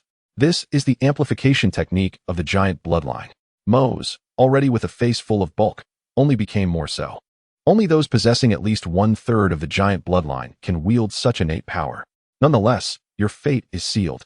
Rockfall, his immense, heavy body suddenly leaped into the air like a hurled boulder, towering above, as he hurled a fist down towards Eileen with tremendous force. The punch was as swift as a meteor plummeting from the sky.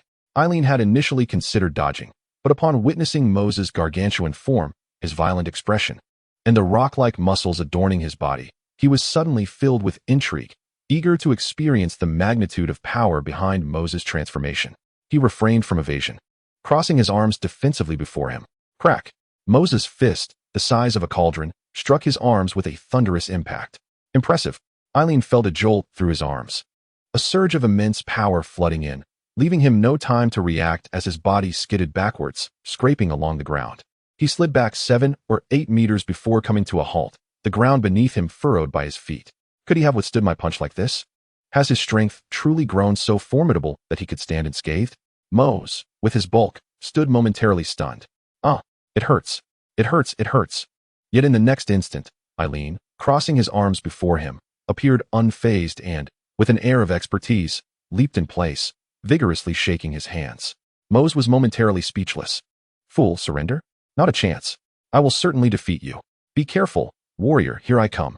Eileen, shaking his hands with excitement gleaming in his eyes, began to stomp his feet upon the ground at a terrifying rhythm, charging straight towards Mose without any embellishment, delivering another punch. Fool. Do you really think you can match my strength?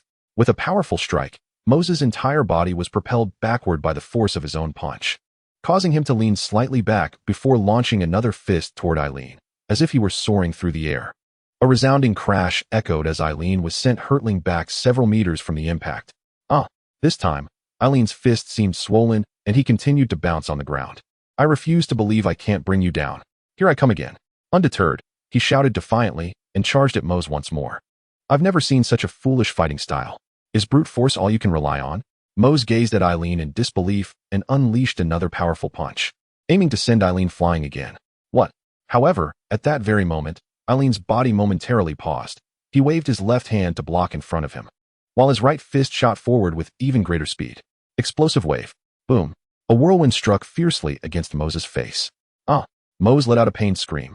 His face contorted in agony, tears and snot flowing freely, while Eileen, utilizing the momentum from his left-hand block, staggered backward.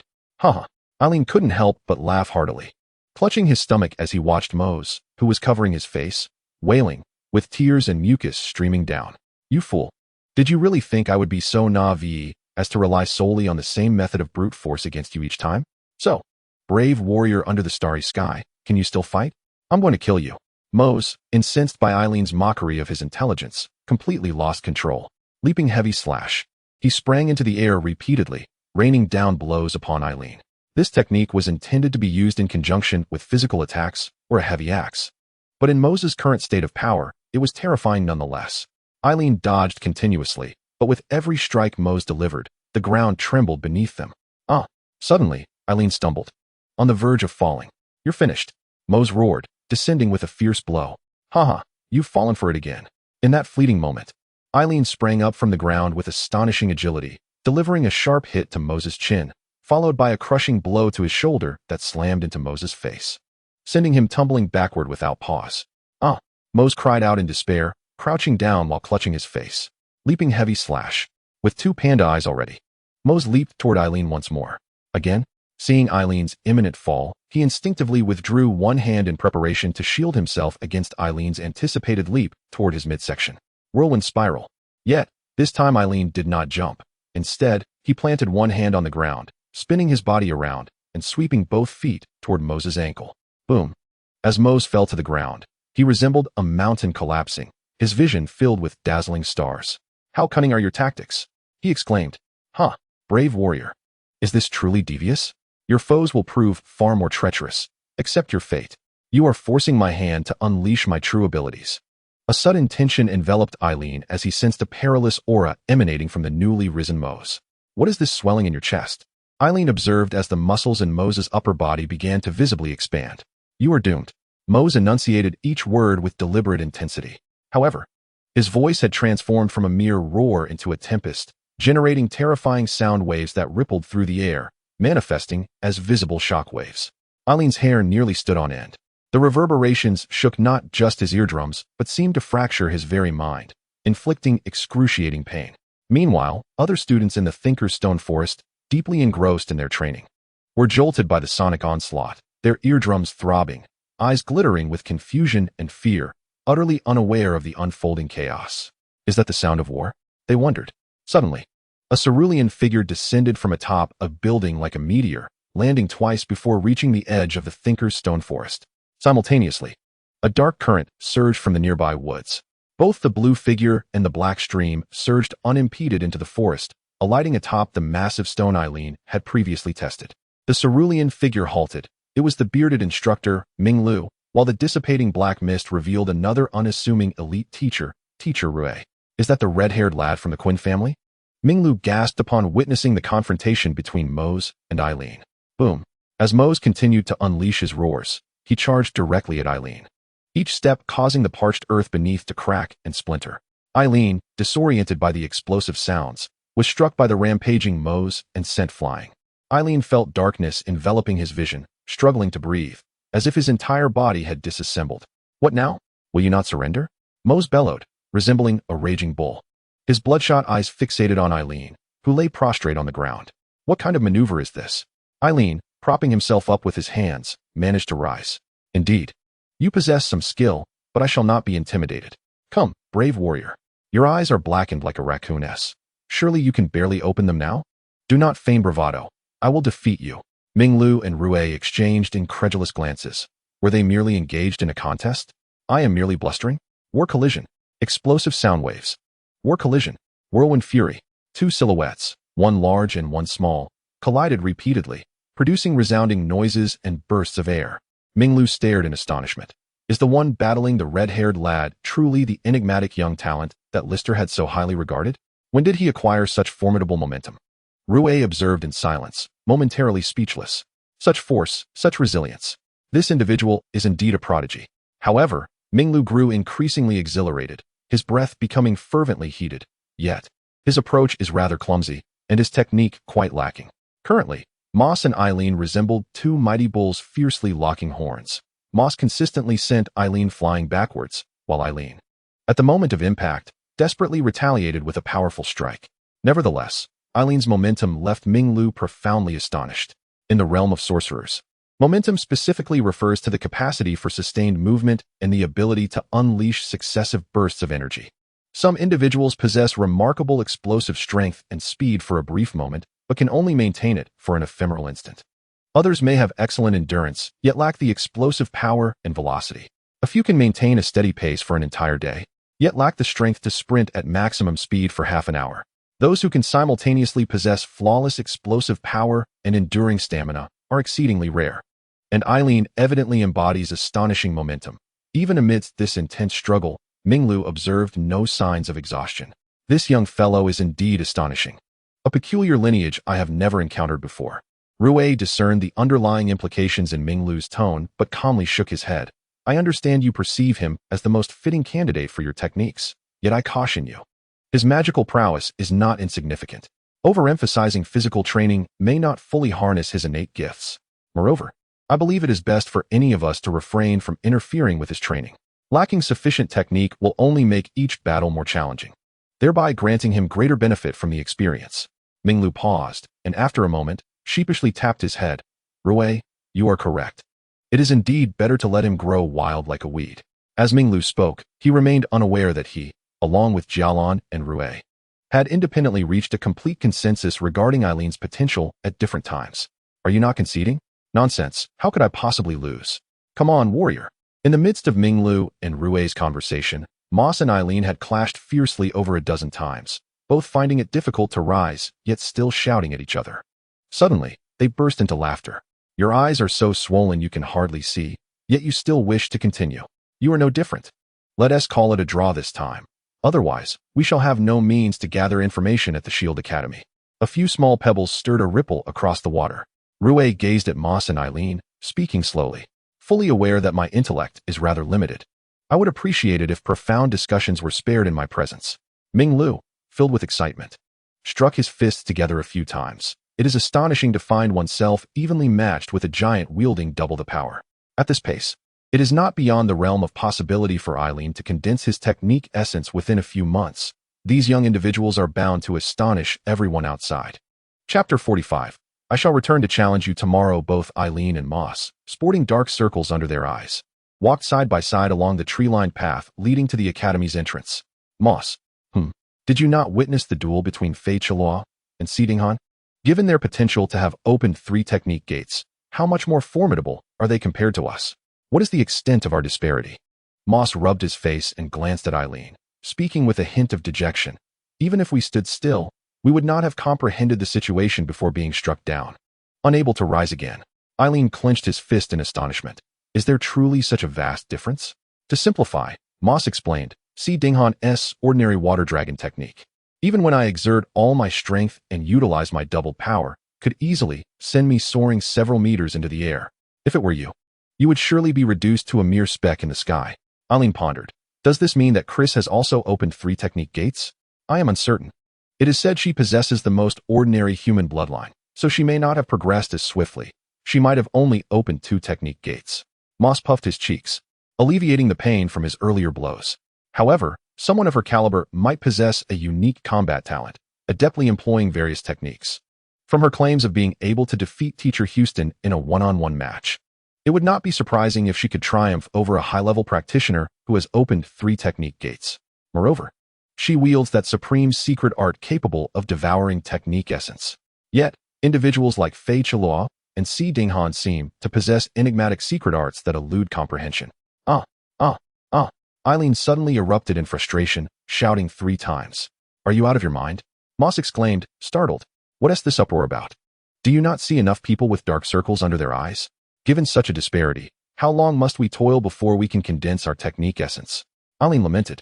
Moss, to what extent must our bodies be refined to reach the threshold for condensing technique essence? Typically, if one can run twice as far as you and ascend to the heights of those colossal boulders, they have likely reached the critical point, Moss replied, casting a glance at Eileen. However, condensing technique essence necessitates that both body and mental prowess attain their thresholds. Ordinary individuals can gauge their physical strength as a standard, and if they can refine their strength to such an extent, their mental acuity should be comparable. But for a being like you, whose physical prowess escalates rapidly, your bodily capabilities will undoubtedly far surpass your mental strength. Only through relentless training to the limits can your mental will truly be tested, allowing for even the slightest advancement. For instance, it may take an ordinary person 100 arduous attempts to reach their physical limits to achieve the same enhancement in bodily strength that you attain through merely 10 such endeavors. However, their mental fortitude is honed far more than yours.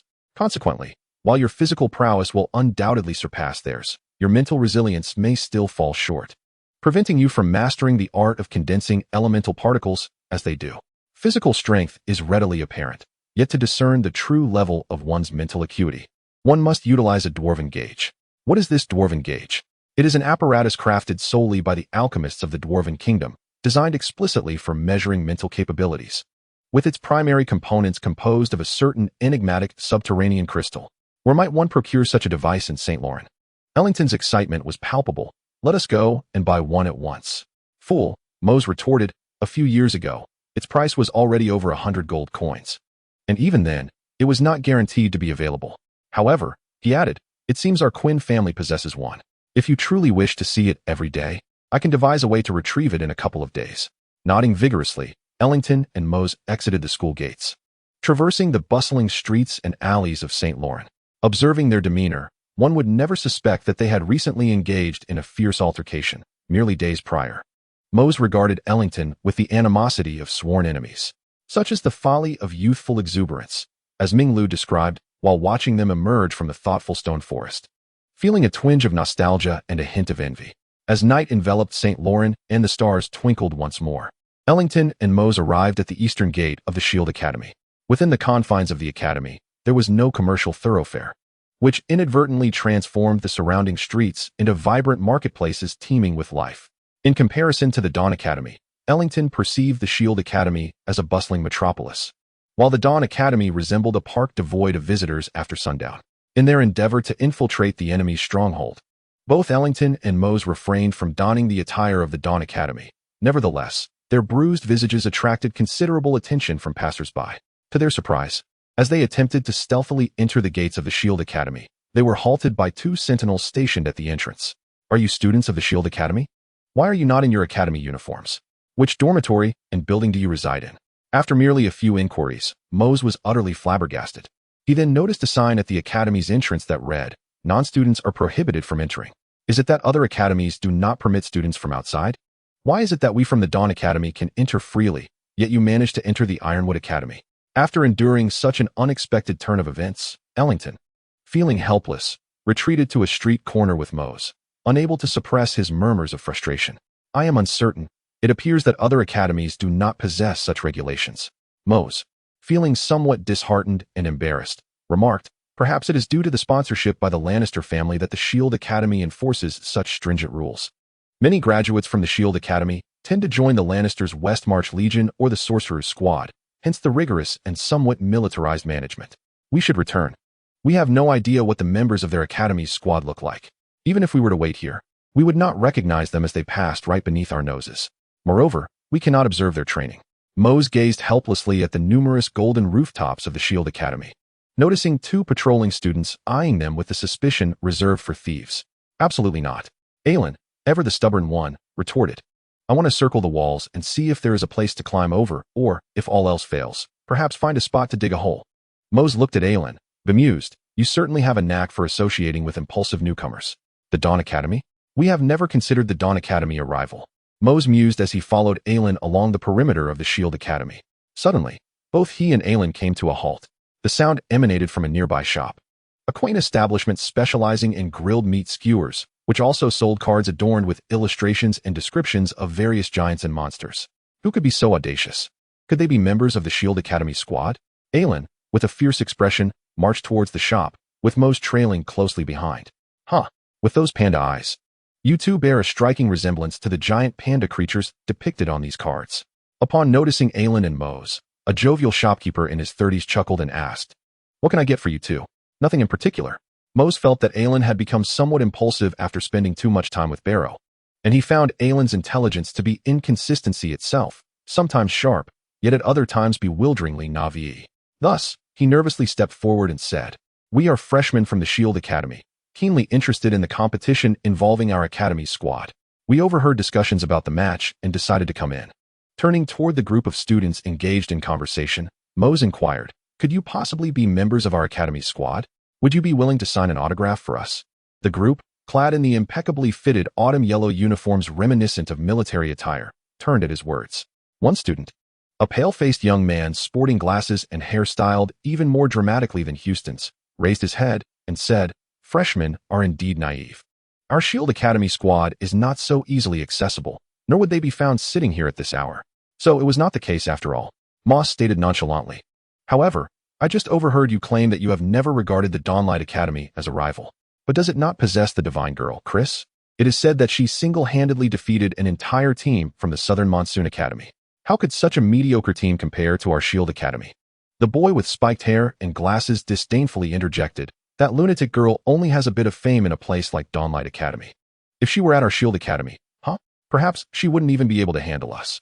I might even find her unattractive as a potential girlfriend, let alone a worthy opponent. It's laughable." Upon hearing a heavy breath behind him, Moss sensed trouble. Indeed, before he could turn around, he heard Eileen's voice. "Have you been practicing your handstands for too long today?" "No, what do you mean by that?" The boy with spiked hair momentarily lost his composure, looking bewildered. "Practicing too long, and you might have let something foul slip from your mouth, hence your unpleasant speech," Eileen remarked, gazing at him. Moss was instantly speechless. He had always seen Eileen as a good-natured person who never seemed to get angry. He was astonished that Eileen could curse, and so adeptly at that. "What did you say?" The boy with spiked hair and his companions finally regained their senses, rising to their feet in unison. "You must apologize for your earlier remarks about Chris," Eileen demanded. "Are you from Dawnlight Academy or our Shield Academy?" The boy sneered. "What if I don't apologize? We are from Dawnlight Academy. If you refuse to apologize, we will make you do so." "From Dawnlight Academy? You dare to shout here? You either leave quickly, or we will force you to kneel and lick our feet." The boy and his companions glared fiercely at Eileen. However, to their astonishment, before the echoes of his threats faded, Eileen had already dashed out the door. "I'm too exhausted to fight today. I'll come back tomorrow." By the time everyone in the shop realized what had happened, Moss had already followed Eileen out of sight. The boy with glasses was the first to burst into laughter, his belly aching from the amusement. "You scared them away just like that? And they said they would come back tomorrow to fight you. Truly, I have witnessed many amusing things, but never anything quite so comical." Chapter 46. It is shameful to speak and not deliver. The warm sunlight bathed the entire city of St. Lawrence, nearing midday. At the Golden Lion Academy, the door to a dormitory was forcefully kicked open. Inside the single room, the blindfolded student, Ding Han, lay asleep, half of his body hanging off the bed, drooling in his slumber. The four individuals who barged in stood aghast at the sight, their fury boiling over. "See, Ding Han, how can you still be asleep at this hour? You sly fellow, sneaking off to Iron Forest Academy to showcase your prowess while we remain in the dark. After witnessing the might of Fikilio, you still choose to be idle and avoid training." The furious shouts echoed throughout the dormitory. Yet, what drove the four to the brink of exasperation was that, despite the deafening uproar, Si Ding Han remained soundly asleep. Unacceptable. Unable to tolerate it any longer, the four rushed forward and pounced upon Si Ding Han with fervent strikes. Awoken from his slumber, Si Ding Han removed his eye mask and gazed at the four irate figures before him, his expression tinged with melancholy. "When did you all arrive?" "I had a dream that I was struck by Fikilio. It was truly terrifying. It was us who struck you. Look at the time. Yet you still refuse to rise for training. If you continue to be so lazy, you will undoubtedly face Fikilio's wrath." The four exclaimed in utter frustration. "No, Captain Han's son, I cannot train today, Si Dinghan replied, addressing the burly member among the four. I am unwell. You've been ill on 9 out of 10 days. Could you possibly choose a different excuse next time you wish to shirk training? Han Sun, the captain of the Golden Lion Academy team, said, his forehead lined with veins. Or I could say my stomach hurts terribly. Perhaps I am pregnant and need to rest for 3 months, Si Dinghan retorted. The four were momentarily speechless. Well, only ordinary talents like you all need to train so diligently. A genius like me, blessed with exceptional prowess and striking good looks, hardly requires any training, Si Dinghan declared, flicking his hair as he observed the four on the verge of losing their composure. And you must understand why I joined Golden Lion Academy, right? It is because the instructors here are rather mediocre, devoid of those exceptionally formidable and relentless teachers who would compel me to toil endlessly. Moreover, the Golden Beast King technique is particularly visually stunning and impressive, guaranteed to captivate countless beautiful maidens. Should you insist on making me train rigorously at Golden Lion Academy, you might just wake up tomorrow to find me vanished. However, since you have roused me, why don't we head to Milan Street in the city for lunch? There are many lovely waitresses there. Eat by yourself if you wish. We are training. The four could no longer contain their frustration and stormed out, slamming the door behind them. Captain, we should seek out a teacher to compel this fellow to train. Time is running short, and at this rate, we will never prevail against Iron Forest Academy. One team member, sporting a nearly shaved head, suggested to Han's son outside the dormitory. Forget it. You all heard what he just said. If we truly bring in a teacher to force him to train, he might well flee to some vacation spot, Han's son replied. His expression darkened. After all, he is the sort who hardly trains but can effortlessly unlock 2 techniques upon awakening. The only reliance we have now is upon ourselves. We must train diligently and strive to enhance our abilities in the limited time we have. Are you truly planning to confront that bespectacled fellow at Shield Academy? Indeed. Did we not speak of confronting him today, just yesterday? I had assumed you were merely fabricating an excuse to flee. You do not even know his name or possess any knowledge of him, yet you wish to engage him in combat? He clearly appears to be a senior from the Shield Academy, boasting an air of confidence that suggests he has likely mastered the art of elemental manipulation. Moreover, you intend to confront him on his own territory? Standing at the entrance of the St. Dawn Academy, Moss gazed at Eileen in disbelief. How could I have been concocting an excuse to escape? That fellow is utterly insufferable. I must confront him. Did you not return yesterday asserting that you and Barrow wish to challenge our second-year class bully, Flint Ruofing? Yet now, you may not even defeat Ruofing, and yet you desire to confront someone from the Shield Academy who is likely far superior? If you wish to fight, at least secure a victory against Ruofing first, shall we? Barrow seems to have vanished. Eileen continued walking, unceasingly. This individual from the Shield Academy must be dealt with first. Furthermore, brave one, with all your chatter, do you not feel trepidation? Moss, sweating profusely, trailed behind Eileen, exasperated. Are you not afraid? What is fear? Moss was rendered speechless. If you do not comprehend what fear is, then surely you understand the concept of embarrassment? Are you not concerned about being utterly overpowered, flattened against the ground by your opponent, and suffering the humiliation? To speak without action, that is truly embarrassing. Eileen vigorously shook his fist. Even if I cannot best him now, I shall undoubtedly defeat him in the future. Is it not said that engaging in combat, especially against stronger opponents, accelerates our growth? If one fears to strike those who are mightier, one will never overcome their adversaries. That is the true embarrassment, is it not? As Eileen uttered these words without turning to glance at Moss, the latter fell silent. Where is that bespectacled fellow from yesterday? I have come to challenge him. A voice brimming with combat fervor resonated before a row of shops by the Shield Academy's walls, promptly attracting a crowd. You truly have come. Upon recognizing the 2 freshmen from St. Dawn Academy, the shopkeeper, a man in his 30s, appeared somewhat taken aback. After witnessing Eileen and Moss flee like the wind the previous day, he had laughed heartily with the students from the Shield Academy, never anticipating that Eileen would actually return to issue a challenge. Where is that fellow from yesterday? Summon him forth. Eileen, exuding an air of determination, projected a presence that often led others to perceive him as a formidable character. Had Eileen not displayed such audacity and confidence, the other students from Shield Academy might have banded together to confront him and Moss. Yet now, with Eileen daring to call out amidst a throng of Shield Academy students, few were willing to step forward. News of the confrontation swiftly circulated. Within 10 minutes, the bespectacled student with hair resembling a broom appeared before Eileen and Moss, flanked by 5 or 6 others, exuding an intimidating demeanor. The bespectacled one? Is that Senior Lingjia? The young man from St. Dawn Academy is challenging Senior Lingjia? Such murmurs reached Moss's ears, filling him with a sense of foreboding. "Boss, give me 50 skewers of grilled meat." At this moment, Eileen addressed the shopkeeper. A man in his 30s. "I believe that won't be necessary," a bespectacled student from Shield Academy interjected ominously as he approached. "Since you dare to show up, I assure you that I will make you regret it, and it would be a waste to eat those." "Are you Lingjie?" Eileen asked earnestly, his gaze fixed on him. "These 50 skewers are not for immediate consumption. They are a reward for myself after I defeat you. Is that so?" Lingjie removed his glasses and handed them to a companion, intertwining his fingers and stretching forward. "Let me see if you are as formidable as you claim."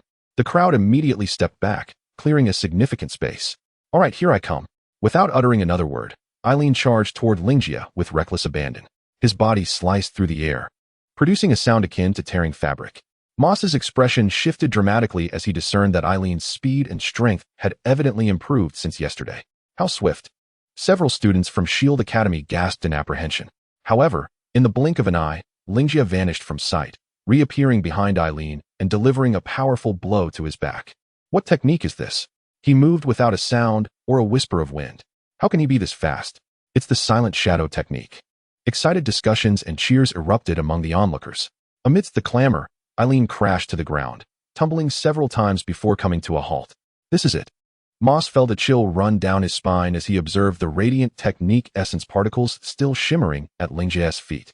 It was evident that this upperclassman from Shield Academy had already condensed his technique essence particles, showcasing the prowess of a highly skilled practitioner.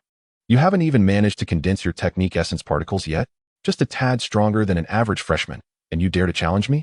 After knocking Eileen down, Lingjie paused momentarily before erupting into laughter. "Has your head been caught in the dormitory door? With such a level of ability, you dare to flaunt yourself at our Shield Academy? Do you think we lack capable students? Or do you believe that you're impressive at St. Dawn Academy, thinking we are all as inept as you?" As Lingjie's mocking laughter echoed, the surrounding students from Shield Academy exhaled with relief. Initially, there were concerns about whether a formidable individual from the Dawn Academy would emerge, fearing that Lingjie might not be a worthy opponent, which could lead to embarrassment for the Shield Academy. However, it was unexpected that the arrival was someone who had yet to even coalesce a single elemental particle.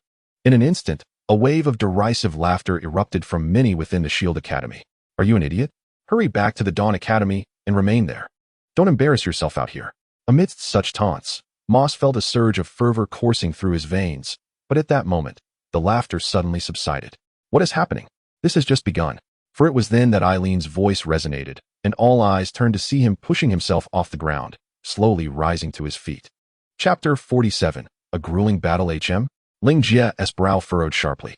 Within the curriculum of the Shield Academy, for a sorcerer who had successfully manifested elemental particles, each strike was intended to utterly incapacitate the opponent, leaving them no chance for retaliation.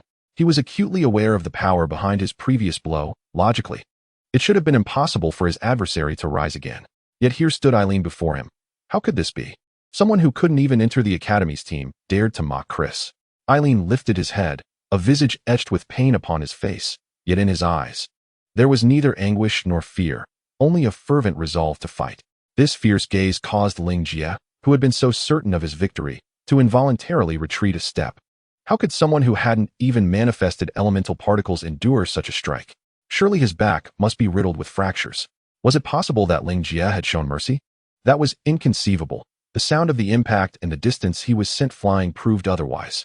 The jeers from the crowd transformed into murmurs of astonishment. How painful! How excruciating! At that moment, Eileen was internally screaming. The pain in his back was more intense than any previous blow. He even questioned whether his spine was truly free of fractures. The deep, penetrating ache caused beads of sweat to break forth across his back.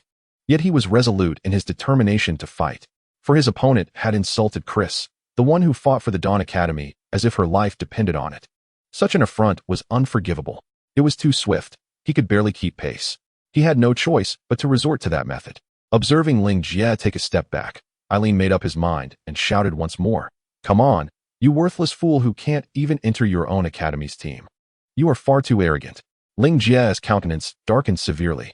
He had clearly struck his opponent down with one blow, and yet the current atmosphere suggested that it was Eileen who had triumphed. This tension was unbearable. "You brought this upon yourself." Silent shadow technique. Countless crimson energy particles surged beneath Lingjie's feet, and in the blink of an eye, he had silently vanished from his original position, reappearing several meters behind Eileen. A resounding and jarring impact echoed as his fist struck Eileen with tremendous force. However, in that very instant, 10 intersecting wind whips erupted from Eileen's hands, lashing out towards Lingjia. Without a moment's hesitation, Lingjia propelled himself backward, his feet pressing against the ground with urgency. Yet even so, one of the wind whips grazed his left cheek, leaving a painful, fiery mark. How could he strike me in such a manner? Lingjia pressed his hand against the stinging sensation on his face, his eyes ablaze with astonishment and fury. Indeed, he resorted to this method. Moss, his fists clenched tightly, felt the sweat pooling in his palms. His vibrant red hair gradually stood on end as he realized that Eileen, feeling utterly unable to compete with his opponent, had opted for a mutually destructive strategy. He pondered what kind of damage and suffering a blow from an opponent of Lingjia's caliber would inflict, and whether Eileen could withstand it. Eileen's body crashed heavily to the ground, rolling repeatedly. Despite being struck, he managed to endure the pain and seize the opportunity to counterattack. This student from the St. Dawn Academy is remarkably strong, yet he landed a hit on Lingjia, leaving half of Lingjia's face swollen. Lingjia, primarily skilled in speed-based techniques, typically wore a pair of expensive differential crystal glasses, allowing him to perceive slow movements as rapid, thereby honing his reflexes. Although he had failed the Academy's team selection, he was still a formidable contender in his third year.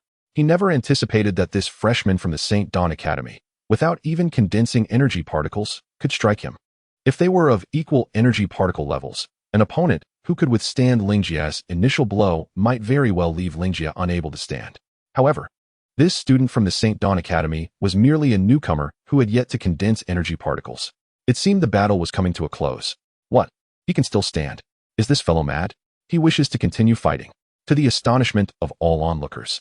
Just as Lingjia pressed his hand against his stinging face and prepared to speak to Eileen, Eileen rose again, his hands bracing against the ground. Is this not enough? I barely grazed you. Eileen emitted a strained voice from his throat, his entire back quivering in pain, his head nearly unable to lift, yet he still managed to rise. It appears that there is still much to be done. Amidst the astonished and bewildered gazes of the onlookers, Eileen boldly approached the nearby barbecue shop. What are you intending to do? Exclaimed the proprietor, a man in his 30s, feeling a sense of dread at Eileen's current demeanor. Damn it. Hurry up and grill my 50 skewers of meat.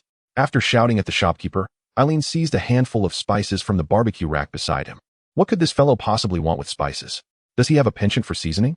Could these spices, when applied to the meat, alleviate his pain? Everyone, including Moss, was left in the dark regarding Eileen's intentions. Come on, you, who can't even enter your own academy team, dare to mock others. Eileen advanced towards Lingjia and suddenly flung the spices in his direction. The spices scattered through the air, landing upon Lingjia in abundance. You, Lingjia, taken aback by Eileen's inexplicable action and his previous remark, was once again consumed by rage. Yet, unbeknownst to all, in Eileen's eyes, Lingjia, now adorned with barbecue spices, resembled a colossal, moving piece of grilled meat. So painful, so hungry. I must defeat him. If I vanquish him, I shall feast on 50 skewers of meat. Fueled by the enticing aroma of food and the provocation from Eileen, his entire being ignited with a fervent battle spirit, akin to his rigorous training in the rebound ballroom of the martial arts hall. I shall see if you can stand after this. Under the pressure exerted by Eileen, Lingjia found himself inexplicably losing control of his emotions, a subtle fear creeping into his thoughts. At that moment, Lingjia harbored a singular resolve. He must utterly defeat Eileen. Silent shadow technique. With a burst of energy, his figure once again vanished from sight, this time reappearing directly in front of Eileen. With a swift motion, his fist tore through the air, crashing violently into Eileen's chest. The sound of the impact resonated, causing a collective shudder among the onlookers, as if they themselves had been struck by a heavy hammer. What? In that instant, every individual present, including Lingjia, who had just delivered the blow, found their breath momentarily suspended. With a resounding thud, two simultaneous impacts echoed at Eileen's feet. In that moment, Eileen suddenly summoned an extraordinary force, a wild and ferocious power erupting from within him, surging through his legs. His legs anchored his body firmly to the ground, despite Lingjia's strike. He did not fly backward, but remained steadfastly in place. Not good.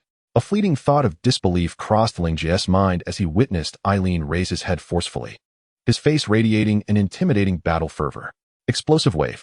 Then, his vision was engulfed by a fist and a whirlwind. Crack! Lingjia was propelled backward, crashing heavily to the ground. A profound silence enveloped the surroundings, abruptly shattered by a cacophony of gasps.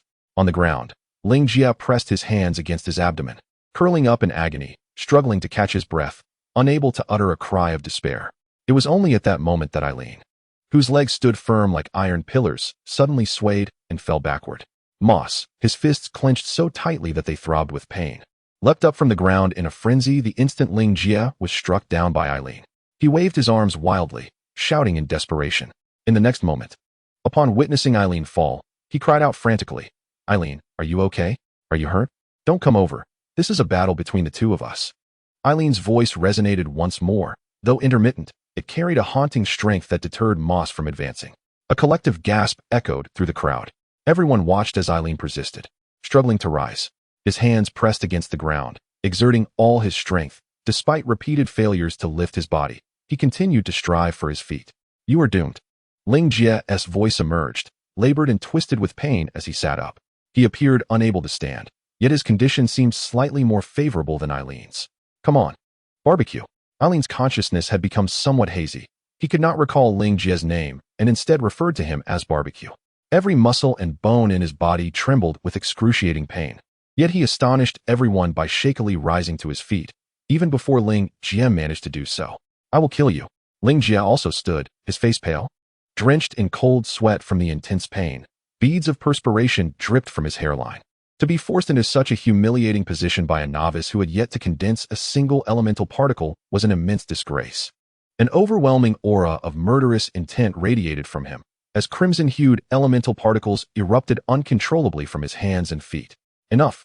A stern female voice broke through the chaos. "It is unacceptable for a senior sorcerer to be brought to such a state by a newcomer. Our academy cannot afford this disgrace. Apologize for your words." "What?"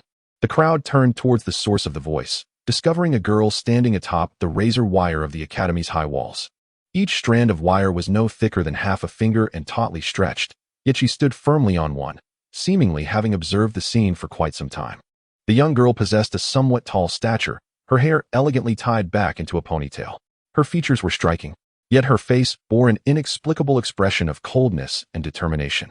Clad in a military-style uniform reminiscent of the Shield Academy, she exuded the aura of a formidable female officer. "Charlotte, when did she arrive? Is this truly the esteemed Lady Charlotte, one of the principal members of our Shield Academy's quintet? Why address her as Lady Charlotte?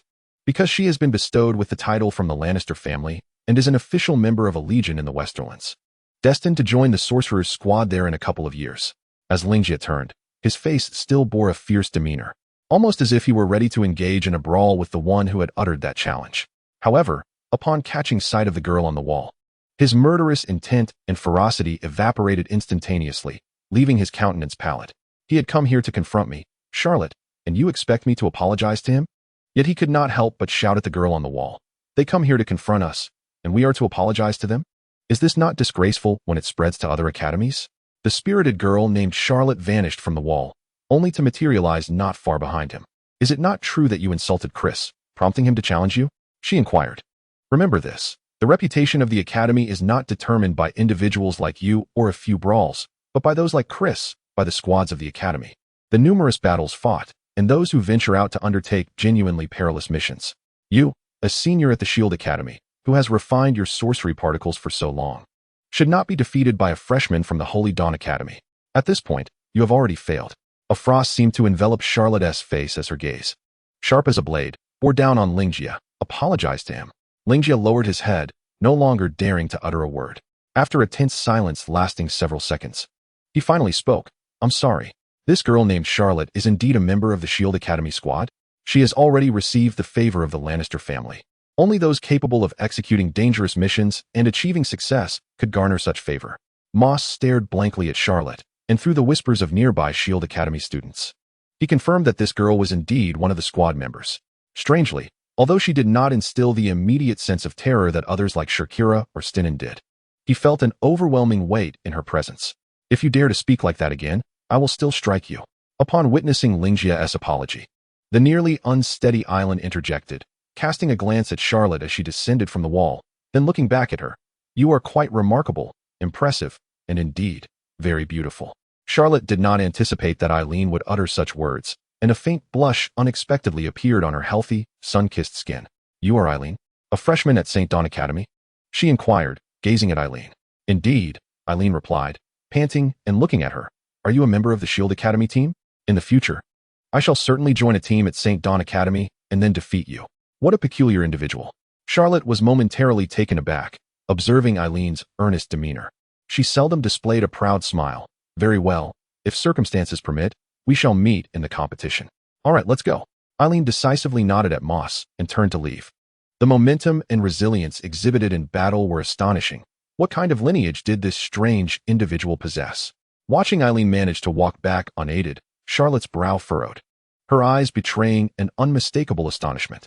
"Hey, you're 50 skewers of grilled meat." As Eileen's figure began to fade at the end of the street, the grill shop owner, in his 30s, finally reacted, shouting, "Just save them for now. Since you lost this time, you aren't entitled to eat. You can have them next time." Eileen did not turn around, merely waved her hand dismissively, stating matter-of-factly, "How can you save something that is already grilled? This is absurd." The grill shop owner was instantly in tears.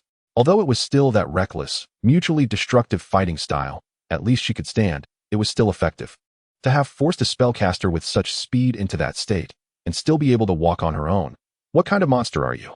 After departing the street outside Shield Academy, Moss trailed behind Eileen, contemplating the vivid scenes from earlier. The more he observed Eileen's silhouette ahead, the more he felt a sense of admiration.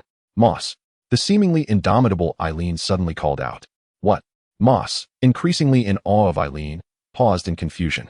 "Oh dear. Quickly help me walk." Eileen's body lurched towards him as if seized by a fit, gasping, "I can't take it anymore. I'm cramping all over. I can't go on." "Are you saying all that impressive display outside the Shield Academy was an act?" Moss was momentarily stunned. "Of course. If I can't walk in front of my opponent, how can I make them believe I am formidable? They must fear me in the future." Eileen, still wincing in pain, continued, "I think I may have fractured several bones. Considering the state I'm in, it's remarkable that I can still walk." Moss felt somewhat speechless. Yet he couldn't help but admire Eileen. It was rather peculiar.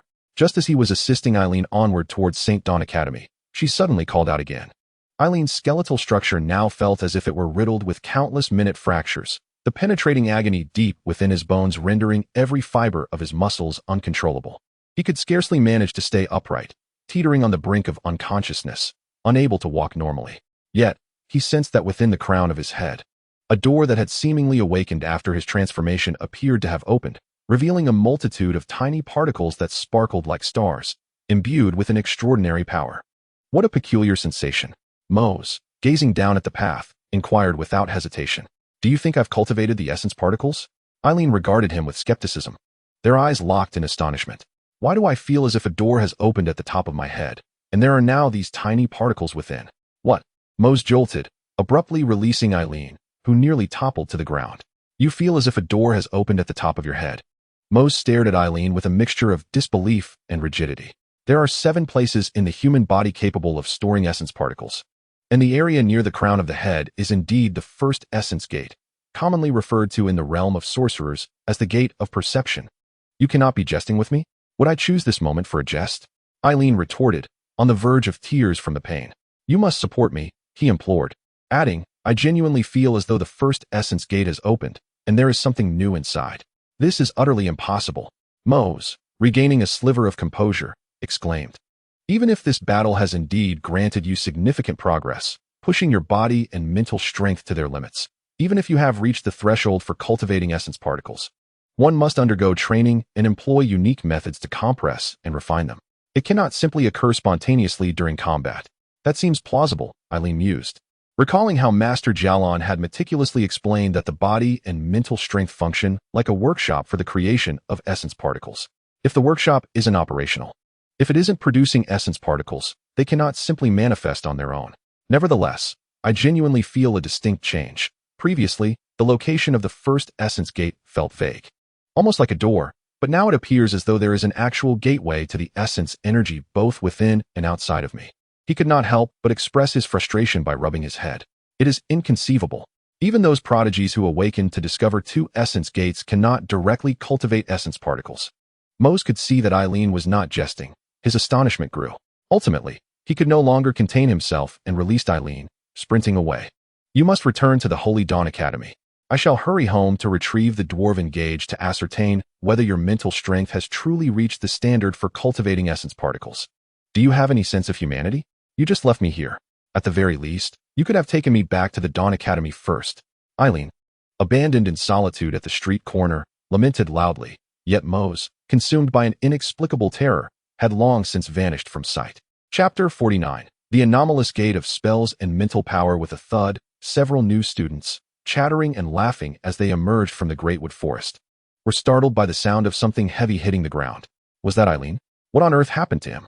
As they followed the direction of the noise, the group of students preparing to head to the commercial street was astonished to see Eileen, covered in mud and dust, clearly having fallen multiple times.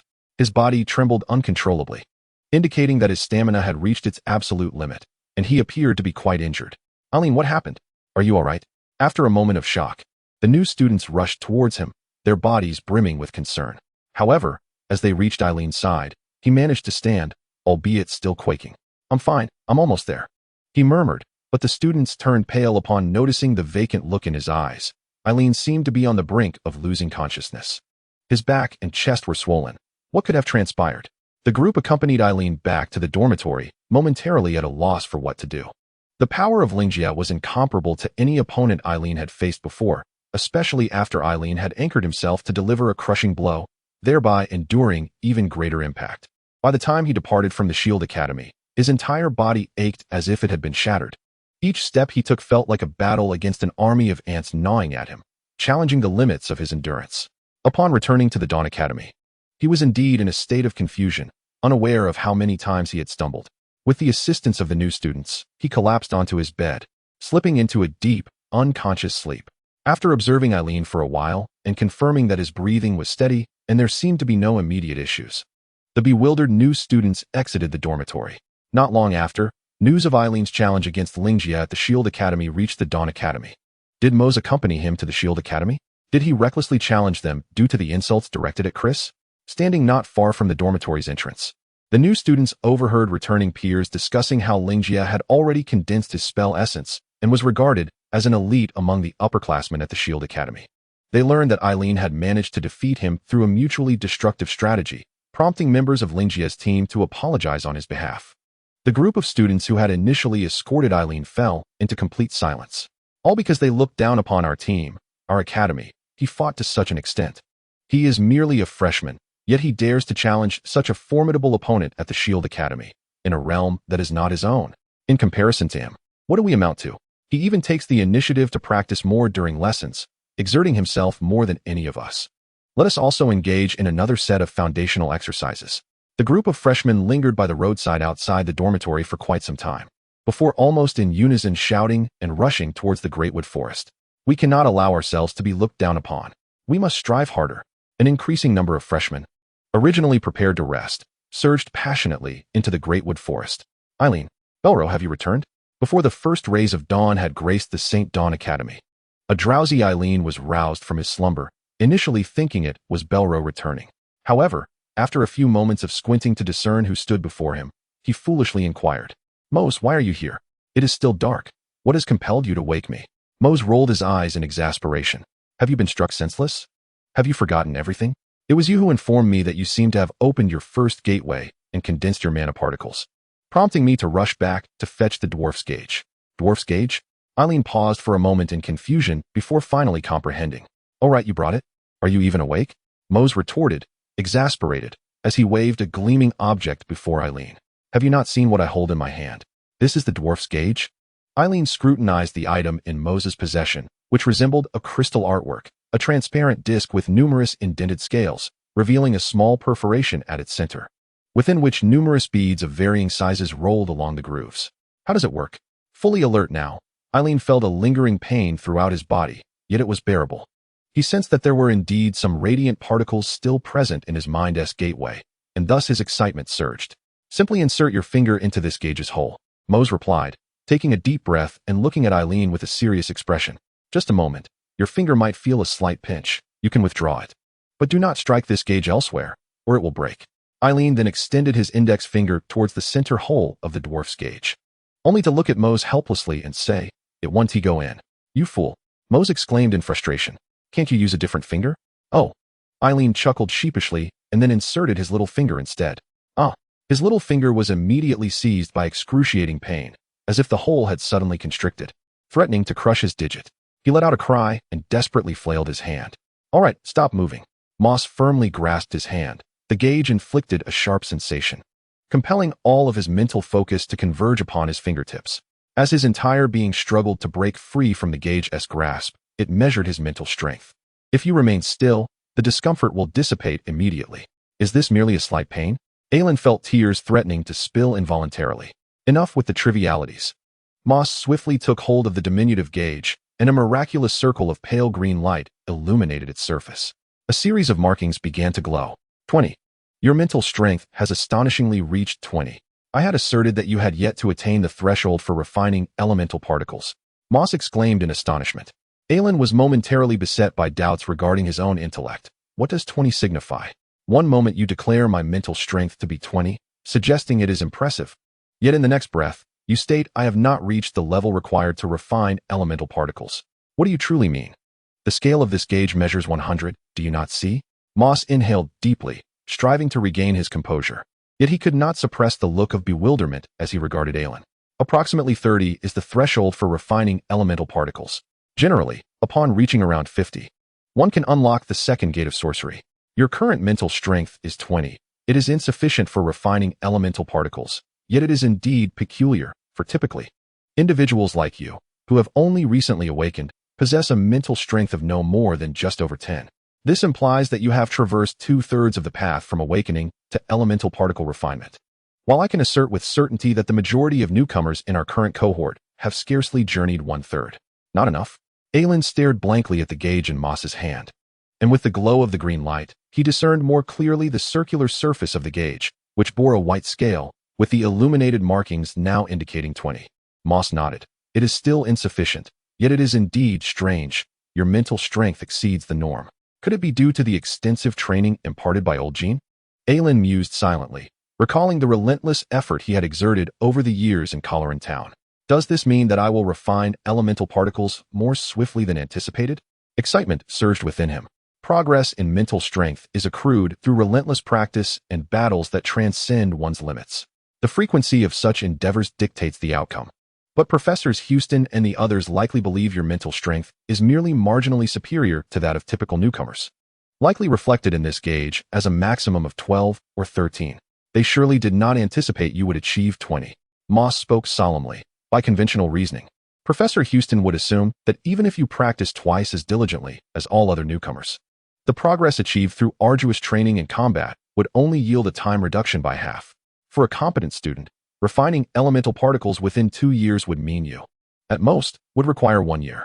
Yet now, given your current mental strength, it is plausible that the time frame may be halved. 6 months? Aelin asked, astonished. Indeed. Moss, disheartened and resembling a wilted eggplant, experienced a significant blow to his self-esteem. Throughout the illustrious history of St. Dawn Academy, it is likely that few have succeeded in condensing a spirit particle within just 6 months. 6 months? Such a protracted duration? However, Eileen could not fathom his sentiments. Instead, she grew increasingly frustrated and exclaimed, "No, it seems I must practice tirelessly, not merely to match their diligence, but to exceed it by at least twofold." The thought of how long it would take him to reach the level of condensing spirit particles while observing Eileen's fervor filled Moss with an urge to retch. Could it be that this gauge was inaccurate? I distinctly feel as though I have opened the spirit gate and achieved spirit particles. Yet Eileen continued to implore him, shaking his form with urgency. Moss, you should measure it too and see if it's malfunctioning. A cry of despair erupted, heeding Eileen's words. Moss indeed took a measurement. Eileen then seized the gauge to scrutinize it. 13. She counted the markings, turning to a vexed Moss. Moss, are you at 13? How accurate is this gauge? Accurate. More reliable than anything. He bellowed frantically beside Eileen's ear. At that moment, he began to comprehend the occasional sentiments of their mentor, Houston. Chapter 50. The Art of the Fiery Eye. Teacher Jalon. On the rooftop of a low building opposite the St. Dawn Medical Hall, Jalon heard Eileen shout, "I heard you got into a fight at the Shield Academy yesterday, and even triumphed over a formidable upperclassman." Jalon did not turn immediately, but the corners of her lips curved into an enchanting smile. "I didn't win. Had it continued, I might have lost." A girl from our academy named Charlotte intervened and compelled that Lingjie to apologize. It seems she is quite formidable, having already participated in actual combat sorcerer team operations. Rising to her feet, she turned around and noticed that Eileen was not alone. Moss, with his crimson hair, accompanied her. She nodded at both. What brings you here this time? Teacher Jelon. After my encounter with Lingjie yesterday, I felt as though my first spirit gate had opened, and that I possessed some spirit particles. However, before coming today, Moss measured my mental power with the gauge, and it displayed 20. Moss stated that I have yet to reach the level necessary to condense spirit particles. Eileen gazed at Jalon with eager anticipation and inquired, thus, I cannot comprehend the situation and wish to consult you, Teacher Jalon. You sense the opening of your first spirit gate and the presence of spirit particles? Jalon was taken aback, swiftly moving closer to Eileen, gently patting her head. Do you possess a dwarven gauge? Jalon glanced at Moss, who appeared hesitant to speak in the presence of an esteemed teacher. The palms were clammy, and I could not fathom why Eileen remained unperturbed in the presence of an elite teacher like Gallon. Mose nodded slightly and retrieved the dwarf protractor. Have you measured it as well? What was the result? Gallon inquired, casting a fleeting glance at the protractor. Mose responded with an air of resignation. 13. That should pose no issue, Gallon remarked, but his brow furrowed deeply. Eileen, your mental strength is nearly twice that of an average freshman.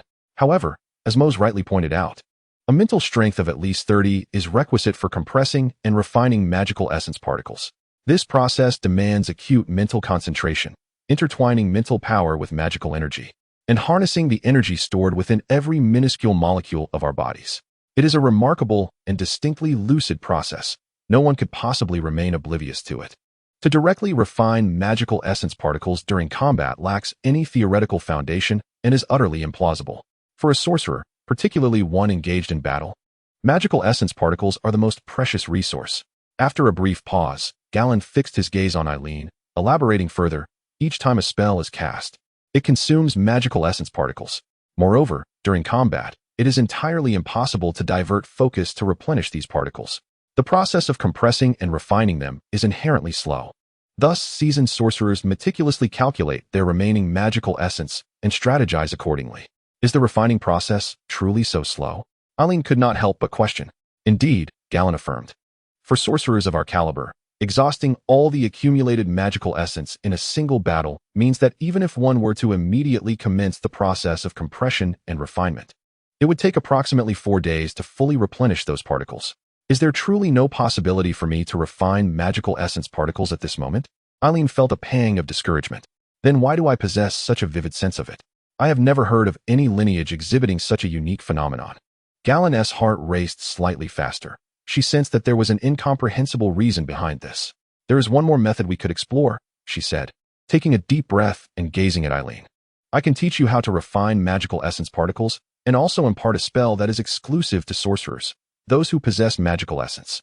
Should you succeed in refining these particles or managing to cast the spell, it would indicate that you have indeed opened the first gate of sorcery, albeit under a mental strength that you remain unaware of. This logic is crucial. Observe closely.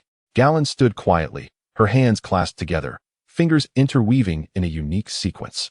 She continuously formed various postures with her hands, as if her 10 fingers were 10 little beings, perpetually dancing and moving about. Through the incessant repetition of such actions, with one's gaze unwaveringly fixed upon the movements of their hands, one can achieve an extraordinary concentration of mental energy upon those very hands. By harnessing this mental force to draw the elemental energy from the air into the arms, compressing it, and directing it into the open gateway of magic. One must first learn this technique that allows for heightened focus and the ability to channel magical energy to the hands. Eileen inquired of Gallon, and upon receiving a nod of affirmation, he devoted his undivided attention to the task at hand. Mose, the creature, was immediately overwhelmed by a wave of frustration.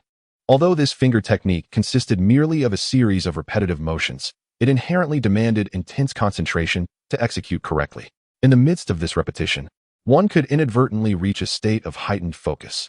However, each motion, with the positioning of all 5 fingers, varied significantly, rendering it exceedingly difficult. Mose found himself awkwardly stumbling through each action, with every step leading to mistakes, feeling as though his 10 fingers were utterly uncooperative, tangling together like a mass of ropes. In stark contrast, Eileen appeared to be progressing effortlessly. After merely mimicking the movements once, he began to grasp the technique with remarkable accuracy by the second attempt. And as he continued, His proficiency only grew, as if he could soon execute the technique independently without relying on Galen's guidance. Kate's assertion proved to be undeniably correct. The most formidable aspect of this mysterious bloodline youth was not solely his barbaric physical prowess, but also his astonishing capacity for learning. Galen's expression remained largely unchanged, yet internally, she was engulfed by tumultuous waves of astonishment. Over the years, whether at the St. Dawn Academy or elsewhere, she had never encountered a talent quite like Eileen's. She was certain that even the most gifted individuals with true high-level dragon bloodlines could not compare to Eileen's learning abilities. In terms of physical strength and momentum, he was hardly distinguishable from those of typical dragon bloodlines. While the affinity for magical energy possessed by dragon bloodlines might surpass his own, the magical techniques executed by those gifted individuals would undoubtedly be more powerful. Their resilience might be comparable, yet Eileen's recovery abilities were superior to those of the dragon bloodline. It seemed there was no other bloodline that could boast such a remarkable capacity for learning. In her mind, she began to involuntarily compare Eileen to the talented individuals she had encountered from dragon bloodlines, leading to a conclusion that left her even more astounded. She even sensed that Eileen possessed a mysterious bloodline, one that no one at the St. Dawn Academy could discern, and one that few in the entire Aichi kingdom comprehended. If given the choice between these two bloodlines, she would, without hesitation, choose the one Eileen currently held. This technique of mine, I shall teach you as well. Observing Eileen master the logical finger technique after merely 6 or 7 repetitions, Galen took a deep breath, slowly exhaling, and said, "This technique is called the art of the fire evil eye, and it is indeed a finger technique. Behold, this arcane technique concentrates the elemental particles at the tips of these 5 fingers, utilizing the varying compression of the elemental particles between them to create differing degrees of magical force. This results in 5 distinct force fields emerging between the fingers, which then unleash a peculiar and formidable power." Mose had never encountered the fire evil eye technique before. Upon hearing this brief explanation from Jalon, he immediately sensed the daunting complexity of the skill. He could ascertain that this was no ordinary technique, but rather one of the exclusive secret arts of an elite instructor like Jalon. However, Eileen appeared utterly undeterred, her face radiating excitement and determination as she gazed at Jalon, exclaiming, "Teacher Jalon, I will pay close attention and strive to master it." Just as Mose felt another overwhelming urge to vomit blood, Jalon nodded and extended her right hand towards the sky. It was evident she deliberately slowed the casting speed, allowing even Mose to clearly observe 5 brilliant streams of elemental particles flowing from her fingertips, swirling and compressing. Each crystalline, purplish-red orb varied in size, clearly indicating differing levels of compression power. Suddenly, a colossal eye, resembling a giant fist, materialized before her fingers and shot towards the heavens. This eye was entirely composed of flames, solid and exuding astonishing magical energy, captivating both Eileen and Moses' attention completely. To Eileen, this blazing evil eye transformed into an array of delectable food, while in Moses' eyes, it morphed into a stunningly beautiful golden-haired maiden. In an instant, as both widened their eyes in astonishment, the evil eye radiated terrifying light and heat, akin to being scorched by the rays of multiple suns. They felt a sharp pain in their eyes, tears streaming down their faces as they cried out in distress. The fire evil eye technique not only possessed impressive fiery power, but also bore a unique vitality that reflected the deepest desires within one's gaze, making them feel as though they were glimpsing their most cherished objects. Jalon's voice resonated. "Remarkable, truly remarkable. Just witnessing this is overwhelming. If it were to strike directly, one would surely be reduced to a mere smear against the wall," Eileen exclaimed excitedly. Meanwhile, Mose, transfixed by the image of the golden-haired beauty, felt as though he had been scorched, burning with embarrassment. Chapter 51. The Unique Significance, Guardian, the Touch of the Spirit Contract. Jalon cast a glance at the exuberantly shouting Eileen, her left hand suddenly reaching out to gently touch the space between Eileen's brows. In that fleeting moment of contact between her ring finger and Eileen's brow, a brilliant stream of elemental particles illuminated, transforming into a deep crimson flame that seeped into Eileen's mind. Eileen felt a slight sting at her brow, yet her mind was suddenly filled with vivid images, each depicting Jalon's precise movements during the casting of the spell. "How could this be?" he suddenly exclaimed in astonishment. "Teacher, how is it that you can create such vivid images in my mind?" The principle behind this technique involves utilizing magical energy to stimulate certain neurons in your eyes and brain, allowing you to retain a particularly profound impression of the images you have just witnessed. This effect typically lasts for about 20 days. This technique can be applied to learning. However, it was originally designed for elite sorcerers to better remember essential information during their missions. Galen looked at Eileen and explained, there are many types of techniques. Some pursue sheer destructive power, while others can influence a person's psyche. Unique flames, fragrances, and subtle magical stimuli can all affect the body's neurons and senses. Consequently, sorcerers of higher ranks employ a myriad of combat styles, many of which are utterly unexpected. No sorcerer, regardless of their level, can guarantee their safe return when undertaking a mission. Eileen nodded thoughtfully. Just from the opponents he had encountered, each displayed distinct fighting methods. It was needless to say how varied the approaches of higher-ranking elite sorcerers must be. At that moment, he began to understand why many chose not to pursue the path of combat sorcerers, despite the respect that came with it. In contrast, those who did not venture into perilous missions might not garner much attention or respect, but at least their lives were more secure. Teacher, why not give Moss a try as well?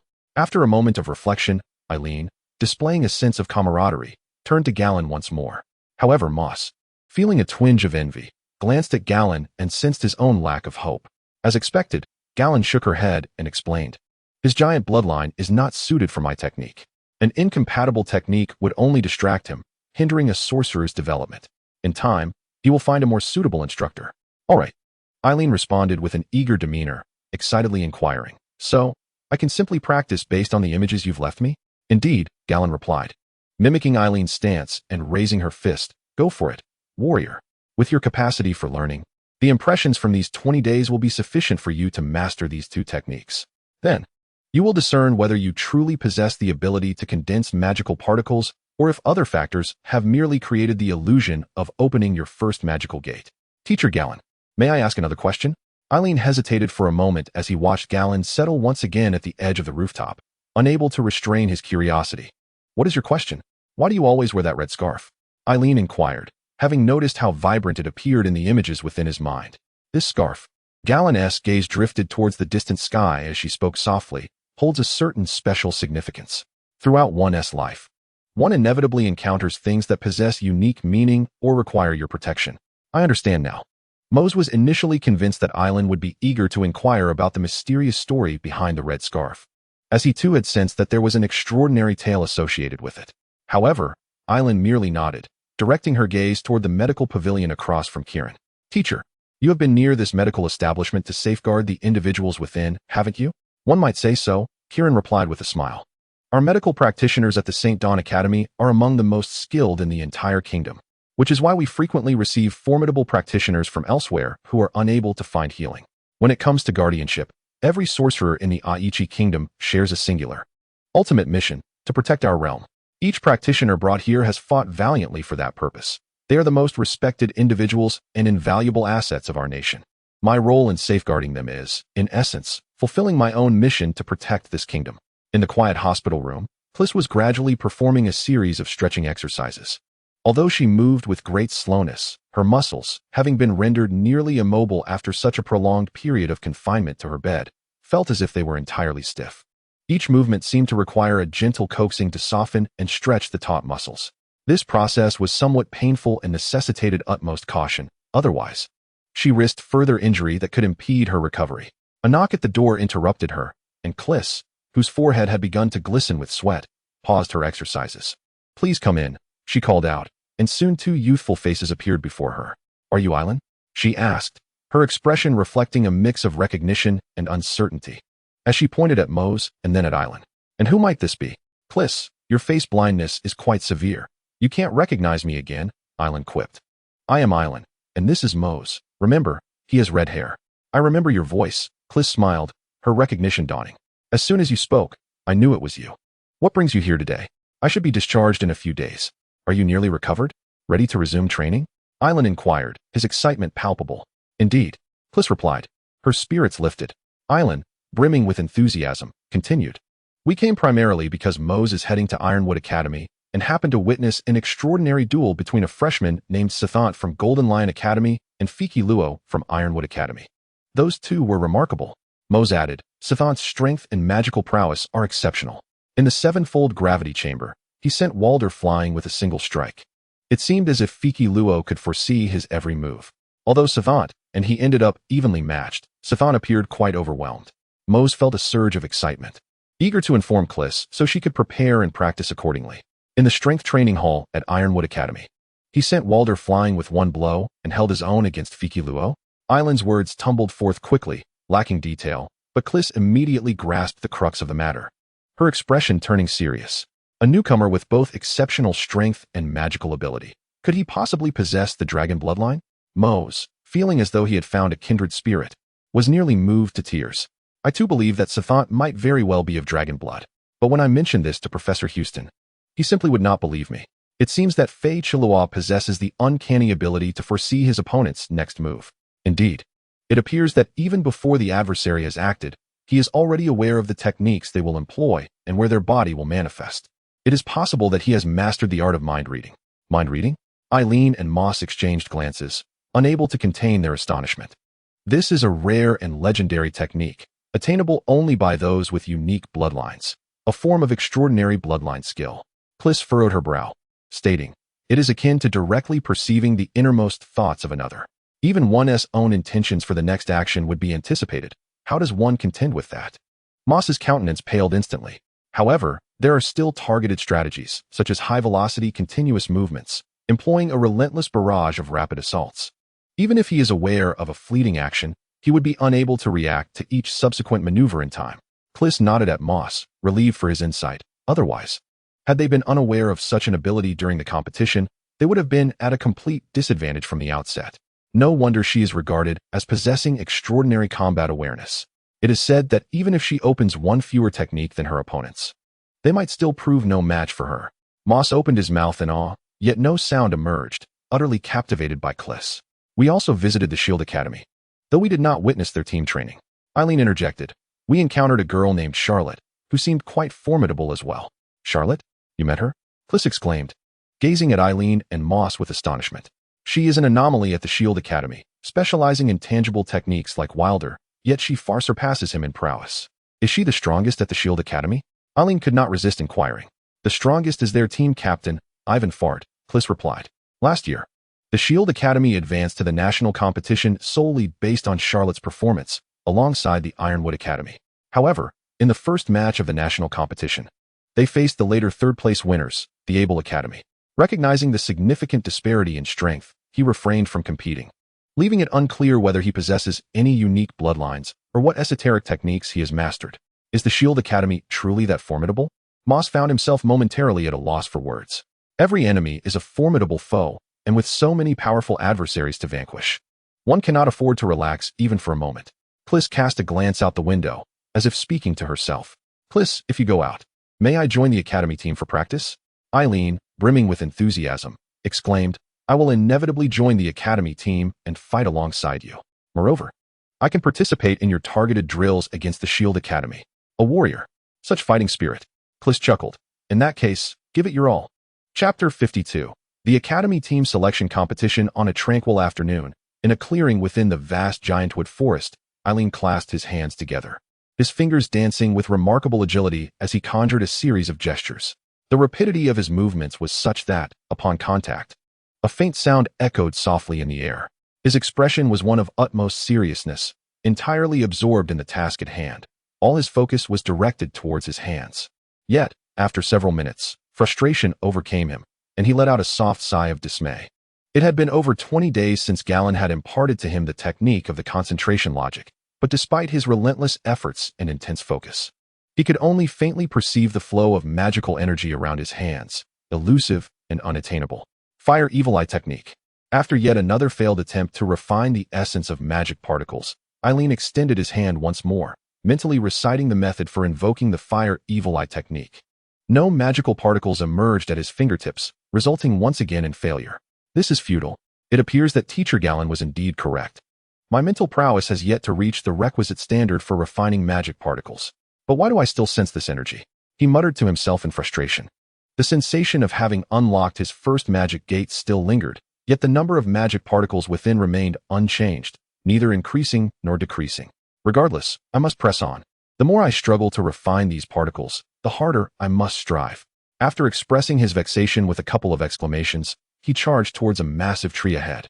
The trunk bore the marks of many scraped patches, evidence of a multitude of footprints.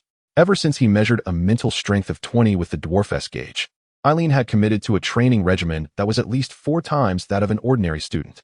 The sound of rapid footsteps echoed throughout the forest as Eileen sprinted towards the giant tree, reaching a point where he could ascend no further before tumbling down. After rolling on the ground, he immediately bolted towards another colossal tree, continuing this relentless back-and-forth motion. In this unbroken surge of energy, Eileen astonishingly persevered for over 30 minutes. Although his clothes were soaked with sweat, he showed no signs of fatigue or inclination to halt. "What a diligent warrior you are!" A voice, tinged with breathlessness and an unmistakable hint of exhaustion, pierced the air. Mid-sprint, Eileen was startled by the voice and fell from the tree, looking up in surprise to see Chris perched atop the branches. "Chris, what brings you here? Have you finally recognized my face? It's just you here. And I've memorized your footsteps. There's no way I could mistake you." As she spoke, Chris leapt down from the treetop like a true daredevil. Ordinary individuals, if they were to descend from the treetop, would likely find themselves sprawled on the ground in a most undignified manner. However, as Chris hurtled downwards, her feet remained firmly planted upon the trunk, gaining speed, yet always with one foot maintaining contact with the bark. Eileen observed that throughout this exhilarating descent, she did not appear to harness any elemental energy. How is this possible? Is it solely due to the friction between her soles and the tree? Such a feat requires immense strength. As Chris rushed towards Eileen, a gust of wind whipped past, momentarily blinding him. He was filled with admiration for her prowess. "Is this why you sought me out today? Because your academy team has commenced unified training?" he inquired. "This is a skill that, with practice, you could certainly master as well." After catching her breath, Chris pivoted and urged, "Follow me." "Surely. You've been training tirelessly these past few days," and Haven T had the chance to glance at the notice board outside the cafeteria. "Today marks the academy team selection competition. Teacher Jalon has taken the liberty of enrolling you. If you succeed, you will be able to participate in the competition as a member of our academy team." A selection competition? Eileen was momentarily taken aback before sprinting to catch up with Chris. "Is it today?" "Yes, it's about to commence. We cannot afford to waste a moment," Chris replied. Breathless, her words almost a soliloquy. Eileen's heart raced. He could sense Chris's dedication, having devoted all her time to rigorous training, even in delivering this news. She wasted not a second, continuing her fundamental exercises uninterrupted. "I must join the academy team and help her secure the championship," he resolutely reaffirmed in his mind before inquiring further. "I didn't see the announcement. What are the rules for the selection competition? Must members of your academy team participate? Do we need to defeat them to join the team?" "Members of the academy team do not partake in this selection. As long as you place in the top 5, you can join. Before the competition, the team will assess all members' conditions and the characteristics of opposing teams to finalize the 5 players who will compete.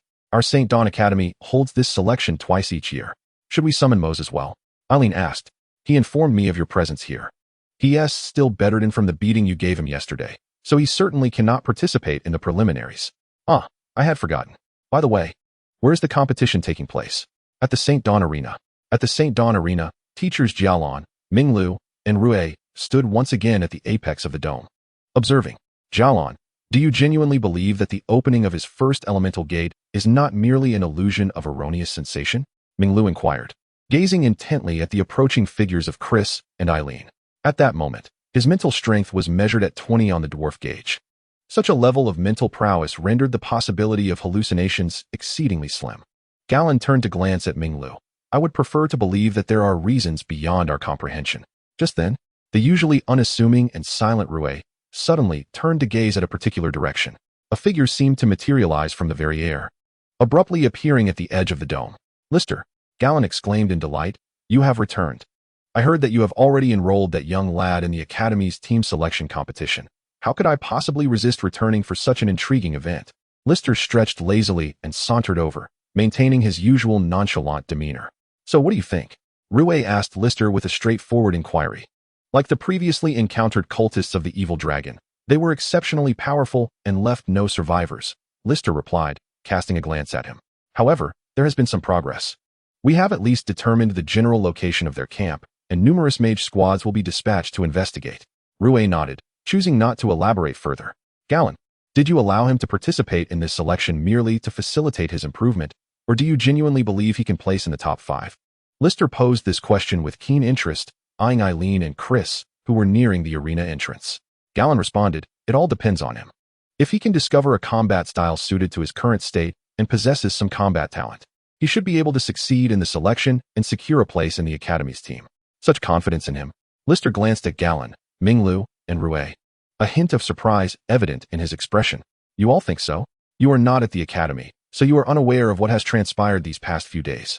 Galen inhaled deeply and continued. His physique has now reached a standard capable of condensing magical essence particles.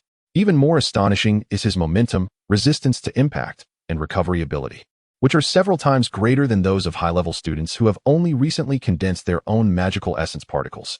After a brief pause, Galen could not help but add, "A few days ago, he struggled against that red-haired lad Moss from the Quinn family, but by yesterday, he effortlessly defeated Moss, who was employing both doubling and explosive warfare techniques, to the point that Moss could scarcely rise. It seems he has indeed far exceeded my expectations." Lister stroked his chin and chuckled. "Those cultists of the evil dragon, who possess a trace of the dragon's bloodline, are hardly more formidable. Not even those cultists exhibit his level of learning ability." The previously silent Rue suddenly interjected, "This year, the Golden Lion Academy also has an impressive young talent. After hearing about him from Galen, I visited yesterday. He should possess a highly advanced green dragon bloodline.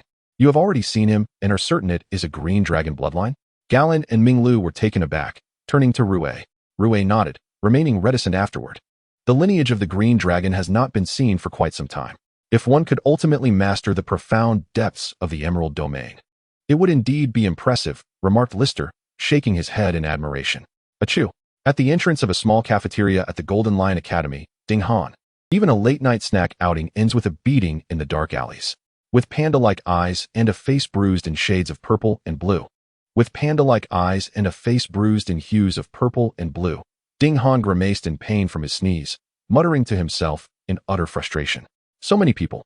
Where he was greeted by a throng even denser than the last match between the Holy Dawn Academy and the Southern Monsoon Academy. Is that Eileen? The newcomer who challenged the Shield Academy? How did he come to be with Chris?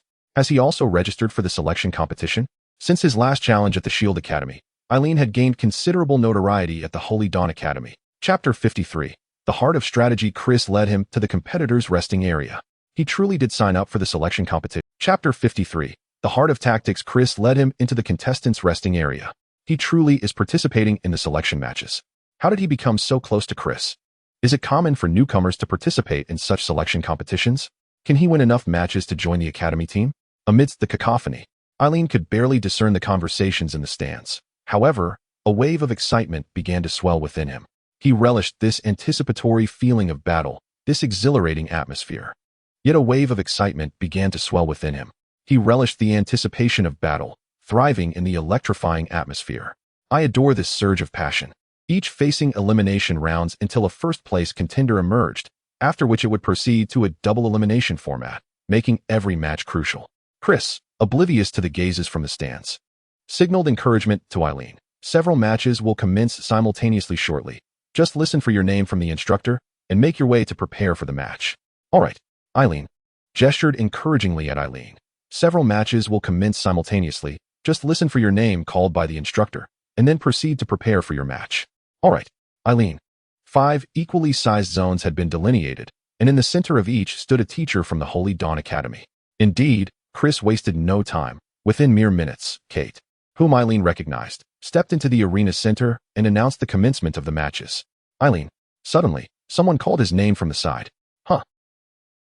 Eileen turned his head and immediately recognized the one shouting his name. Jabai Y, the individual he had defeated in a skirmish alongside Barrow and Lin Luolan in the Greatwood Forest. Eileen turned to see the one shouting, Jabai Y, whom he had defeated alongside Barrow and Lin Luolan in the Greatwood Forest. Jabai Y, have you come to participate in the selection competition as well? He smiled as if he had encountered an acquaintance. What about Defei? Why isn't he here? This fellow, despite having clashed with Eileen, greeted him as if they were friends. Jabai Y, filled with an indomitable spirit, found himself at a loss. You have refined the technique origin particle already? So soon? Eileen exclaimed with envy, moving closer to Jabai Y. You have refined the technique origin particle already? So soon?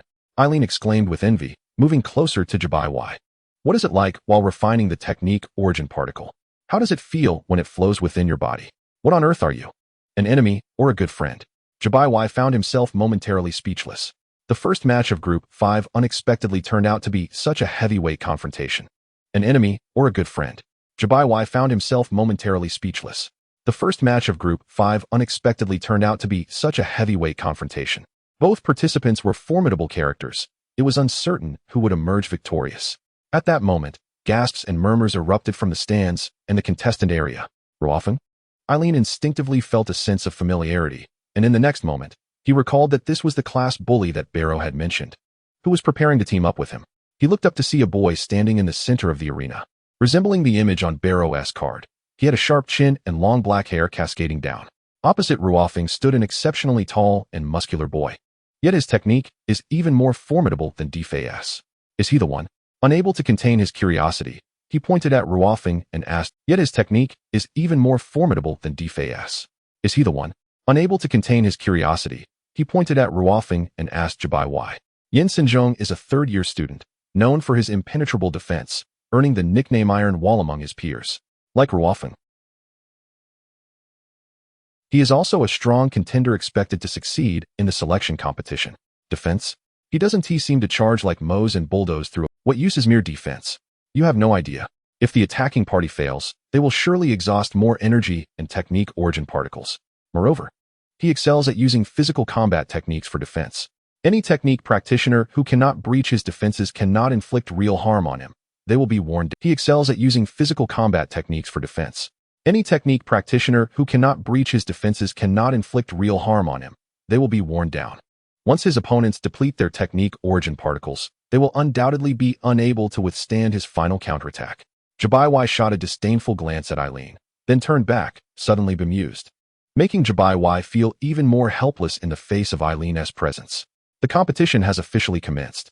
Although it was evident that the gaze of the majority of students from St. Dawn Academy was firmly fixed upon Yin Xinzhong and Ruofeng. Clearly, it was evident that the gaze of the majority of students from St. Dawn Academy was firmly fixed upon Yin Xinzhong and Ruofeng. Clearly, Ruofeng possessed an understanding of Yin Xinzhong's characteristics, for amidst the cheers and shouts of encouragement from many second-year students, he remained rooted in place, and the highly anticipated duel between Ruofeng and Yin Xinzhong commenced. Ruofeng merely tapped his toes twice upon the ground and found himself standing directly before Yin Xinzhong. And the highly anticipated duel between Ruofeng and Yin Xinzhong commenced. Ruofeng merely tapped his toes twice upon the ground and found himself standing directly before Yin Xinzhong. Whirlwind dance. With a spontaneous utterance from Jibai, Ruofeng's presence enveloped Yin Xinzhong from all directions, his shadow and palm strikes multiplying, his arms shielding him from every strike aimed at him, while his surroundings were filled with the flurry of his elbows. Having failed, his arms shielding him from every strike aimed at him, while his surroundings were filled with the flurry of his elbows. Having failed in his initial assault, Ruofeng withdrew his hands, yet his body whirled around Yin Xinzhong, creating a spiraling vortex that obscured his figure within. Hurricane escape. Jibai's expression darkened immediately. This technique leaned heavily on physical strength, and Ruofeng's display of it suggested that his physical prowess far exceeded that of his opponent. Suddenly, a sharp, steel-like wind blade shot forth from the swirling vortex, targeting Yin Xinzhong's waist from a stealthy angle. With a swift motion, gasps erupted from the stands, and even Eileen exclaimed in surprise. Another identical wind blade surged forth, nearly grazing the ground as it aimed. Seeing that Yin Xinzhong appeared unable to evade or shatter this wind strike in time, his right foot moved suddenly. A brilliant radiance of technique particles illuminating the area as a fireball struck the wind blade squarely, though slightly weaker than the blazing lotus, was astonishingly employed for defense. This guy can even utilize such a method. Jibai found himself momentarily stunned. In the next instant, sharp wind blades continuously erupted from the swirling hurricane, colliding with the fireballs that Yin Xinzhong launched from his arms and feet. To an onlooker, sharp wind blades continuously erupted from the swirling hurricane, colliding with the fireballs that Yin Xinzhong launched from his arms and feet. To an onlooker, Yin Xinzhong appeared to be in a dire state, struggling to defend himself amidst the chaos. Yet, within the encircling hurricane, a confident smile gradually emerged on Yin Xinzhong's face. As long as he maintained his patience, a few minutes later would herald the moment of his counterattack and ultimate victory. Should Ruofeng persist in this manner, the depletion of stamina and energy would be excessive, leading to his inevitable defeat. A second-year student, possessing commendable strength, yet Such thoughts echoed in Eileen's ears. Just then, a fierce shout from Ruofing reverberated through the arena, causing the hurricane encircling Jansen's to abruptly dissipate. Ruofing, now positioned behind Jansen's. At that moment, a sudden and commanding shout from Ruofing echoed throughout the arena, causing the swirling hurricane encircling Jansen's to abruptly dissipate. Emerging behind Jansen's, "You've fallen for it." At that instant, Ruofing let out a cold chuckle, prompting gasps of astonishment from the audience. Jansen's complexion turned ashen, his confident demeanor frozen upon his face. His body was rendered immobile, ensnared by a thick band of earth that wrapped around his feet up to his knees, constricting like the grip of two giant hands, inflicting excruciating pain upon his legs. Before he could utter a cry of agony, Ruofing transformed his open palm into a fist and struck fiercely at the back of Jansen's neck. His consciousness shattered, and he collapsed into unconsciousness, though the earth still bound his feet, causing his upper body to lurch forward, resembling a sudden bow. It is the earth-binding technique. Initially, Ruofing used the hurricane technique to encircle Jansen's, inadvertently stirring up soil that continuously fell at Jansen's. The hurricane maneuver was a calculated ploy to deceive Jansen's. Jansen's actually lost. How cunning Ruofing is. Remarkable. The whirlwind technique was meticulously crafted to ensnare Jansen's. Jansen's had actually lost. Ruofing was indeed cunning. How formidable. And he absorbed them like a parched sapling drinking in rain, instinctively drawing. This immediate impression made him acutely aware of the significance of targeted strategies and tactics in combat. And the level of energy, Eileen perceived Jansen's to possess a slight edge over Ruofing. Yet, Jansen's was vanquished by Ruofing. This was an internal competition within the academy. And the level of energy, Eileen perceived Jansen's to possess a slight edge over Ruofing. Yet, Jansen's was vanquished by Ruofing. This was an internal competition within the academy. Recklessness can still lead to victory over you. The echoes of his past sparring sessions with Moss resonated in Eileen's. It seems that even recklessness must be tempered with an understanding of one's opponent's weaknesses. Observing in the arena, the victorious Ruofing did not exit immediately. Instead, he gestured to the stands that had cheered for him before casting a chilling glance at Eileen. The victorious Ruofing did not exit immediately. Instead, he gestured towards the stands that had cheered for him, then suddenly shot Eileen a cold glance. Is he looking at me? Equally puzzled, having noticed that Ruofing was indeed gazing at Eileen. Then I shall inquire why he is looking at me. Having noticed that Ruofing was indeed gazing at Eileen. Then I shall inquire why he is looking at me. Are you an idiot? Jabaiwai was rendered speechless once more as Eileen actually sprinted toward Ruofing, who had just entered the lounge, and called out loudly, "Ruofing, why were you just looking at me? Was this a provocation?" Upon seeing Eileen approach him directly and ask loudly, Ruofing's body stiffened slightly, a layer of frost suddenly enveloping his expression. One Barrow was already quite audacious. He expected Ruofing to be equally so. Ruofing's gaze sharpened, much like a blade. "I can't believe you have the audacity to participate in this selection competition, and coincidentally, we are in the same group. I will ensure you understand the consequences." "I can't believe you have the audacity to participate in this selection competition, and coincidentally, we are in the same group. I will ensure you understand the consequences." What?